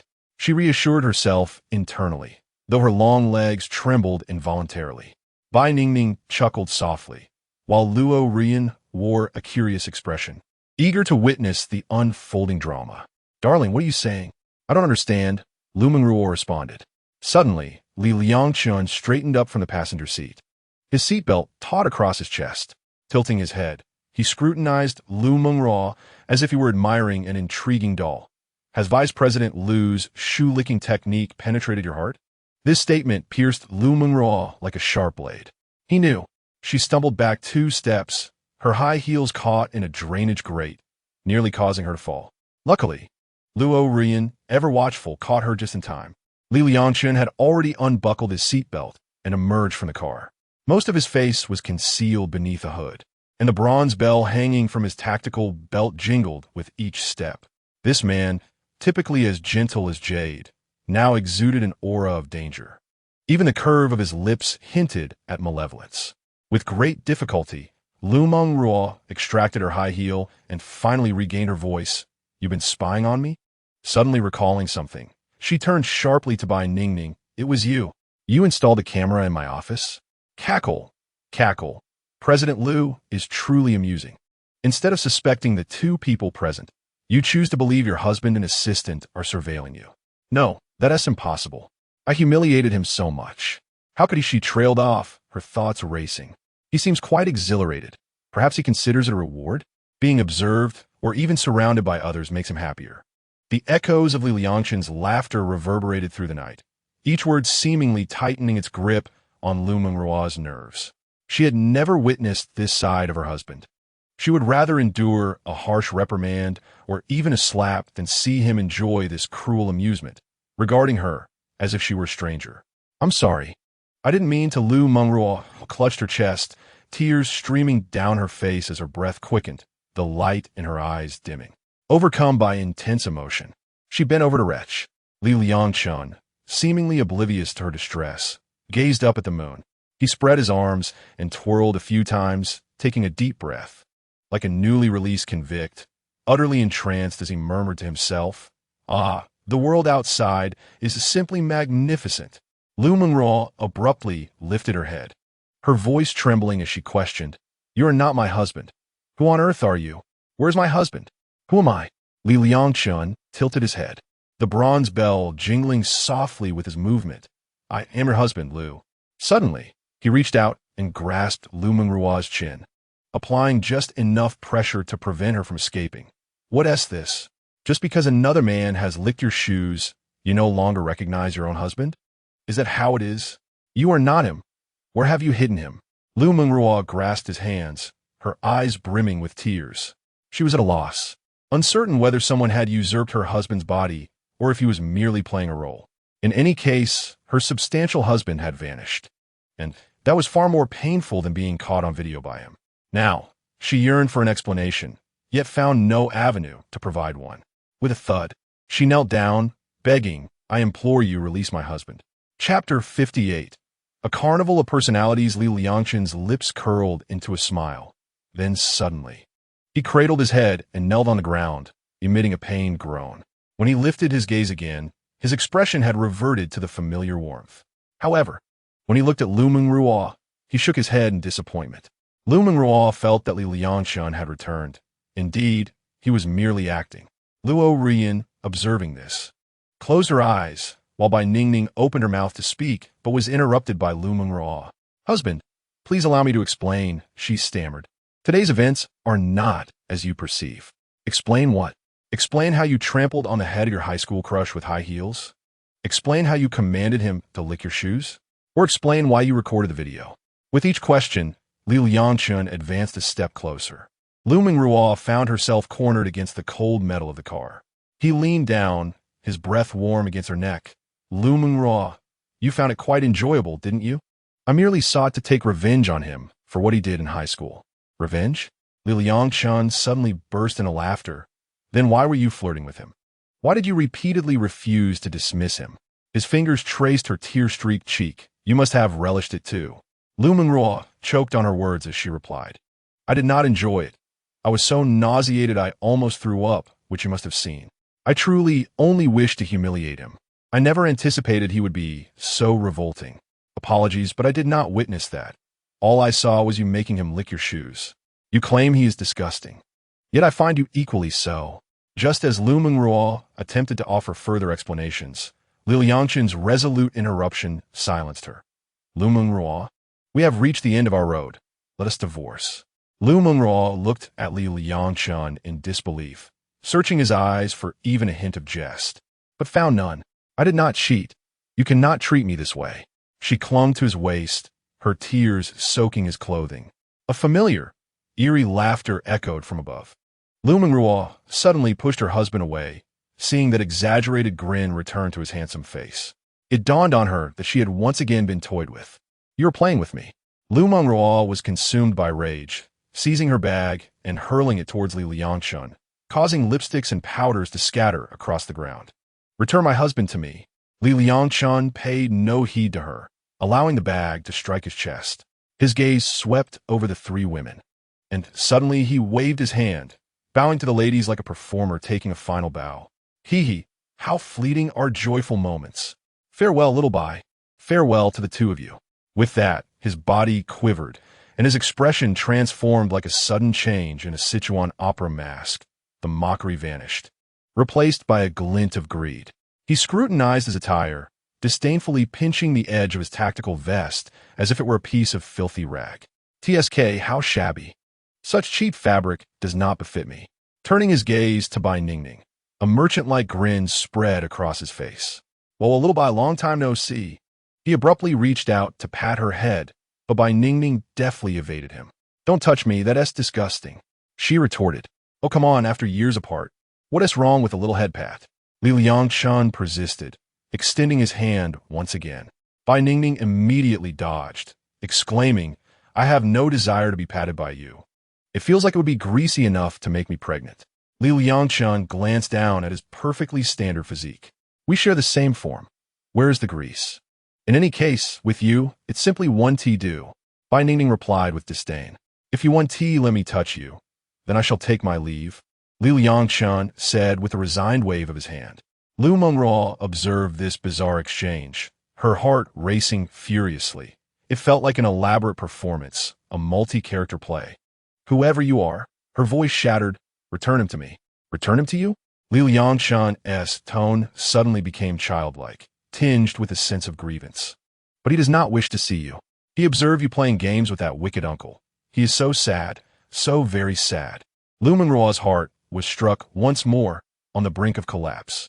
Just as despair threatened to engulf her, Liangchen's expression shifted again. This time, he bore an air of seriousness tinged with pride, adjusting non-existent glasses, his gaze calm as the depths of a tranquil lake. Liu Mengruo dared not speak further, fearing another blow. The scholarly Liangchen's gaze lingered momentarily on Luo Ruyan before nodding to Bai Ningning, as if confirming some vital data. Yet he uttered not a word. Then, his expression transformed once more. His eyes sparkled with clarity and brightness, a youthful exuberance gracing his lips. Upon the emergence of this version of Liangchen, he eagerly scrutinized the three women as though appraising items for sale. His gaze glided from Liu Mengruo's elegant neck to Luo Ruyan's curvaceous waist, finally resting on Bai Ningning's somewhat naive figure. Tilting his head, he began to score like a discerning judge. Liu Mengruo, 9 points. Luo Ruyan, 9 points. His eyes circled Bai Ningning, pursing his lips. Though little Bai has matured a tad over the years, her foundation still lacks. I can only give her 8 points. He shook his head regretfully, lamenting, such a pity. They all possess flaws, not the perfect goddess of my dreams. Bai Ningning observed the unrestrained remarks of the crowd, and, as they began to score her, she found herself rated lower than the other two. While her aunt could endure, her uncle could not. With her hands on her hips, she exclaimed, Xiao Luzi, get out of my way. However, Liangchen not only remained unperturbed, but instead smiled even more radiantly, noting that Bai's temper was quite poor, which warranted another deduction, bringing her score to 7. Bai Ningning was so furious that her hair seemed to stand on end, and she made a move as if to pinch him. Suddenly, Liangchen's body lost all strength, akin to a marionette with severed strings, and he fell forward. Gijhe! Bai Ningning cried out, hastily opening her arms to catch him.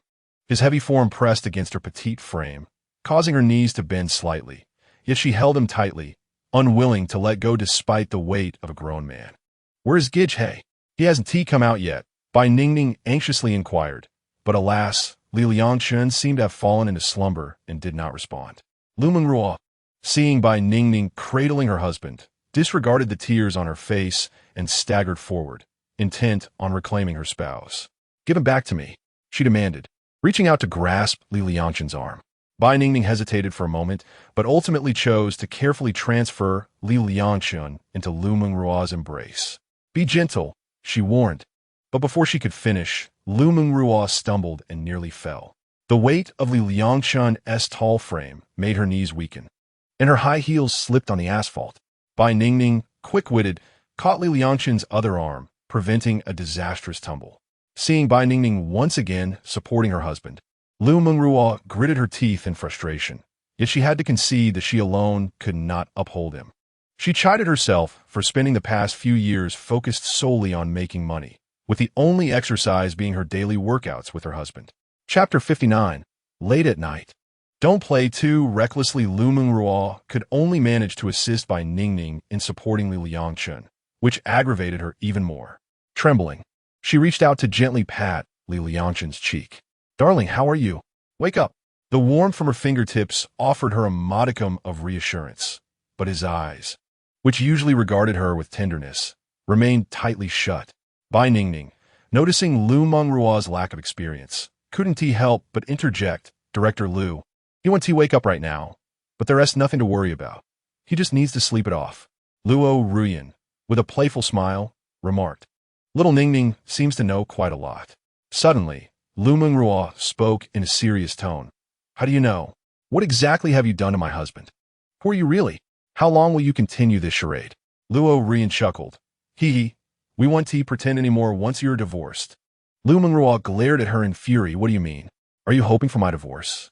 Her nerves instantly tightened as she fixed her gaze upon the two women before her. One was her usually obedient and endearing assistant, while the other was a woman with little connection to her husband. The unspoken understanding reflected on their faces sent a chill down her spine. Hee, I was just joking with Director Liu, Luo Rian said, but inwardly she scoffed. How many viewers eagerly awaited your divorce? Her smile faded as she retrieved a business card from her pocket and handed it to Liu Mengruo.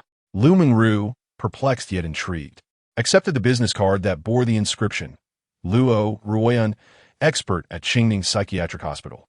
Her brow furrowed instantly.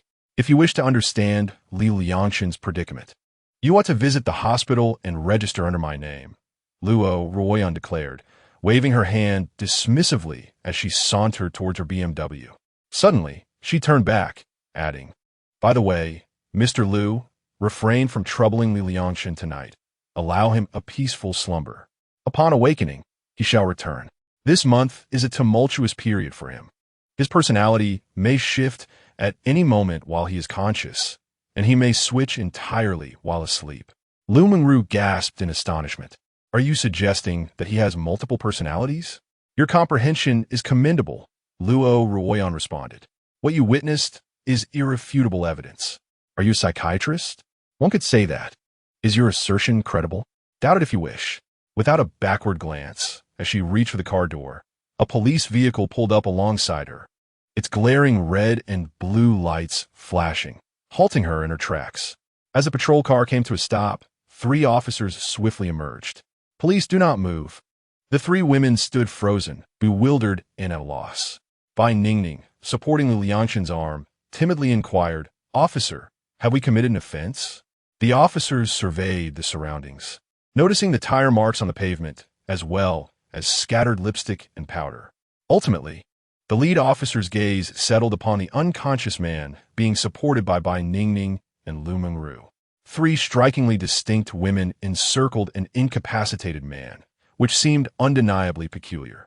We received a report from a concerned citizen stating that a woman was being bullied here. He harbored doubts. The report indicated a female victim, and while one woman was indeed weeping, it was a man who lay unconscious. He pointed at Li Liangchen. What have you done to him? The 3 exchanged glances and simultaneously shook their heads. Liu Mengruo wiped her tears, inhaled deeply, and composed herself. He fainted. May I have your assistance in helping him?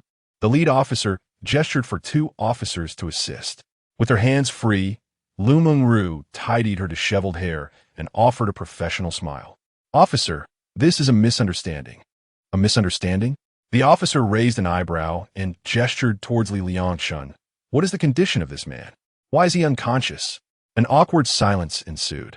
Liu Mengruo bit her lip and suddenly had a flash of inspiration. He has a fear of blood. Fear of blood? The officer surveyed the area skeptically. Where's the blood? Liu Mengruo's cheeks flushed slightly, her voice dropping. I had my period and he accidentally saw. She instinctively touched her abdomen, recalling that she had always had this issue. Today marked the final day of her cycle, and she feared no repercussions even if the officers demanded evidence. A young officer standing behind her could not stifle a laugh, only managing to contain it after receiving a stern glare from the lead officer. Bai Ningning also struggled to suppress her amusement, covering her mouth and turning away, her shoulders shaking with mirth. The officer cleared his throat. What is your relationship to one another? Liu Mengruo straightened her posture and pointed to the 2 women. These 2 are my subordinates, and this man is my husband. Your husband? The officer scrutinized Liu Mengruo's exquisite professional attire and stilettos, then glanced at Li Liangchen's eccentric outfit. Do you have your identification? He inquired. Yes, she replied, retrieving her ID card from her bag and displaying a photograph of their marriage certificate on her phone. The officer meticulously verified the documents, then shifted his gaze to the unconscious Li Liangchen, his expression gradually softening. He exchanged a knowing look with his colleague, who, along with 2 other officers, assisted in guiding Li Liangchen into the business vehicle. The officer pointed to the tire marks on the road. What about these sudden braking traces? And he gestured towards the scattered cosmetics on the ground. What is the explanation for these items? Luo Ruyan suddenly chuckled. her purple hair shimmering under the police lights. "Officer, the skid marks are merely a result of my inexperience. I brake too hard. As for the cosmetics, we were engaged in role-playing." She twirled, showcasing her form-fitting leather outfit. "Do we appear to be villains?" The officer remained unperturbed, requesting identification from Bai Ningning and Luo Ruyan. "Since you are married, there seems to be no issue here. It appears to be a misunderstanding," he remarked, his tone noticeably lighter. Yet, he could not resist probing further. "But is it truly possible that such a grown man fainted merely from seeing blood?" Liu Mengruo replied without flinching, "Indeed, officer. He has always been this way. He cannot tolerate the sight of red liquid." He was supposed to go to the hospital for a checkup. The officer surveyed the group and lowered his voice. "Young people should exercise moderation, especially late at night. Do not indulge too recklessly, as it may disturb others." "Understood," they replied. The officer turned to walk towards his patrol car, reminding them before departing, "Do remember to take him to the hospital for an examination." With that, the officers drove away, the red and blue lights gradually fading at the end of the street, leaving the three women in disarray in the wind. Bai Ningning could no longer contain her laughter, doubling over while clutching her belly. "President Liu, your fabrications are exceptional. The excuse of fainting at the sight of blood and menstruation is quite creative." However, Liu Mengruo was not in the mood for banter.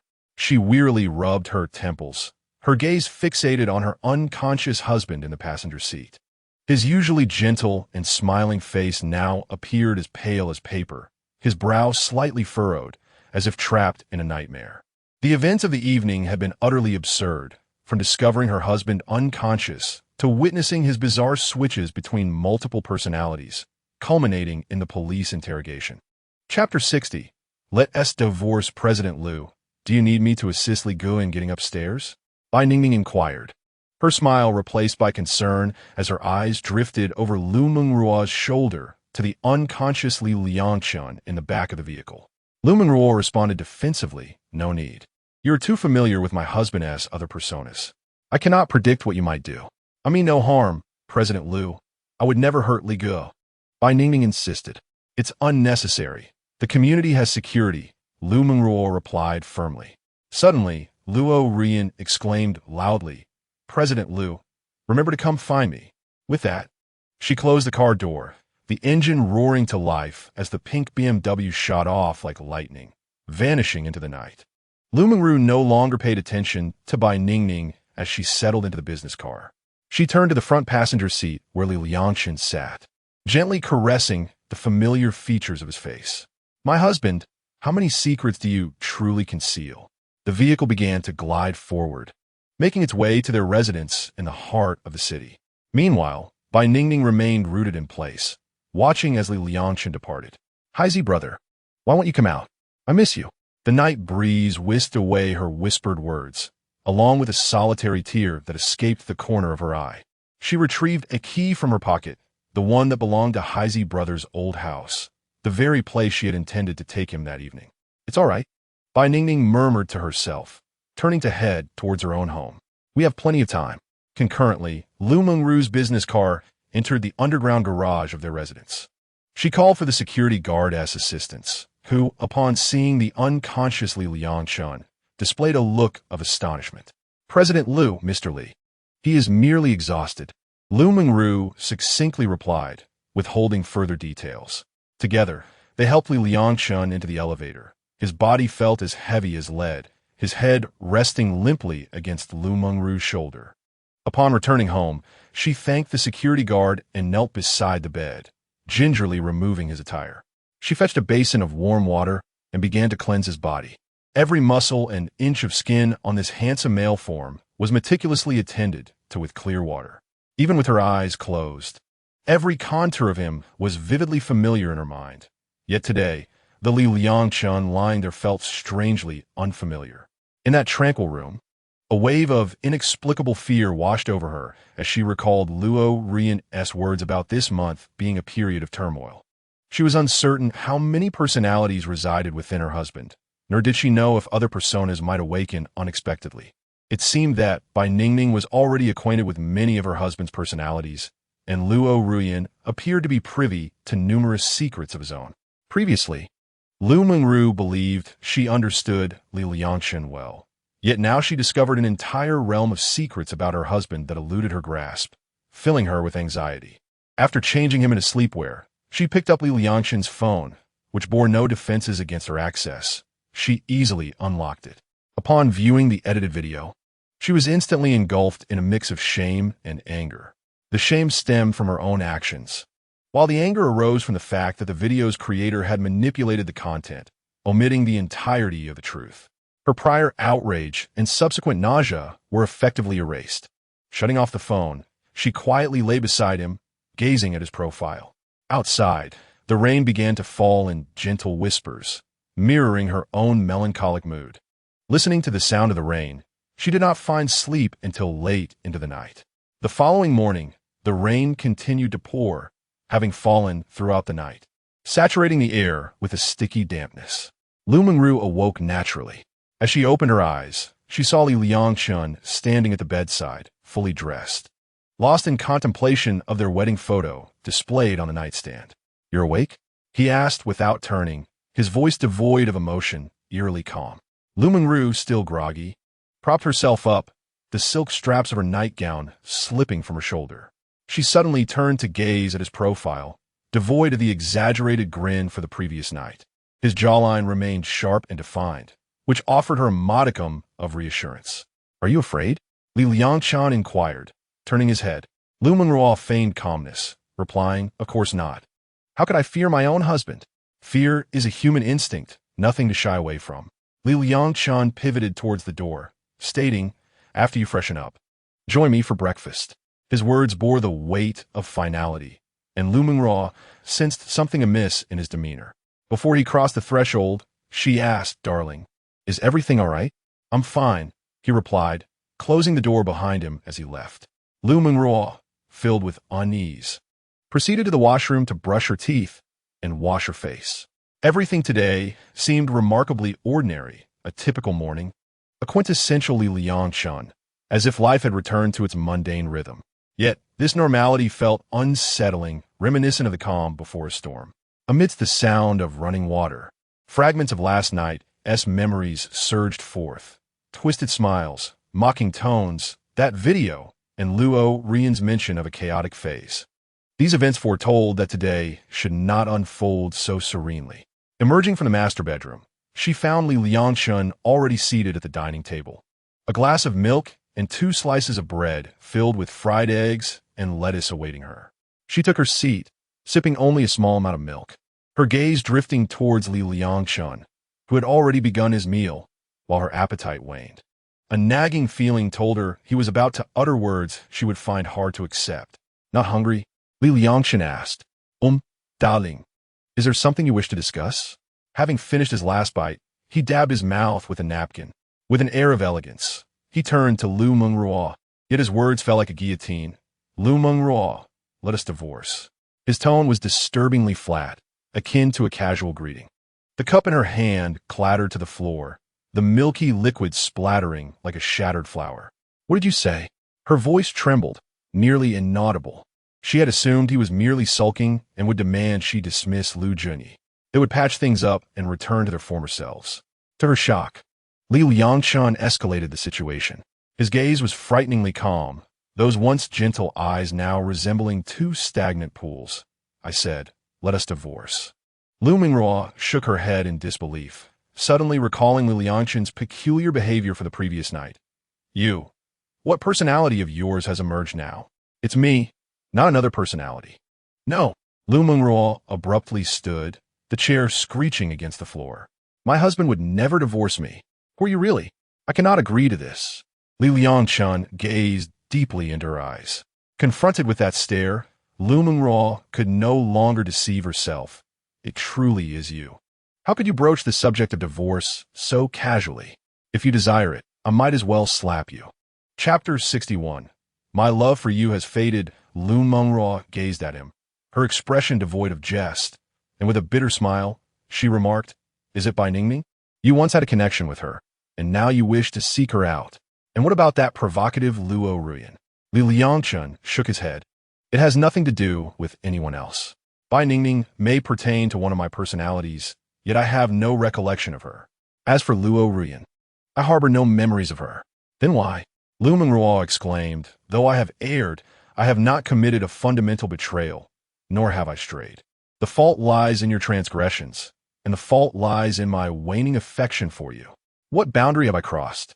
I did not even allow him to touch me. Liu Mengruo shouted hoarsely. Liangchen slowly rose, placing a chopstick flat on the dining table, positioning a finger behind it. You presume that testing the waters near your limits does not constitute crossing the line. He placed another chopstick behind his finger, oblivious to the fact that my boundaries lie here. At his words, Liu Mengruo's eyes widened, her hand instinctively covering her mouth as she stepped back, unable to maintain her balance. She collapsed onto the floor, tears streaming down her face in an instant. I thought you would cease. Liangchen regarded her from above, his gaze coldly detached, yet you have not stopped to this day. Regarding Xiaohong's words last night, I perceive no fault in them. They are what I wish to convey to you. I intended to dismiss Liu Junyi after uncovering his background. If you desire, I will dismiss him tomorrow. Liu Junyi is merely the catalyst, not the root cause. Even if he were present in the company, he could not enact those repulsive deeds without your acquiescence. The authority was always in your hands. The reality is that you allowed these sordid events to unfold. Regardless of your inner thoughts, some matters are judged by actions, not intentions. No, you have not seen the complete video. It has been edited, Liu Mengruo retorted, rising to her feet as she retrieved her phone, pulling up her recorded video. See, I was scolding him for embezzlement beforehand, and afterward I was sickened. I did not revel in such occurrences. Liangchen did not spare the video a second glance. Do not present such distasteful footage to me. It is meaningless. Liu Mengruo's voice rose in agitation. It is meaningful. I'm not as repugnant as the video you received suggests. Will the judge acquit you if you tell him? Though I have broken the law, I was a good citizen beforehand, and I regretted my actions so profoundly that I nearly bled. Suddenly, Liu Mengruo threw herself onto Liangchen, her tears soaking his shirt. She buried her head against his broad chest, murmuring, I am sorry. I understand my mistakes, and I can change. I truly can change. You may scold or strike me, but please do not forsake me. My love, Liu Mengruo raised her tear-streaked face. You adore children. Let us have a child, shall we? Right now. With that, she insistently tugged at Liangchen's clothing. Liangchen, exasperated, firmly grasped her wrists. Enough, Liu Mengruo. It is too late. It is not too late. Each time I soften, you forgive me. You have always held me dear. Will you not forgive Mengruo once more? Liangchen swallowed hard. In a moment of reverie, he recalled Liu Mengruo, flitting about the cosmetics counter like a little sparrow, chirping, hello, can this cosmetic be returned? I apologize, sir, but the return date has already passed. Ah, weren't you the one who mentioned buying this for your mother? Does she not fancy this cosmetic? No, she does not like me. Oh, do not be disheartened. You could gift it to a girl who appreciates it. Would you accept it if I offered it to you? Ah, it's too precious. I cannot accept it. You see, you do not harbor any affection for me either. No, it is just that receiving such an extravagant gift without being your girlfriend would make me feel embarrassed, especially since we have only met twice. I have no one else to give it to. If you do not want it, I shall discard it. Oh, do not throw it away. How about I add you on WeChat? I can see that you are feeling rather low. I would be happy to chat with you. Liangchen managed a bitter smile, yet he resolutely decided, this time, I cannot forgive. Is it because of your other personalities? Liu Mengruo suddenly inquired, her voice laced with a final glimmer of hope. They're forcing you to do this, aren't they? No, while they all wish for my divorce. This decision is mine alone. They merely help me to see certain truths. What truths? Liangchen released her hand, taking a step back. His gaze dim. My love for you no longer exists. Upon uttering these words, Liangchen felt a pang of regret. The once profound affection now so calmly pronounced its own demise. That cannot be. How can you claim to no longer love? Liangchen pointed to his head. Their emergence signifies the nullification of my love for you. What does that have to do with them? Liangchen took a deep breath. Because you were once my remedy. What do you mean? I do not understand. I had multiple personalities even before I met you. It was because of you that I managed to seal them away in my mind. You saved me, for which I am deeply grateful. Liangchen extended his finger, gently wiping away her tears. However, my mind resembles Pandora's box, and you are the one who has now opened it, leaving it impossible to close again. It can be closed. I will find you the best doctor. By the way, it seems Luo Rian knows something. Let us seek her out. It is futile. Multiple personalities are incurable. No one can save me. I was perhaps a miracle, a divine favor, a happiness stolen from fate. Liangchen released her hands and turned towards the study, his back resolute and distant. Liu Mengruo hurriedly followed him, only to find that he had already packed his belongings. What are you doing? Without turning, Liangchen continued, placing the last few books into the suitcase. I am moving out. Moving out? Why? Even if you wish to divorce, there is no need to move out immediately. Suddenly, Liangchen emitted a peculiar sound, causing Liu Mengruo to instinctively retreat 2 steps, colliding with the bookshelf. Her eyes wide with fear as she regarded Liangchen warily. She soon realized that he was looking at her with a semblance of a smile, devoid of any teasing expression. That laughter emanated from Liangchen's true self. Liangchen spoke slowly. Look, in broad daylight, even this sound makes one wary. If it were to happen beside your ear while you were asleep, you would undoubtedly suffer a mental breakdown.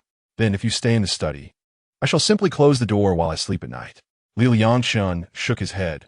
Once they emerge, I become a neurotic who doesn't sleep for 24 hours. Chapter 62. Liu Mengruo signs Liangchen further clarified. At this moment, my personality could shift at any time, especially after I fall asleep. They will certainly seize control of my body, and I am frightened of what I might become. I don't care, as long as we are not divorced. You cannot separate from me. Liu Mengruo clung tightly to her suitcase, refusing to let Liangchen drag it away. When he reached to pull it open, she bit him, employing every possible underhanded tactic, as if relinquishing it would mean losing her husband. With a sigh, Liangchen sat on the bed in the study, observing Liu Mengruo, who was still desperately clutching her suitcase. Liu Mengruo, no one can endure the likes of me. When I was preparing for my graduate exams, my roommate couldn't stand my late-night antics and slipped me sleeping pills, causing me to miss the exam the next day. I can accept this. Please don't leave. I will meet with a lawyer today to draft the agreement. Why fuss over a day or two? I don't care. I'm determined to hold on to this stubbornness. I have already considered the division of our assets. You prefer to wield power, so let the company and this apartment stay with you. I will take the cash and investment assets, along with my car. The couple's cash and investments amounted to approximately 300 million yuan, while the company had provided Liu Mengruo with dividends totaling a small fortune last year, along with commissions from direct clients and agents, allowing her to earn 2 small fortunes annually. If he were to sell his shares in the company outright, there would be buyers willing to pay 20 small fortunes. Thus, this division clearly favored Liu Mengruo, yet he was indifferent. He had little desire for wealth, being a person of few wants. You're taking too little. I do not need so much money, and this arrangement allows for a swift division. A pang of bitterness coursed through Liu Mengruo. She recognized that Liangchen had never been particularly greedy, yet his willingness to accept less for the sake of a quick divorce was unbearable to her. The two remained locked in a stalemate for the entire morning, yielding no resolution. Liangchen made 2 calls, one to Yu Shuifei, requesting a month's leave, which she reluctantly agreed to despite her confusion. The other was to a lawyer, asking them to prepare the agreement. Liu Mengruo also called Zhang Ya, seeking assistance with company matters and communicated with by Ningning once more, though she refrained from mentioning Liangchen's condition. Soon, Liangchen received a drafted divorce agreement and printed it in the study. He swiftly signed it and handed the document to Liu Mengruo, who had just finished her call. Take a look and see if there are any issues. If not, please sign. Liu Mengruo's gaze flickered, clearly unwilling. She made an excuse. I will look at it later. I need to discuss it with my family first. Our divorce is a matter between the two of us. Our financial situation and interpersonal relationships have no bearing on our families. Why deceive oneself? Liu Mengruo seemed to find no reason to prolong the conversation and fell into silence for a moment. Very well, she suddenly declared, her voice surprisingly calm. I will sign. Liangchen appeared momentarily taken aback, clearly not anticipating her sudden change of heart. Liu Mengruo turned towards the desk, picked up the pen, and inscribed her name on the divorce agreement. The sound of the pen gliding across the paper resonated distinctly in the quiet room. After signing, Liu Mengruo set down the pen and lifted her gaze to Liangchen, her eyes devoid of tears, replaced by a resolute tranquility. "However, I have one condition." Liangchen furrowed his brow slightly. "What condition?" "To stay here for 3 days." Liu Mengruo met his eyes directly. "During these 3 days, you must treat me as you did before." "What do you mean?" "It means," Liu Mengruo stepped closer, her hand caressing his cheek, "that for these 3 days, you must pretend that we are still in love. Dine with me, converse with me, accompany me." Her voice trailed off, reminiscent of the past. Liangchen's frowned upon it. "This is meaningless." "It holds significance for me," Liu Mengruo insisted stubbornly. "Consider it a parting gift. This gift may not be as delightful as you envision. It could very well become a nightmare." Liangchen gestured to his head, hinting at his current volatile state. "I'm not afraid." They held each other's gaze for a long while, and ultimately, Liangchen relented. The marriage must end, but what harm could there be in staying for 3 more days? Especially given his current alarming condition. He believed Liu Mengruo would soon find the strain unbearable. "Just 3 days. Today counts as the first," he emphasized. Liu Mengruo offered a bittersweet smile. "Very well, that will suffice." Her thoughts were straightforward. Liangchen had left too decisively, offering her no chance to hold on. By signing, she had secured 3 precious days. She intended to use this time to remind him of their past joys, hoping he would abandon the notion of divorce. After his agreement, Liu Mengruo eagerly seized her opportunity. She took a deep breath, rose onto her tiptoes, wrapped her arms around Liangchen's neck, and pressed her lips to his. His body stiffened momentarily, yet he did not push her away. His lips were cold and dry, a stark contrast to the fervent warmth she remembered. Liu Mengruo's eyelashes fluttered, and a tear slid down her cheek, mingling with their touching lips. "Do not cry," he murmured, his fingertip brushing against her damp eye. "You know this will only complicate matters further." "I cannot help it." Liu Mengruo stubbornly grasped his wrist. "You always despise seeing me cry." Outside the study's floor-to-ceiling windows, the rain intensified. The sound of raindrops striking the glass filled the silence between them. Liangchen's gaze drifted past her shoulder to the wedding photo on the wall, where Liu Mengruo, dressed in a pristine white gown, beamed radiantly, while he held her waist, his expression tender enough to evoke tears. "I will cook for you," Liu Mengruo suddenly said, her voice laced with a hint of playfulness. "What would you like to eat?" "Just choose something you like and prepare it," he replied. Liu Mengruo stepped out of the kitchen, tying her apron, and soon the sound of chopping vegetables resonated. In the living room, Liangchen leaned wearily against the sofa, closing his eyes to gather his strength. Just as his consciousness began to fade, his eyes suddenly opened, and a peculiar smile crept upon his lips. In the kitchen, Liu Mengruo felt a familiar pair of hands encircle her waist from behind. That familiar sensation sent a shiver through her heart, causing her chopping to halt abruptly. Her lips involuntarily curved upward. Indeed, he still could not bear to part from her. "Husband," she softly called, her voice imbued with sweetness and elation. She knew well that her husband was more amenable to gentleness than harshness, and by softening her demeanor, he would surely forgive her. A little extra care tonight would likely mend their rift by morning. Moreover, she decided to forego her medication for this month. As she immersed herself in her blissful reverie, an unsettling cacophony suddenly pierced the air. Chapter 63. Once loved, Liu Mengruo jolted, the knife clattering from her grasp onto the countertop, its sharp edge slicing a gash across her finger. She gasped in pain, yet the throbbing in her hand was overshadowed by her instinctual need to escape that embrace. Before her stood Liangchen, yet he was not the man she knew. His mouth twisted into an exaggerated grin, his eyes glinting with a frenzied light. This was the persona known as Xiao Hong from the night before.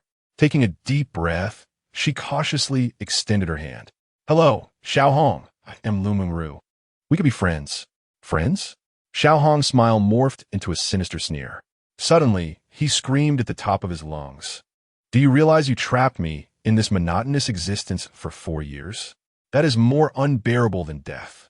Startled by this unexpected outburst, Liu Mengruo recoiled, her back pressed against the cold countertop. She shook her head in panic. I can compensate you. I do not wish to be your enemy.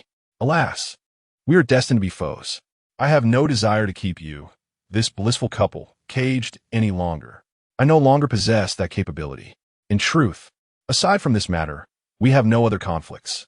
That is simply because you are foolish, Xiao Hong exclaimed, dramatically spreading his arms. Congratulations. You have successfully extinguished his love for you. Liu Mengruo forced a bitter smile, left speechless. Xiao Hong seemed to revel in her suffering, continuing in a mocking tone. No. To say he loved you would be inaccurate. He has never truly loved you. Do you not wonder why he tolerates your capriciousness? Why does he never resist your controlling nature? Instinctively, Liu Mengruo shook her head. Because he is ill, foolish woman. You are merely the antidote to his terminal condition. He cannot afford to stop taking his medicine. He cackled. No, that cannot be. How could he not love me? Then tell me. Xiao Hong tilted his head, revealing a cruel smile. The moment you lose your medicinal value, he departs with such decisiveness. How swift it is, even relinquishing his possessions, all to rid himself of you. You lie. I can feel it. He genuinely loves me. Though she uttered those words, a profound anguish settled within her. Even if there were a mere 1 in 1,000 chance that his feelings were as Xiao Hong claimed, it would be sufficient to shatter her world. In a state of confusion, Liu Mengruo suddenly noticed a tremor in Xiao Hong's body, her expression contorting. Hey, you promised to give me all your time. As Liangchen opened his eyes once again, they sparkled with newfound clarity. Who are you? Liu Mengruo was gradually acclimating to Liangchen's personality shift. The transformation no longer stirred much turbulence within her. They all call me Xiao Lu, he said, gesturing to Liu Mengruo's bleeding finger. I am quite adept at treating wounds. Are you a doctor? No, I'm merely an enthusiast of horticulture. Are you willing to help me? My body is injured, and it was I who inflicted the harm. I simply cannot bear to see others in pain. Then, I entrust this to you. Xiao Lu retrieved some antiseptic and band-aids from the house, meticulously tending to her injury with a pursuit of perfection. Watching a person who shared her husband's body yet possessed an entirely different persona dress her wound, Liu Mengruo felt an absurd sensation, as if she were caught in a bizarre dream. Gazing at the beautifully adorned band-aid on her finger, she suddenly inquired, Can we be friends? Xiao Lu's actions faltered momentarily as he packed away the medical supplies. When he lifted his gaze, a sense of detachment clouded his eyes. No, you shut us out for 4 years. No one wishes to be your friend. You ought to abandon that hope. Moreover, you look quite unappealing today. I can only rate you a 7. What use is beauty when my husband is lost? Liu Mengruo's expression darkened. So, you will just be me, right? Indeed. But the degree of hatred varies among each persona. Xiao Lu nodded. What Xiao Hong said about Liangchen never loving you was merely a provocation. He cannot endure solitude. Thus his hatred runs deep. Thank you for sharing this with me. You're welcome. But Liangchen is returning. Xiao Lu closed his eyes, and when he slowly opened them again, a look of confusion crossed his face, soon replaced by understanding. Xiao Hong and Xiao Lu emerged. Liu Mengruo extended her injured finger. Xiao Lu did this. I know. So, shall we continue? 3 days, she stated suddenly, her voice resolute. You promised me 3 days. There can be no turning back. Liangchen regarded her with surprise. Even if they could appear at any moment, will you still persist? Everything is irretrievable. Liu Mengruo nodded, her eyes shimmering with stubborn determination. I desire these 3 days. My initial intention is to salvage what I can, but if that proves impossible, then let it serve as a proper farewell. Liangchen fell into a prolonged silence before finally nodding gently. All right. This simple affirmation resonated in the quiet kitchen, and Liu Mengruo felt her shoulders subtly relax. She turned to retrieve ingredients from the refrigerator, her movements as adept as they had been countless times before. Yet, Liangchen noticed a fleeting hesitation when she grasped the kitchen knife. He took the knife from her hands. Let me handle it. The two cooked together as if they were newlyweds, igniting a sweetness within Liu Mengruo's heart. It had been ages since they had shared such moments. Observing her blissful expression, Liangchen felt compelled to interject. Do not lose yourself in this. Liu Mengruo shook her head gently, a forced smile gracing her lips. We promise to be like we used to be. The sounds of cooking filled the air, the kitchen enveloped in a rich aroma. With her back turned to him, Liu Mengruo suddenly spoke, her voice mingling with the sizzling sounds. Did you know? Xiao Lu's method of dressing wounds is quite professional. Yes.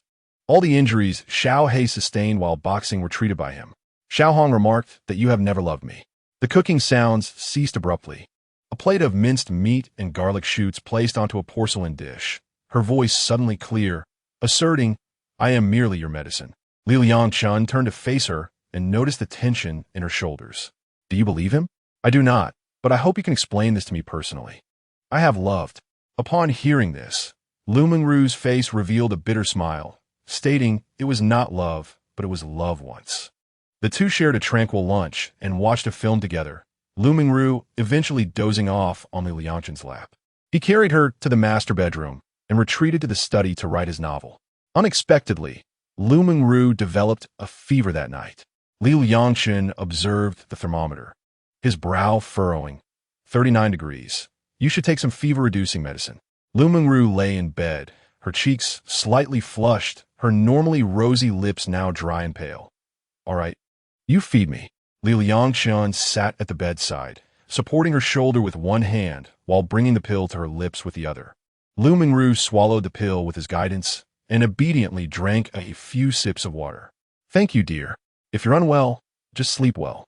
I'll have Xiao Xian come over tomorrow to take care of you. Why invite her over as a third wheel? You could take care of me. Chapter 64. I'm truly a beast.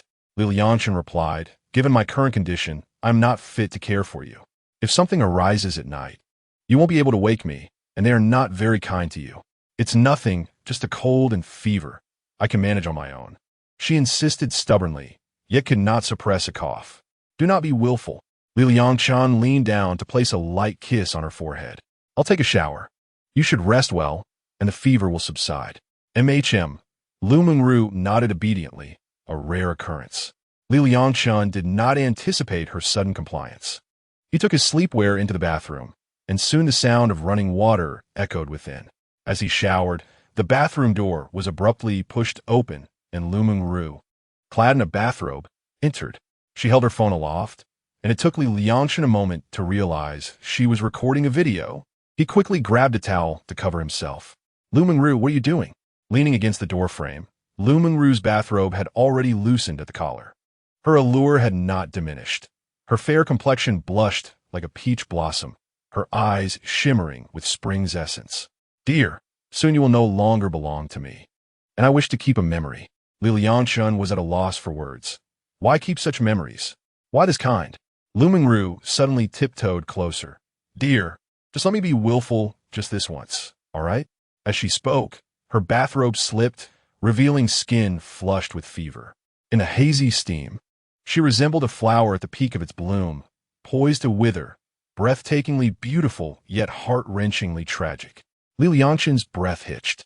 Reason dictated that he should refuse, yet his body had already reacted impulsively. He reached out to turn off the faucet, and in that instant, the sound of water ceased abruptly. Outside, a tremendous thunderclap struck, and a tempestuous wind and rain howled in. Inside, the atmosphere was one of exquisite beauty, dreamlike and surreal. 2 hours later, Liangchen sat at the foot of the bed in his shorts, the red scratches on his skin starkly visible. He exhaled a plume of smoke, muttering to himself, I am truly a beast. Even at this hour, I engage in such acts. He turned to Liu Mengruo. I promise this is the last time. Liu Mengruo sat at the head of the bed, a light blanket draped over her body, her face still flushed. Having just sweated profusely, the effects of the fever medication had begun to take hold, and she felt significantly better. Holding her phone, she admired the beautiful images she had just captured. Darling, I'm not blaming you. This was my own desire. I took many wonderful pictures, and I'll send them to you as a keepsake. Liangchen instinctively wanted to refuse, but the thought of enduring the rest of the month alone was daunting, so he accepted. This is the last time, he reiterated. Why? There are still 2 days left. Xiaoxian will come tomorrow to take care of you. It won't be convenient with her around. Xiaoxian is not a stranger. If she hears, it will just be an awkward laugh. Nothing to worry about. Liangchen took one last drag of a cigarette. Moreover, if this takes too long, and another personality awakens midway, that would be quite embarrassing. Liu Mengruo suddenly felt a cold sweat break out as she contemplated how terrifying it would be if another personality were to emerge. Now you understand my fear, don't you? Liu Mengruo opened her mouth, but ultimately fell silent. That night, Liu Mengruo experienced what it meant to be with a person who had not slept for 24 hours. Just as Liangchen's breathing had stabilized, he abruptly opened his eyes, revealing a feral sharpness and brutality lurking within. Liu Mengruo, intentionally staying awake beside him, could not help but narrow her eyes. She recognized that gaze. It was the same one he had worn when he nearly choked Liu Junyi to death. At this moment, Liangchen slowly sat up in bed. He glanced at Liu Mengruo, who was clearly not asleep, and disregarded her as he got out of bed. He rummaged through the closet for a set of sportswear, donned it, tied his shoelaces, and exited. Wait! Liu Mengruo, barefoot, hurried after him, hastily throwing on a jacket. Where are you going? None of your concern. The elevator doors opened, and the two stood in opposite corners, akin to strangers. Woman, Liangchen suddenly spoke, do not interfere with me. All right, all right. Liu Mengruo understood that these personalities despised her, so she refrained from frowning. She simply followed him downstairs. The community was deserted in the dead of night, with only the streetlights casting dim yellow halos, while the rain continued to pour relentlessly. After warming up, Liangchen began to jog in the open area downstairs. His pace quickened, the soles of his shoes thudding against the asphalt, resembling a weary beast that knew no fatigue. Liu Mengruo concealed herself behind the corridor pillar, observing him as he circled round, again and again, time slipping away in a blur. Remarkably, his pace showed no sign of waning. The strands of hair on his forehead were drenched in sweat, yet his breathing remained steady. It was not until the midnight alarm chimed that he abruptly halted, turning to unleash a flurry of punches and side kicks into the empty air, his movements fierce, as if he were engaged in a battle with an unseen foe. Liu Mengruo felt no fascination for these displays. With a sigh, she begrudgingly retreated to their home. She finally comprehended what Liangchen meant by the madness of staying awake for 24 hours. Perched on the cold edge of her bed, hugging her knees, a sudden chill washed over her. This encapsulated Liangchen's torment. Nobody could predict where his body would wander in the dead of night. As his partner, she too suffered. Once her husband succumbed to sleep, he transformed into a stranger, venturing into the unknown, his personality shifting unpredictably throughout the day. It was not until 2 o'clock in the morning that Liangchen returned, only to dash into their home gym. This residence boasted 4 rooms, one of which they had converted into a fitness space. Soon, the sound of relentless punches echoed from within. Fortunately, the soundproofing of the house and doors was relatively effective, allowing Liu Mengruo to hear only faint thuds. As she drifted in and out of a hazy slumber, she was suddenly stirred by a ticklish sensation on her nose. She sneezed, opened her eyes, and was met with a grotesque, grinning face. Liu Mengruo's spirit nearly fled in fright as she swiftly rolled to the other side of the bed. Lil Hong, wide-eyed, squealed, "Hee. President Liu is up for a pee." With her heart still racing, Liu Mengruo's anger flared at Little Hong's words, and she seized a pillow from the headboard, hurling it in retaliation. To her astonishment, Little Hong did not flinch. Instead, she laughed and caught the pillow with her face. "Are you insane?" Liu Mengruo exclaimed. He. Only now does President Liu realize I'm the crazy one. With that, Little Hong began a joyous tap dance at the bedside, her shoes clattering against the tiled floor. While manageable during the day, this absurdity in the quiet of night was utterly bizarre and maddening, shattering her peaceful dreams. "Get out!" Liu Mengruo shouted in exasperation. "All right," Little Hong replied, bowing theatrically as if taking a final bow, before rolling on the floor to depart, not forgetting to close the door behind her. Barefoot, Liu Mengruo hurried to lock the door. Taking a deep breath, she clutched her disheveled hair, leaning against the door as she sank to the ground. She was already feverish today, and now even sleep had been snatched away from her. She fell on the brink of madness. The blissful moments with Liangchen had been utterly disrupted by this chaos. What should I do, husband?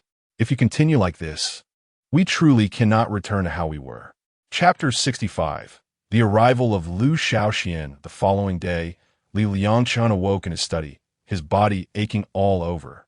It was evident that Little Black had once again commandeered his body, engaging in frenzied workouts throughout the night. This violent persona seemed perpetually unaware of fatigue, always pushing the body to its limits before relenting. The muscular form he possessed had been sculpted by Little Black's relentless training. Rubbing his temples, Liangchen struggled to rise from bed. He trudged heavily toward the master bedroom, eager to check on Liu Mengruo's condition. However, as he turned the doorknob, he discovered that the door had been locked from the inside. Had the other personalities disturbed her last night? As the dominant personality, he remained completely unaware of the activities of the others while he slept. It was only during moments of wakefulness that he could experience everything from his own corporeal perspective within the void. This sense of loss of control filled him with both helplessness and fear. Perhaps she should rest a little longer. He sighed softly and turned toward the washroom. After completing his morning routine, he prepared breakfast for both of them. Yet Liu Mengruo had still not emerged. After much hesitation, Liangchen gently knocked on the door. Just a moment, came Liu Mengruo's drowsy voice from within, soft yet tinged with a hint of hoarseness. When the door finally opened, Liangchen beheld the disheveled Liu Mengruo. Her tousled long hair fell haphazardly around her, her eyes slightly swollen, with remnants of unshed tears lingering at the corners. She was clad in an oversized bathrobe, appearing even more fragile than the day before. "Are you all right?" Liangchen could not help but reach out to smooth the creases between her brows.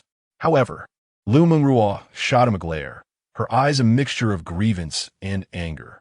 "If it weren't for your personalities, would I have spent the whole night awake?" Her voice trembled with exhaustion. "That little red one startled me in the middle of the night and was dancing around the room." Once the words escaped her lips, she seemed to realize her indiscretion, biting her lower lip and lowering her gaze. "I'm sorry, I didn't mean to blame you. It's all right. This is all to be expected. If you're still tired, you should rest a bit longer. Once you feel refreshed, come out for breakfast," he reassured her.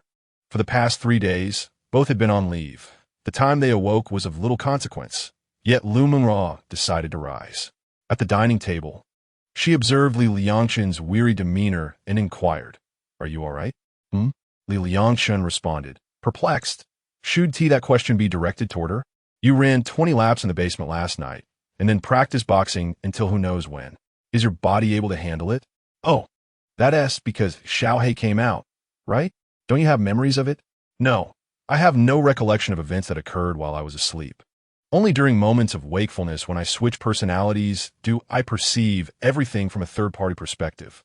"Is that so? Perhaps you should rest a bit longer. Don't wear yourself out.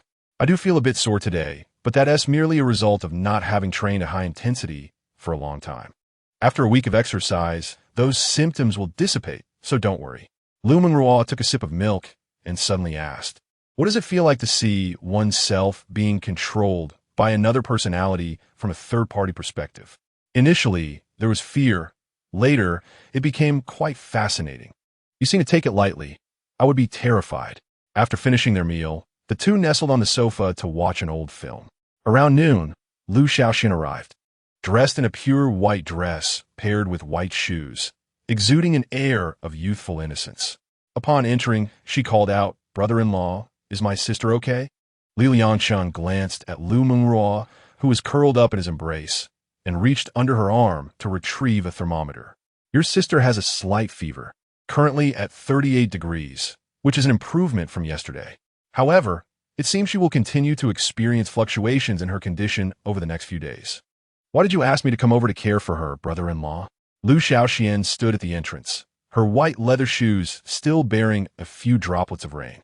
She tilted her head, her gaze oscillating between Liangchen and her sister, confusion evident in her eyes. Liu Mengruo, nestled in Liangchen's arms, stirred slightly, her voice tinged with fatigue. "Your brother-in-law is in a rather peculiar state." Before she could finish, Liangchen interjected, I have decided to divorce your sister. What? The fruit basket in Liu Xiaoshuan's hands fell to the ground with a thud. She gazed incredulously at the composed Liangchen. Are you joking with me, brother-in-law? Liangchen retrieved the already signed divorce agreement from the coffee table, placing it before her. Women may jest about divorce, but when a man speaks of it, he has reached the end of the road. However, as Liu Xiaoxian observed, Liu Mengruo nestled against Liangchen.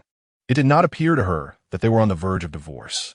I have agreed with your sister to spend the last 3 days as we once did. As a final farewell, Liu Xiaoxian found this difficult to comprehend. Was divorce not supposed to resemble a grand conflict, a world war? Liu Mengruo straightened up from Liangchen's embrace, patting the empty space beside her. Xiaoxian, come sit. Liu Xiaoxian mechanically approached, her white skirt swaying gently with her movements. She cautiously took a seat. Liu Mengruo took a deep breath and began recounting the events of the past few days. Liangchen sat nearby, his gaze fixed on the rain-soaked window, as if this entire affair were unrelated to him. After Liu Xiaoxian had listened, she sat on the sofa, lost in thought for a considerable time before slowly raising her head.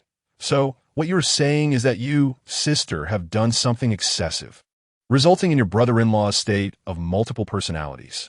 What exactly did you do? Liu Mengruo inhaled deeply, opened her phone, and showed her video. Within less than a minute, her complexion turned pale, and she emitted a dry heave from her throat.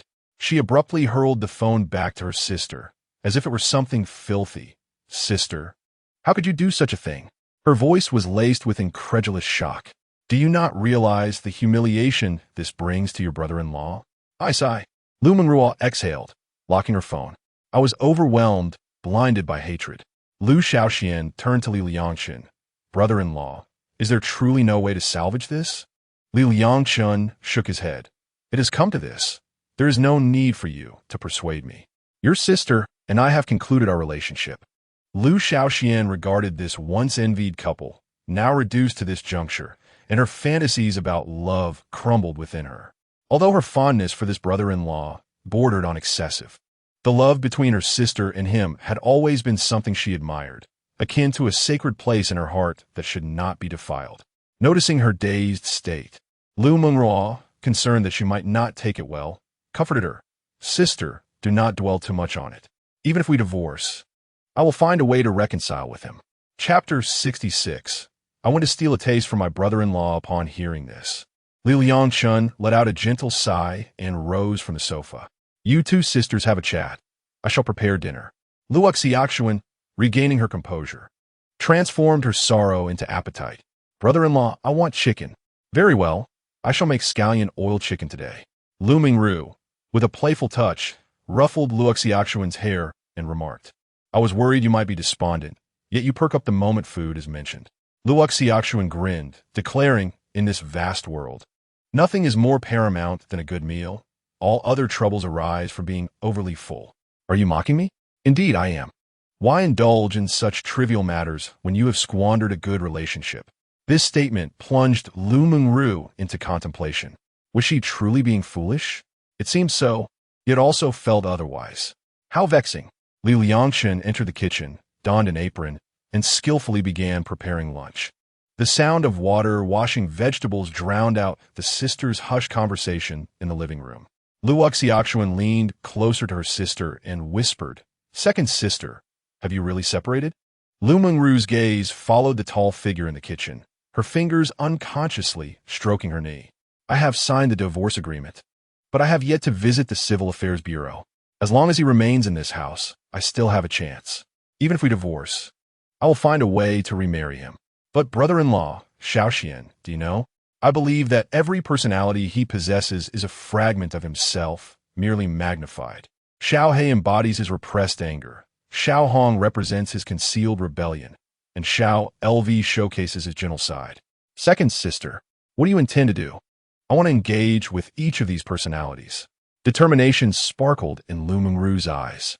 If I can gain their acceptance, perhaps, Liu Xiaoxuan interjected anxiously, second sister. Have you lost your mind? Aren't those personalities filled with hatred for you? They hate me because they do not understand me. However, the most crucial aspect is that brother-in-law claims his love for you has vanished. I do not believe he can relinquish me so easily. As long as there remains a glimmer of hope, I shall not surrender. Liu Xiaoxuan sighed.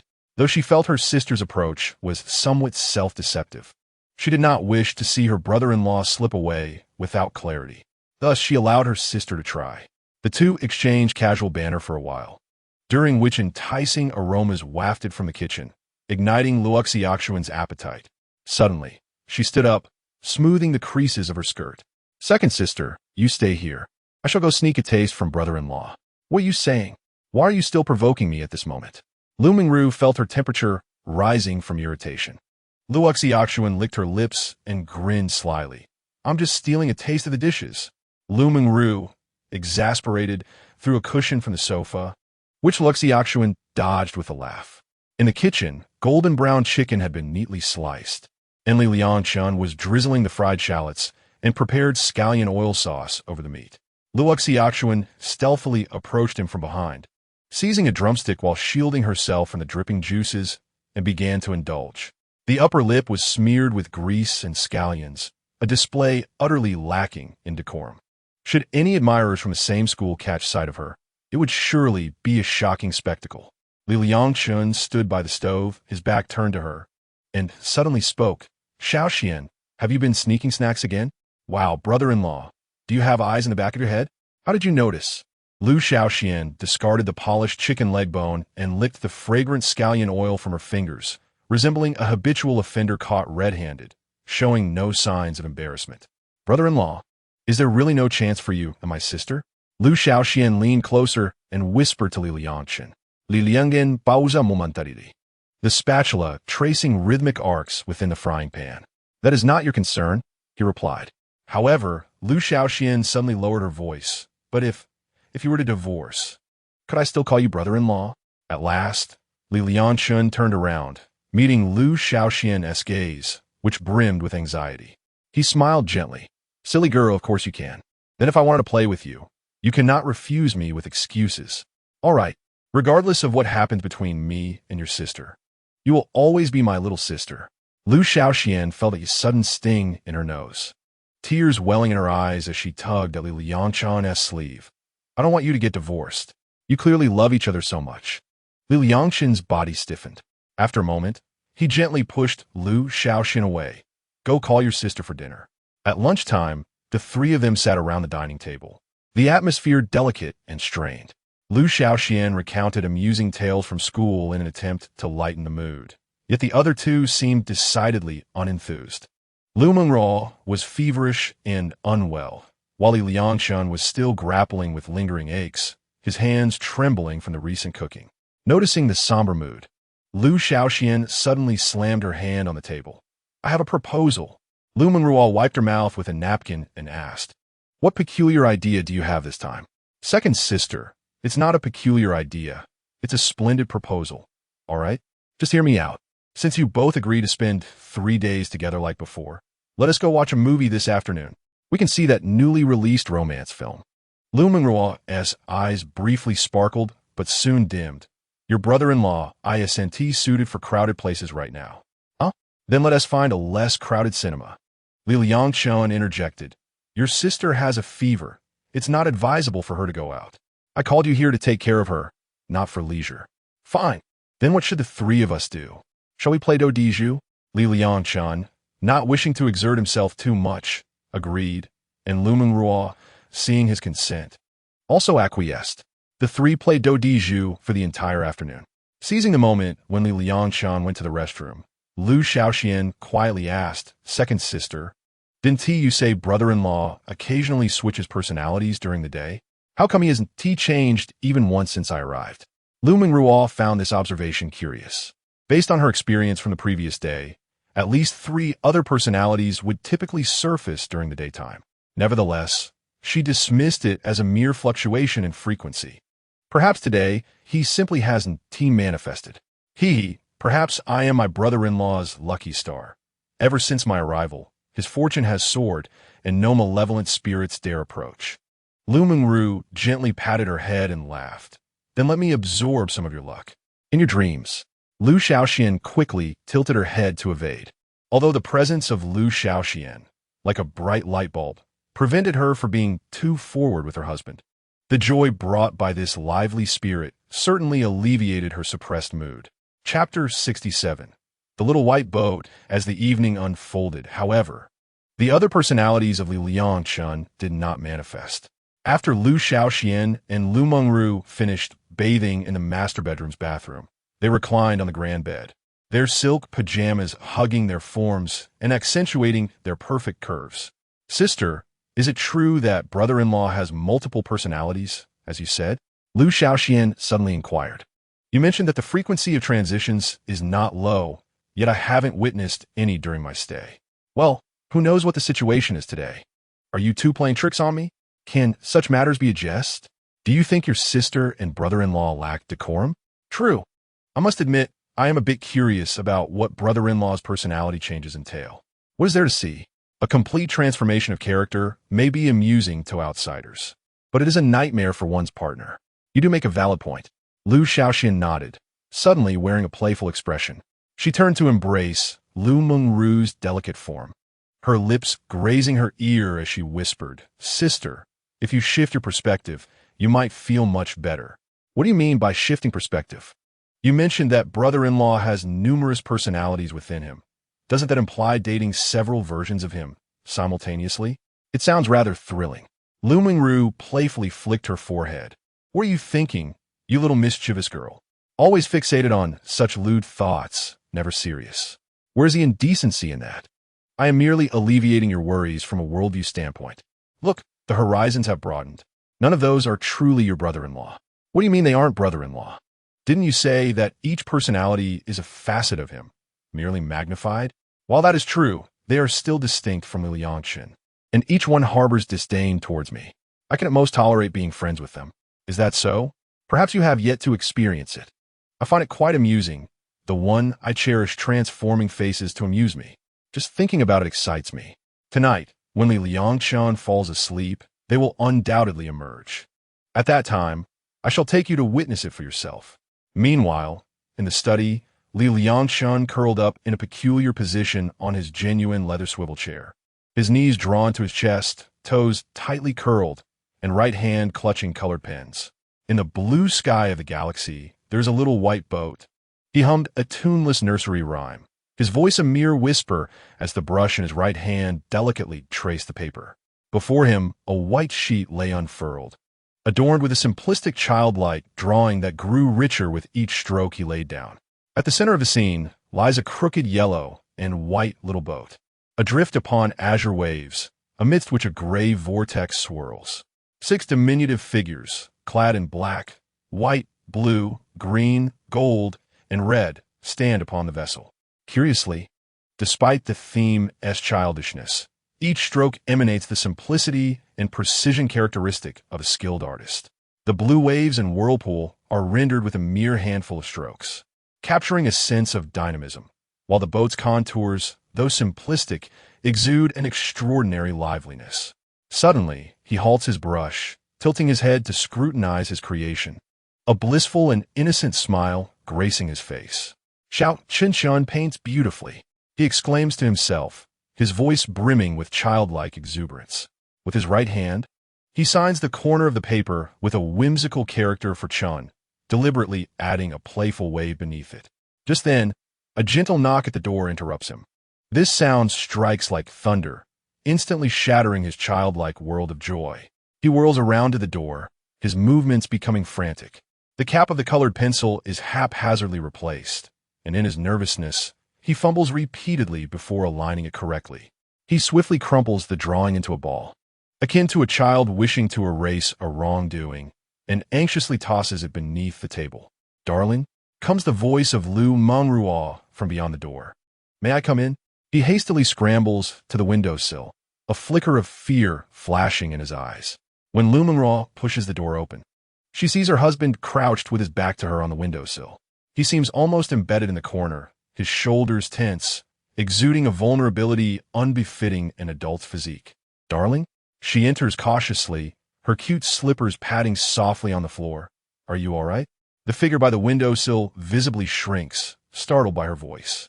After a considerable pause, he slowly turns his head.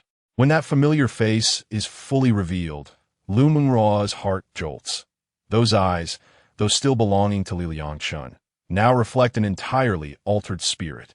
They shimmer with clarity yet hold a dimness, embodying childlike innocence and confusion, intertwined with an unsettling depth of fear that does not belong to a child.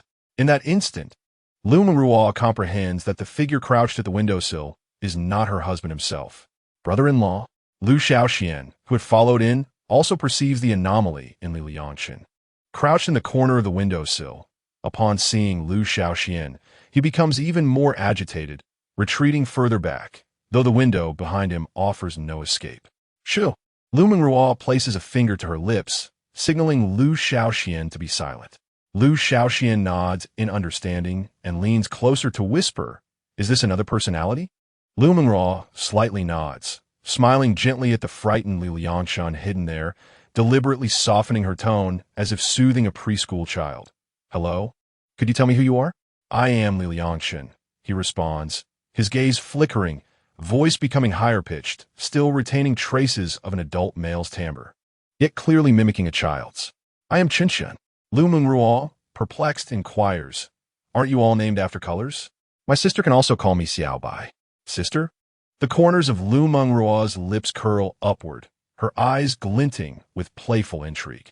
Liangchen, who was 4 years her senior, suddenly called her sister, a stark contrast that amused her. She smoothed the wrinkles of her nightgown, crouched down to meet his gaze, and with a gentle smile, inquired, "How old are you?" After a moment of contemplation, Qinshan expressed his confusion. "I have no age. I appear just like this and will not grow. Can we be friends then? Can I refuse?" Qinshan's face betrayed his dilemma. "Why not? Sisters aren't bad people. You locked me in a small dark room for 4 years. I don't want to be friends." "That incident was not intentional. I apologize," she replied. Yet, Qinshan shook his head resolutely. "I don't care. They all say you are a bad sister." Before Liu Mengruo could further explain, Liu Shaoxian interjected, deliberately softening her tone as if soothing a child, spreading her arms wide. "How about being friends with Sister Shaoxian instead? Let's hug." Qinshan appeared even more distressed, trembling. "No, go away. You aren't a good person either." Chapter 68. Your matters with brother-in-law are my matters. Liu Shaoxian quickly stepped back, casting a pleading glance at her sister, only to find Liu Mengruo's gaze fixed upon something beneath the desk. A crumpled piece of drawing paper lay quietly in the shadow at the foot of the desk, its edge revealing a glimpse of blue waves. Compelled by an unseen force, she bent down to retrieve it, only to uncover a child's drawing. The moment Qinshan saw her lift the paper, he recoiled as if confronted by a terrifying apparition, his back colliding violently against the window, tears cascading down like pearls. I'm sorry. I know I was wrong." In that instant, his childish whimper was abruptly silenced. Qinshan's expression transformed into one of fury as he suddenly shouted, "Get out!" The deep, resonant male voice startled Liu Mengruo back a step, and Liu Shaoxian nearly lost her balance, fortunately steadied by her sister's support. She hid behind Liu Mengruo, anxiously clutching her sleeve, gazing at the most familiar man before her. Memories of Zhang Daqiang's brutal experiences flooded her mind. The glint in her brother-in-law's eyes mirrored that of a bloodthirsty beast, wild and uncontrollable. Liu Mengruo shielded her sister as they retreated. "I apologize. We did not intend to upset Qinshan. I told you to get out." "All right, we will leave now," Liu Mengruo replied, her voice trembling as she led her sister backward toward the door. As the door closed, both exhaled a sigh of relief. Liu Xiaoxuan's legs weakened, and she slid down to the floor. She tugged at Liu Mengruo's nightgown hem. "Sister, was that really brother-in-law?" A faint ache pulsed within her. The way he had looked at her felt as if he wanted to tear her apart. Liu Mengruo, leaning against the door, slowly sank to the floor, her silk nightgown crumpling behind her. She embraced her sister, feeling the rapid beating of her heart through the thin fabric. "I'm sorry. Our matters have dragged you into this." Liu Shaoxian gently stroked her sister's back. "Sister, what are you saying? Your affairs with brother-in-law are my affairs too. We are sisters and need not separate ourselves." "Thank you. Having you as my sister in this lifetime is my fortune." "Oh, dear sister," she exclaimed, dramatically waving her hand to suppress the tears pooling at the corners of her eyes. Do not speak so sentimentally. It is not as if we are experiencing a life-and-death separation. Liu Mengruo suddenly forced a smile, one far more grotesque than tears. I have lost my husband, and you have lost your brother-in-law. We are united in our misfortune. We are both disgraced. Enough of that, Liu Shaoxian interjected, raising her index finger in a playful admonition. You have lost your husband. I have not lost my brother-in-law. She winked triumphantly. I have made arrangements with him. Even if you two divorce, I shall still call him brother-in-law and can visit him whenever I please. What? When did this little vixen switch allegiances? Switch allegiances? I have always been on the same side as him. I shall strangle you. Haha, do not. That tickles. Due to Liangchen being overtaken by another persona, he had not returned to the master bedroom that night, prompting Liu Mengruo to invite Liu Shaoxian to stay with her. As the night deepened, the rain outside continued to patter softly, the sound of raindrops against the glass akin to a lullaby. Liu Mengruo nestled beneath the covers, her forehead burning and her cheeks flushed with an unnatural hue. Liu Shaoxian sat at the edge of the bed, holding a damp towel, gently wiping her sister's face. Sister, please take your medicine again. Liu Shaoxuan's voice was filled with concern as she helped Liu Mengruo sit up and watched her swallow the pills. Liu Mengruo nodded weakly, yet her gaze drifted towards the closed door. It was empty. No longer would that familiar figure enter, gently inquiring about her well-being. Her throat tightened, and her eyes grew moist once more. Do not dwell on it. Sleep now. Liu Shaoxian sensed her sister's thoughts and comforted her softly. She tucked Liu Mengruo in snugly, and soon the effects of the medicine lulled her into a deep slumber. Once she confirmed her sister was asleep, Liu Shaoxian quietly lay down on the other side. She picked up her phone, the cold glow of the screen reflecting her complex emotions. The door had long been locked by her sister, and she was no longer afraid of any of the Liangchen's personas intruding. The events of the day replayed in her mind like a film. The revelation of the Liangchen's multiple personalities and her sister's impending divorce filled her thoughts. She opened a chat with the familiar man. Brother-in-law, my sister just had a fever of 392. She has taken her medicine and is now asleep, so do not worry. Just before sending, she bit her lip and added, she has been calling your name in her dreams. To her astonishment, the moment the message was sent, a notification appeared indicating the recipient was typing. Liu Shaoxuan's heart raced, pressing the phone against her chest in fear that the notification's sound would awaken her sister. 3 seconds later, a reply came. You have worked hard. Liu Shaoxian felt a pang in her heart. She silenced her phone and inquired brother-in-law. Are you not coming to check on her? Only after sending did she realize her tone was overly urgent, hastily adding a cute cat emoji. Since she is asleep, I shall not disturb her. Those words instantly filled her with despondence. The former brother-in-law, the one who was gentle and considerate, would have immediately set aside everything to care for her sister. He would coax her to take her medicine as if she were a child, and would vigilantly watch over her side throughout the night. No, could it be that another persona was using the phone? Liu Shaoxian resolved to personally verify the situation. She quietly opened the door to the room, her bare feet gliding across the floor like a kitten, and stealthily approached the study. As she drew nearer, the rhythmic clacking of the keyboard became increasingly distinct, a steady, percussive sound that occasionally paused before resuming at a quicker tempo. This sound was all too familiar to her. Every visit to her brother-in-law's house was accompanied by such echoes emanating from the study. It was her brother-in-law diligently crafting the world within his words. Suddenly, she recalled the 2 books he had written. The first, Dreams Lost in Illusion, she had persevered through, despite its lengthy exposition and obscure metaphors that nearly lulled her to sleep. Its failure was, perhaps, to be expected. However, the ongoing saga titled Face Swap was utterly captivating, compelling her to hide beneath the covers each night, eagerly awaiting the next installment. The protagonist of this tale was a formidable character. Scenes from the novel flashed before Liu Shaoxuan's mind. The male lead, through 9 face-altering surgeries, seamlessly infiltrated the ranks of his enemies like a chameleon. After each transformation, he would employ self-hypnosis to completely alter his habits, rendering him unrecognizable even to those closest to him. throughout his quest for vengeance. He also garnered the affections of various beautiful women, a quintessential male-oriented narrative. Suddenly, her breath hitched. Was this not akin to her brother-in-law's current situation? Distinct personas. Akin to different faces, each possessing unique traits and habits. While the protagonist in the novel switched identities through self-hypnosis, her brother-in-law. Goodness, Liu Shaoxian silently gasped. Could her brother-in-law be hinting at something through his writing? This revelation sent a tingle through her fingertips. She resolved to share this book with her second sister tomorrow. Perhaps it would unveil some clues. Chapter 69. Who is more beautiful, my sister or I? Liu Shaoxian gently tugged at the doorknob, discovering it was not locked. Cautiously, she pushed the door open a crack and found Liangchen seated before the computer, engrossed in his writing. At that moment, her heart sank. The person responding to her messages was indeed her brother-in-law. Boldly, she pushed the door open wider and stood in the entrance. Brother-in-law. Liangchen's fingers halted on the keyboard as he turned to see Liu Shaoxian clad in a pink nightgown, one of Liu Mengruo's favorite pieces.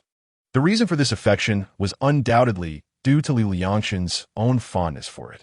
The buttons of the top strained slightly, the deliberate choice by Liu Mengruo, who would flaunt it before Liu Shaoxian, showcasing her curves. To her surprise, Liu Shaoxian also filled it out beautifully. The lower half was adorned with pink lace-trimmed shorts that ended mid-thigh, her fair legs gleaming in the light, almost blindingly so. Liangchen blinked, momentarily taken aback, and cleared his throat to dispel the awkwardness. It's quite late. Are you not asleep yet? Liu Shaoxian hesitated before responding. She took a slow step inside, sitting on the edge of the bed, her legs elegantly crossed, revealing the perfect contours of her calves. Brother-in-law, she began, her words faltering, her lips pursed slightly, her eyes brimming with complex emotions. Noticing her demeanor, Liangchen inquired, "What is wrong?" Liu Shaoxian lifted her gaze, her long, dark hair cascading over her shoulders as she tucked a strand behind her ear. Brother-in-law, actually my second sister was waiting for you in the master bedroom before falling asleep. But unfortunately, you never arrived. I just dozed off. Do you remember transforming into a child? Is it the personality known as Chun? Liangchen's brow furrowed ever so slightly. It must be Xiaobai, right? I have no recollection from my slumber, but Xiaobai is rather shy and timid. He would not harm you. Indeed, he is somewhat reserved and timid, to the extent that he fears both my sister and me, two stunning beauties. As she spoke, a playful smile danced upon her lips. Liangchen chuckled. Children do not comprehend the concept of beauty. Yet my brother-in-law, certainly does. Do you find me beautiful? She purposefully accentuated her figure, observing as her brother-in-law's gaze involuntarily lingered upon her before swiftly averting. A flicker of victorious delight surged within her. Ah, you are undoubtedly a great beauty. Indeed of the school flower caliber. I have witnessed it during my time at your school. Then who is more beautiful, my sister or I? The universe possesses great beauty, yet remains silent. Such a question was a perilous one. Liangchen was wise enough to refrain from foolishness. Your silence implies that I am the more beautiful. Liu Shaoxian teased, swiftly returning to the topic at hand. The child later transformed into a rather fierce individual, driving both me and my second sister out of the study. Liangchen's gaze finally returned to her face, tinged with a hint of regret. This person exhibits a somewhat violent temperament. However, he would not harm others indiscriminately, so there's no need for excessive fear. I'm not so certain. The way he looks at me is truly frightening. That is simply his disposition. He regards everyone as if they harbor enmity. Liu Shaoxian chuckled, her eyes crescent-shaped, the earlier gloom dissipating entirely. Brother-in-law, what do you believe your relationship is with these personalities? I am unclear. By the time I became aware of their existence, they had already been present for quite some time. Suddenly, Liangchen closed his laptop, rising to stretch, his spine emitting a soft crackle. I shall prepare a late-night snack. Would you care for some? He rubbed the back of his neck, which had grown sore. Brother-in-law, you used to avoid late-night snacks, did you not? In the past, I only engaged in a few hours of activity each day. Now, however, I am on a 24-hour schedule. Without replenishing, my nutrition cannot keep pace. Oh, Lu Xiaoxian replied softly, her gaze drifting toward the wall clock. It was 11 p.m., and she felt a twinge of conflict. Eating this late is certainly conducive to weight gain. Yet, the food prepared by my brother-in-law is so appetizing. I long to indulge. Such a dilemma. Never mind, for my sister's sake, I shall indulge. Indeed, I am eating for her. It is certainly not mere gluttony. Lu Xiaoxian declared as though proclaiming a manifesto. She hurriedly lowered her head, her voice barely a whisper. I meant to say, I wish to eat. Very well. A knowing smile played upon the Liangchen's lips as he turned and entered the kitchen. 20 minutes later, a plate of golden fried noodles, a platter of amber-glazed cola chicken wings, and a dish of crisp green, smashed cucumbers were artfully arranged upon the dining table. Lu Xiaoxian at some point had retrieved 6 bottles of beer from the refrigerator. Brother-in-law, these beers are nearing their expiration. Let us consume them tonight. Liangchen picked up the bottles to examine them. Indeed, they were close to expiration. He was not particularly fond of alcohol. The last time he had whimsically purchased some, he had barely consumed a few bottles, using them merely to stay awake during late-night video shoots. Liu Mengruo, enamored only with those exquisite wines priced in the 4-digit range, had relegated the ordinary industrial beers to the forgotten corners of the refrigerator until now. When did you start drinking? Liangchen inquired while opening a bottle cap. Lu Xiaoxian took the beer. I drank with my dorm sisters. I took a small sip, the bitter taste causing her to wrinkle her nose. They said that one cannot avoid drinking when entering society, so I indulged a few times, each time with just 2 cups. I see. Once you start working at your sister's company, surely no one would dare to force you to drink. That won't do. I cannot always rely on my brother-in-law.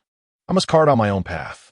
Liangchen smiled non-committally. The avenues for advancement were increasingly constricted, and it was challenging for young people to thrive without familial support. However, he refrained from voicing this sentiment and merely raised his glass. Then here's to your success. Lu Xiaoxian clinked her glass with his, thank you, brother-in-law. And remember, when drinking, ensure you have trustworthy individuals present. Yes, I know, brother-in-law. Liangchen's gaze lingered on her slightly flushed cheeks as he continued to advise. Moreover, exercise caution during gatherings, especially if someone invites you to a second venue afterward. Firmly decline. If you cannot, call your family to come pick you up in advance. Lu Xiaoxian tilted her head, a glimmer of confusion flashing in her watery, delicate eyes. Why is that? With a serious expression, Liangchen warned, because incidents typically occur at the second venue, especially for a beautiful girl like you. You must safeguard yourself. Beauty is your asset, but it may also be the reason you encounter danger. Oh, Lu Xiaoxian nodded thoughtfully. Suddenly, she chuckled. After so many years of study, this is the first time I've heard such wisdom. It's quite fascinating. The two sat face to face at the dining table, sharing a meal.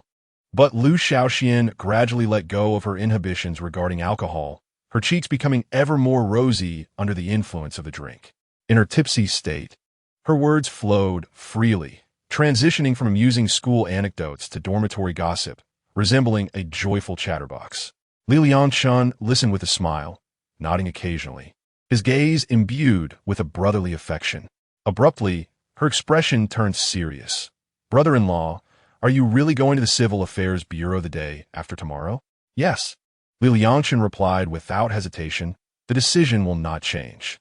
Lu Xiaoxian scrutinized Liangchen's calm demeanor, the alcohol rendering her vision somewhat hazy. But my second sister, her voice faltered, she truly loves you. Liangchen's chopsticks hovered above the fried noodles for a moment before he nonchalantly picked up a mouthful. I know. Then why? Xiaoxian, Liangchen set down his chopsticks, his eyes suddenly sharp. Have you seen the complete video on your sister's phone? Lu Xiaoxian's body stiffened noticeably. She recalled the nauseating scene she had witnessed earlier that afternoon, a person holding a high heel while engaging in such repulsive acts. Her voice dwindled. I have seen it.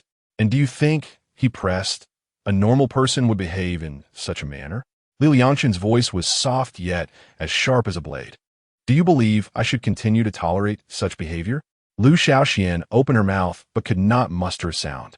Struggling to articulate her thoughts, she said, Urji was merely momentarily confused. Momentarily confused? Liangchen chuckled lightly. Since our marriage, how many times has she acted in such a fleetingly foolish manner? Each time, I forgave her, for I believed true love encompasses forgiveness. His fingers unconsciously drummed against the table, the tempo increasing, but this time is different. She did not trample on Liu Junyi's dignity. Instead, she shattered my trust and love for her. Tears finally cascaded down Liu Xiaoshuan's cheeks, pooling on the dining table. But you both love each other so dearly. Love is not a get-out-of-jail-free card. Liangchen's voice suddenly grew weary, unable to withstand the relentless toll of disappointment. Liu Xiaoxian fell silent, drowning her sorrows in glass after glass of wine. Beneath the warm glow of the restaurant lights, her cheeks flushed a rosy hue from intoxication. Seeing this, Liangchen swiftly seized the cup from her hands. If you continue, you'll be utterly drunk. Liu Xiaoxian, her eyes glazed and intoxicated, stood abruptly. Brother-in-law, I am not drunk. Her voice dwindled, her body involuntarily leaning forward. Liangchen, quick as a flash, steadied her swaying shoulders, the tips of her hair brushing against his face, carrying the scent of her body wash. You've had too much to drink. Let me escort you back to your room. I'm not drunk. Liu Xiaoxian pushed his hand away, barefoot and unsteady as she made her way to the living room. If you don't believe me, I shall demonstrate my catwalk. Liangchen, feeling helpless, allowed her a few steps to dissipate the alcohol's effects. Suddenly, Liu Xiaoxian lunged forward, and before Liangchen could react, she collapsed onto the plush rug in the hall. Her silk nightgown slid along her smooth skin, revealing a narrow waist. With her elegant neck arched and her pert backside swaying, she crawled about like a kitten, mewing playfully. No, Liangchen was at a loss for words. The catwalk you speak of is indeed a true catwalk. He glanced at the wine bottles on the table. Although 6 were open, Liu Xiaoxian had consumed only 4. How could she be this intoxicated? It seemed she truly needed practice, otherwise, she would be at a disadvantage in the future. Just then, the master bedroom door swung open, and Liu Mengruo emerged in a seductive black lace nightgown, the hem swaying gently with her steps, accentuating her graceful curves. She yawned and peered down the corridor toward the living room, only to find Liangchen standing at the corridor's end. Instinctively, she tensed. Husband? Liangchen turned mechanically, offering her a faint, sorrowful smile. Noticing his unusual demeanor, Liu Mengruo halted, her heart brimming with suspicion. The atmosphere between them grew tense, as though a wall separated them. Meow. Suddenly, a cat's cry shattered the stillness between them. Liu Mengruo frowned and hurried out, her gaze landing on Liu Xiaoxian writhing on the living room floor. Stunned for a moment, she suddenly shouted, Liangchen, what have you done to my sister? She asked drunk. Liangchen hastily explained, I merely accompanied her for a bit of wine. And then she just, I'm not drunk. On the ground, Liu Xiaoxian stubbornly retorted, Look, I can walk like a cat. Meow. Liangchen, feeling embarrassed, nearly dug a castle out of the floor with his toes and his slippers. He instinctively touched the back of his neck, his gaze wandering to avoid the piercing look from Liu Mengruo. Liu Mengruo, hands on her hips, breathed heavily as the neckline of her black lace nightgown rose and fell. She narrowed her eyes, her voice laced with danger. How could you let her get this drunk? I had no idea her tolerance was so poor. Liangchen helplessly pointed to the scattered beer bottles on the dining table. 6 opened, she had consumed at most 4, and yet here she was, utterly inebriated. Phew. A grown man drank less than a little girl. Were you trying to get her drunk on purpose? By heaven, I swear. Liangchen raised his hands in surrender. She suddenly started chugging. I couldn't stop her. Liu Mengruo, uninterested in further debate, crouched down to support the writhing Liu Xiaoxian on the ground. Xiaoxian, stop making a fuss. I'll carry you to bed, she gently coaxed, reaching out to embrace her sister. Liu Xiaoxian, unwilling, wriggled free from her grasp. No, I'll prove to you that I'm not drunk. Struggling to rise, she instead fell heavily into Liu Mengruo's embrace, her head unintentionally nuzzling against her sister's chest as she mumbled, Brother-in-law, your pectorals are so big. Liu Mengruo shot a knife-like glare at Liangchen, who found himself once again caught in the crossfire. Taking a deep breath, she wrapped her arms around Xiaoshuan's legs, attempting to lift her. However, as she exerted herself, her footing faltered and she stumbled slightly, but fortunately, Liangchen was quick to steady her. Liu Mengruo had no choice. Her busy career had left her with little strength over the years. "I'll carry her," Liangchen offered. Liu Mengruo bit her lip, reluctantly conceding. She adjusted Liu Xiaoshuan's nightgown, pulling it down to cover her exposed waist, creating space for Liangchen. He effortlessly lifted Liu Xiaoxian into his arms. Her body was light and soft, carrying a faint scent of alcohol and shower gel. He carefully followed Liu Mengruo into the master bedroom, gently placing Liu Xiaoxian on the bed. Liu Xiaoxian, in a daze, turned over, stretching her limbs into a star shape. The buttons on her chest strained tightly, as if they might burst open at any moment. Liangchen's gaze lingered a moment longer than intended. Noticing her husband's eyes still on her younger sister, Liu Mengruo, irritated, exclaimed, "What are you staring at? Your wife is far more attractive." With her chin held high, she stepped between them, her imposing figure blocking Liangchen's view. "Cough, cough." Liangchen quickly averted his gaze. "I wasn't looking. I didn't mean to. Don't say such things." "Man, do you think I don't know you?" Liu Mengruo pouted, and seeing Liangchen's wandering gaze, she smirked and suddenly kissed him, her hands restless. Liangchen's eyes widened, his lips parting as he whispered, "What are you doing? Xiaoxian is still here. Isn't this thrilling?" She teased, her cheeks flushed, her face pressed against his chest. "As long as you don't divorce me, next time, we can play something even more exciting." Liangchen abruptly regained his senses. He pushed aside Liu Mengruo and said earnestly, "I apologize, but I cannot fulfill this request." After finishing his words, he stepped out of the master bedroom. Liu Mengruo gazed at his departing figure, resolute yet unwavering, feeling a profound sense of loss in her heart. Even so, is she still unwilling to forgive me? Chapter 71. Let this world perish. The following morning, the weather cleared slightly, and sunlight streamed through the window, illuminating the grand bed in the master bedroom. The warm rays fell perfectly upon the two intertwined figures, contrasting the black silk nightgown with the pink cotton pajamas in the soft morning light. Liu Xiaoxian clung to Liu Mengruo like an octopus, her right leg draped over her sister's waist, one hand slipping beneath the hem of the black nightgown, her head nestled in the crook of her sister's neck. As Liu Mengruo was awakened by the sun, the first sight that greeted her was her sister's fluffy head, accompanied by a heavy sensation resting on her abdomen. Drowsily, she opened her eyes to find her sister's knee pressing against her stomach, and the loose pajama pants had slid up, revealing a large expanse of fair skin. This child still has such poor sleeping habits. She sighed in resignation and carefully pried apart the arms wrapped around her waist. In that moment, Liu Xiaoxian suddenly spoke, "Brother-in-law, I'm not drunk." She smacked her lips, unintentionally mumbling. Liu Mengruo, with a hint of annoyance, covered her with a blanket before heading off to freshen up. Today, she felt somewhat better, less fatigued than the previous day, and even treated herself to a facial mask while grooming. As the president of a beauty clinic, she understood that to capture a man's heart, one must first catch his eye. One must always look their best.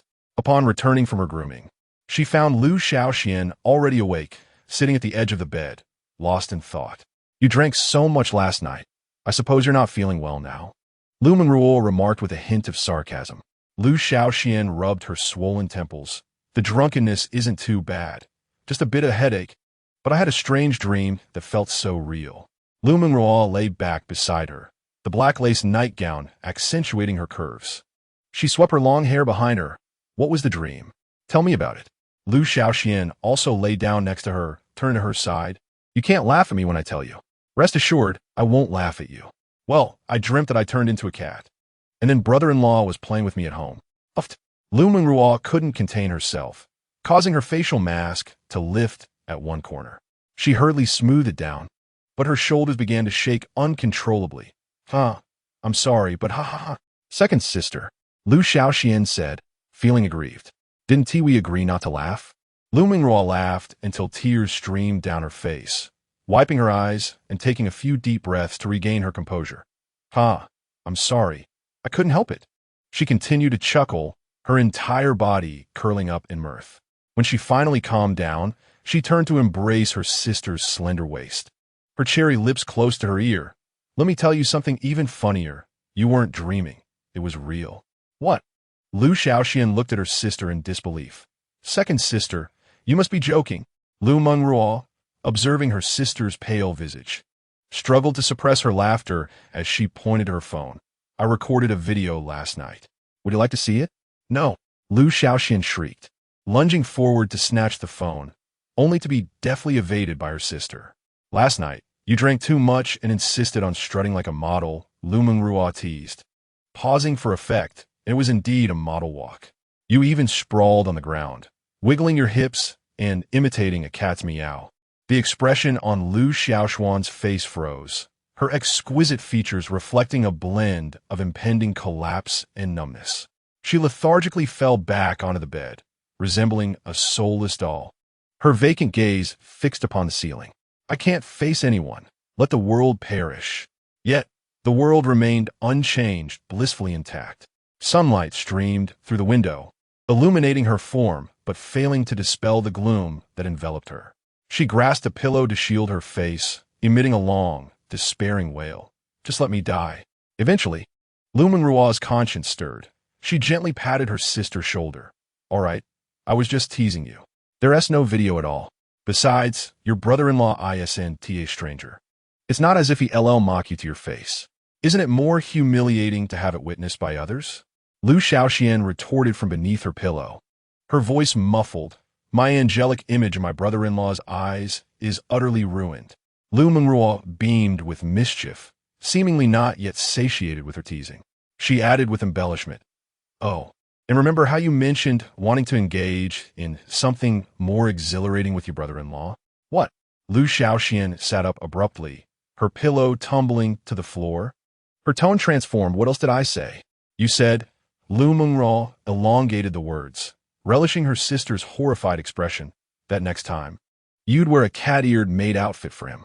Liu Shaoxian emitted a sound akin to a tortured cry, wrapping herself in her blanket like a cocoon, writhing frantically on the bed. Ah, I am but a maggot. Let me vanish. Unable to contain her laughter any longer, Liu Mengruo burst into fits of giggles, wiping away tears of mirth, reflecting that this was perhaps the most light-hearted moment since the upheaval of their lives. Gazing at her sister's mortified state, she suddenly felt that life might not be so dire after all. All right, the cat-eared maid bit was a fabrication. Don't take it to heart. Liu Shaoxian, still writhing on the bed, snapped back from her overwhelming shame upon hearing this. She suddenly realized that perhaps the incident of her model strut could be embraced after all. Breakfast was prepared by Liangchen, as the sisters had risen later than usual. He had warmed it upon hearing them in the bathroom. After completing these tasks, he settled at the dining table, perusing a book on psychology, steam rising from the coffee cup beside him. Good morning, husband. Liu Mengruo's voice resonated from the hallway, buoyed by a long-lost cheerfulness. She emerged directly in her black lace nightgown, gracefully taking a seat opposite Liangchen, an uncommon smile gracing her face.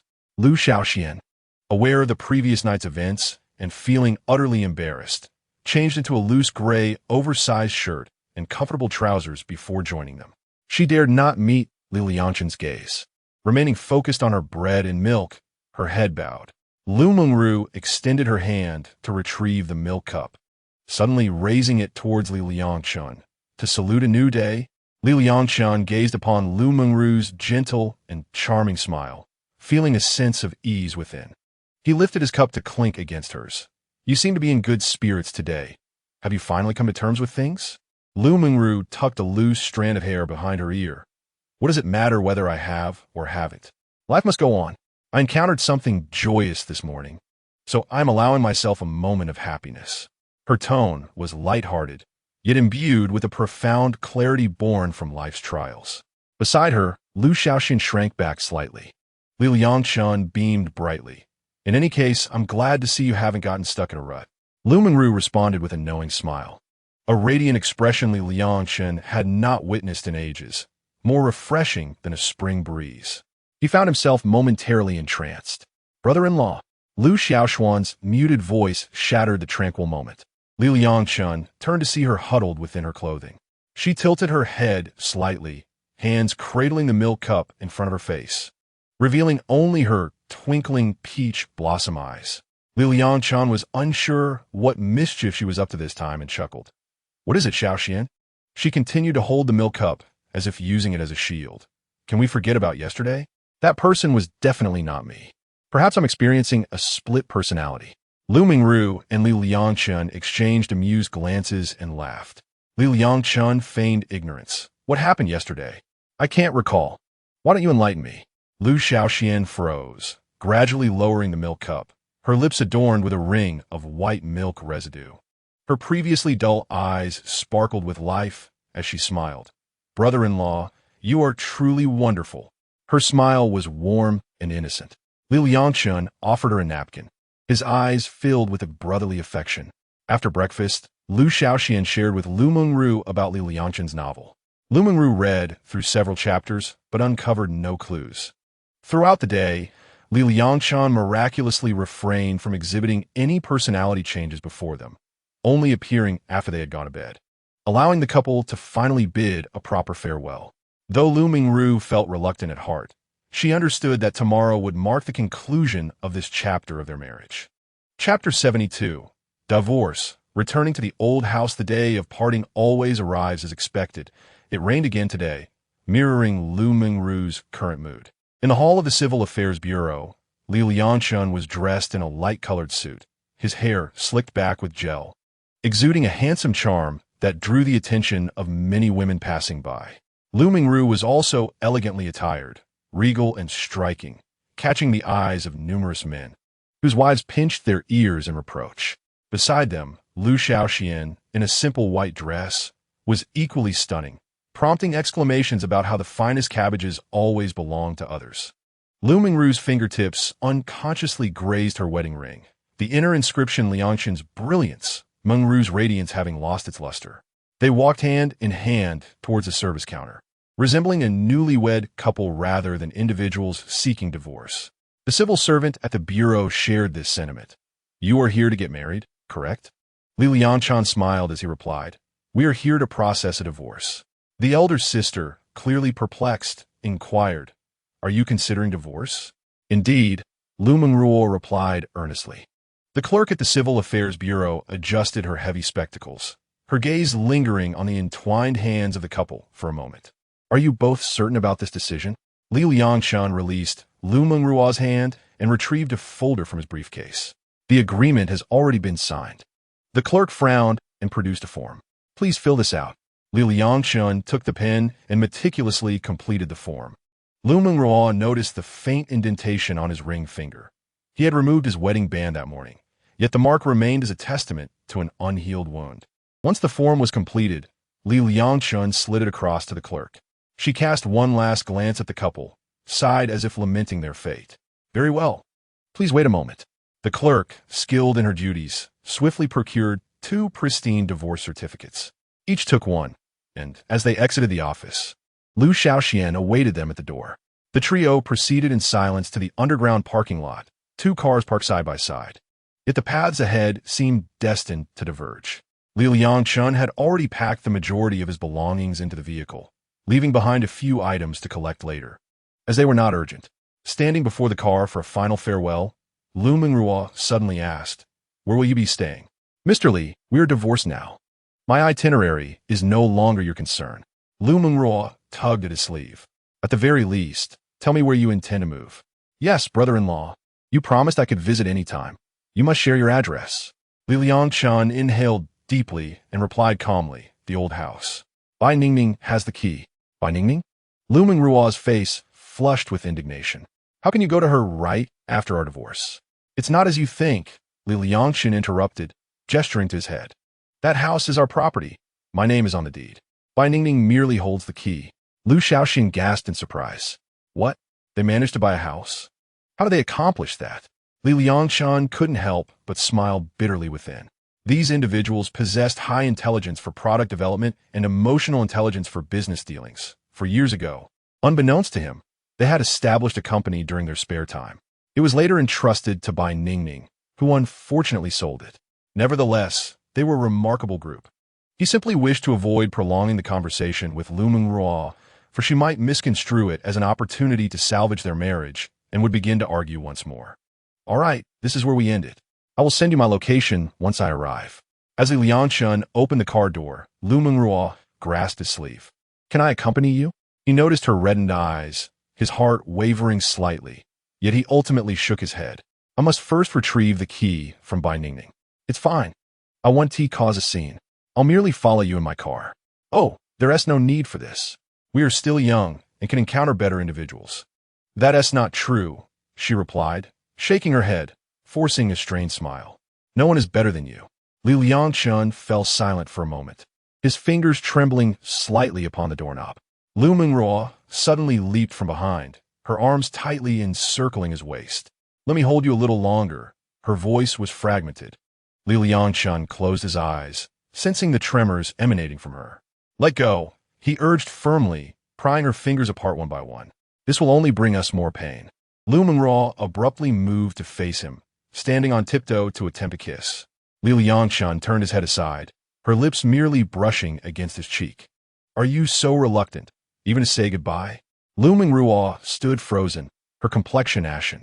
She had never imagined a day would come when Liangchen would reject her intimacy. He gently pushed her away and opened the car door. As the engine roared to life, Liangchen leaned back in the driver's seat, feeling something slide down from his eyes.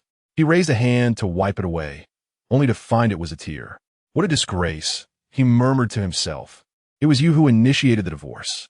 The car slowly exited the underground parking lot, and in the rearview mirror, he saw Liu Mengruo sobbing uncontrollably while holding Liu Shaoxian. Liangchen sent a message to Bai Ningning. Ningning, you have the keys to the old house, right? The phone screen lit up with Bai Ningning's reply. Liu, I have the keys. Do you need me to bring them over? Just as Liangchen was about to respond, a sudden wave of dizziness washed over him. When he opened his eyes again, the reflection in the rearview mirror revealed a wicked smile playing at the corners of his mouth. Ah, after hiding for 2 days, I can finally come out. Liangchen whistled, Bye. Red Brother is here to play with you. He messaged Bai Ningning, come to the old house. Humming a tune, he drove toward one of the affluent villa districts by the lake in the city. Upon arriving at the entrance of a standalone villa overlooking the lake, Little Red joyfully bounced at the sight of the long-unseen residence. Kik, the private cinema inside, is simply a delight. Soon, Bai Ningning entered the scene. Upon seeing Liangchen dancing alone in the rain, she instantly recognized that the personality currently in control was Little Red, the one who occupied the body the most. Little Red Brother, she softly called, an involuntary smile gracing her lips. You still love to cause a ruckus. Little Red halted his movements at the sound of her voice and turned to face her. His eyes sparkled with a familiar glimmer that Bai Ningning recognized, mischievous and wicked. Little Bye. Little Red approached her with graceful dance steps, reaching out to tousle her hair. After all these years, you haven't grown an inch. Bai Ningning nimbly dodged, pulling out the keys from her pocket and waving them. The keys are here. Let us open the door first. Little Red pouted, still as unlovable as ever. He took the keys, whistling as he skipped toward the villa's entrance. The moment the key was inserted into the lock, Little Red suddenly fell silent, his brow furrowed. What's wrong? Bai Ningning noticed his unusual demeanor. Little Red's serious expression swiftly transformed into playful laughter. It's nothing. Just a pause for dramatic effect and a sense of ritual. Bai Ningning rolled her eyes playfully. The door swung open, and a faint scent of dust wafted out. Xiao Hong discovered the switch for the automatic curtains. As they gradually opened, the sunlight poured in, illuminating the spacious living room as brightly as day. The furniture was draped in dust covers, resembling a collection of silent phantoms. Bai Ningning stood at the doorway, watching Xiao Hong flit about the room like a child, lifting the dust covers one by one. Hee, this sofa is still here, Xiao Hong exclaimed, excitedly patting the genuine leather sofa. That rascal Xiao Jinzi insisted on buying the most expensive one, yet he hardly ever sat on it. Bai Ningning entered and gently closed the door behind her. Xiao Hong, over the years. Suddenly, Xiao Hong turned, the smile vanishing from his face. Bye. You know we are not like you. We are merely him. He pointed to his head, indicating that he had selectively forgotten them. Bai Ningning sighed.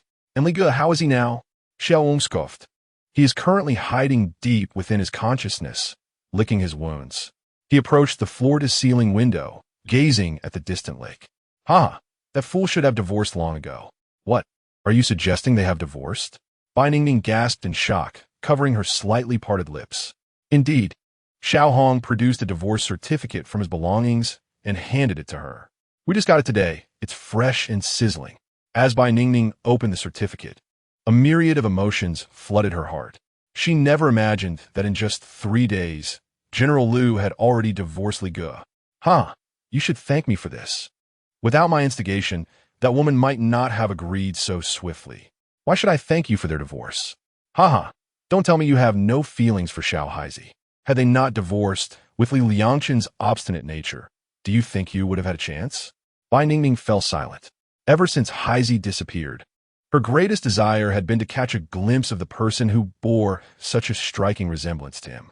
Thus, she became General Liu's assistant. Now that Haizi had returned and Li Liangchen was divorced, no one could prevent her from seeing Haizi again. Not even Liu Mengruo. Indeed, she could now seek her own happiness. Xiao Hongge, why has Haizi come out to see me? Xiao Hong turned to her, his gaze suddenly becoming complex.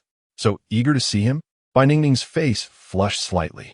I'm just a lass. This path you tread is fraught with difficulties. You know that family is only interested in fighting, not women. Which is why he is avoiding you. I just haven't seen him in a long time and miss him a bit. It's not what you think. Bai Ningning lowered her head, tears streaming down to her shoes. Don't worry. Xiao Hong suddenly reverted to his playful demeanor. Stay tonight, and I assure you, you will meet him at the gym. Bai Ningning's face turned crimson. Isn't it inappropriate for a man and a woman to be alone? What is wrong with that? Such a large house without a cleaning worker is simply unacceptable. What? Do you think I'm a cleaning worker? I'm just joking, of course. You are the lady of the house. Bai Ningning's blush deepened further. Xiao Hong stretched lazily. All right, we must embark on a thorough cleaning today. The two began tidying up the room, with Xiao Hong humming a tuneless song and occasionally bouncing around. Bai Ningning gazed at him, her heart a tumult of emotions. This was another facet of Li Liangchen, or rather, a concealed aspect of his persona. Lively, mischievous, and even somewhat deranged, he possessed a wicked charm. Yet he was warm-hearted towards those close to him. Xiao Hong, suddenly leaned closer and asked, Do you think if I were to trouble Liu Mengruo right now, would Li Liangchen be furious enough to intervene? Bai Ningning was taken aback. Don't act recklessly. Just kidding. Xiao Hong chuckled, her laughter abruptly fading. But honestly, that woman deserves it. Bai Ningning refrained from responding, fully aware that Xiao Hong was referring to the video that had shattered Li Liangchen's composure. As they conversed, the doorbell suddenly rang. Bai Ningning and Xiao Hong exchanged glances. Xiao Hong made a shushing gesture and stealthily approached the door, peering through the peephole. Who is it? Bai Ningning whispered. Xiao Hong's expression shifted to one of peculiar surprise. It's Liu Mengruo. Bai Ningning inhaled sharply. How'd she find this place? Xiao Hong shrugged. Who knows? Perhaps she tracked Li Liangchen through his phone's location? He turned to Bai Ningning with a mischievous grin. Should we give her a fright? Before Bai Ningning could protest, Xiao Hong had already flung the door open. Outside stood Liu Mengruo, still clad in her resplendent attire, albeit with slightly disheveled hair and reddened eyes. Liu Shaoxian stood nearby, curiously surveying the villa. Upon seeing Li Liangchen, she opened her mouth but could not utter a sound. Xiao Hong flashed a broad grin, exaggerating his expression. Oh, isn't this General Manager Liu? What brings you here? Liu Mengruo's complexion drained of color. She recognized the tone and expression belonged to Xiao Hong. I'm looking for Li Liangchen, she stammered, the real Li Liangchen. Xiao Hong dramatically raised his hands in feigned apology. Sorry, but he doesn't wish to see you right now. Liu Mengruo stubbornly stood at the threshold. May I come in to take a look? I would be more than willing to assist if needed. Indeed, General Manager Liu could be of assistance, Xiao Hong replied slyly. Is that so? How might I assist you? Your greatest assistance would be to leave at once. Bye-bye. Bai Ningning quickly grasped Xiao Hong's arm, fearing he might act out of line. You shouldn't be so rude. After all, General Manager Liu is Li Gu's ex-wife. Xiaohong, however, carelessly shrugged off her hand, a wicked smile playing at his lips. When did Xiaobai become so polite? Bai Ningning remained resolute, positioning herself between them. She turned to Liu Mengruo, speaking softly, "General Manager Liu, please come in." Seeing her assume the role of the hostess ignited a spark of anger in Liu Mengruo. Yet under the circumstances, she had to concede. Without Bai Ningning, Xiaohong would undoubtedly bar her entry. Liu Mengruo nodded slightly. "Thank you." Just as she was about to step inside, Xiaohong swiftly blocked the entrance, directing his gaze at Liu Shaoxian. "Wait, she cannot enter." The three women at the door were momentarily stunned. "But you let General Manager Liu in. What difference does her sister make?" Just as Xiaohong furrowed his brow, Liu Shaoxian suddenly dashed forward, and before anyone could react, she embraced Xiaohong with open arms. Chapter 74. I have discovered the method to restore my brother-in-law. Just as Xiaohong furrowed her brow, Liu Shaoxian suddenly dashed forward, taking everyone by surprise. With arms wide open, she embraced him. Bai Ningning gasped in astonishment, covering her mouth.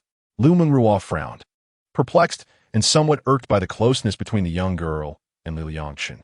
Xiaohong, caught in the embrace, froze in place, his previously arrogant and mocking expression abruptly solidifying into one of anger and fear.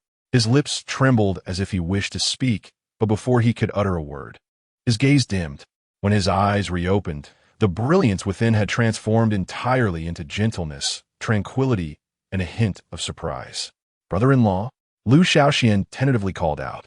Liangchen offered a faint smile, warm and familiar, quintessentially himself. He glanced down at Liu Shaoxian, still clinging to him, and gently tousled her silky hair, asking, "How did you discover this?" Liu Shaoxian's small face flushed with excitement. Rather than loosening her grip, she held on tighter, nuzzling her head against his chest. Her face alight with pride as she looked up and declared, "Brother-in-law, am I not exceptionally clever?" "Indeed, Shaoxian is the smartest," Liangchen replied, his tone laced with affection, reminiscent of praising a child for a commendable deed. Standing nearby, Liu Mengruo watched this scene unfold, her heart a tumult of conflicting emotions. She hurriedly approached and, with a swift motion, extracted Liu Shaoxian from Liangchen's embrace. "What's going on here?" she inquired, unable to mask her jealousy and confusion. Liu Shaoxian, pouting in discontent at being pulled away, soon brightened, her smile radiant. With a mischievous wink, she said, "Second sister, I have found the way to restore brother-in-law." Bai Ningning and Liu Mengruo exclaimed in unison. "What? Oh, this is a long story. Let us sit down and discuss it leisurely." Ignoring the astonishment of the two women, Liu Shaoxian guided them to the sofa in the living room. She cast a furtive glance at Liangchen, wary of him suddenly slipping back into another persona. Seeing Liangchen smile at her reassured her, and she began recounting her significant revelation. Clearing her throat, as if preparing to deliver an important address, she continued, "Second sister, do you remember when brother-in-law came to my school to protect me and nearly harmed someone?" Liu Mengruo nodded. "Is this related to that incident?" "Yes," Liu Shaoxian affirmed, then moved behind Liangchen and hugged him again. At that moment, brother-in-law was frantically pressing someone underwater. She said, her cheek resting against his back, her voice muffled. "I held him just like this, and as a result, brother-in-law regained his sanity." Liu Mengruo, witnessing yet another embrace, felt a pang of jealousy. However, she restrained herself. "Are you implying that you realized you could restore Liangchen's consciousness at that moment?" Liu Shaoxian peeked out from behind Liangchen, her eyes sparkling. "I didn't realize it then. Brother-in-law was still quite normal at that time. In recent days, my brother-in-law as other personas have not manifested before us, and it perplexes me that Chun, who is undeniably kind-hearted, harbors such fear of me." Suddenly, she exclaimed with excitement, "Today, I noticed that Xiaohong is also afraid of me. It dawned on me that I can facilitate my brother-in-law's personalities to return. Sister, am I clever?" Bai Ningning furrowed her brows, her expression a complex tapestry of emotions. The feat she herself could not achieve, her sister managed to perform. Did that imply? Ahem. Liangchen, with a hint of resignation, untangled her hand from his waist, acknowledging that it held little significance, as those personas would surely emerge again. How can it lack significance? Liu Shaoxian retorted. As long as my brother-in-law's other personas appear, I can embrace him, and then he can live normally. Initially, Liu Mengruo felt a surge of joy, but it swiftly morphed into realization.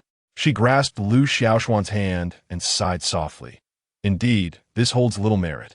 Setting aside whether your method can be consistently effective, this approach is simply unfeasible.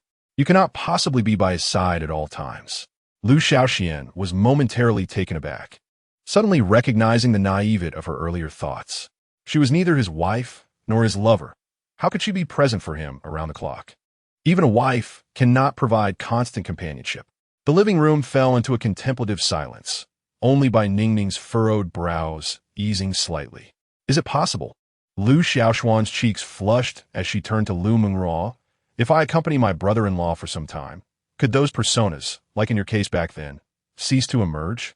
At this, Liu Mengruo's eyes glimmered with hope, and she lifted her gaze to Liangchen, yearning for an affirmative response.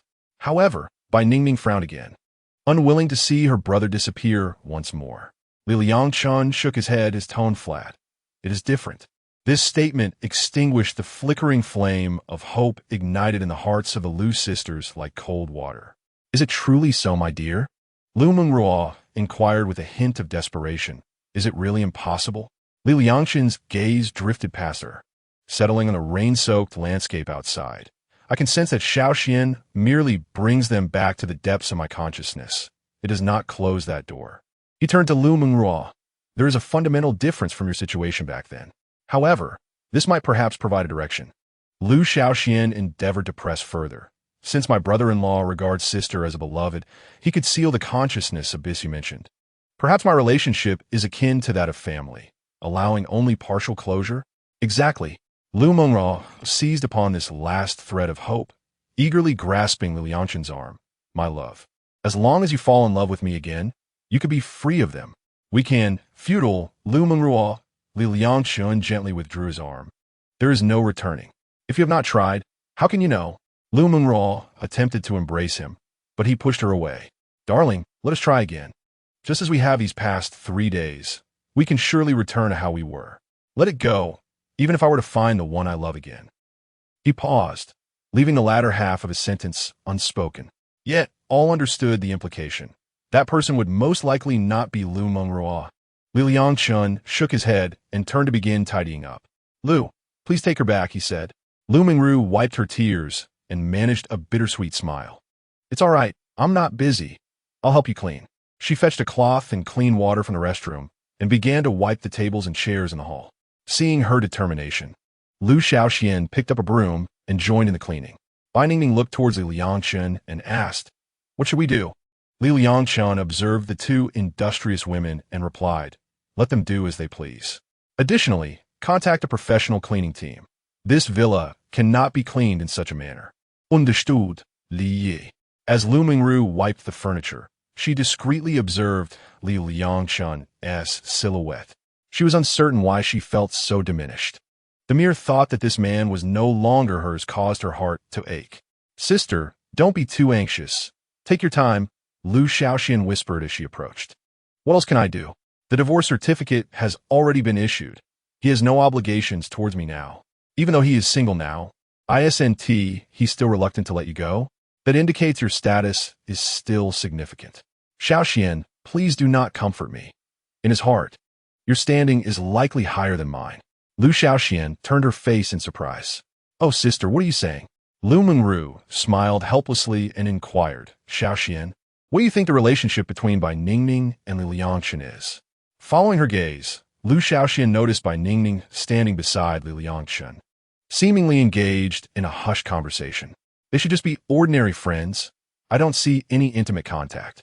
However, she hesitated. Ningning seems quite familiar with some of my husband's other personas. Indeed, she appears to understand my husband better than I do. At that moment, Liangchen's expression suddenly twisted, his gaze becoming sharp and cold. This is not good. Liu Shaoxian dropped her broom and rushed forward. P.S. about to switch personalities. She opened her arms to embrace Liangchen, but he effortlessly sidestepped her, even tripping her with his foot. With a thud, Liu Shaoxian fell to the ground. Her white dress soiled with dust, and her elbow scraped. Liu Mengruo hurried over, uncertain of what to do, watching helplessly as her sister fell. She dashed between them, fearful that he might attack her sister again. What do you intend to do? Li, you would do well to keep your distance. I am not as accommodating as that fool. He coldly laughed. Liu Mengruo stepped back, intimidated by his gaze, yet quickly straightened her posture. This is my husband's body. I have the right to what, Miss Ex-Wife? Do not forget your divorce date. Liu Mengruo's lips trembled, rendering her speechless. Brother Haizi, Bai Ningning, however, was exceptionally pleased, wrapping her arms around Li Liangchen. You finally agreed to see me. Haizi frowned slightly, about to push her away when he noticed the jealousy radiating from Liu Mengruo's expression. A playful smile crept onto his lips as an intriguing idea formed in his mind. He reached out, gripping Bai Ningning's chin firmly, and suddenly pressed his lips against hers. The sound of their teeth clashing resonating in the air. Bai Ningning winced in pain, instinctively leaning back, only to find her head forcefully held down by Xiao Hei's large hand. Their lips were crushed together with such intensity that she struck his chest in desperation. On the other side, Liu Mengruo felt as if the sky had fallen. She rushed forward to separate the two, but Xiao Hei's strength was overwhelming, rendering her efforts futile. Let her go. Do not use my husband's body to touch other women. Xiao Hei, while pinning Bai Ningning down, savored the sight of Liu Mengruo frantically hitting him until Bai Ningning was nearly out of breath, at which point he finally released her. Bai Ningning staggered back a few steps, covering her bleeding lips, tears welling in her eyes, yet glimmering with a peculiar radiance.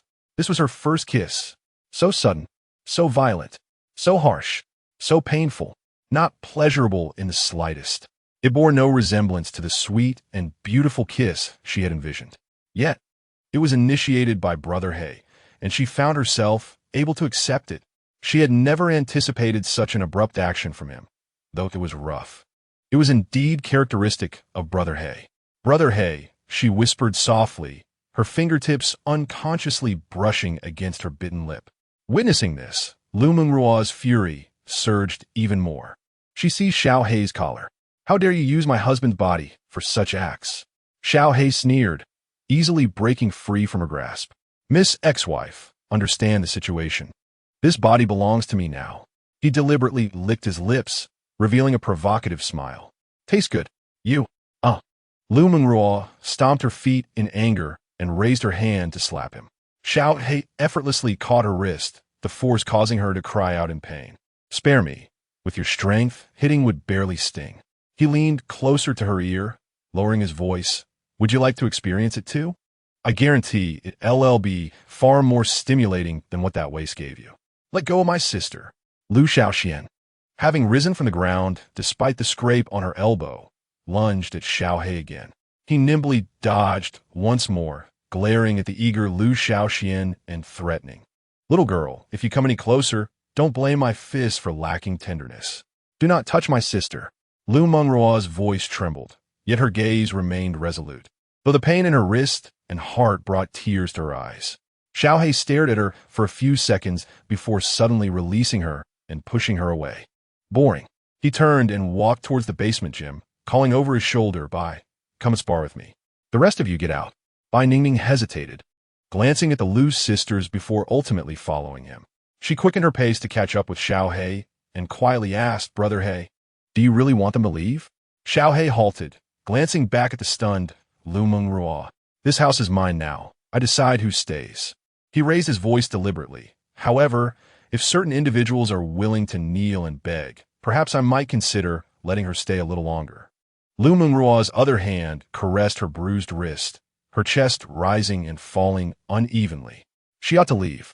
Her rational mind urged her to take her sister and depart from this perilous place at once. Yet her feet felt as though they were rooted to the ground, rendering her immobile. Her elder sister, Liu Shaoxian, grasped her hand anxiously, suggesting, shall we return for now? Liu Mengruo shook her head and inhaled deeply, asserting no. I must stay. I cannot allow him to be alone with Bai Ningning. She cast her gaze in the direction of Xiao He, her voice resolute. I will not give up. Xiao He chuckled lightly, indifferent to the two sisters. Liu Mengruo posed no threat, and he could effortlessly evade Liu Xiaoshuan's skills. Within the gym, Xiao He unabashedly began to change clothes before Bai Ningning. She hurriedly turned her back, shyly retrieving a small mirror to inspect the wound on her lips, though the blush on her cheeks seemed to deepen. Soon, Xiao He donned a sweatshirt and shorts, slipping on boxing gloves as he unleashed a series of powerful strikes against the punching bag. Each blow carried astonishing force, causing the bag to emit groans of distress, while the dust that had yet to settle danced through the air. Bai Ningning stood nearby, glancing at Xiao He, her thoughts unvoiced. She had a multitude of questions, yet found herself at a loss for how to begin. If you have something to say, just say it, Xiao He remarked without turning, delivering another heavy punch that sent the bag soaring. Brother He, did you kiss me just now to provoke General Liu? She inquired. What else could it be? Xiao He replied, not bothering to look back. But you gained something from it, didn't you? After all, you like me. I do like you, but Bai Ningning, although somewhat prepared, felt her spirits dim, for what she desired transcended mere superficiality. Then, Brother He, if you were to kiss me again, could it be a bit more gentle? I apologize. I'm accustomed to being forceful. Chapter 76. You two also kissed as silence enveloped them, the basement echoing only with the sounds of the punching bag being struck. Bai Ningning summoned her courage to ask, Brother He, do you harbor even a slight affection for me? Xiao He abruptly ceased his actions, stating, though I differ fundamentally from that indecisive fool, I am essentially him. We are indistinguishable. Falling for me holds no future. Bai Ningning looked up, meeting his gaze, and nodded silently. I understand, Brother He, but I simply cannot forget you. Xiao He resumed his relentless assault on the punching bag, the sound of blows resonating through the basement. After pausing to catch his breath, he suggested, perhaps you could try to lovely Liangchen. Huh? Although Brotherly is a good person, you're the first I fell for. Besides, he is married. Did he not just separate? Xiao He replied with a playful smile. You could conveniently fill that void. But Bai Ningning faltered, and Xiao He smirked. After all, you two have kissed. What? Bai Ningning exclaimed, astonished. It was brotherly? Xiao He merely chuckled and resumed his punches, seeming disinclined to offer further clarification. Brother He, Bai Ningning mustered her courage once more, asking, the one who kissed me forcefully was undoubtedly you. What is your current relationship with Brotherly? Xiao He halted his movements and turned to face her. Oh, what do you wish to inquire? It's just, Bai Ningning fidgeted with her fingers. Do you share memories? Or are they entirely independent? Does Brotherly know what you are doing now? Do you wish for him to know? Or do you prefer that he remains oblivious? Bai Ningning's face flushed instantly. I am uncertain. Although our memories are not shared, as long as he remains conscious, all physical sensations are interconnected. He not only knows that I kissed you, but can also experience it firsthand. He wore a mischievous grin and remarked, thus I assert, you have also kissed. Bai Ningning, flustered, lowered her head, her heart racing like thunder. She was at a loss as to how to confront this predicament. She harbored feelings for Haizi. Yet if Haizi and Li Liangchen were share a mutual understanding, she found herself bewildered by the complexities of their relationships. To complicate matters further, Li Liangchen had just divorced, and his ex-wife clearly had no intention of letting go. How could this be? Previously, we could only emerge when he was soundly asleep. Thus he retained no memory. However, this month has been tumultuous, allowing us to appear while he is awake. Meanwhile, in the living room, Liu Mengruo slumped on the sofa, her entire being seemingly drained of energy. Sister, does it hurt? Liu Xiaoxian asked with concern, carefully cradling her sister's bruised wrist. The ring of contusions stood out starkly against Liu Mengruo's fair skin. Liu Mengruo shook her head, her gaze vacant. It pales in comparison to the pain within. We should head to the hospital. The medication here must be expired. Liu Mengruo stared at the basement, listening to the incessant sounds of impact. I cannot leave this place. What if he and Bai Ningning? At these words, Liu Xiaoxian felt a tightening in her heart, yet she was far more lucid than her elder sister. Sister, you are already divorced. You have no right to interfere in his actions. Moreover, I noticed just now that Ningning was also forcibly kissed by him, merely to provoke you. But I feel so distressed. You will gradually adapt. What must be relinquished will eventually be let go. Liu Shaoxian sighed. The vivid memory of witnessing her brother-in-law kiss another woman stirred an inexplicable bitterness within her. She quickly suppressed these unwarranted feelings and continued to persuade. Sister, you cannot keep watching him every day, and you still have to work. Upon hearing this, Liu Mengruo abruptly stood and began to survey her surroundings. Let us see if there are any spare rooms here. Liu Shaoxian, busy cleaning her elbow wound with a wet tissue, inquired, Sister, what are you planning to do? I intend to move in. Liu Mengruo declared as she ascended the spiral staircase. What? Liu Shaoxian quickly followed her. Will they allow you to stay here? You saw how Xiao He acted just now. Let's prepare for the possibility. Liu Shaoxian was uncertain of her sister's intentions and followed along, counting the rooms as they went. Ultimately, the two sisters concluded that there were 7 rooms, one being a computer room, one a study, and the rest appear to be ordinary guest rooms. There was even a lack of a designated master bedroom, considering that the currently Liangchen hardly slept at all. They returned to the grand hall. Thus, there are 5 vacant rooms left. I will take one, and you will take another. Liu Mengruo pointed to the 2 adjacent bedrooms on the right side of the second floor. Those 2 have the best lighting, with a view of the lake outside. Liu Shaoxian pointed to herself, her peach blossom eyes widening in surprise. Do I also need a room? Surely, my second sister isn't considering using me as a decoy? Of course, occupying such a strategic position is imperative. If we do not seize it quickly, the enemy will surely take it from us. Liu Mengruo cast a meaningful glance towards the basement, where a certain girl with injured lips suddenly felt a chill. Liu Shaoxian found her sister's sudden discourse on military strategy rather perplexing. Curling up on the sofa with her legs drawn close, she remarked, Sister, I think Ningning seems quite amiable. Liu Mengruo retorted, Whose side are you on? Why are you bolstering someone else's confidence? I merely speak plainly. The question is, will brother-in-law provide us with 2 rooms? That's precisely what I'm discussing with you. There are always more solutions than problems. Oh, please don't burden me with this conundrum. It's too challenging. At that moment, the doorbell rang unexpectedly. Both women looked up simultaneously, and the surveillance screen revealed 5 individuals clad in blue work uniforms at the door, led by a middle-aged man who was repeatedly verifying the address. Hello, we are the professional cleaning team. A smile graced Liu Mengruo's lips as she tidied her disheveled hair and walked to the door. Welcome, please come in. I am the lady of the house. The leader appeared to be in his 40s, followed by 3 young men and a young woman. The 3 spirited young men, upon catching a glimpse of Liu Mengruo's elegant attire, instantly lit up with admiration but quickly averted their eyes, not daring to look directly at her. The leader had previously mentioned that such luxurious villas often house stunning young women. It was best to avoid direct gazes. Otherwise, not only would business be jeopardized, but the wrath of the male owner could ensue. The crystal chandelier in the hall needs dusting. Please help me remove the curtains for cleaning. The bedroom closet requires mold treatment and a kitchen. Liu Mengruo directed the team as they commenced cleaning the villa. Liu Shaoxian, curled up on the sofa, stifled a laugh as she observed her sister orchestrating the cleaning crew with such grace, as if she truly were the mistress of the estate. Finally, around noon, the basement door swung open. Liangchen emerged, wiping sweat from his brow, his athletic shirt clinging to his muscular frame. Yet an awkward expression marred his face.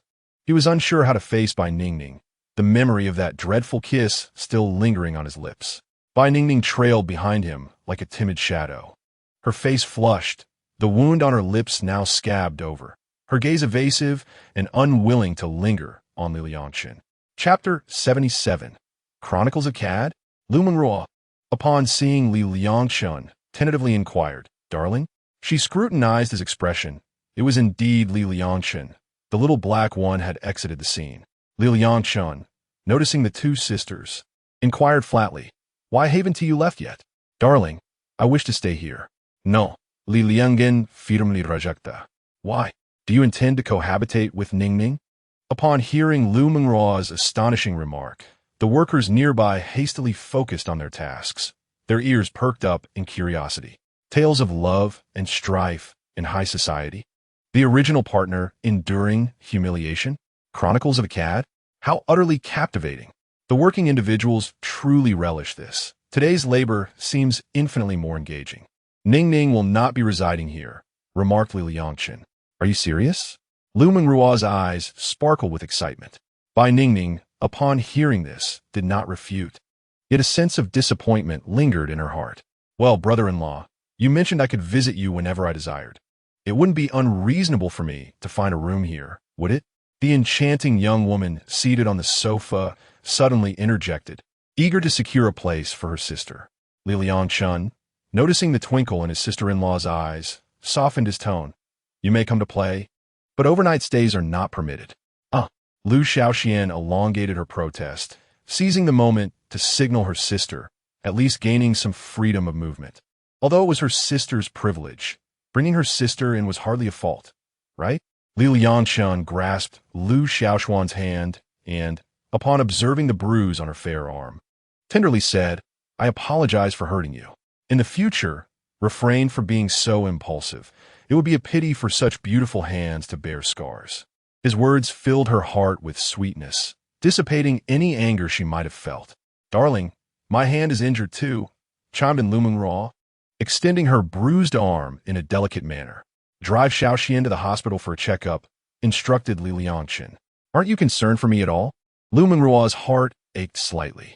Liangchen was not inclined to entertain her hopes. You are President Liu, a strong woman. Shaoxian is merely a university student. Liu Mengruo felt a second pang of sorrow. Liu Shaoxian quickly intervened. Brother-in-law, it's all right. My wound is already scabbed over, and my sister's bruise will heal in a few days. There's no need for a hospital visit. Indeed, Liu Mengruo seized the opportunity to invite Liangchen. Darling, the house hasn't been cleaned thoroughly yet. Let us dine out for lunch. No need. I'll order takeout.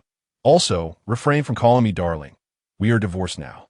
Liu Mengruo felt a third wave of heartache. The worker polishing the chandelier nearly lost his balance. The unfolding drama was becoming increasingly riveting. This sister-in-law was no ordinary character. Wealthy individuals certainly know how to play the game.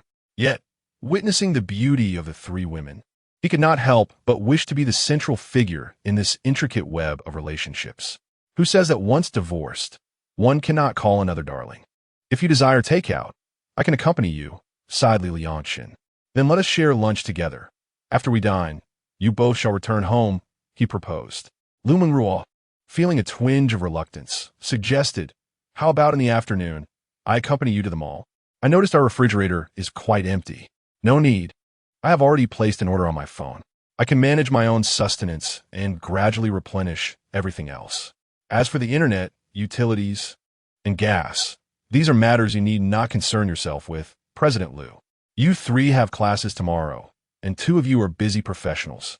Do not worry about this idle fellow. I shall not starve. Brotherly, now that he has returned, I intend to resign and assist, Bai Ningning suddenly declared. Have they commenced their activities so soon? Not yet, but I anticipate they will require my assistance next month. Then resign next month, replied Liangchen, turning his gaze towards Liu Mengruo. Hiring requires some time, does it not, President Liu? Liu Mengruo turned to Bai Ningning, acknowledging the girl's reliability. She genuinely wished for her to stay and did not want Bai Ningning to assist Liangchen. Why not remain at the company? I shall increase your salary. Apologies, Director Liu, but salary is not the issue. I have always been the personal secretary to 6 distinct personalities, and now that they have returned, I must take my leave. Very well, do as you wish. I still have a month to find a replacement. Just ensure a smooth handover when the time comes. Thank you for your understanding. Director Liu. The four of them gathered around the dining table, each preoccupied with their own thoughts as they shared a meal, while Liangchen had also ordered takeout for the workers. At the moment of parting, Liu Mengruo sent Liu Shaoxian away and stood at the door, gazing at Liangchen. Suddenly, she approached him and whispered, Darling, if you have any physical needs, you may seek me out any time. Please refrain from looking for women outside. They're not clean. Liangchen, exasperated, replied, I am currently in a state of mental turmoil, with my own issues unresolved. I have no time to pursue women. I will be staying in the villa this month. Is that satisfactory? Liu Mengruo smiled sweetly. That is good. If you find it unbearable, you may also revisit the video I recorded last time. This time, I have no objections to you using 5th Mississippi coughing slightly. Liangchen nearly choked. He returned to the room and lay on the sofa, lost in thought, while only a few workers continued their diligent cleaning. Finally, some peace at last. The following morning, Liu Mengruo arrived at the company early, urgently accessing the surveillance records, eager to identify the person who had sent Liangchen the video. The surveillance in her office could only be viewed on her computer, making the search straightforward. She pulled up the records from that day. The blue glow of the screen illuminated her slightly haggard face, the faint dark circles under her eyes revealing a night devoid of sleep. As the timeline progressed, her heart raced faster. Suddenly, a familiar figure appeared on the screen. Liu Mengruo's pupils constricted, and her fingers trembled uncontrollably. Zhang. She abruptly stood, the chair scraping loudly against the floor. The screen clearly displayed Zhang sneaking into the office, skillfully operating the computer to copy the surveillance footage. The woman she had known for 20 years, her most trusted friend, had betrayed her in such a manner. It was you. The bond of 20 years is shattered into countless fragments in that instant. She recalled the despair in Liangchen's eyes upon viewing the video, the resolute expression he wore when proposing divorce. The instigator of it all was none other than Zhang, whom she considered a sister. She picked up her phone and dialed Zhang's number. "Hello, sister." Zhang's voice came through the receiver, as affectionate as ever. "Why are you calling me at this hour?" Liu Mengruo struggled to control the tremor in her voice. "Have you arrived at the company?" "I'm on my way. I'll be there shortly." "What's up?" "Once you arrive, please come to my office." There was a brief silence on the other end. "All right, I'll be there soon." Hanging up the phone, Liu Mengruo reclined in her office chair, her fingers pressing against her forehead. She could not comprehend why Zhang would betray her. Chapter 78. Confrontation between Liu Mengruo and Zhang. Liu Mengruo was perplexed, unable to fathom why Zhang would betray her. When Liangchen assisted them in opening a nail salon, it was she who meticulously taught Zhang the skills. After becoming a medical aesthetic agent, she personally guided her into the industry, never withholding a single cent of the commission that rightfully belonged to her. Zhang received a share of the partnership profits without having expended a single penny. Liu Mengruo pondered for a long time, but remained in the dark regarding the reasons for her treachery. 15 minutes later, a gentle knock sounded at the office door. As it opened and closed, the sound of high heels echoed against the marble floor, growing louder. A rich scent of perfume wafted in, the very fragrance Zhang had recently purchased, claiming it would enhance her aura. "Sister, what brings you here in such a rush?" Zhang's voice carried a deliberate lightness. "I was just about to meet a client." Liu Mengruo offered no response, instead slowly turning the display screen on her desk toward Zhang. On the screen, the footage of Zhang covertly observing the surveillance was starkly visible. Zhang's complexion instantly drained of color. I can explain." "Explain what?" "Explain how you betrayed me? Explain how you destroyed my marriage?" Liu Mengruo's voice rose sharply, cutting through the air like a finely honed blade, severing the bond of 20 years between them. 20 years. We have known each other for 2 decades. What have I ever done to wrong you? Zhang stepped back, her chest heaving dramatically, her figure, more voluptuous than Liu Mengruo's, accentuated by her fitted dress. "I did not betray you." Zhang suddenly raised her voice. "You are the one who engaged in those despicable acts. I merely made Liangchen see your true colors." "Despicable acts?" Liu Mengruo narrowed her eyes. "That was merely my retaliation for Liu Junyi's humiliation back in the day. And you?" She stood up, leaning toward Zhang. "You're my closest confidant. Yet you stabbed me in the back. You ruined my marriage." "Ruined your marriage?" Zhang's lips curled into a smirk. "I suppose you are satisfied now that I am divorced." She broke into a triumphant laugh. "Ha ha, it was for the best. Why can I comprehend why you would betray me? I regarded you as my dearest friend."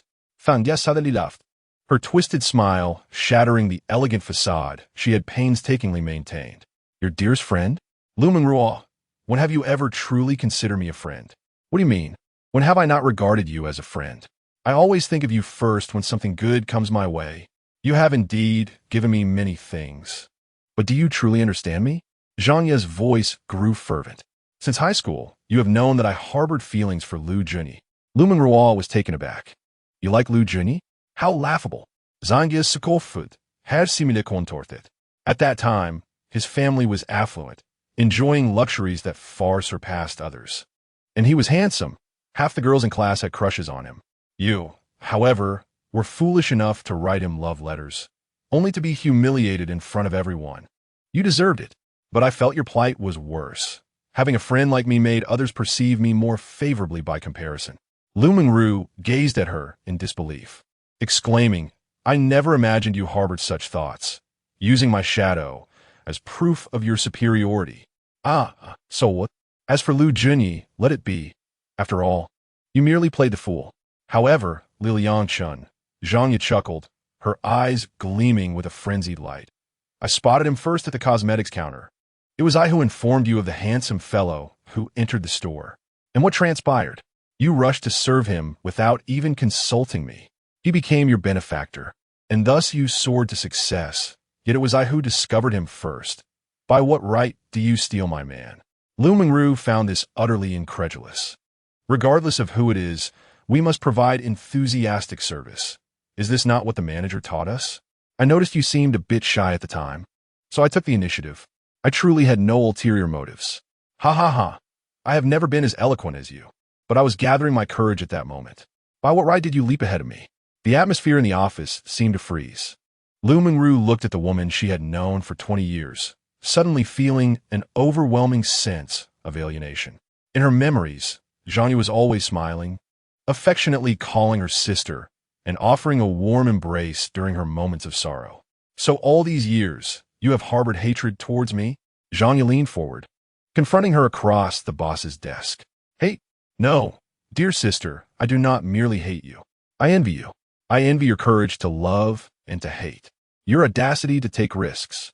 As for me, I only dared to hide in the shadows, secretly cherishing my feelings, hesitant, while witnessing you compete for the affection of the man I liked. Like a rat in the gutter, I watched you revel in happiness. Zhang Ye's fingers suddenly caressed her ample bosom, noticeably larger than Liu Mengruo's by a cup size. Do you know, I specifically underwent breast augmentation at the company, all to surpass your size. I deceived you into believing I had done it myself, for I thought perhaps this would catch Liangchen's eye. She abruptly struck her chest with force, producing a dull thud. Yet it was in vain. His eyes only behold you, eternally only you. Ha ha ha. By what right do you deserve his unwavering love? By what right do you live better than I? Liu Mengruo studied the exquisitely made-up yet distorted woman before her, suddenly feeling a wave of nausea. The sisterly bond of 20 years had evidently been built upon such twisted jealousy. So you seek revenge against me? Liu Mengruo scoffed. Simply because I am braver than you? More successful?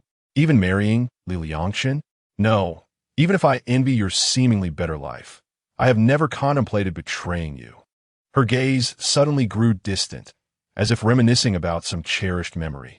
Throughout these years, I have witnessed Liangchen's kindness, and I genuinely wished for his happiness with you.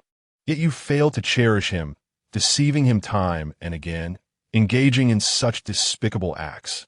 You do not deserve his goodness. What benefits do you gain from such actions? Zhang Ye suddenly laughed. There are no benefits. I am aware that a man with such a fastidious nature as Liangchen would never look favorably upon one who betrayed you, even in the event of a divorce. However, as long as he can rediscover happiness, I shall also rejoice for him. She leaned forward once more, nearly brushing against Liu Mengruo's face. And you wretched creature, returning to your original state would bring me great delight. She extended her fingers, adorned with dark nail polish, gently tracing Liu Mengruo's cheek, asserting that the two of us, as close friends, ought to frolic together in the mire. Liu Mengruo abruptly swatted her hand away. Your circumstances have already surpassed those of most. I have treated you so well. A hint of sorrow glimmered in Liu Mengruo's eyes. Why must you seek to ruin me? Zhang Ye tilted her head, grinning like an innocent little girl. Because I'm also such a wretched person. We are the perfect match, dear friend. Upon hearing this, Liu Mengruo slowly closed her eyes.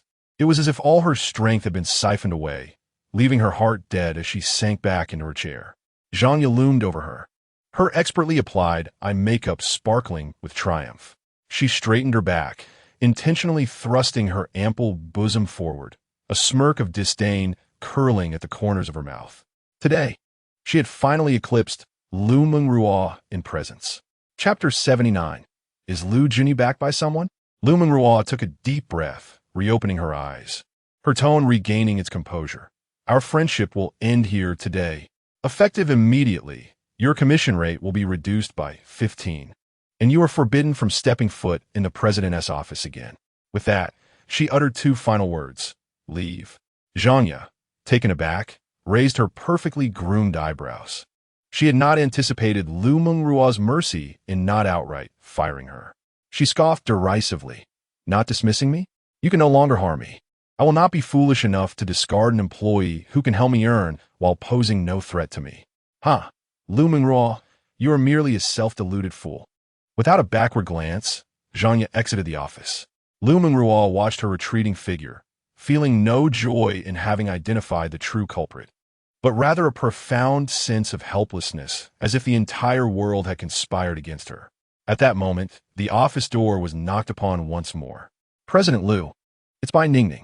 Liu Mengruo composed herself, wiping away the remnants of unshed tears, and restored her steely image as a decisive female executive. Come in. Bai Ningning, clad in a black professional outfit, exuded youthful vibrancy even without makeup. President Liu, the morning meeting is ready. Bai Ningning's voice brimmed with energy. Yet her gaze cautiously assessed Liu Mengruo's demeanor. Liu Mengruo forced herself to muster strength, waving her hand. I will not be attending today.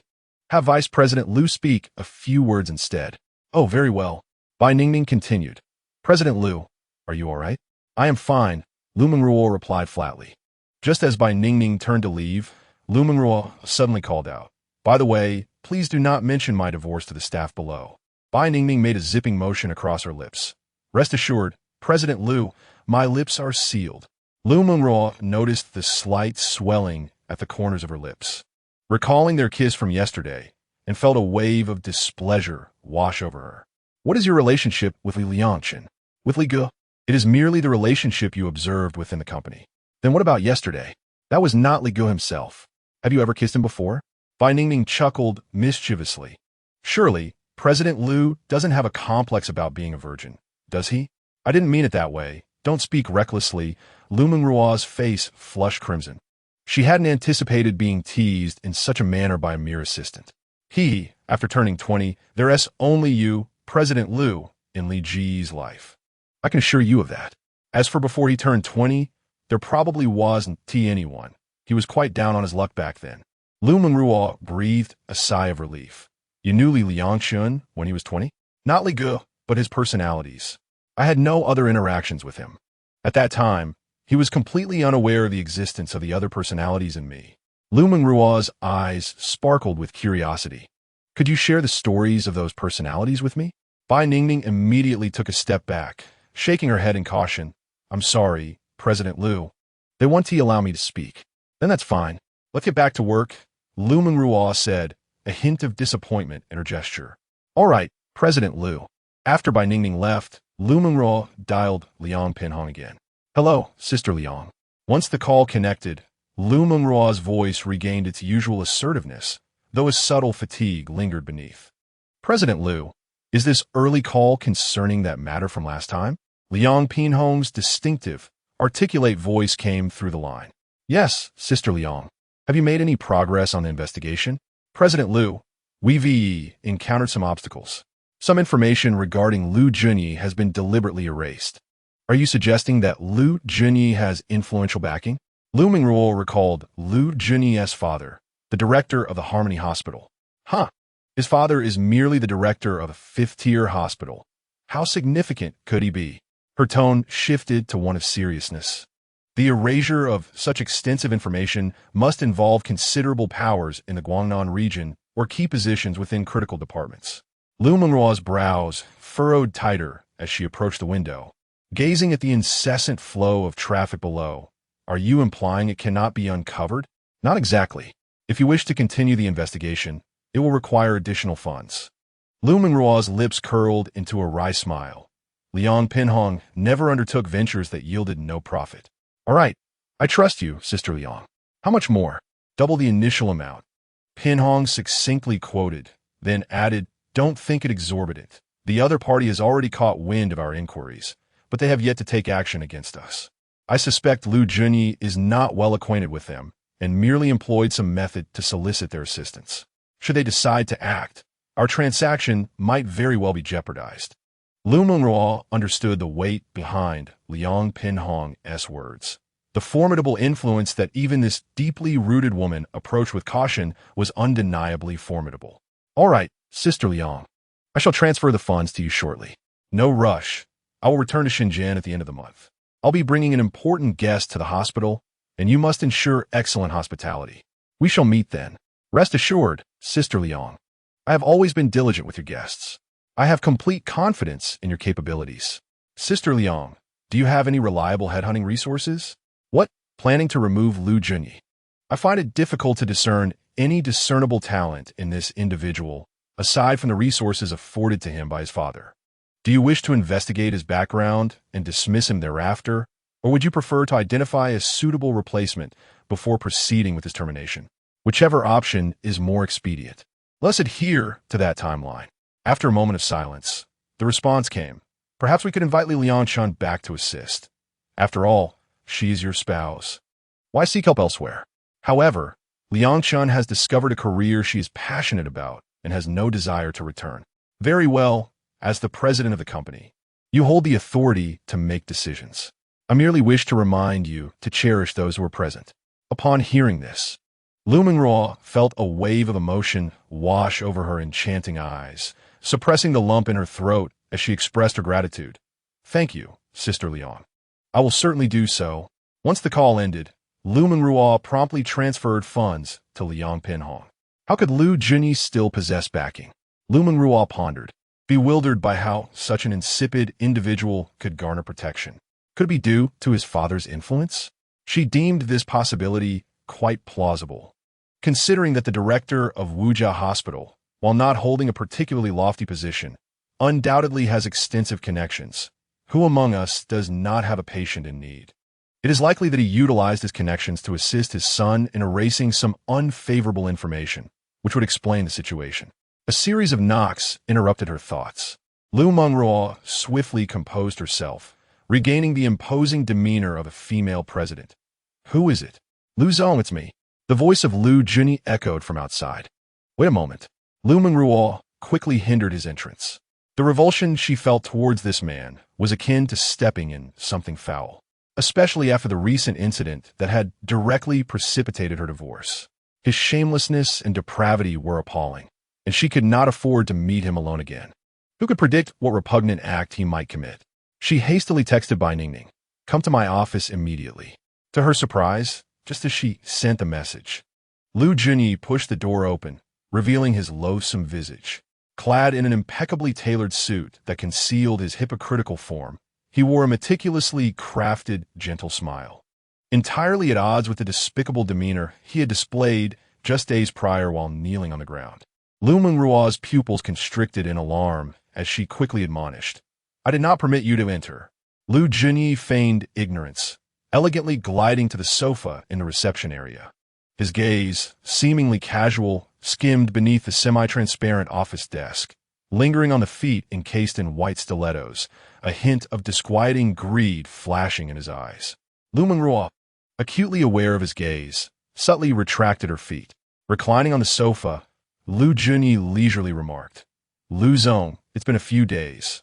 Have you missed me?" His voice carried an intentional reverence, yet could not obscure the underlying lewdness and arrogance. Liu Mengruo frowned deeply, noting Bai Ningning's response that she would arrive shortly, which allowed her taut nerves to relax slightly. "Did you not comprehend my words? I did not permit you to enter. Leave at once." Alas, it appears that after days apart, Liu Zong has not missed Liu Junyi, and yet still speaks with such coldness. Pity me, as I toil away for the sake of President Liu's enterprise, seeking assistance from my father. Liu Junyi, heedless of Liu Mengruo's warning, extracted a signed contract from his briefcase, and remarked with a smile, "My father has already consented to our transaction. This is the cooperation agreement with Hushing Hospital. Furthermore, all company losses will be compensated by me. Let's simply overlook the recent materials incident, shall we?" Upon hearing this, Liu Mengruo suppressed her disgust and approached, extending her hand to receive the contract, her slender fingers deliberately avoiding any contact with him. She swiftly scanned the terms, yet her peripheral vision remained vigilant, wary of Liu Junyi's potential erratic behavior. After reviewing the contract, she exhaled in relief and inquired, "There are no issues with the contract. When can I expect the compensation?" Liu Junyi shrugged his shoulders, feigning distress as he sighed. "Well, President Liu, I do not currently possess such funds." He leaned forward, lowering his voice in a manner that made Liu Mengruo's stomach churn. "Could it be deducted from my salary in installments? I shall repay you gradually." Liu Mengruo let out a cold laugh. She was acutely aware of this man's intentions. A single lapse in judgment might be excusable, but she could not afford to be repeatedly foolish. Resolutely, she rejected him, stating, "If the compensation is not received within 10 days, prepare for a lawsuit." Liu Junyi's gaze suddenly turned menacing. His eyes brazenly roamed over Liu Mengruo's long legs, particularly her feet, as he spoke with an unpleasant tone of innuendo. "President Liu, there are indeed more pleasurable ways to resolve this." Before he could finish, Liu Mengruo turned back to her desk and pressed the intercom. "Security Department? Please send 2 individuals to escort Vice President Liu out." Clearly taken aback by Liu Mengruo's unyielding stance, Liu Junyi's feigned smile instantly froze. He abruptly stood, raising his hands in a gesture of surrender. "It was merely a joke, President Liu. We were getting along so well. Why must we turn hostile? Who is playing with you? I merely ask, when will the compensation be transferred?" Liu Mengruo's tone was as frigid as ice, showing no inclination to engage further.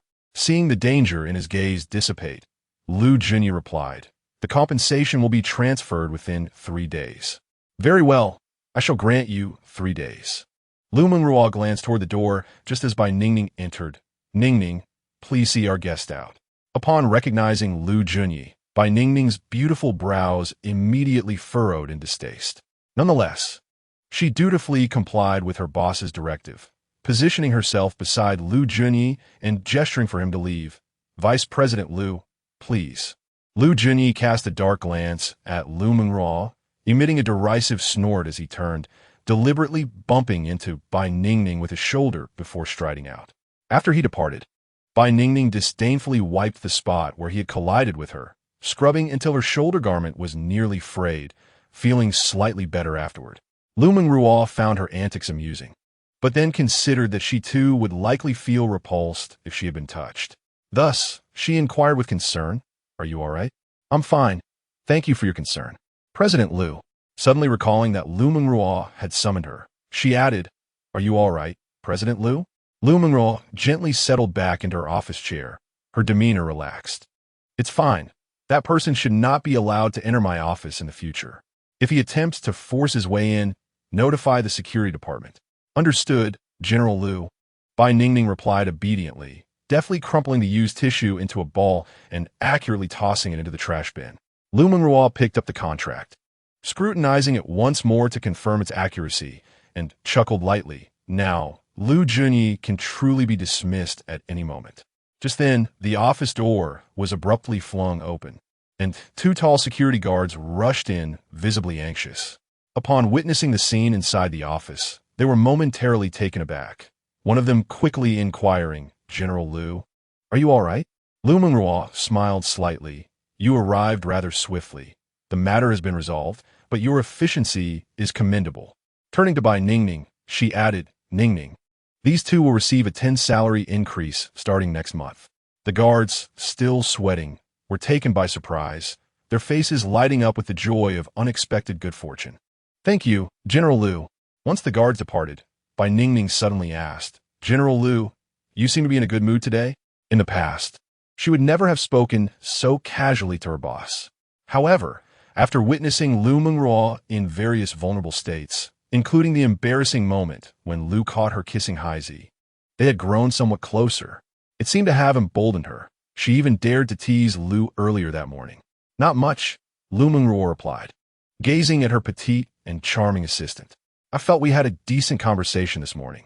We can continue our unfinished discussion.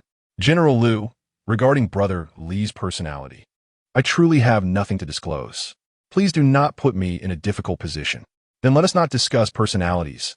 Let's talk about you instead. Me?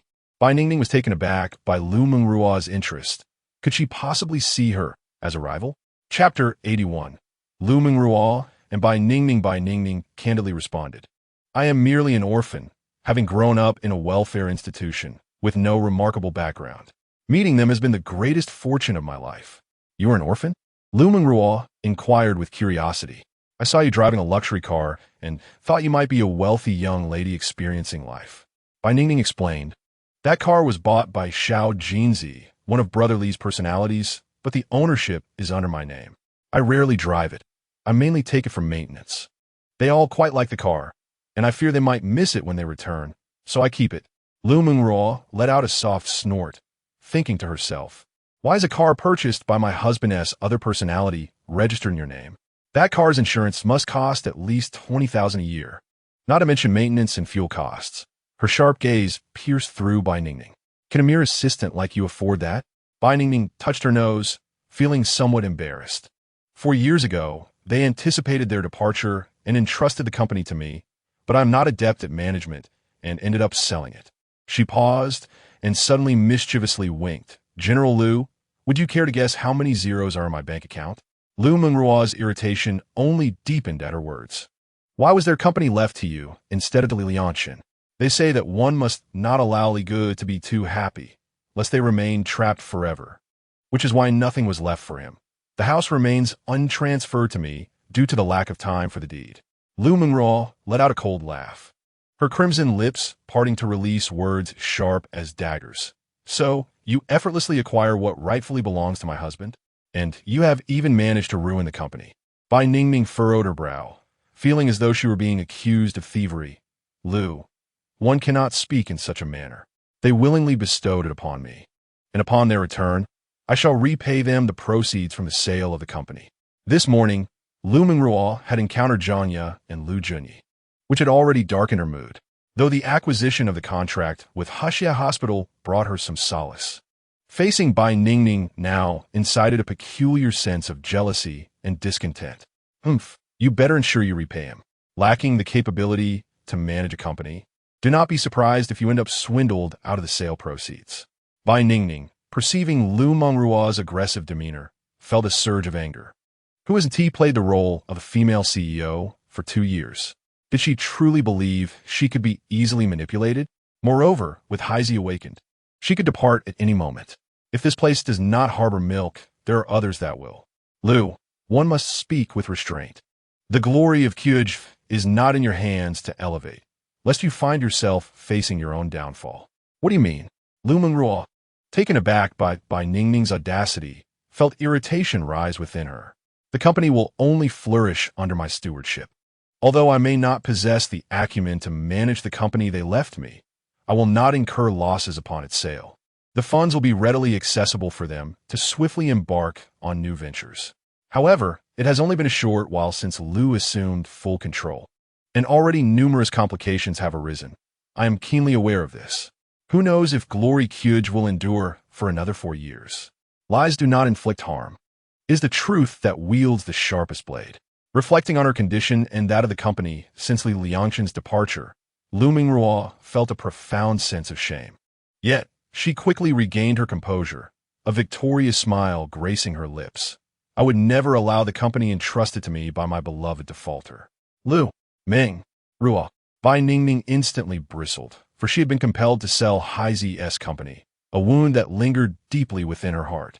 Liu Mengruo's words struck at that very scar. Fueled by anger, she confronted Liu Mengruo, only to find her stature rendered insignificant against Liu's imposing presence. Liu Mengruo, noticing Bai Ningning's foolishness in challenging her, provocatively arched her chest, her gaze dripping with disdain. Recognizing her lack of physical prowess against Liu Mengruo's alluring curves, Bai Ningning resorted to her eloquence. I would never indulge in flirtation beneath the gaze of my beloved. Liu Mengruo's expression faltered, her arrogance diminished by half. Her lips parting, yet momentarily speechless. What I meant was, Bai Ningning seized the moment. I would never divorce my beloved. The very term divorce pierced Liu Mengruo's fragile heart, causing her to clutch her chest, her other hand trembling as she pointed at Bai Ningning, yet unable to articulate a single word. And I would never obstruct my ex-husband from pursuing a better life. Bai Ningning tilted her head, revealing an innocent smile as she continued her playful jabs. For instance, me? Do you dare? Liu Mengruo's anger was palpable, her frustration threatening to combust. This usually meek assistant had transformed into a sharp-tongued adversary. Bai Ningning's smile grew even sweeter, dimples appearing on her cheeks. What is there to fear? Brother Li is single, and I am unmarried. Isn't it natural for men and women to be drawn to one another? She leaned in closer, her lips parting slightly to utter 3 words. Wife, sister, Bai Ningning. Her outburst momentarily rattled Liu Mengruo, who retorted, What are you so proud of? How could Liangchen possibly fancy you after having experienced someone like me? Then there's no need for you, sister ex-wife, to worry. Although I may not possess your figure, my charm lies in my sweet words. She deliberately traced her finger over the scab on her lips, adding, Brotherly even admitted that it was delicious. You. Liu Mengruo could no longer contain her exasperation, pointing toward the office door and shouting, Get out. I don't want to see you. Bai Ningning pouted, her round, expressive eyes brimming with disdain. What is this? President Liu can't argue with me. So you resort to intimidation? You were the one who ignited this conflict. Liu Mengruo was rendered speechless by her fury. Oof, what a petty creature. Bai Ningning hummed a little tune as she skipped toward the office door, glancing back to add, If it weren't for Brotherly asking me to stay for another month, I wouldn't care to remain here at all. Liu Mengruo watched her retreating figure, once sweet and charming, now appearing like an impish little devil. How infuriating. Her previous good mood evaporated in an instant. Liangchen, if you dare to have feelings for such a little girl, She faltered, ultimately collapsing into her office chair, covering her face as she murmured to herself. I seem to have truly lost my confidence. Feeling aggrieved, she picked up her phone, searching for the contact labeled husband, seeking solace. She wanted to inform him that it was Zhangya who had disrupted their relationship. She wished to tell him that she was addressing the issue with Liu Junyi. She needed to warn him to be cautious of Bai Ningning, for she was not as sweet and innocent as she appeared. Liu Mengruo pressed the call button, and after 3 rings, the other side answered. Eagerly, she said, Husband, the video you received was from Zhangya. Unfortunately, before she could finish her sentence, the voice on the line interrupted with a curt, Get lost. The call was abruptly disconnected, clearly answered by Xiao He. Tears welled up in Liu Mengruo's eyes. Ooh, this makes me even sadder. Chapter 82. Zhangya seeks collaboration with Liu Junyi. Liu Junyi returned to his vice president office, his face shadowed by anger as he harshly tossed his suit jacket onto the genuine leather chair. That wretched woman. He retrieved a photograph of Liu Mengruo from his desk, his fingertip tracing over her delicate collarbone. Pretending to be so virtuous, you will inevitably become my plaything. Suddenly, a knock echoed at the office door. Liu Junyi glanced at the clock. He had no appointment scheduled. Could be Wu Qing. He set the photo of Liu Mengruo aside and adjusted his appearance. Come in. Zhangya strolled in, her 10-centimeter heels clicking rhythmically, exuding confidence as a fragrant breeze followed her. Her ample bosom strained against the snug dress she wore. Vice President Liu is quite irate. I see. Her elongated tone was audible even from outside. Liu Junyi did not anticipate that it would be Zhangya. She was once an unremarkable ugly duckling during high school, and even upon their reunion, he failed to recognize her. However, she is a loyal follower of Liu Mengruo. It piqued Liu Junyi's curiosity as to why she had suddenly come to see him. He adjusted his sleeves and donned an elegant smile. Zhangya, it has indeed been a while since we last met. Since joining this company, we have hardly exchanged a word. May I inquire about the purpose of your unexpected visit today? Zhangya found his current demeanor rather laughable. She had witnessed Liu Junyi in a frenzied state, akin to a mad dog in heat, which utterly shattered her prior perceptions of him. Now, she harbored only indifference and disdain towards him. Nevertheless, in her pursuit to assist Liu Mengruo, this man was pivotal. Since her close friend could no longer intervene, her former best friend must not fare better than herself. Liu Junyi was precisely the type of person who could drag her into the abyss, a true scoundrel devoid of any redeeming qualities. Zhanya crossed her arms. Her ample curves accentuated, yet she failed to capture Liu Junyi's attention, which left her feeling somewhat disheartened. Liangchen was like this, and now even Liu Junyi had proven to be the same. Was her figure and appearance truly inferior to Liu Mengruo's?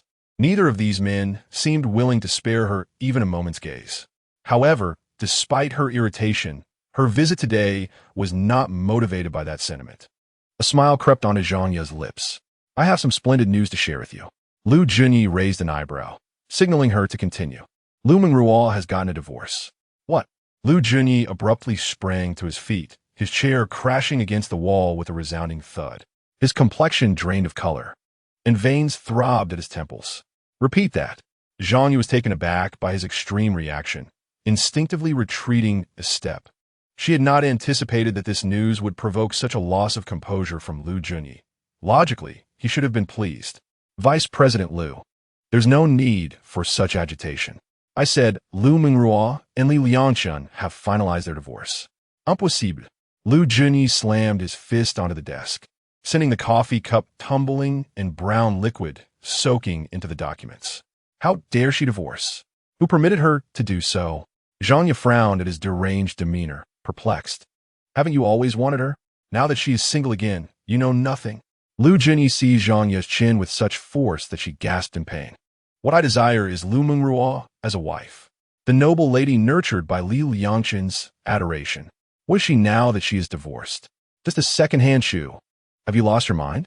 Zhanya managed to break free from his grip, startled by his sudden aggression. Rubbing her reddened chin, she suddenly let out a chilling laugh. So, Vice President, Liu has a penchant for playing with other men's wives?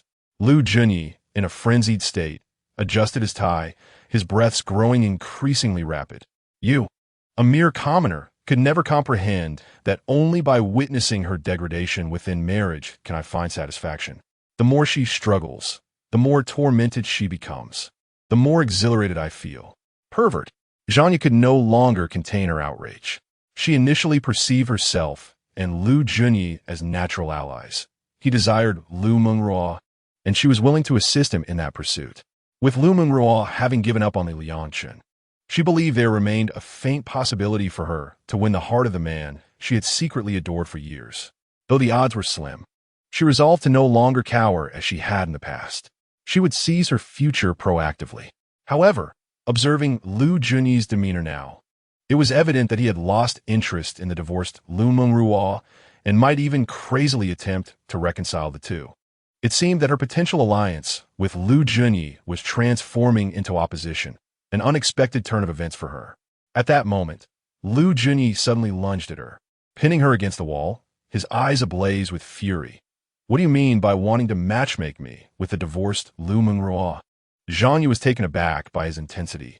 Inhaling deeply to steady her nerves before responding, I merely believe that your former interest in her might still linger. And now that she is divorced, it would be quite natural for you two to reunite. Liu Junyi leaned in closer, his breath brushing against her forehead. Oh, is that so? I recall you berating me on the day of my induction. Why the sudden benevolence in matchmaking? Zhanya suppressed her disgust, forcing a strained smile. That was then, this is now. Back when she was married, I naturally wished for her happiness, fearing you would disrupt it. Now that she is divorced, there are no more concerns, and you two do seem well suited. Suddenly, Liu Junyi's hand clasped around her throat. Why did they divorce? Was it due to a lack of affection? At the annual summary meeting, Liangchen discovered your connection with Liu Mengruo. These two matters troubled him for quite some time. Did they not? There may be another reason. Tell me, is it?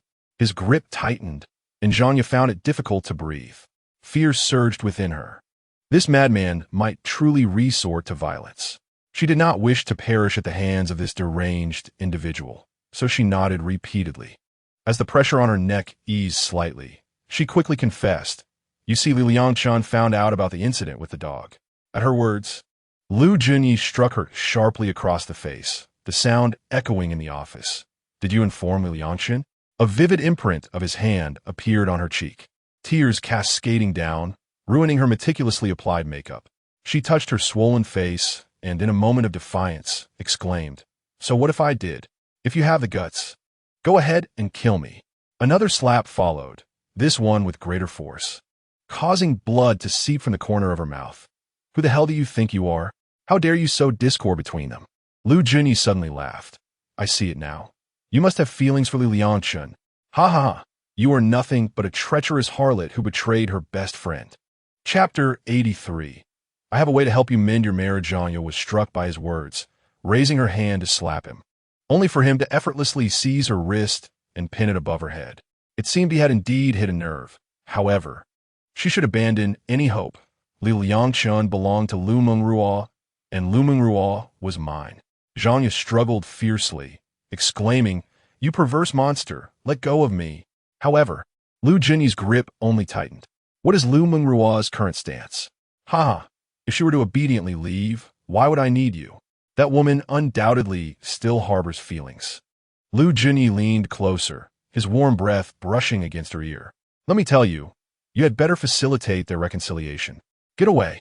Zhanya lifted her stiletto heel and forcefully trampled on his foot, seizing the moment of his pain to escape towards the office door.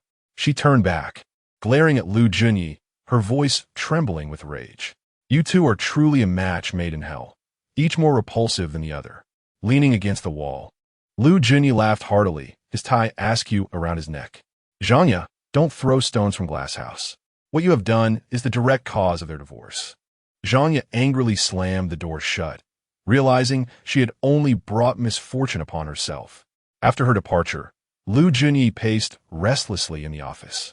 The news of Liu Mengruo's divorce doused his morbid desires like a bucket of ice water, and he felt a deep sense of resentment for all he had sacrificed. Reconciliation was imperative. It was only with her back in Liangchen's arms that she would become my most delectable prey. Liu Junyi snatched his suit jacket and rushed out, striding towards the president's office. Inside, Liu Mengruo had just closed her eyes for a brief moment of rest when the office door was knocked upon once more. Rising from her chair and stretching, she called out, "Who is it?" "It's me, Liu Junyi." Liu Mengruo immediately became alert, a flicker of disdain flashing in her alluring eyes. She scrutinized the door lock, ensuring it was securely fastened before feeling at ease. After several uninvited intrusions by Liu Junyi, her office door was perpetually locked. "What do you want?" Liu Junyi's voice came through the door, tinged with urgency and a feigned gentleness. "I have some personal matters to discuss with you, General Manager Liu." In her high heels, Liu Mengruo approached the door, crossing her arms and leaning against it, her red lips curling into a sardonic smile. "What personal matters? Speak to me right here at the door." "This matter is a private affair concerning you, General Manager Liu. It is inappropriate for me to discuss it outside. If it's inappropriate, then do not say it." Liu Mengruo turned to return to her desk. "You may leave." "General Manager, wait." Liu Junyi abruptly knocked twice on the door. "It concerns your relationship with Liangchen. Are you certain you want me to discuss it outside? What if someone overhears?" Liu Mengruo spun around sharply. "What do you know? Zhanya has told me everything." "Fanya." Liu Mengruo hissed through clenched teeth, seething at the betrayal. "That wretched woman dared to speak of this to you." "General Manager, I believe it's best if I come in to discuss your personal matters. Then you may call me instead. I do not wish to see you." Silence enveloped the space for a moment, and unexpectedly, Liu Junyi adopted a compliant tone. "Very well. I will return to my office and call you." Liu Mengruo furrowed her brow. This man, who was typically tenacious, suddenly acquiescent, set off alarm bells in her mind. She returned to her office chair, her expression grave. What other secrets had that traitorous Zhanya divulged? Soon enough, Liu Junyi called her. As she gazed at his name flashing on her screen, she took a deep breath and, with a sense of annoyance, answered the call. "Mr. Liu, I possess a method to help you salvage your marriage." Liu Mengruo nearly burst into laughter upon hearing this. "Help me restore my marriage? Liu Junyi, do you not find that utterly ludicrous? Who, pray tell, is responsible for the failure of my marriage? Indeed, I acknowledge my own faults in this matter. Yet the situation has escalated beyond my expectations." Liu Junyi continued, his tone tinged with bitterness. Had that video not reached Liangchen, none of this would have transpired. It is all the fault of that vile woman, Zhangya. Vile? A sardonic smile played at the corners of Liu Mengruo's lips. She rose and approached the floor-to-ceiling window, gazing at the bustling street below. Zhangya disclosed this matter to you, did she not, in an attempt to facilitate a reunion between us? This is a considerable favor to you, is it not? How is it that you have so swiftly fallen out? Mr. Liu, you misunderstand. I have no intention of tearing you apart as a couple. On the contrary, I genuinely wish to see harmony between you two. Huh? Do you take me for a mere child of 3? Do you even believe your own words? Liu Junyi abruptly fell silent for a few seconds. Regardless of whether you believe in my character, I sincerely desire for you both to remarry. Spare me your words. You possess no credibility in my eyes. Instead of concocting tales in your spare time, why not expedite the compensation? Or is Deputy General Manager Liu so unwilling to settle even this modest sum? Without waiting for a reply, she decisively pressed the hang-up button. Trusting Liu Junyi again would render her a fool. Meanwhile, in the vice president's office, Liu Junyi stared at the disconnected call, his facial muscles twitching uncontrollably. In a sudden outburst, he swept everything off his desk, wishing he could slap Liu Mengruo. This woman believes when she ought not to and disbelieves when she should. Truly infuriating. Even if Liu Mengruo refuses to cooperate, he must still take action. The world did not cease its rotation for the divorce of Liangchen and Liu Mengruo. 2 days passed in quick succession. Liangchen enjoyed a rather pleasant existence during these days, idly fishing in the villa's backyard lake by day and penning novels by night, leading a life both tranquil and fulfilling. The frequency of personality shifts had evidently decreased. The other personas, too, harmoniously refrained from interfering with one another. Although only one person resided in the house, it seemed as if 7 lives were being lived within its walls. Xiaohei primarily occupied the basement gym and the sidewalk outside the villa. Xiaohong preferred to linger in the private cinema of the basement. Xiaolon transformed a room on the 3rd floor into an experimental laboratory for electronic devices, filled with various instruments and disassembled electronics, their wires crisscrossing like a spider's web. Xiao Lu busied himself with weeding and watering plants in the garden, a hobby he cherished. In just 2 days, the once overgrown garden had been meticulously tidied, with the soil turned and ready for planting. The fish tank and hall now housed 2 newly acquired silver dragon fish.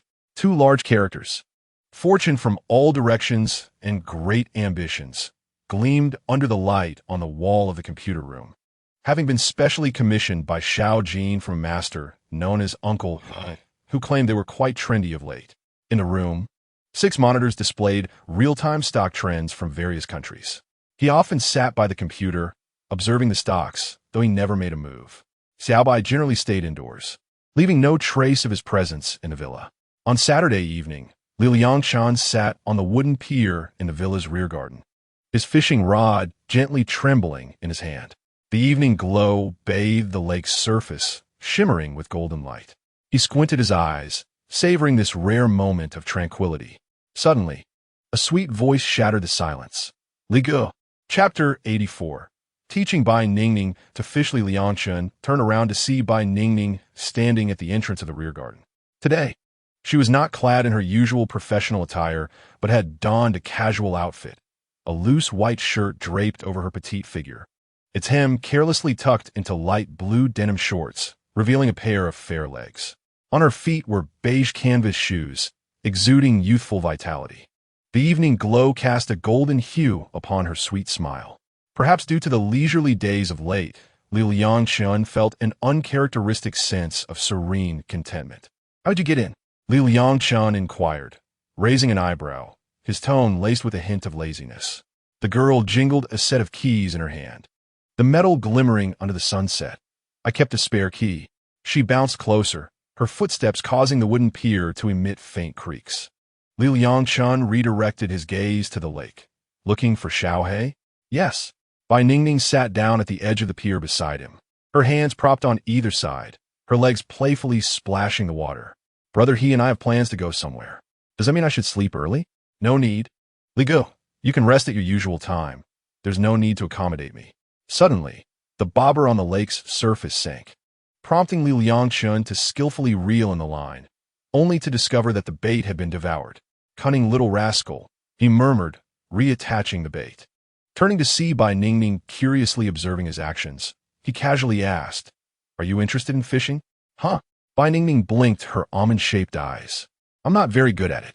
She gazed at the intricate fishing gear, her face adorned with confusion.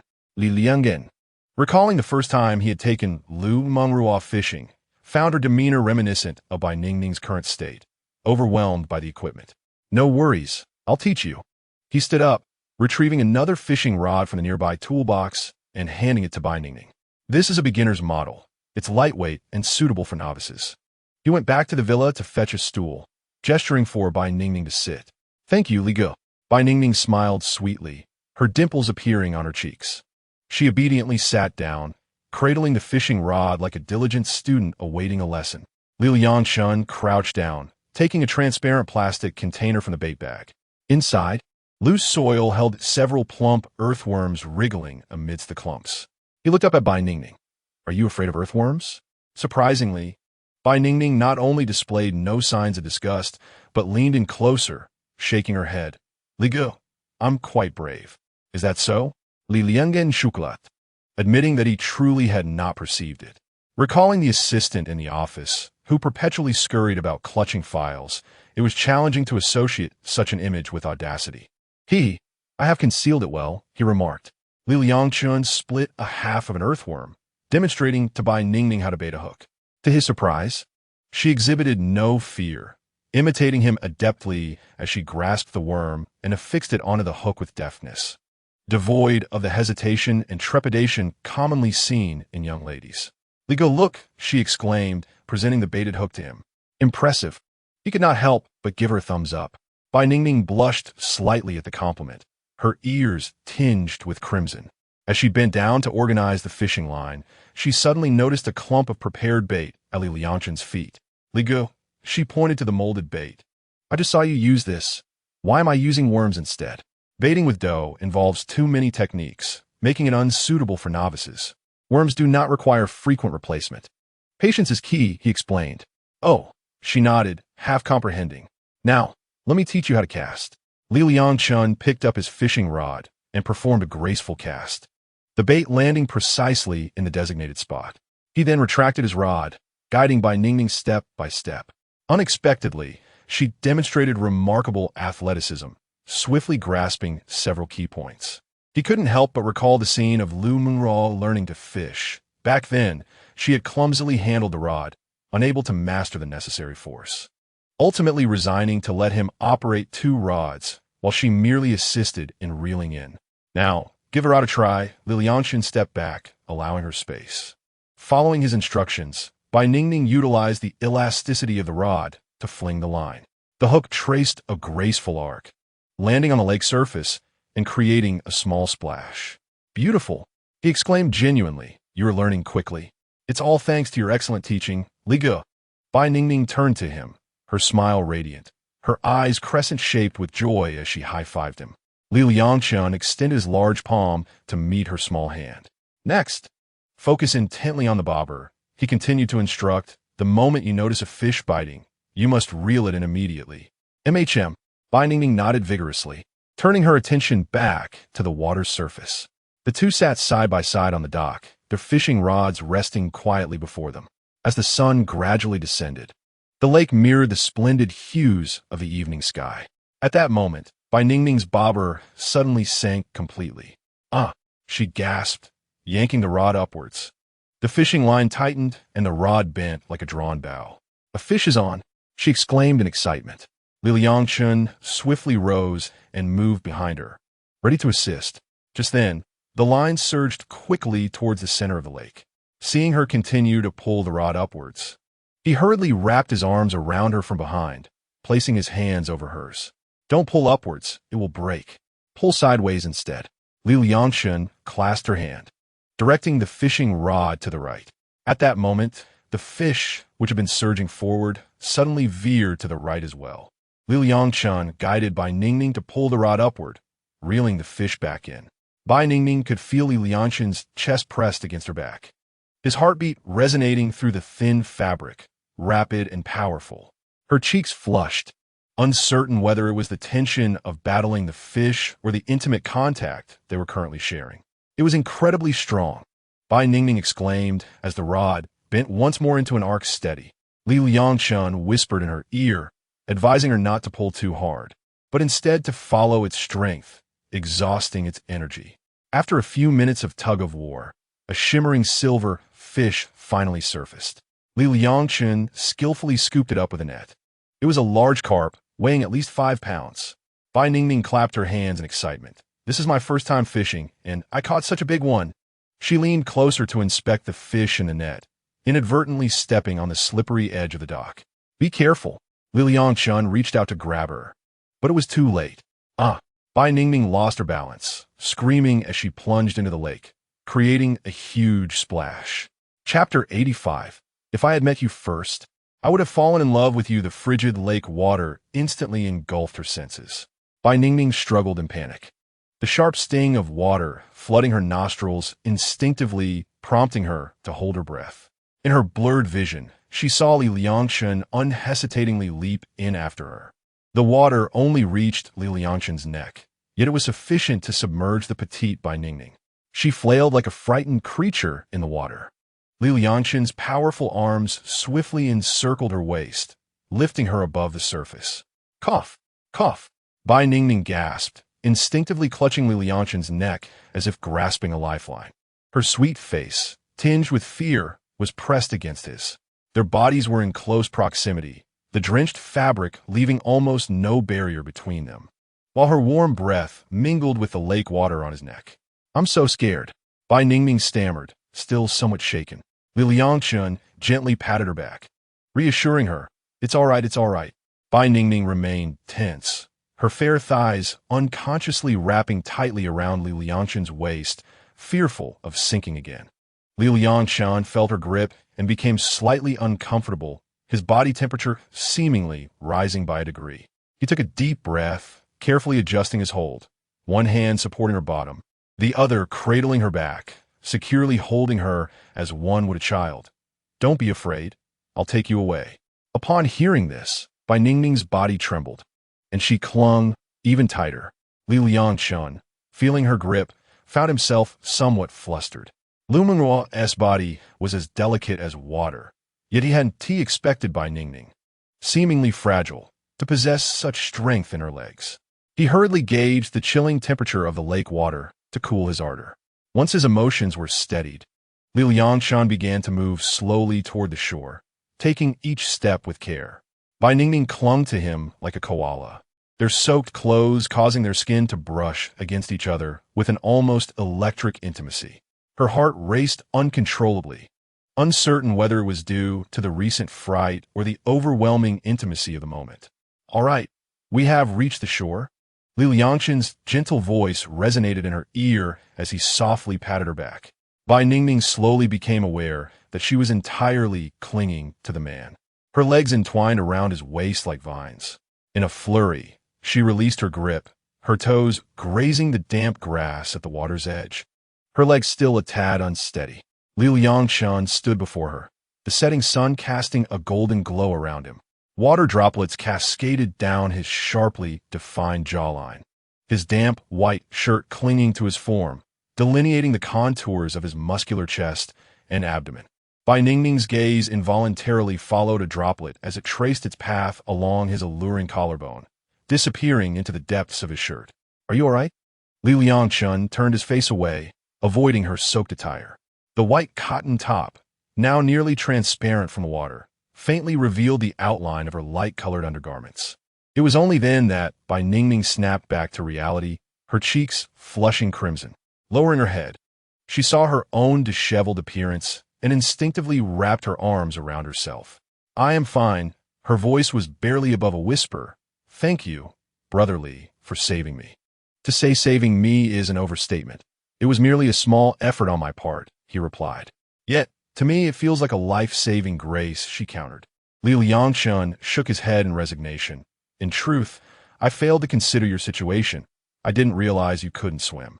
You have done more than enough, Brother Li. Bai Ningning reassured him, but suddenly she sneezed, her slight frame shivering. Liangchen furrowed his brow. Hurry back and change your clothes. You mustn't catch a chill. The two made their way back along the wooden planks of the pier. Upon returning to the villa, Liangchen retrieved a clean towel for Bai Ningning. He gestured toward 2 rooms on the first floor. You go to the bathroom inside. I will use the one outside. He handed her a white shirt and a pair of athletic shorts of his. Wear these for now. They may be a bit large. Okay. Bai Ningning accepted the clothes. Her cheeks slightly flushed, and with her head bowed, she entered the room. Half an hour later, Bai Ningning emerged, wearing Liangchen's pristine white shirt. The garment was indeed too large, nearly covering her mid-thigh, giving the impression that she was not wearing any pants, and her undergarments were still damp. In the kitchen, Liangchen had already changed into dry clothes and was preparing something on the stove. Do you feel better? He asked without turning around, his voice gentle. Bai Ningning approached him, curiously peering into the pot. Yes, much better. What are you cooking? Ginger tea, to prevent a cold, he replied. Upon turning to face her, he was momentarily taken aback by the sight of Bai Ningning in his clothing. The shirt's collar was slightly open, revealing her delicate collarbone. Her wet hair cascading over her shoulders, and a hint of pink gracing her fair cheeks, making her appear both adorable and inviting. Bai Ningning noticed his gaze and awkwardly tugged at the collar. It's too big. It doesn't fit well. Liangchen quickly averted his eyes, clearing his throat. I'll fetch you a blanket. He hastily exited the kitchen, his heart racing. When Liangchen returned with the blanket, Bai Ningning was standing by the floor-to-ceiling window, gazing at the lake that had succumbed to the darkness. The moonlight cascaded upon her, enveloping her in a silvery aura. Liangchen gently approached her from behind and draped the blanket over her shoulders. Thank you, Bai Ningning replied, turning to face him. They stood exceedingly close enough to sense each other's breath. Liangchen's heart raced as he locked his gaze on her eyes. Inching closer until just a moment before their lips met, time seemed to pause. Li Yi, Bai Ningning suddenly spoke. If I had met you first, I would probably have fallen for you too. Liangchen momentarily froze, feeling both flattered and, in a fleeting moment, as though he had received a token of goodwill. With an awkward smile, he reached out to ruffle her hair, chuckling, well, that would indeed be my honor. He then turned and returned to the kitchen. Bai Ningning watched his somewhat flustered back and chuckled, her eyes curving into crescent moons. Soon enough, Liangchen emerged with 2 bowls of ginger soup. They sat opposite each other at the dining table, silently sipping the soup, each lost in their own thoughts. After finishing the ginger soup, Bai Ningning felt a warm glow envelop her. Thank you, Ligu, for the ginger soup. It makes me feel so comfortable. No need to be polite. Just wash the bowl for me. If you have activities tonight, it's best to rest a bit, he replied. Bai Ningning nodded and retreated to her room, where she had just bathed. Liangchen chuckled to himself in self-deprecation and proceeded to wash the dishes. After cleaning up, he returned to the study on the 2nd floor to write for a while, eventually lying down and drifting off to sleep. 10 minutes later, his eyes flew open, filled with rage and ferocity. He abruptly sat up, stretching his neck as if a dormant beast had finally broken free from its chains. Xiaohe knocked on the door of Bai Ningning's room. The moment she peeked out and saw him, she knew who had arrived. She rushed forward to embrace his arm, her voice brimming with excitement. Brother, hey, you're out. Xiao Bai, get ready, he instructed. Bai Ningning immediately understood, turning to drag a bulging black travel bag from the dark trunk in the garage. She struggled to carry the large bag back to her room, winking at Xiaohe as she closed the door. Just wait for a moment. When Bai Ningning emerged, she had changed into a sleek black leather outfit, her hair pulled into a high ponytail, and a small black leather bag slung over her shoulder, exuding a spirited demeanor. Brother, hey, I'm ready. She twirled in place, her boots tapping crisply against the floor. Xiaohe frowned slightly. What else with that outfit? I'm 24 now. I think this attire gives off a more commanding presence. Don't you think? You can't keep treating me like a child anymore, she replied. Having kissed, how could I still see you as a child? Xiaohe teased. Bai Ningning's cheeks flushed crimson, and she playfully punched his chest twice. Xiaohe grasped her hand, his expression shifting from playful to serious. Earlier, the atmosphere was quite pleasant. Why did you say such things to Liangchen? Bai Ningning hesitated for a moment, wrapping her arms around his, and softly confessed, I can't do it. I want to picture him like you, but I just can't. He is always different from you. With a slight shake of his head, Xiaohei refrained from completing his sentence. Let's depart, he suggested. Indeed, she replied, hastily retrieving 2 black masks from her backpack. She adorned herself with one and extended the other to Xiaohei. This is for you. Xiaohei accepted the mask, a black leather piece resembling an eye mask. Its upper edge concealing his brows, while the lower edge aligned with the tip of his nose. He donned the mask with precision, instantly emanating a more perilous aura. Let us go, and me an old friend. The two exited the villa, with Bai Ningning at the wheel of the imposing black vehicle, navigating through the night. The neon lights outside cast shifting shadows upon Xiaohei's stern visage. Brother He, do you truly intend to re-enter the fray? Bai Ningning inquired with a hint of concern. For years have passed. What significance does 4 years hold? Xiaohei retorted with a cold chuckle. Those inept fools would not stand a chance against me, even after another decade. The car glided into a bustling street and ultimately descended into the underground parking lot of a 5-star hotel. The entrance to the 3rd basement level was prominently marked.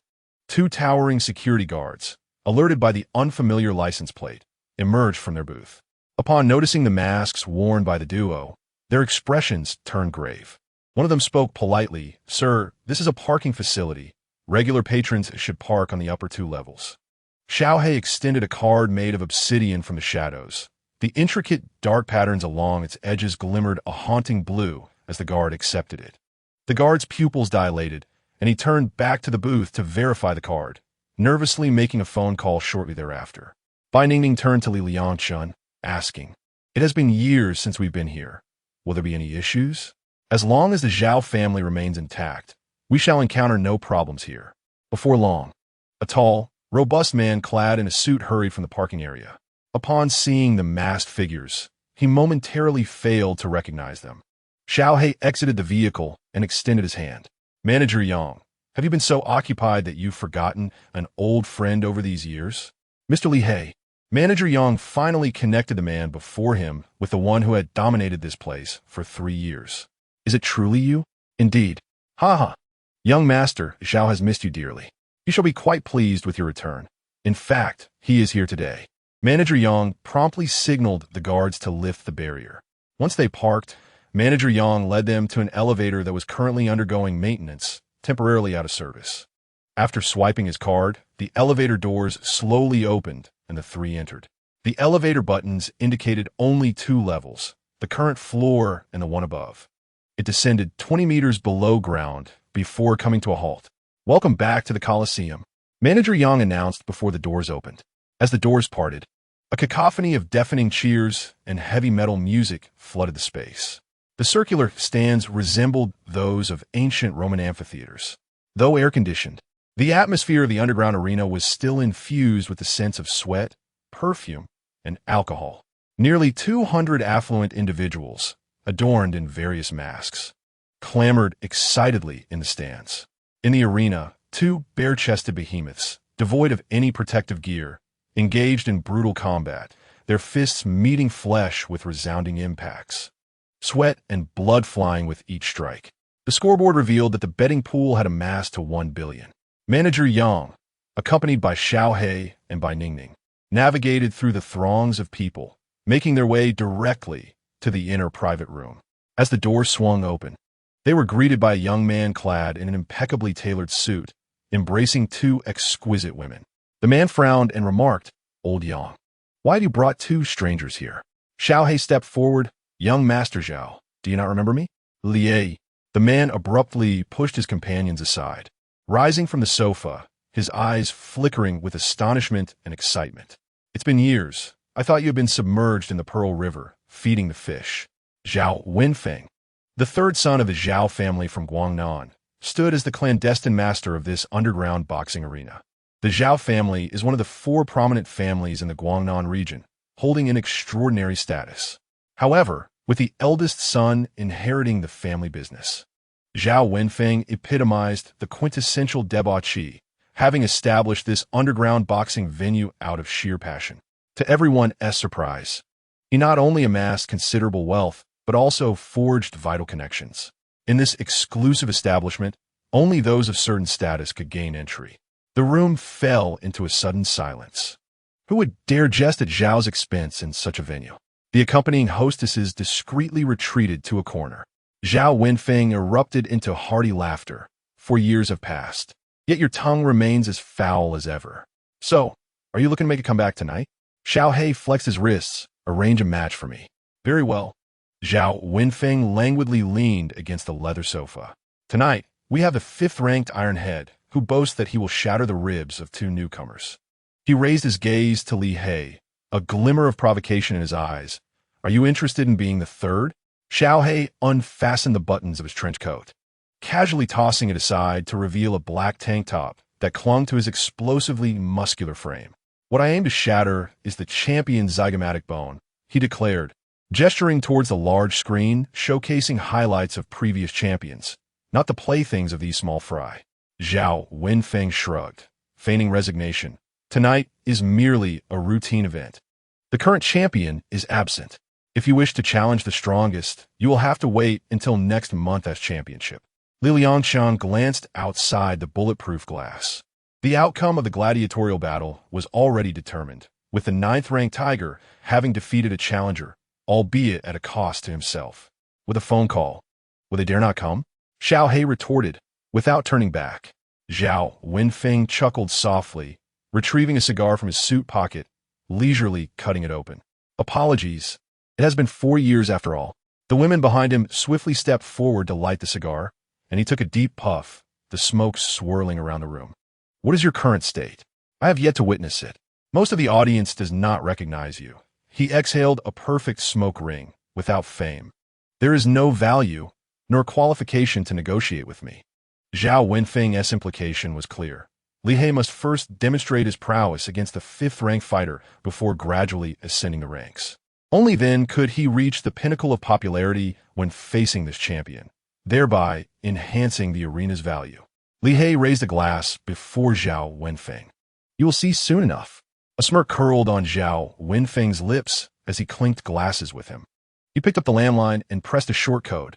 Clear the room. Tonight, we have an additional match. After hanging up, she smiled at Bai Ningning and asked, would the little secretary care to place a bet? Absolutely. Bai Ningning's eyes sparkled with brightness, and her cheeks dimpled sweetly, resembling a lamb awaiting its fate. Tilting her head, she spoke with a tone of innocent mischief. Then I shall wager 100 million, betting on Hezi's victory. Do you dare to accept? Chapter 87. Have you uncovered the truth about that incident from 10 years ago? Zhao Wenfeng narrowed his eyes, surprised at the woman's newfound wealth. He scrutinized the girl who once trailed behind Li He. The child of yesteryears had blossomed into a graceful beauty. Her audacious wager suggested she possessed unwavering faith in Li He. He glanced at Li He, whose physique appeared largely unchanged, likely still in his prime. 100 million was no trifling sum, yet he could afford to lose. It was merely the prospect of losing to a woman that deterred him. After much contemplation, he relented. Very well, but the odds will be determined by the bookmaker. We shall see shortly. Bai Ningning flashed a sweet smile, retrieving a black card from her petite purse and twirling it between her fingers. No worries. Regardless of the outcome, my bet remains on brother Hezi winning. With a sense of camaraderie, Zhao Wenfeng filled 2 glasses with wine, pushing one towards Bai Ningning. To you, beautiful, I propose a toast. Apologies, Bai Ningning replied, not even glancing at the glass, her gaze fixated solely on her brother Hezi. I will not drink any wine offered by other men. For a brief moment, Zhao Wenfeng's smile faltered. Then he scoffed. How bold. I find it rather unappealing. He beckoned to the 2 beautiful women standing behind him, who immediately nestled into his embrace. One receiving a kiss. Turning to Li He, he remarked, women are indeed made of water. A spicy pepper like her will certainly feel thirsty and requires hydration. Little by must drive, it's unwise for her to drink. Li He ignored his attempts at sowing discord, his cold gaze fixed on the arena outside. Where the ground was being cleared, he stretched his neck and exited the private room, a glimmer of bloodlust flickering in his eyes. The arena awaited his return. 10 minutes later, Bai Ningning sat on the crimson leather sofa of the private room, her gaze unwaveringly following the familiar figure in the ring. Li He had removed his shirt, his bronze skin gradually exposed to the air, with chiseled pectorals and abdominal muscles sculpted to perfection. Remnants of shallow scars on his chest and back adding a touch of wildness. He wore black shorts and a leather mask adorned his face. Ladies and gentlemen, the host's voice boomed through the sound system. Tonight, we welcome a special challenger, the undefeated champion of 4 years, He Sha Li He. The audience erupted in fervor. Countless mass spectators rising to their feet, some wildly waving handkerchiefs and shouting, while others scoffed and whistled, deeming Li He too unscathed to be a true master. His opponent. The host elongated his tone, introducing the 5th-ranked contender, Iron-Head Zhang Meng. A towering figure, nearly 2 meters tall, emerged from the opposite passage. His bald head marred by grotesque scars, each step resonating like thunder upon ground. He provocatively raised his middle finger at Li He, revealing a mouthful of gold teeth. You'll break 3 ribs today, mark my words. Li He's eyes were sharp, uninterested in engaging in his trash talk. Bai Ning's fingertips involuntarily curled. Despite her unwavering confidence in her brother He, the thought of him suffering even the slightest injury filled her with sorrow. The odds were revealed. Zhao Wenfeng's voice jolted her back to reality. Li He was at 1-13, Zhang Meng at 1-06. It seemed the oddsmaker was not particularly optimistic about her brother He. Bai Ningning turned, smiling, make sure to pay me 3 billion later. Zhang Wenfeng raised an eyebrow. So confident? Brother He is the strongest man in the world, she asserted, her gaze returning to the ring. Zhao Wenfeng shrugged, neither agreeing nor disagreeing. Yet he secretly hoped for Li He's victory. After all, 3 billion was wagered on Zhang Meng, while only 500 million was placed on Li He. A win for Li He would yield him considerable profit. A loss would mean financial ruin. With a wave of the referee's hand, the match commenced. Iron-Head Zhang Meng launched the first attack, a powerful punch aimed directly at Li He's face. Li He remained still, sidestepping at the last moment, his right hand striking like a viper to hit the opponent's armpit nerve cluster with precision. Zhang Meng cried out in agony as his right arm went numb instantly. In the VIP box, Bai Ningning felt her heart race at the cold. Violent expression etched on Li He's face. It was a familiar look. He always wore it when he was serious about fighting. The next minute became a potent stimulant for the audience. Xiao Hei's movements were so swift they seemed to cast shadows, each punch landing accurately on a body's most vulnerable points, the temple, the Adam's apple, the solar plexus. Yet he controlled his strength perfectly, ensuring his blows were not fatal, but left his opponent in excruciating pain. Ultimately, Iron-Head Zhang Meng knelt on the ground, bloodied and dazed. The referee hastily stopped the match as medical personnel rushed to the ring. A second of silence enveloped the arena before an unprecedented roar erupted. Black Fiend. Black Fiend. Black Fiend. Though most had lost their bets, witnessing Li He's hand being raised by the referee ignited a primal thrill within them. Daring wealthy women, enamored by Li He's flawless physique, rushed the stage to embrace him, while others attempted to slip money into his pants, only to be thwarted by his swift reflexes. Zhao Wenfeng clutched his glass tightly, still intimidated after 4 years. Bai Ningning's worried expression softened as she joyfully rose from the sofa, her ponytail swaying as she exited the box. In the ring, Li He had donned a shirt, using a towel to wipe the blood from his hands. Upon seeing Bai Ningning approach, he casually tossed the bloodied towel aside. "Brother He," she called, producing a handkerchief and, looking up at him, wiped the sweat from his forehead. Her eyes sparkled with admiration. "You were amazing." Li He reached out, gently ruffling her hair, a rare display of tenderness. "That was just a warm-up. Let us get down to business." This scene left the previously enamored wealthy women in the audience feeling disheartened. The two individuals departed from the arena, making their way directly to Zhao Wenfeng's private room.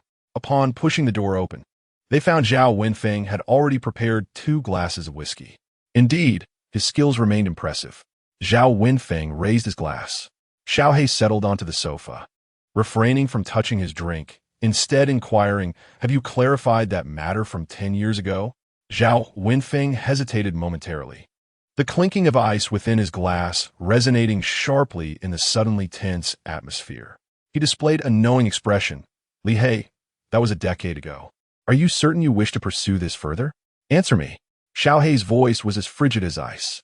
The ambience within the room plummeted to a freezing point. Zhao Wenfeng set down his glass with a sigh, the typically carefree young master now exhibiting an unusual seriousness. Indeed, I have uncovered some leads. His gaze shifted to Bai Ningning, who stood behind Xiao Hei. The orphanage is funded by the Lin family, one of the 4 prominent families of Guangnan. And the one executing the plan is Liu Gangxiang, the current director of the Harmony Hospital. Xiao Hei's pupils constricted sharply. The Lin family? Liu Gangxiang? Precisely. Zhao Wenfeng lowered his voice. Moreover, I suspect they are still searching for the escaped experimental subject and the one who sabotaged the laboratory, Liangchen. Xiao Hei abruptly stood up, his face betraying vigilance and fury. You investigated me. Bai Ningning's complexion turned pale as she rushed to embrace his arm, attempting to prevent an impulsive reaction. Gij Hei. Yet Zhao Wenfeng chuckled. There's no need to be so tense. I harbor no ill intentions towards you. You sought my assistance in investigating the Lin family, so I must understand who you are. Xiao Hei's clenched fists relaxed slightly.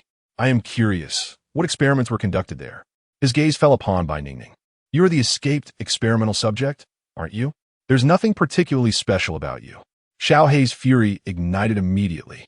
He released Bai Ningning and stormed toward Zhao Wenfeng, seizing the expensive silk tie around his neck. If you dare to lay a hand on her, do not expect mercy. A splash of wine from Zhao Wenfeng's glass spilled forth, prompting 2 bodyguards at the door to rush in, their dart guns aimed at Xiao Hei's temple. However, Zhao Wenfeng raised a hand in restraint. No need for that. He regarded Xiao Hei's enraged visage, maintaining a suave smile akin to a refined gentleman. Li He, should you choose to harm me, neither of you shall exit this arena alive. Xiao Hei tightened his grip on the collar. I will use you as a hostage. Who would dare to deny my passage? Bai Ningning's fingertips had discreetly slipped into the lining of her leather jacket, brushing against the cold contour of metal. Zhao Wenfeng, still wearing a smile, suddenly raised his glass toward Xiao Hei. It seems you are not acting on impulse. Your mind remains clear. Truly, the most unruly king of the arena. While I cannot directly assist you in combating the Lin family, I can provide you with a list of their adversarial forces and offer appropriate support. Xiao Hei gradually loosened his grip until Zhao Wenfeng was free. Are you willing to assist me? He inquired. Zhao Wenfeng adjusted his collar. Of course. The great families engage in rivalry while maintaining a balance. They typically refrain from employing lethal measures. However, should they exhibit signs of decline, none would hesitate to partake in the act of toppling the wall that has fallen.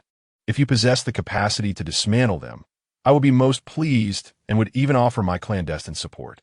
Li He let out a cold snort. He understood well that only when he proved his worth would he attract investment.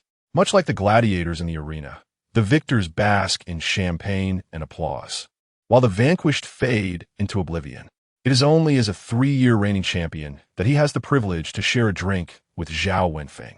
Should he falter, he would undoubtedly be cast aside without mercy. Li He finally grasped the neglected glass of whiskey. The amber liquid swirled within, reflecting his austere profile. Thank you. This toast is for you, Zhao Wenfeng said with a smile, raising his glass to clink with his. To the return of our champion. Bai Ningning, her previously tense shoulders finally relaxed, slowly withdrew her hand from her leather jacket. How do you intend to deal with them? No need for young Master Zhao to concern himself with that, he replied. Let me share the truth. That orphanage was demolished after the incident. The laboratory was engulfed in flames, and all evidence has vanished. Your mere words carry no weight. Thank you for the reminder. But such matters are of no concern to you, young Master Zhao. Then I wish you success. Furthermore, I hope you will participate in next month's boxing championship. If young Master Zhao extends the invitation, I shall gladly attend. He took Bai Ningning's hand. That will be all for today. We must take our leave. Thank you for your hospitality. The pleasure is mine. Those who can contribute to my fortune while being entertaining are always welcome guests. Bai Ningning suddenly approached Zhao Wenfeng. extracting a black card from her bag. The card traced an elegant arc through the air before gently settling beside the crystal ashtray. Young Master Zhao, please deposit my winnings directly into this account. Zhao Wenfeng accepted the business card, a smile gracing his face, for he had profited handsomely this time. He handed the card to Manager Yang, who was waiting nearby. Make the arrangements immediately. Soon, a notification of funds received chimed on by Ningning's phone. She glanced at the amount displayed on the screen, her lips involuntarily curving into a smile, revealing two delightful dimples. Thank you, young Master Zhao. Retrieving the card from Manager Yang, Bai Ningning linked arms with Xiao He. Brother He, let us depart. Xiao He merely nodded slightly, allowing her to lead him away from this realm saturated with wealth and desire. This Li He seems a bit ungrateful, Manager Yang remarked. Should we, old Yang? What are you thinking? Zhao Wenfeng interrupted. Such an intriguing toy. I would hate to see it broken. I apologize, young Master Zhao. I spoke out of turn. No harm done. Zhao Wenfeng waved his hand dismissively, watching the duo leave on the surveillance screen, a smile curling at the corners of his mouth. It has been quite some time since anything so entertaining has occurred. Lin family's Zhao Wenfeng fixated on the dark silhouette on the screen, his fingertips unconsciously pressing against the redness on his throat. This time, you have stirred up a formidable adversary. In the surveillance footage, Xiao He seemed to sense something amiss. Suddenly turning to face the camera, his sharp gaze piercing through the lens as if to lock eyes with Zhao Wenfeng. In that fleeting moment, Zhao Wenfeng felt an inexplicable shiver, involuntarily straightening his posture. Intrigued, he murmured to himself as he drained his glass in one swift motion. By the time they departed from the boxing arena, the night had grown profoundly deep. Sitting in the passenger seat, Xiao He gazed silently at the rapidly receding cityscape outside. Brother He, Bai Ningning said softly, let's not investigate any further, shall we? Xiao He shook his head, asserting, even if we refrain from provoking them, they will inevitably seek us out. This matter cannot be evaded. But I don't want you to take risks, she replied. Xiao He removed his mask, his eyes shimmering with a dangerous glint. Risks? It seems like it's been ages since I've felt this exhilarated. Upon witnessing his expression, Bai Ningning understood that Brother He had made up his mind. Further persuasion on her part would be futile. As his little secretary, she could only support him quietly from behind. By the way, Brother He, Bai Ningning suddenly interjected, that Liu Gangxiang is the father of our hospital's vice president Liu. Perhaps this vice president could serve as a promising lead. Hearing this, Xiao He turned to her, a flicker of appreciation crossing his gaze. Excellent. He reached out to tousle her hair, this rare display of affection causing her cheeks to flush a delicate shade of crimson. Xiao Bai, he continued, starting tomorrow, you will reside in the villa. Huh? Why? Because Xiao He turned his head, a seriousness in his eyes that was unprecedented. The real danger is only just beginning. This matter should still be discussed with Brother Jean, Brother Hong, and Brother Lon, she suggested. I understand. Should I inform Brother Li about this? Inform him? Xiao He pondered for a moment before nodding. Keep it brief. He has the right to know, especially since this situation carries significant risks. All right, I will tell him. Chapter 89. Chives, kidney, goji berries, and lean meat porridge the following morning. Liangchen slowly opened his eyes, only to find himself sitting at the base of the wall in the front garden. He glanced down at his hands, noticing remnants of moist soil lodged between his fingers, while his feet were encased in mud-streaked rubber boots. Why was Xiao Lu so careless today? He lamented, steadying himself against the wall as he stood up, stretching his somewhat stiff limbs. If his alternate personalities did not interfere with one another, he could actually accept living with multiple personas. Much like 4 years ago, when he was unaware of their existence. Although life had its peculiar moments, it was generally unencumbered. However, ever since he uncovered the truth about his multiple personalities, they no longer concealed themselves, leaving traces of their presence without reservations, though they typically did not disrupt his daily life. This was a source of comfort for him, as no one wished to awaken and find themselves in an unknown location. Thus, today he was quite vexed at Xiao Lu for abandoning him here. He brushed off the dirt from his clothes, removed his soiled rubber boots, and walked barefoot into the villa, only to discover someone in the kitchen. Cautiously approaching the kitchen doorway, he realized it was by Ningning. She was still clad in the white shirt he had given her the night before, adorned with an apron he typically wore. She was on tiptoe, rummaging through the cabinets, the oversized shirt swaying slightly with her movements, revealing a glimpse of her fair thigh. Ningning? Liangchen cleared his throat. Why are you still here? Bai Ningning was startled by the sudden voice, and the stainless steel spoon in her hand clattered to the ground. In a fluster, she turned around, standing there at a loss. Li ode avec. Liangchen bent down to pick up the spoon, rinsing it under the faucet before handing it back to her. Did you not return last night? I went out with Brother Heizi last night. Bai Ningning hesitated, as if searching for the right words. What is it? She lowered her head, feeling a bit shy. Is it possible for me to stay here? Have you discussed this with Xiao He? Yes, Bai Ningning nodded. He also hopes I can stay here. Bai Ningning opened her phone, revealing a video of Liangchen himself. On the screen, Xiao He's stern face appeared. Let Xiao Bai stay. There's an important reason. The brief statement carried an undeniable tone of command. Liangchen stared at his own face on the screen, a peculiar feeling stirring within him. Although it was his own body, it was conveying the intentions of another person through the video. What reason? Can you tell me? It's like this. Bai Ningning briefly recounted the circumstances and the potential dangers they faced. Upon hearing this, Liangchen furrowed his brow. So 10 years ago, Xiao He rescued you from their laboratory, and they are still searching for you? Yes, Bai Ningning nodded. Can't we report this to the police? Reporting is futile. We have no evidence. Moreover, they possess significant power, with connections in both the underworld and the legitimate world. Feeling helplessly entangled in this crisis, Liangchen increasingly believed that sealing away these personalities was the best course of action. Who knew what troubles might arise in the future? He finally sighed. All right, you can choose any guest room, but I know. Bai Ningning suddenly raised her voice, then quickly lowered it. I will ensure your safety, Li Ge, and I won't disturb you. I promise. Liangchen, observing her anxious demeanor, couldn't help but chuckle. I'm going to need to buy some daily necessities and change of clothes. He pointed at her shirt. You can't keep wearing my clothes. Bai Ningning looked down at herself, her face turning crimson. I'll go back to the apartment and bring my things over right away. It's all right, no hurry. Liangchen's gaze drifted to the steaming pot on the stove. What are you cooking? Bai Ningning's eyes brightened, revealing a charming smile as she stirred with the spoon. Leek, kidney, goji berry congee. I thought I could do something within my means for you. By the way, Li Ge, could you please reach up to the cabinet and give me some goji berries? I can't reach. Leek, kidney, goji berry. Liangchen was at a loss for words. He extended his hand to retrieve a jar of dried goji berries, ultimately suppressing a smirk as he asked, why eat this first thing in the morning? Oh, I went grocery shopping this morning. I asked the lady selling vegetables at the community entrance what could help a man quickly regain strength. She mysteriously recommended this, saying she only told me because I looked good. Am I impressive? Hee, indeed impressive, quite remarkable.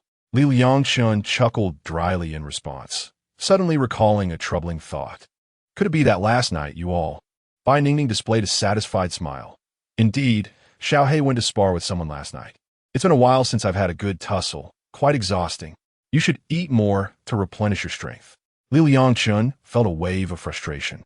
Sister, the way you interpret replenishing strength is quite different from what I had in mind. What am I replenishing for? I'm a single man. Indulging like this might lead to complications. Bai Ningning poured a handful of goji berries, rinsed them, and added them to the pot. She then tossed in the chopped scallions, chives, and ginger. The porridge transformed into a vibrant medley. The white rice porridge, red goji berries, green chives and scallions, and the thinly sliced pork kidneys gently curled in the bubbling broth. All done. She clapped her hands and turned to Liangchen. This is my first attempt. I hope it's to your liking. Li Ge, please give me your feedback later. Liangchen gazed at the nourishing bowl of porridge with great effort managed to force a smile. Well then, I shall not hold back in sampling your culinary skills. He silently prayed that this bowl of porridge would leave him overly energized throughout the day. By the way, Liangchen inquired, do you know why Xiao Lu is still in the garden so early in the morning? I woke up in the garden. Bai Ningning's face registered a hint of guilt. It might be because brother he and I returned late. Perhaps Liu didn't have time to finish his tasks. Did we disturb you? An occasional interruption is fine. Liangchen replied as he walked towards the sink to wash his hands. Just don't let it become a habit. Though he said this, a slight discomfort lingered in his heart. Everyone has their own time and space. Mutual respect is essential for harmonious coexistence. At that moment, the doorbell rang. Ding dong. The two exchanged curious glances. It was only 8 a.m. Who could be visiting at such an early hour? Continue watching the stove. I'll check. Liangchen said before stepping out of the kitchen. Chapter 90. So you're living together, aren't you? Liangchen peered through the surveillance camera and saw Liu Shaoxian standing outside the door, a backpack slung over her shoulder and 2 paper bags in hand. Brother-in-law. As soon as the door opened, Liu Shaoxian energetically bounded in, her white knitted top swaying gently, and her beige skirt fluttering slightly. Her face radiated a bright smile, her eyes crescent-shaped as she extended the paper bags. I brought you breakfast. Her nose twitched. Oh, brother-in-law, are you already making breakfast? Liangchen accepted the paper bags. What brings you here so early? As Liu Shaoxian took off her shoes, she replied, Second sister asked me to come over early to check on you. Suddenly, her words faltered and her eyes widened in surprise. At the kitchen entrance, Bai Ningning was donned in Liangchen's apron, a spoon in hand, gazing curiously. Her serene and gentle expression exuded a homely warmth, reminiscent of a devoted wife who had just prepared breakfast for her husband. Upon closer inspection, the apron draped over the back of Liangchen's oversized shirt, her bare legs gleaming in the morning light, toes slightly curled in her slippers, seemingly a bit nervous. The atmosphere became charged with tension. Ning Jie? Liu Xiaoshuan's voice suddenly escalated. What are you doing here? And why are you wearing brother-in-law's clothes? The scene was overwhelmingly rich in detail. The early morning, cohabitation, a boyfriend's shirt, an apron, and breakfast. Each element conjured a complete romantic drama in her mind. Bai Ningning suddenly realized how ambiguous her attire appeared, her cheeks flushing visibly. It's not what you think. Last night, I understand, Liu Shaoxian abruptly interrupted, her expression tinged with sorrow. You two are living together, right? She turned to Liangchen, her voice laced with a hint of grievance and accusation. Brother-in-law, it's only been a few days since the divorce, and you've already found someone new. What do you want my sister to think? Shaoxian. Liangchen rubbed his forehead, exasperated. It's not. No need to explain. Liu Shaoxian interjected with a wry smile, her gaze dimming momentarily before she rallied her spirits. Ningning is quite wonderful. As long as you're happy, brother-in-law, I'll always stand by your side. I'll go comfort my sister. As she spoke, she took a few steps forward and embraced Bai Ningning, her voice muffled yet sincere. Ningning, I wish you both happiness. You must treat brother-in-law well. Bai Ningning looked helplessly at Liangchen, clearly overwhelmed by Liu Xiaoshuan's vivid imagination. Oh, right. Liu Shaoxian suddenly recalled something and pulled a thermos from the paper bag. This is the rice roll and brown sugar cake that my second sister asked me to buy. It's from Homely Village. She said you like this place the most and was worried you haven't been eating well these days. She winked at Bai Ningning. It seems now that you really need some nourishment. Bai Ningning's face flushed crimson, feeling so embarrassed she wished to disappear. Liangchen frowned as he took the thermos, his tone cool. Next time, tell your second sister to refrain from these pointless gestures. What else did she say? Liu Shaoxian mimicked Liu Mengruo's tone. Shaoxian, check if your brother-in-law is eating on time, and since Bai Ningning is on leave today, see if that little enchantress has been bothering him. After her imitation, she quickly returned to her playful self, sticking out her tongue. The key is to see if there's a little enchantress around. Her eyes scanned Bai Ningning, and to her surprise, she hit the nail on the head. Liangchen sighed, gently massaging his temples. Ningning is only temporarily staying here. Yes, I know. You're not married yet. Liangchen's expression turned serious as he set down the thermos, placing both hands lightly on Liu Shaoxian's shoulders. He leaned slightly to meet her gaze, speaking earnestly. Listen carefully. There is no marriage, no engagement, and no romantic relationship. Ningning has merely agreed to stay here with Xiao He. She got her clothes wet yesterday and had nothing to change into, which is why I lent her my shirt. His eyes bore into Liu Xiaoshuan's. Do you understand now? Oh, Liu Shaoxian instinctively responded, then suddenly realized, what? You're not living together? No, Liu Yangchen replied emphatically. The momentary hint of sorrow in her eyes ignited like summer fireworks. Before Liu Yangchen could react, she leaped into his arms like a joyous fawn, her slender arms wrapping tightly around his waist, her cheek pressed against his chest. Hello, brother-in-law, you are quite mischievous. I thought you too had already. Her voice was muffled, tinged with a hint of grievance and relief. Liu Yangchen suddenly felt a dampness on his chest and gently pushed her away.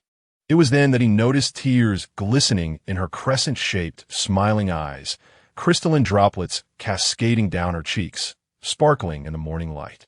He tenderly wiped the tear stains from her face with his thumb, his brow slightly furrowed. Why are you crying? Liu Shaoxian hastily wiped her tears with the back of her hand, flashing a brilliant smile, though her eyes remained red. I'm not crying. I'm just happy for my sister. Her voice was light-hearted, yet could not conceal a quiver. I knew brother-in-law wouldn't be so quick to. As she spoke, she suddenly became aware of her excessive excitement and quickly released her embrace around Liu Yangchen, stepping back to create some distance. She lowered her gaze to tidy her slightly disheveled clothing, and when she looked up again, she had regained her usual vivacity, though remnants of unshed tears clung to the corners of her eyes. Are you making breakfast in there? She abruptly turned towards the kitchen, attempting to shift the topic. Does Ningning need any help? Liu Liangchen replied, no need. Bai Ningning responded almost simultaneously. All right. Liu Xiaoxuan's gaze flitted between the two, her large eyes filled with confusion, wondering what scheme these two were concocting. Bai Ningning stood at the kitchen door, a gentle smile gracing her face. Li Gu, let her assist me. It's been a while since I've chatted with little Shaoxian.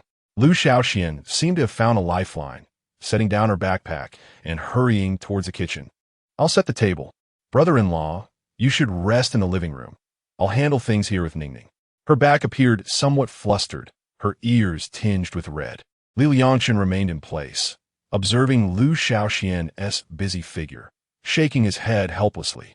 With two girls preparing breakfast for him, he was inclined to relish this slice of happiness. However, the thought of the pot of chive, kidney, and lean meat porridge made his lips twitch. Just as one misunderstanding had been resolved, another crisis was brewing. He decided to face it head-on, turning to head to the first-floor room to wash up.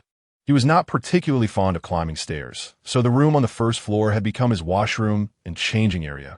As for the bedroom, its primary function of sleeping held little significance for him.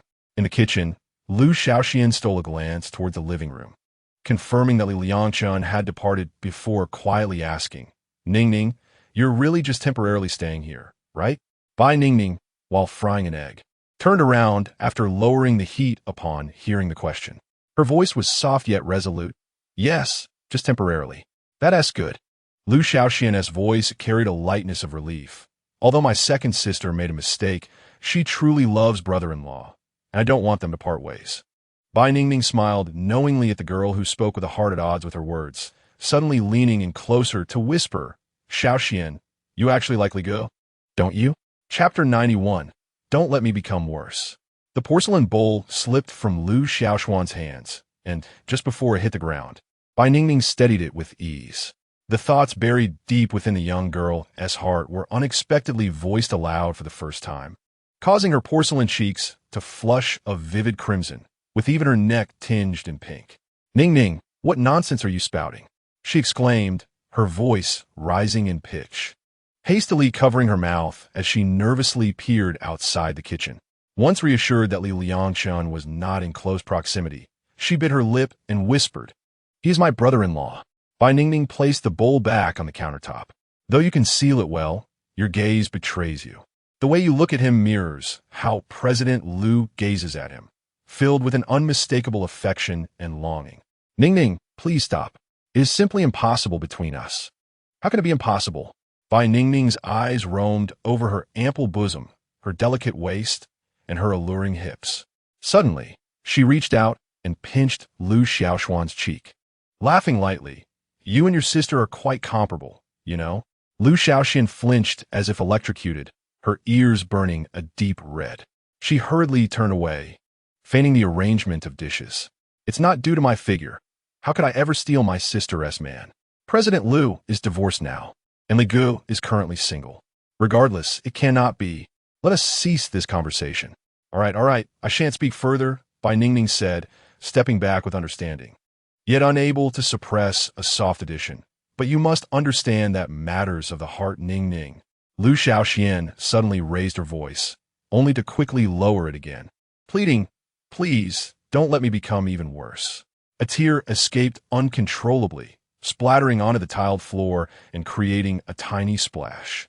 Lu Xiaoxian hastily wiped her face with the back of her hand. Bai Ningning was taken aback, surprised by her intense reaction, as she observed this conflicted girl, who was clearly smitten yet desperately suppressing her feelings. She felt an unexpected kinship.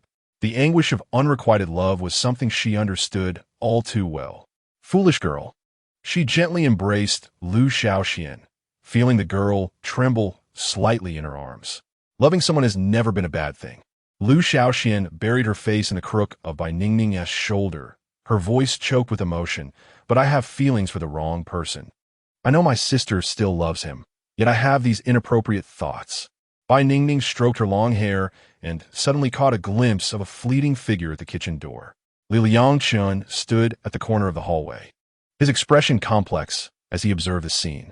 Their eyes met briefly, and he made a silencing gesture before quietly retreating. Bai Ningning's heart skipped a beat. She was uncertain how much Liangchen had overheard, but at that moment, she needed to comfort the distraught girl. All right. Bai Ningning released her embrace and gently wiped away Lu Xiaoxuan's tears. Let us go have breakfast. Your brother-in-law must be waiting anxiously. Lu Xiaoxian nodded, forcing a smile. She wiped her face with the back of her hand and took a deep breath, striving to calm herself. As for what just happened, I heard nothing. Bai Ningning playfully winked, making a gesture to seal her lips. This shall remain our little secret. Meanwhile, in the living room, Liangchen gazed vacantly out at the lake, troubled thoughts swirling within him. Brother-in-law. A melodious voice belonging to Lu Xiaoxian resonated from behind. Liangchen swiftly adjusted his expression and turned around, donning a gentle smile upon his face. Finished chatting? He inquired. Lu Xiaoxian trotted over, her face brimming with the vivacity of her usual self, though traces of unshed tears lingered at the corners of her eyes. Sister Ningning said the porridge is ready. Let's go have breakfast. Liangchen nudda, and his gaze inadvertently met that of Bai Ningning, who stood at the kitchen entrance. They exchanged a silent understanding, as if reaching an unspoken agreement. Let us go, he softly urged, affectionately ruffling Lu Xiaoxuan's hair. This familiar gesture caused the corners of Lu Xiaoxuan's eyes to curve upwards, filling her heart with delight. At the dining table, a plate of rice rolls, a fried egg, a piece of steamed cake, and a glass of milk lay before Liangchen. Most notably, a bowl of porridge made with chives, kidney, goji berries, and lean meat awaited him. For an ordinary person, the portion and calories might seem excessive, but for Liangchen, who operated on a relentless 24-hour schedule, it was hardly a concern. Brother-in-law, you must try this rice roll. I had the chef add extra shrimp just for you. Lu Xiaoxian chimed, her earlier melancholy now replaced by the radiant charm of a sunny, beautiful school flower. All right, I'll give it a try, Liangchen replied, picking up a mouthful of the tender rice roll, mentally commending Xiaoxian for her thoughtfulness. Bai Ningning, resting her chin on her hand, discreetly cast her gaze over Lu Xiaoxuan's ample chest. The seemingly innocent girl wore a somewhat fitted white knit top today, and as she leaned forward to pick up her food, the subtle neckline revealed hints of her figure, prompting Bai Ningning, also a woman, to steal a few extra glances. Leaning closer, Bai Ningning whispered, Xiaoxian, what do you and your sister usually eat? How did you both end up this? Well endowed. Is there a secret to it? Lu Xiaoxian paused, realizing Bai Ningning was staring at her, and instinctively adjusted her posture. I eat quite normally, I suppose. It might just be genetics. My elder sister is the same way. Could you share your daily menu with me? I beg you. Huh? All right, fine, Lu Xiaoxian replied, feeling a bit bashful at her enthusiasm. I'll write it down for you after breakfast. Thank you, Xiaoxian, you're wonderful. Bai Ningning's eyes curved into crescent moons as she beamed, revealing two delightful dimples. Unable to resist, She reached out to give Liu Xiaoxian a playful pinch. Ah, sister, ning ning. Oh my, this feels quite nice. No wonder men are so fond of it, she remarked, casting a pointed glance toward Liangchen, who was sipping his porridge. Liu Xiaoxian followed her gaze and noticed that, despite pretending to focus intently on his breakfast, Liangchen's darting eyes betrayed him. He, brother-in-law must certainly enjoy watching, Liu Xiaoxian thought, a sweet sensation bubbling within her. Though she quickly admonished herself, no, I mustn't think like that. The interaction between the two stunning women was indeed a feast for the eyes, and Liangchen shared this sentiment. However, he knew he couldn't stare too long, especially while contemplating how to explain the chive, kidney, goji berry, and lean meat porridge. Spoon in hand, Liu Xiaoxian scooped a mouthful of the porridge Bai Ningning had prepared and tasted it, finding the flavor somewhat peculiar. She then asked Sister Ningning, "What kind of porridge is this?"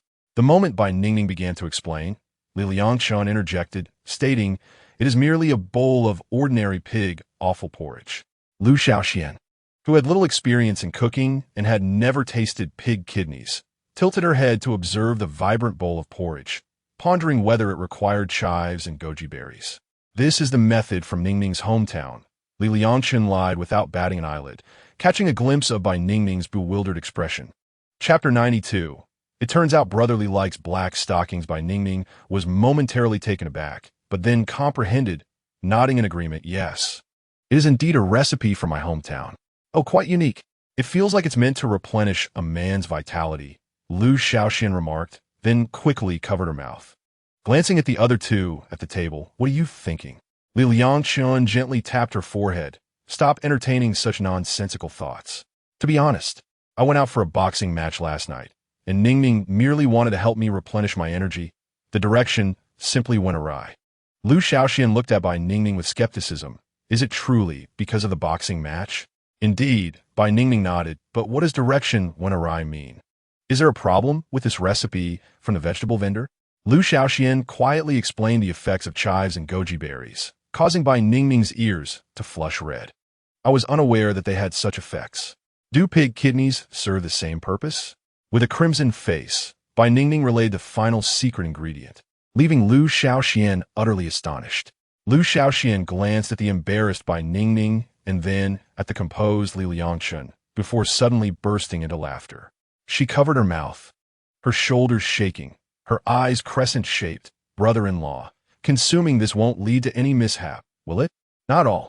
I shall go fishing shortly. A bit of exercise will suffice." His gaze softened as he looked at the bashful Bai Ningning, smiling gently.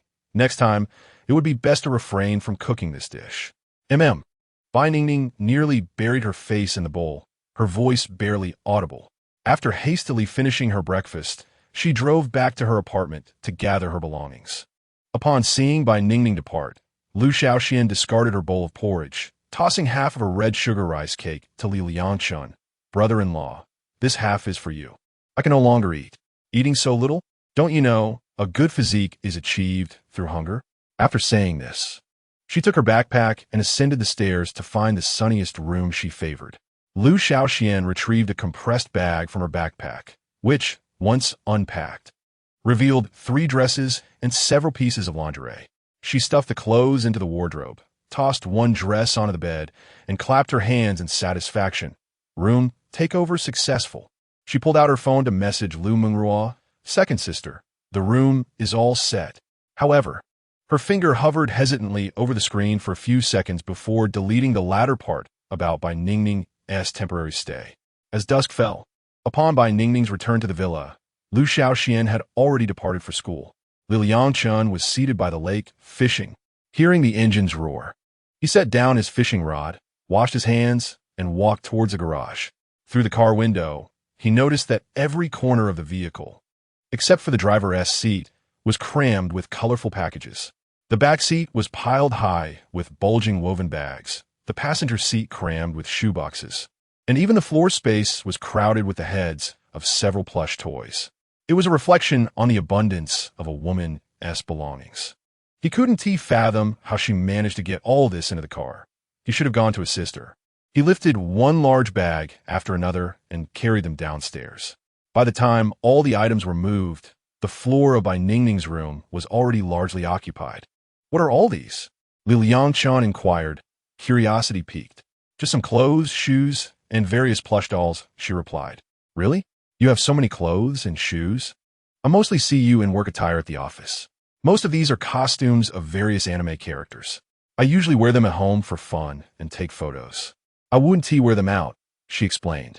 Liangchen nodded, his gaze sweeping over the mountain of clothing on the floor. I see, but this is a bit excessive. Excessive? I still have plenty more at my apartment that I haven't brought over, she countered. By the way, since you have some free time, how about helping me take some photos after I change into a few outfits? Absolutely. Liangchen readily agreed. Bai Ningning opened the woven bags and began placing her clothes in the wardrobe. Fortunately, the walk-in closet was spacious enough to accommodate her diverse collection. I'll go get the photography equipment, Liangchen said, turning towards the basement's private cinema. When he returned with a tripod and various lighting fixtures, Bai Ningning had already transformed the room into a fresh and organized space. The once empty shelves were now filled with an array of distinct dolls, and the bedside table displayed several adorable figurines. Through the transparent doors of the closet, one could see an orderly arrangement of colorful outfits, resembling a small boutique display. Are we shooting outside? He asked. No. Bai Ningning waved her hand, her cheeks slightly flushed. These outfits are a bit revealing. It's better to shoot in the room. Liangchen swallowed hard, the Adam's apple bobbing.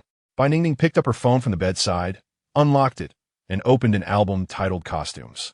She scrolled through the screen, selecting photos of more than a dozen outfits she had brought along. Liu, which outfit do you think I should wear? Why don't you just choose for yourself? He suggested. Oh, come on, Liu, I want to know your preference, she insisted. With a resigned smile, he took the phone and casually selected a picture of a girl with blue hair. Is this Ganyu? Bai Ningning's eyes sparkled. The character's persona indeed suits me well. Suddenly, she mischievously pointed to the black stockings worn by the character in the image. So, Liu has a preference for black stockings? As long as the person looks good, both black and white stockings are acceptable, Liangchen inadvertently let slip, quickly clearing his throat to mask his embarrassment. What I meant to say was, at the last comic convention, you were also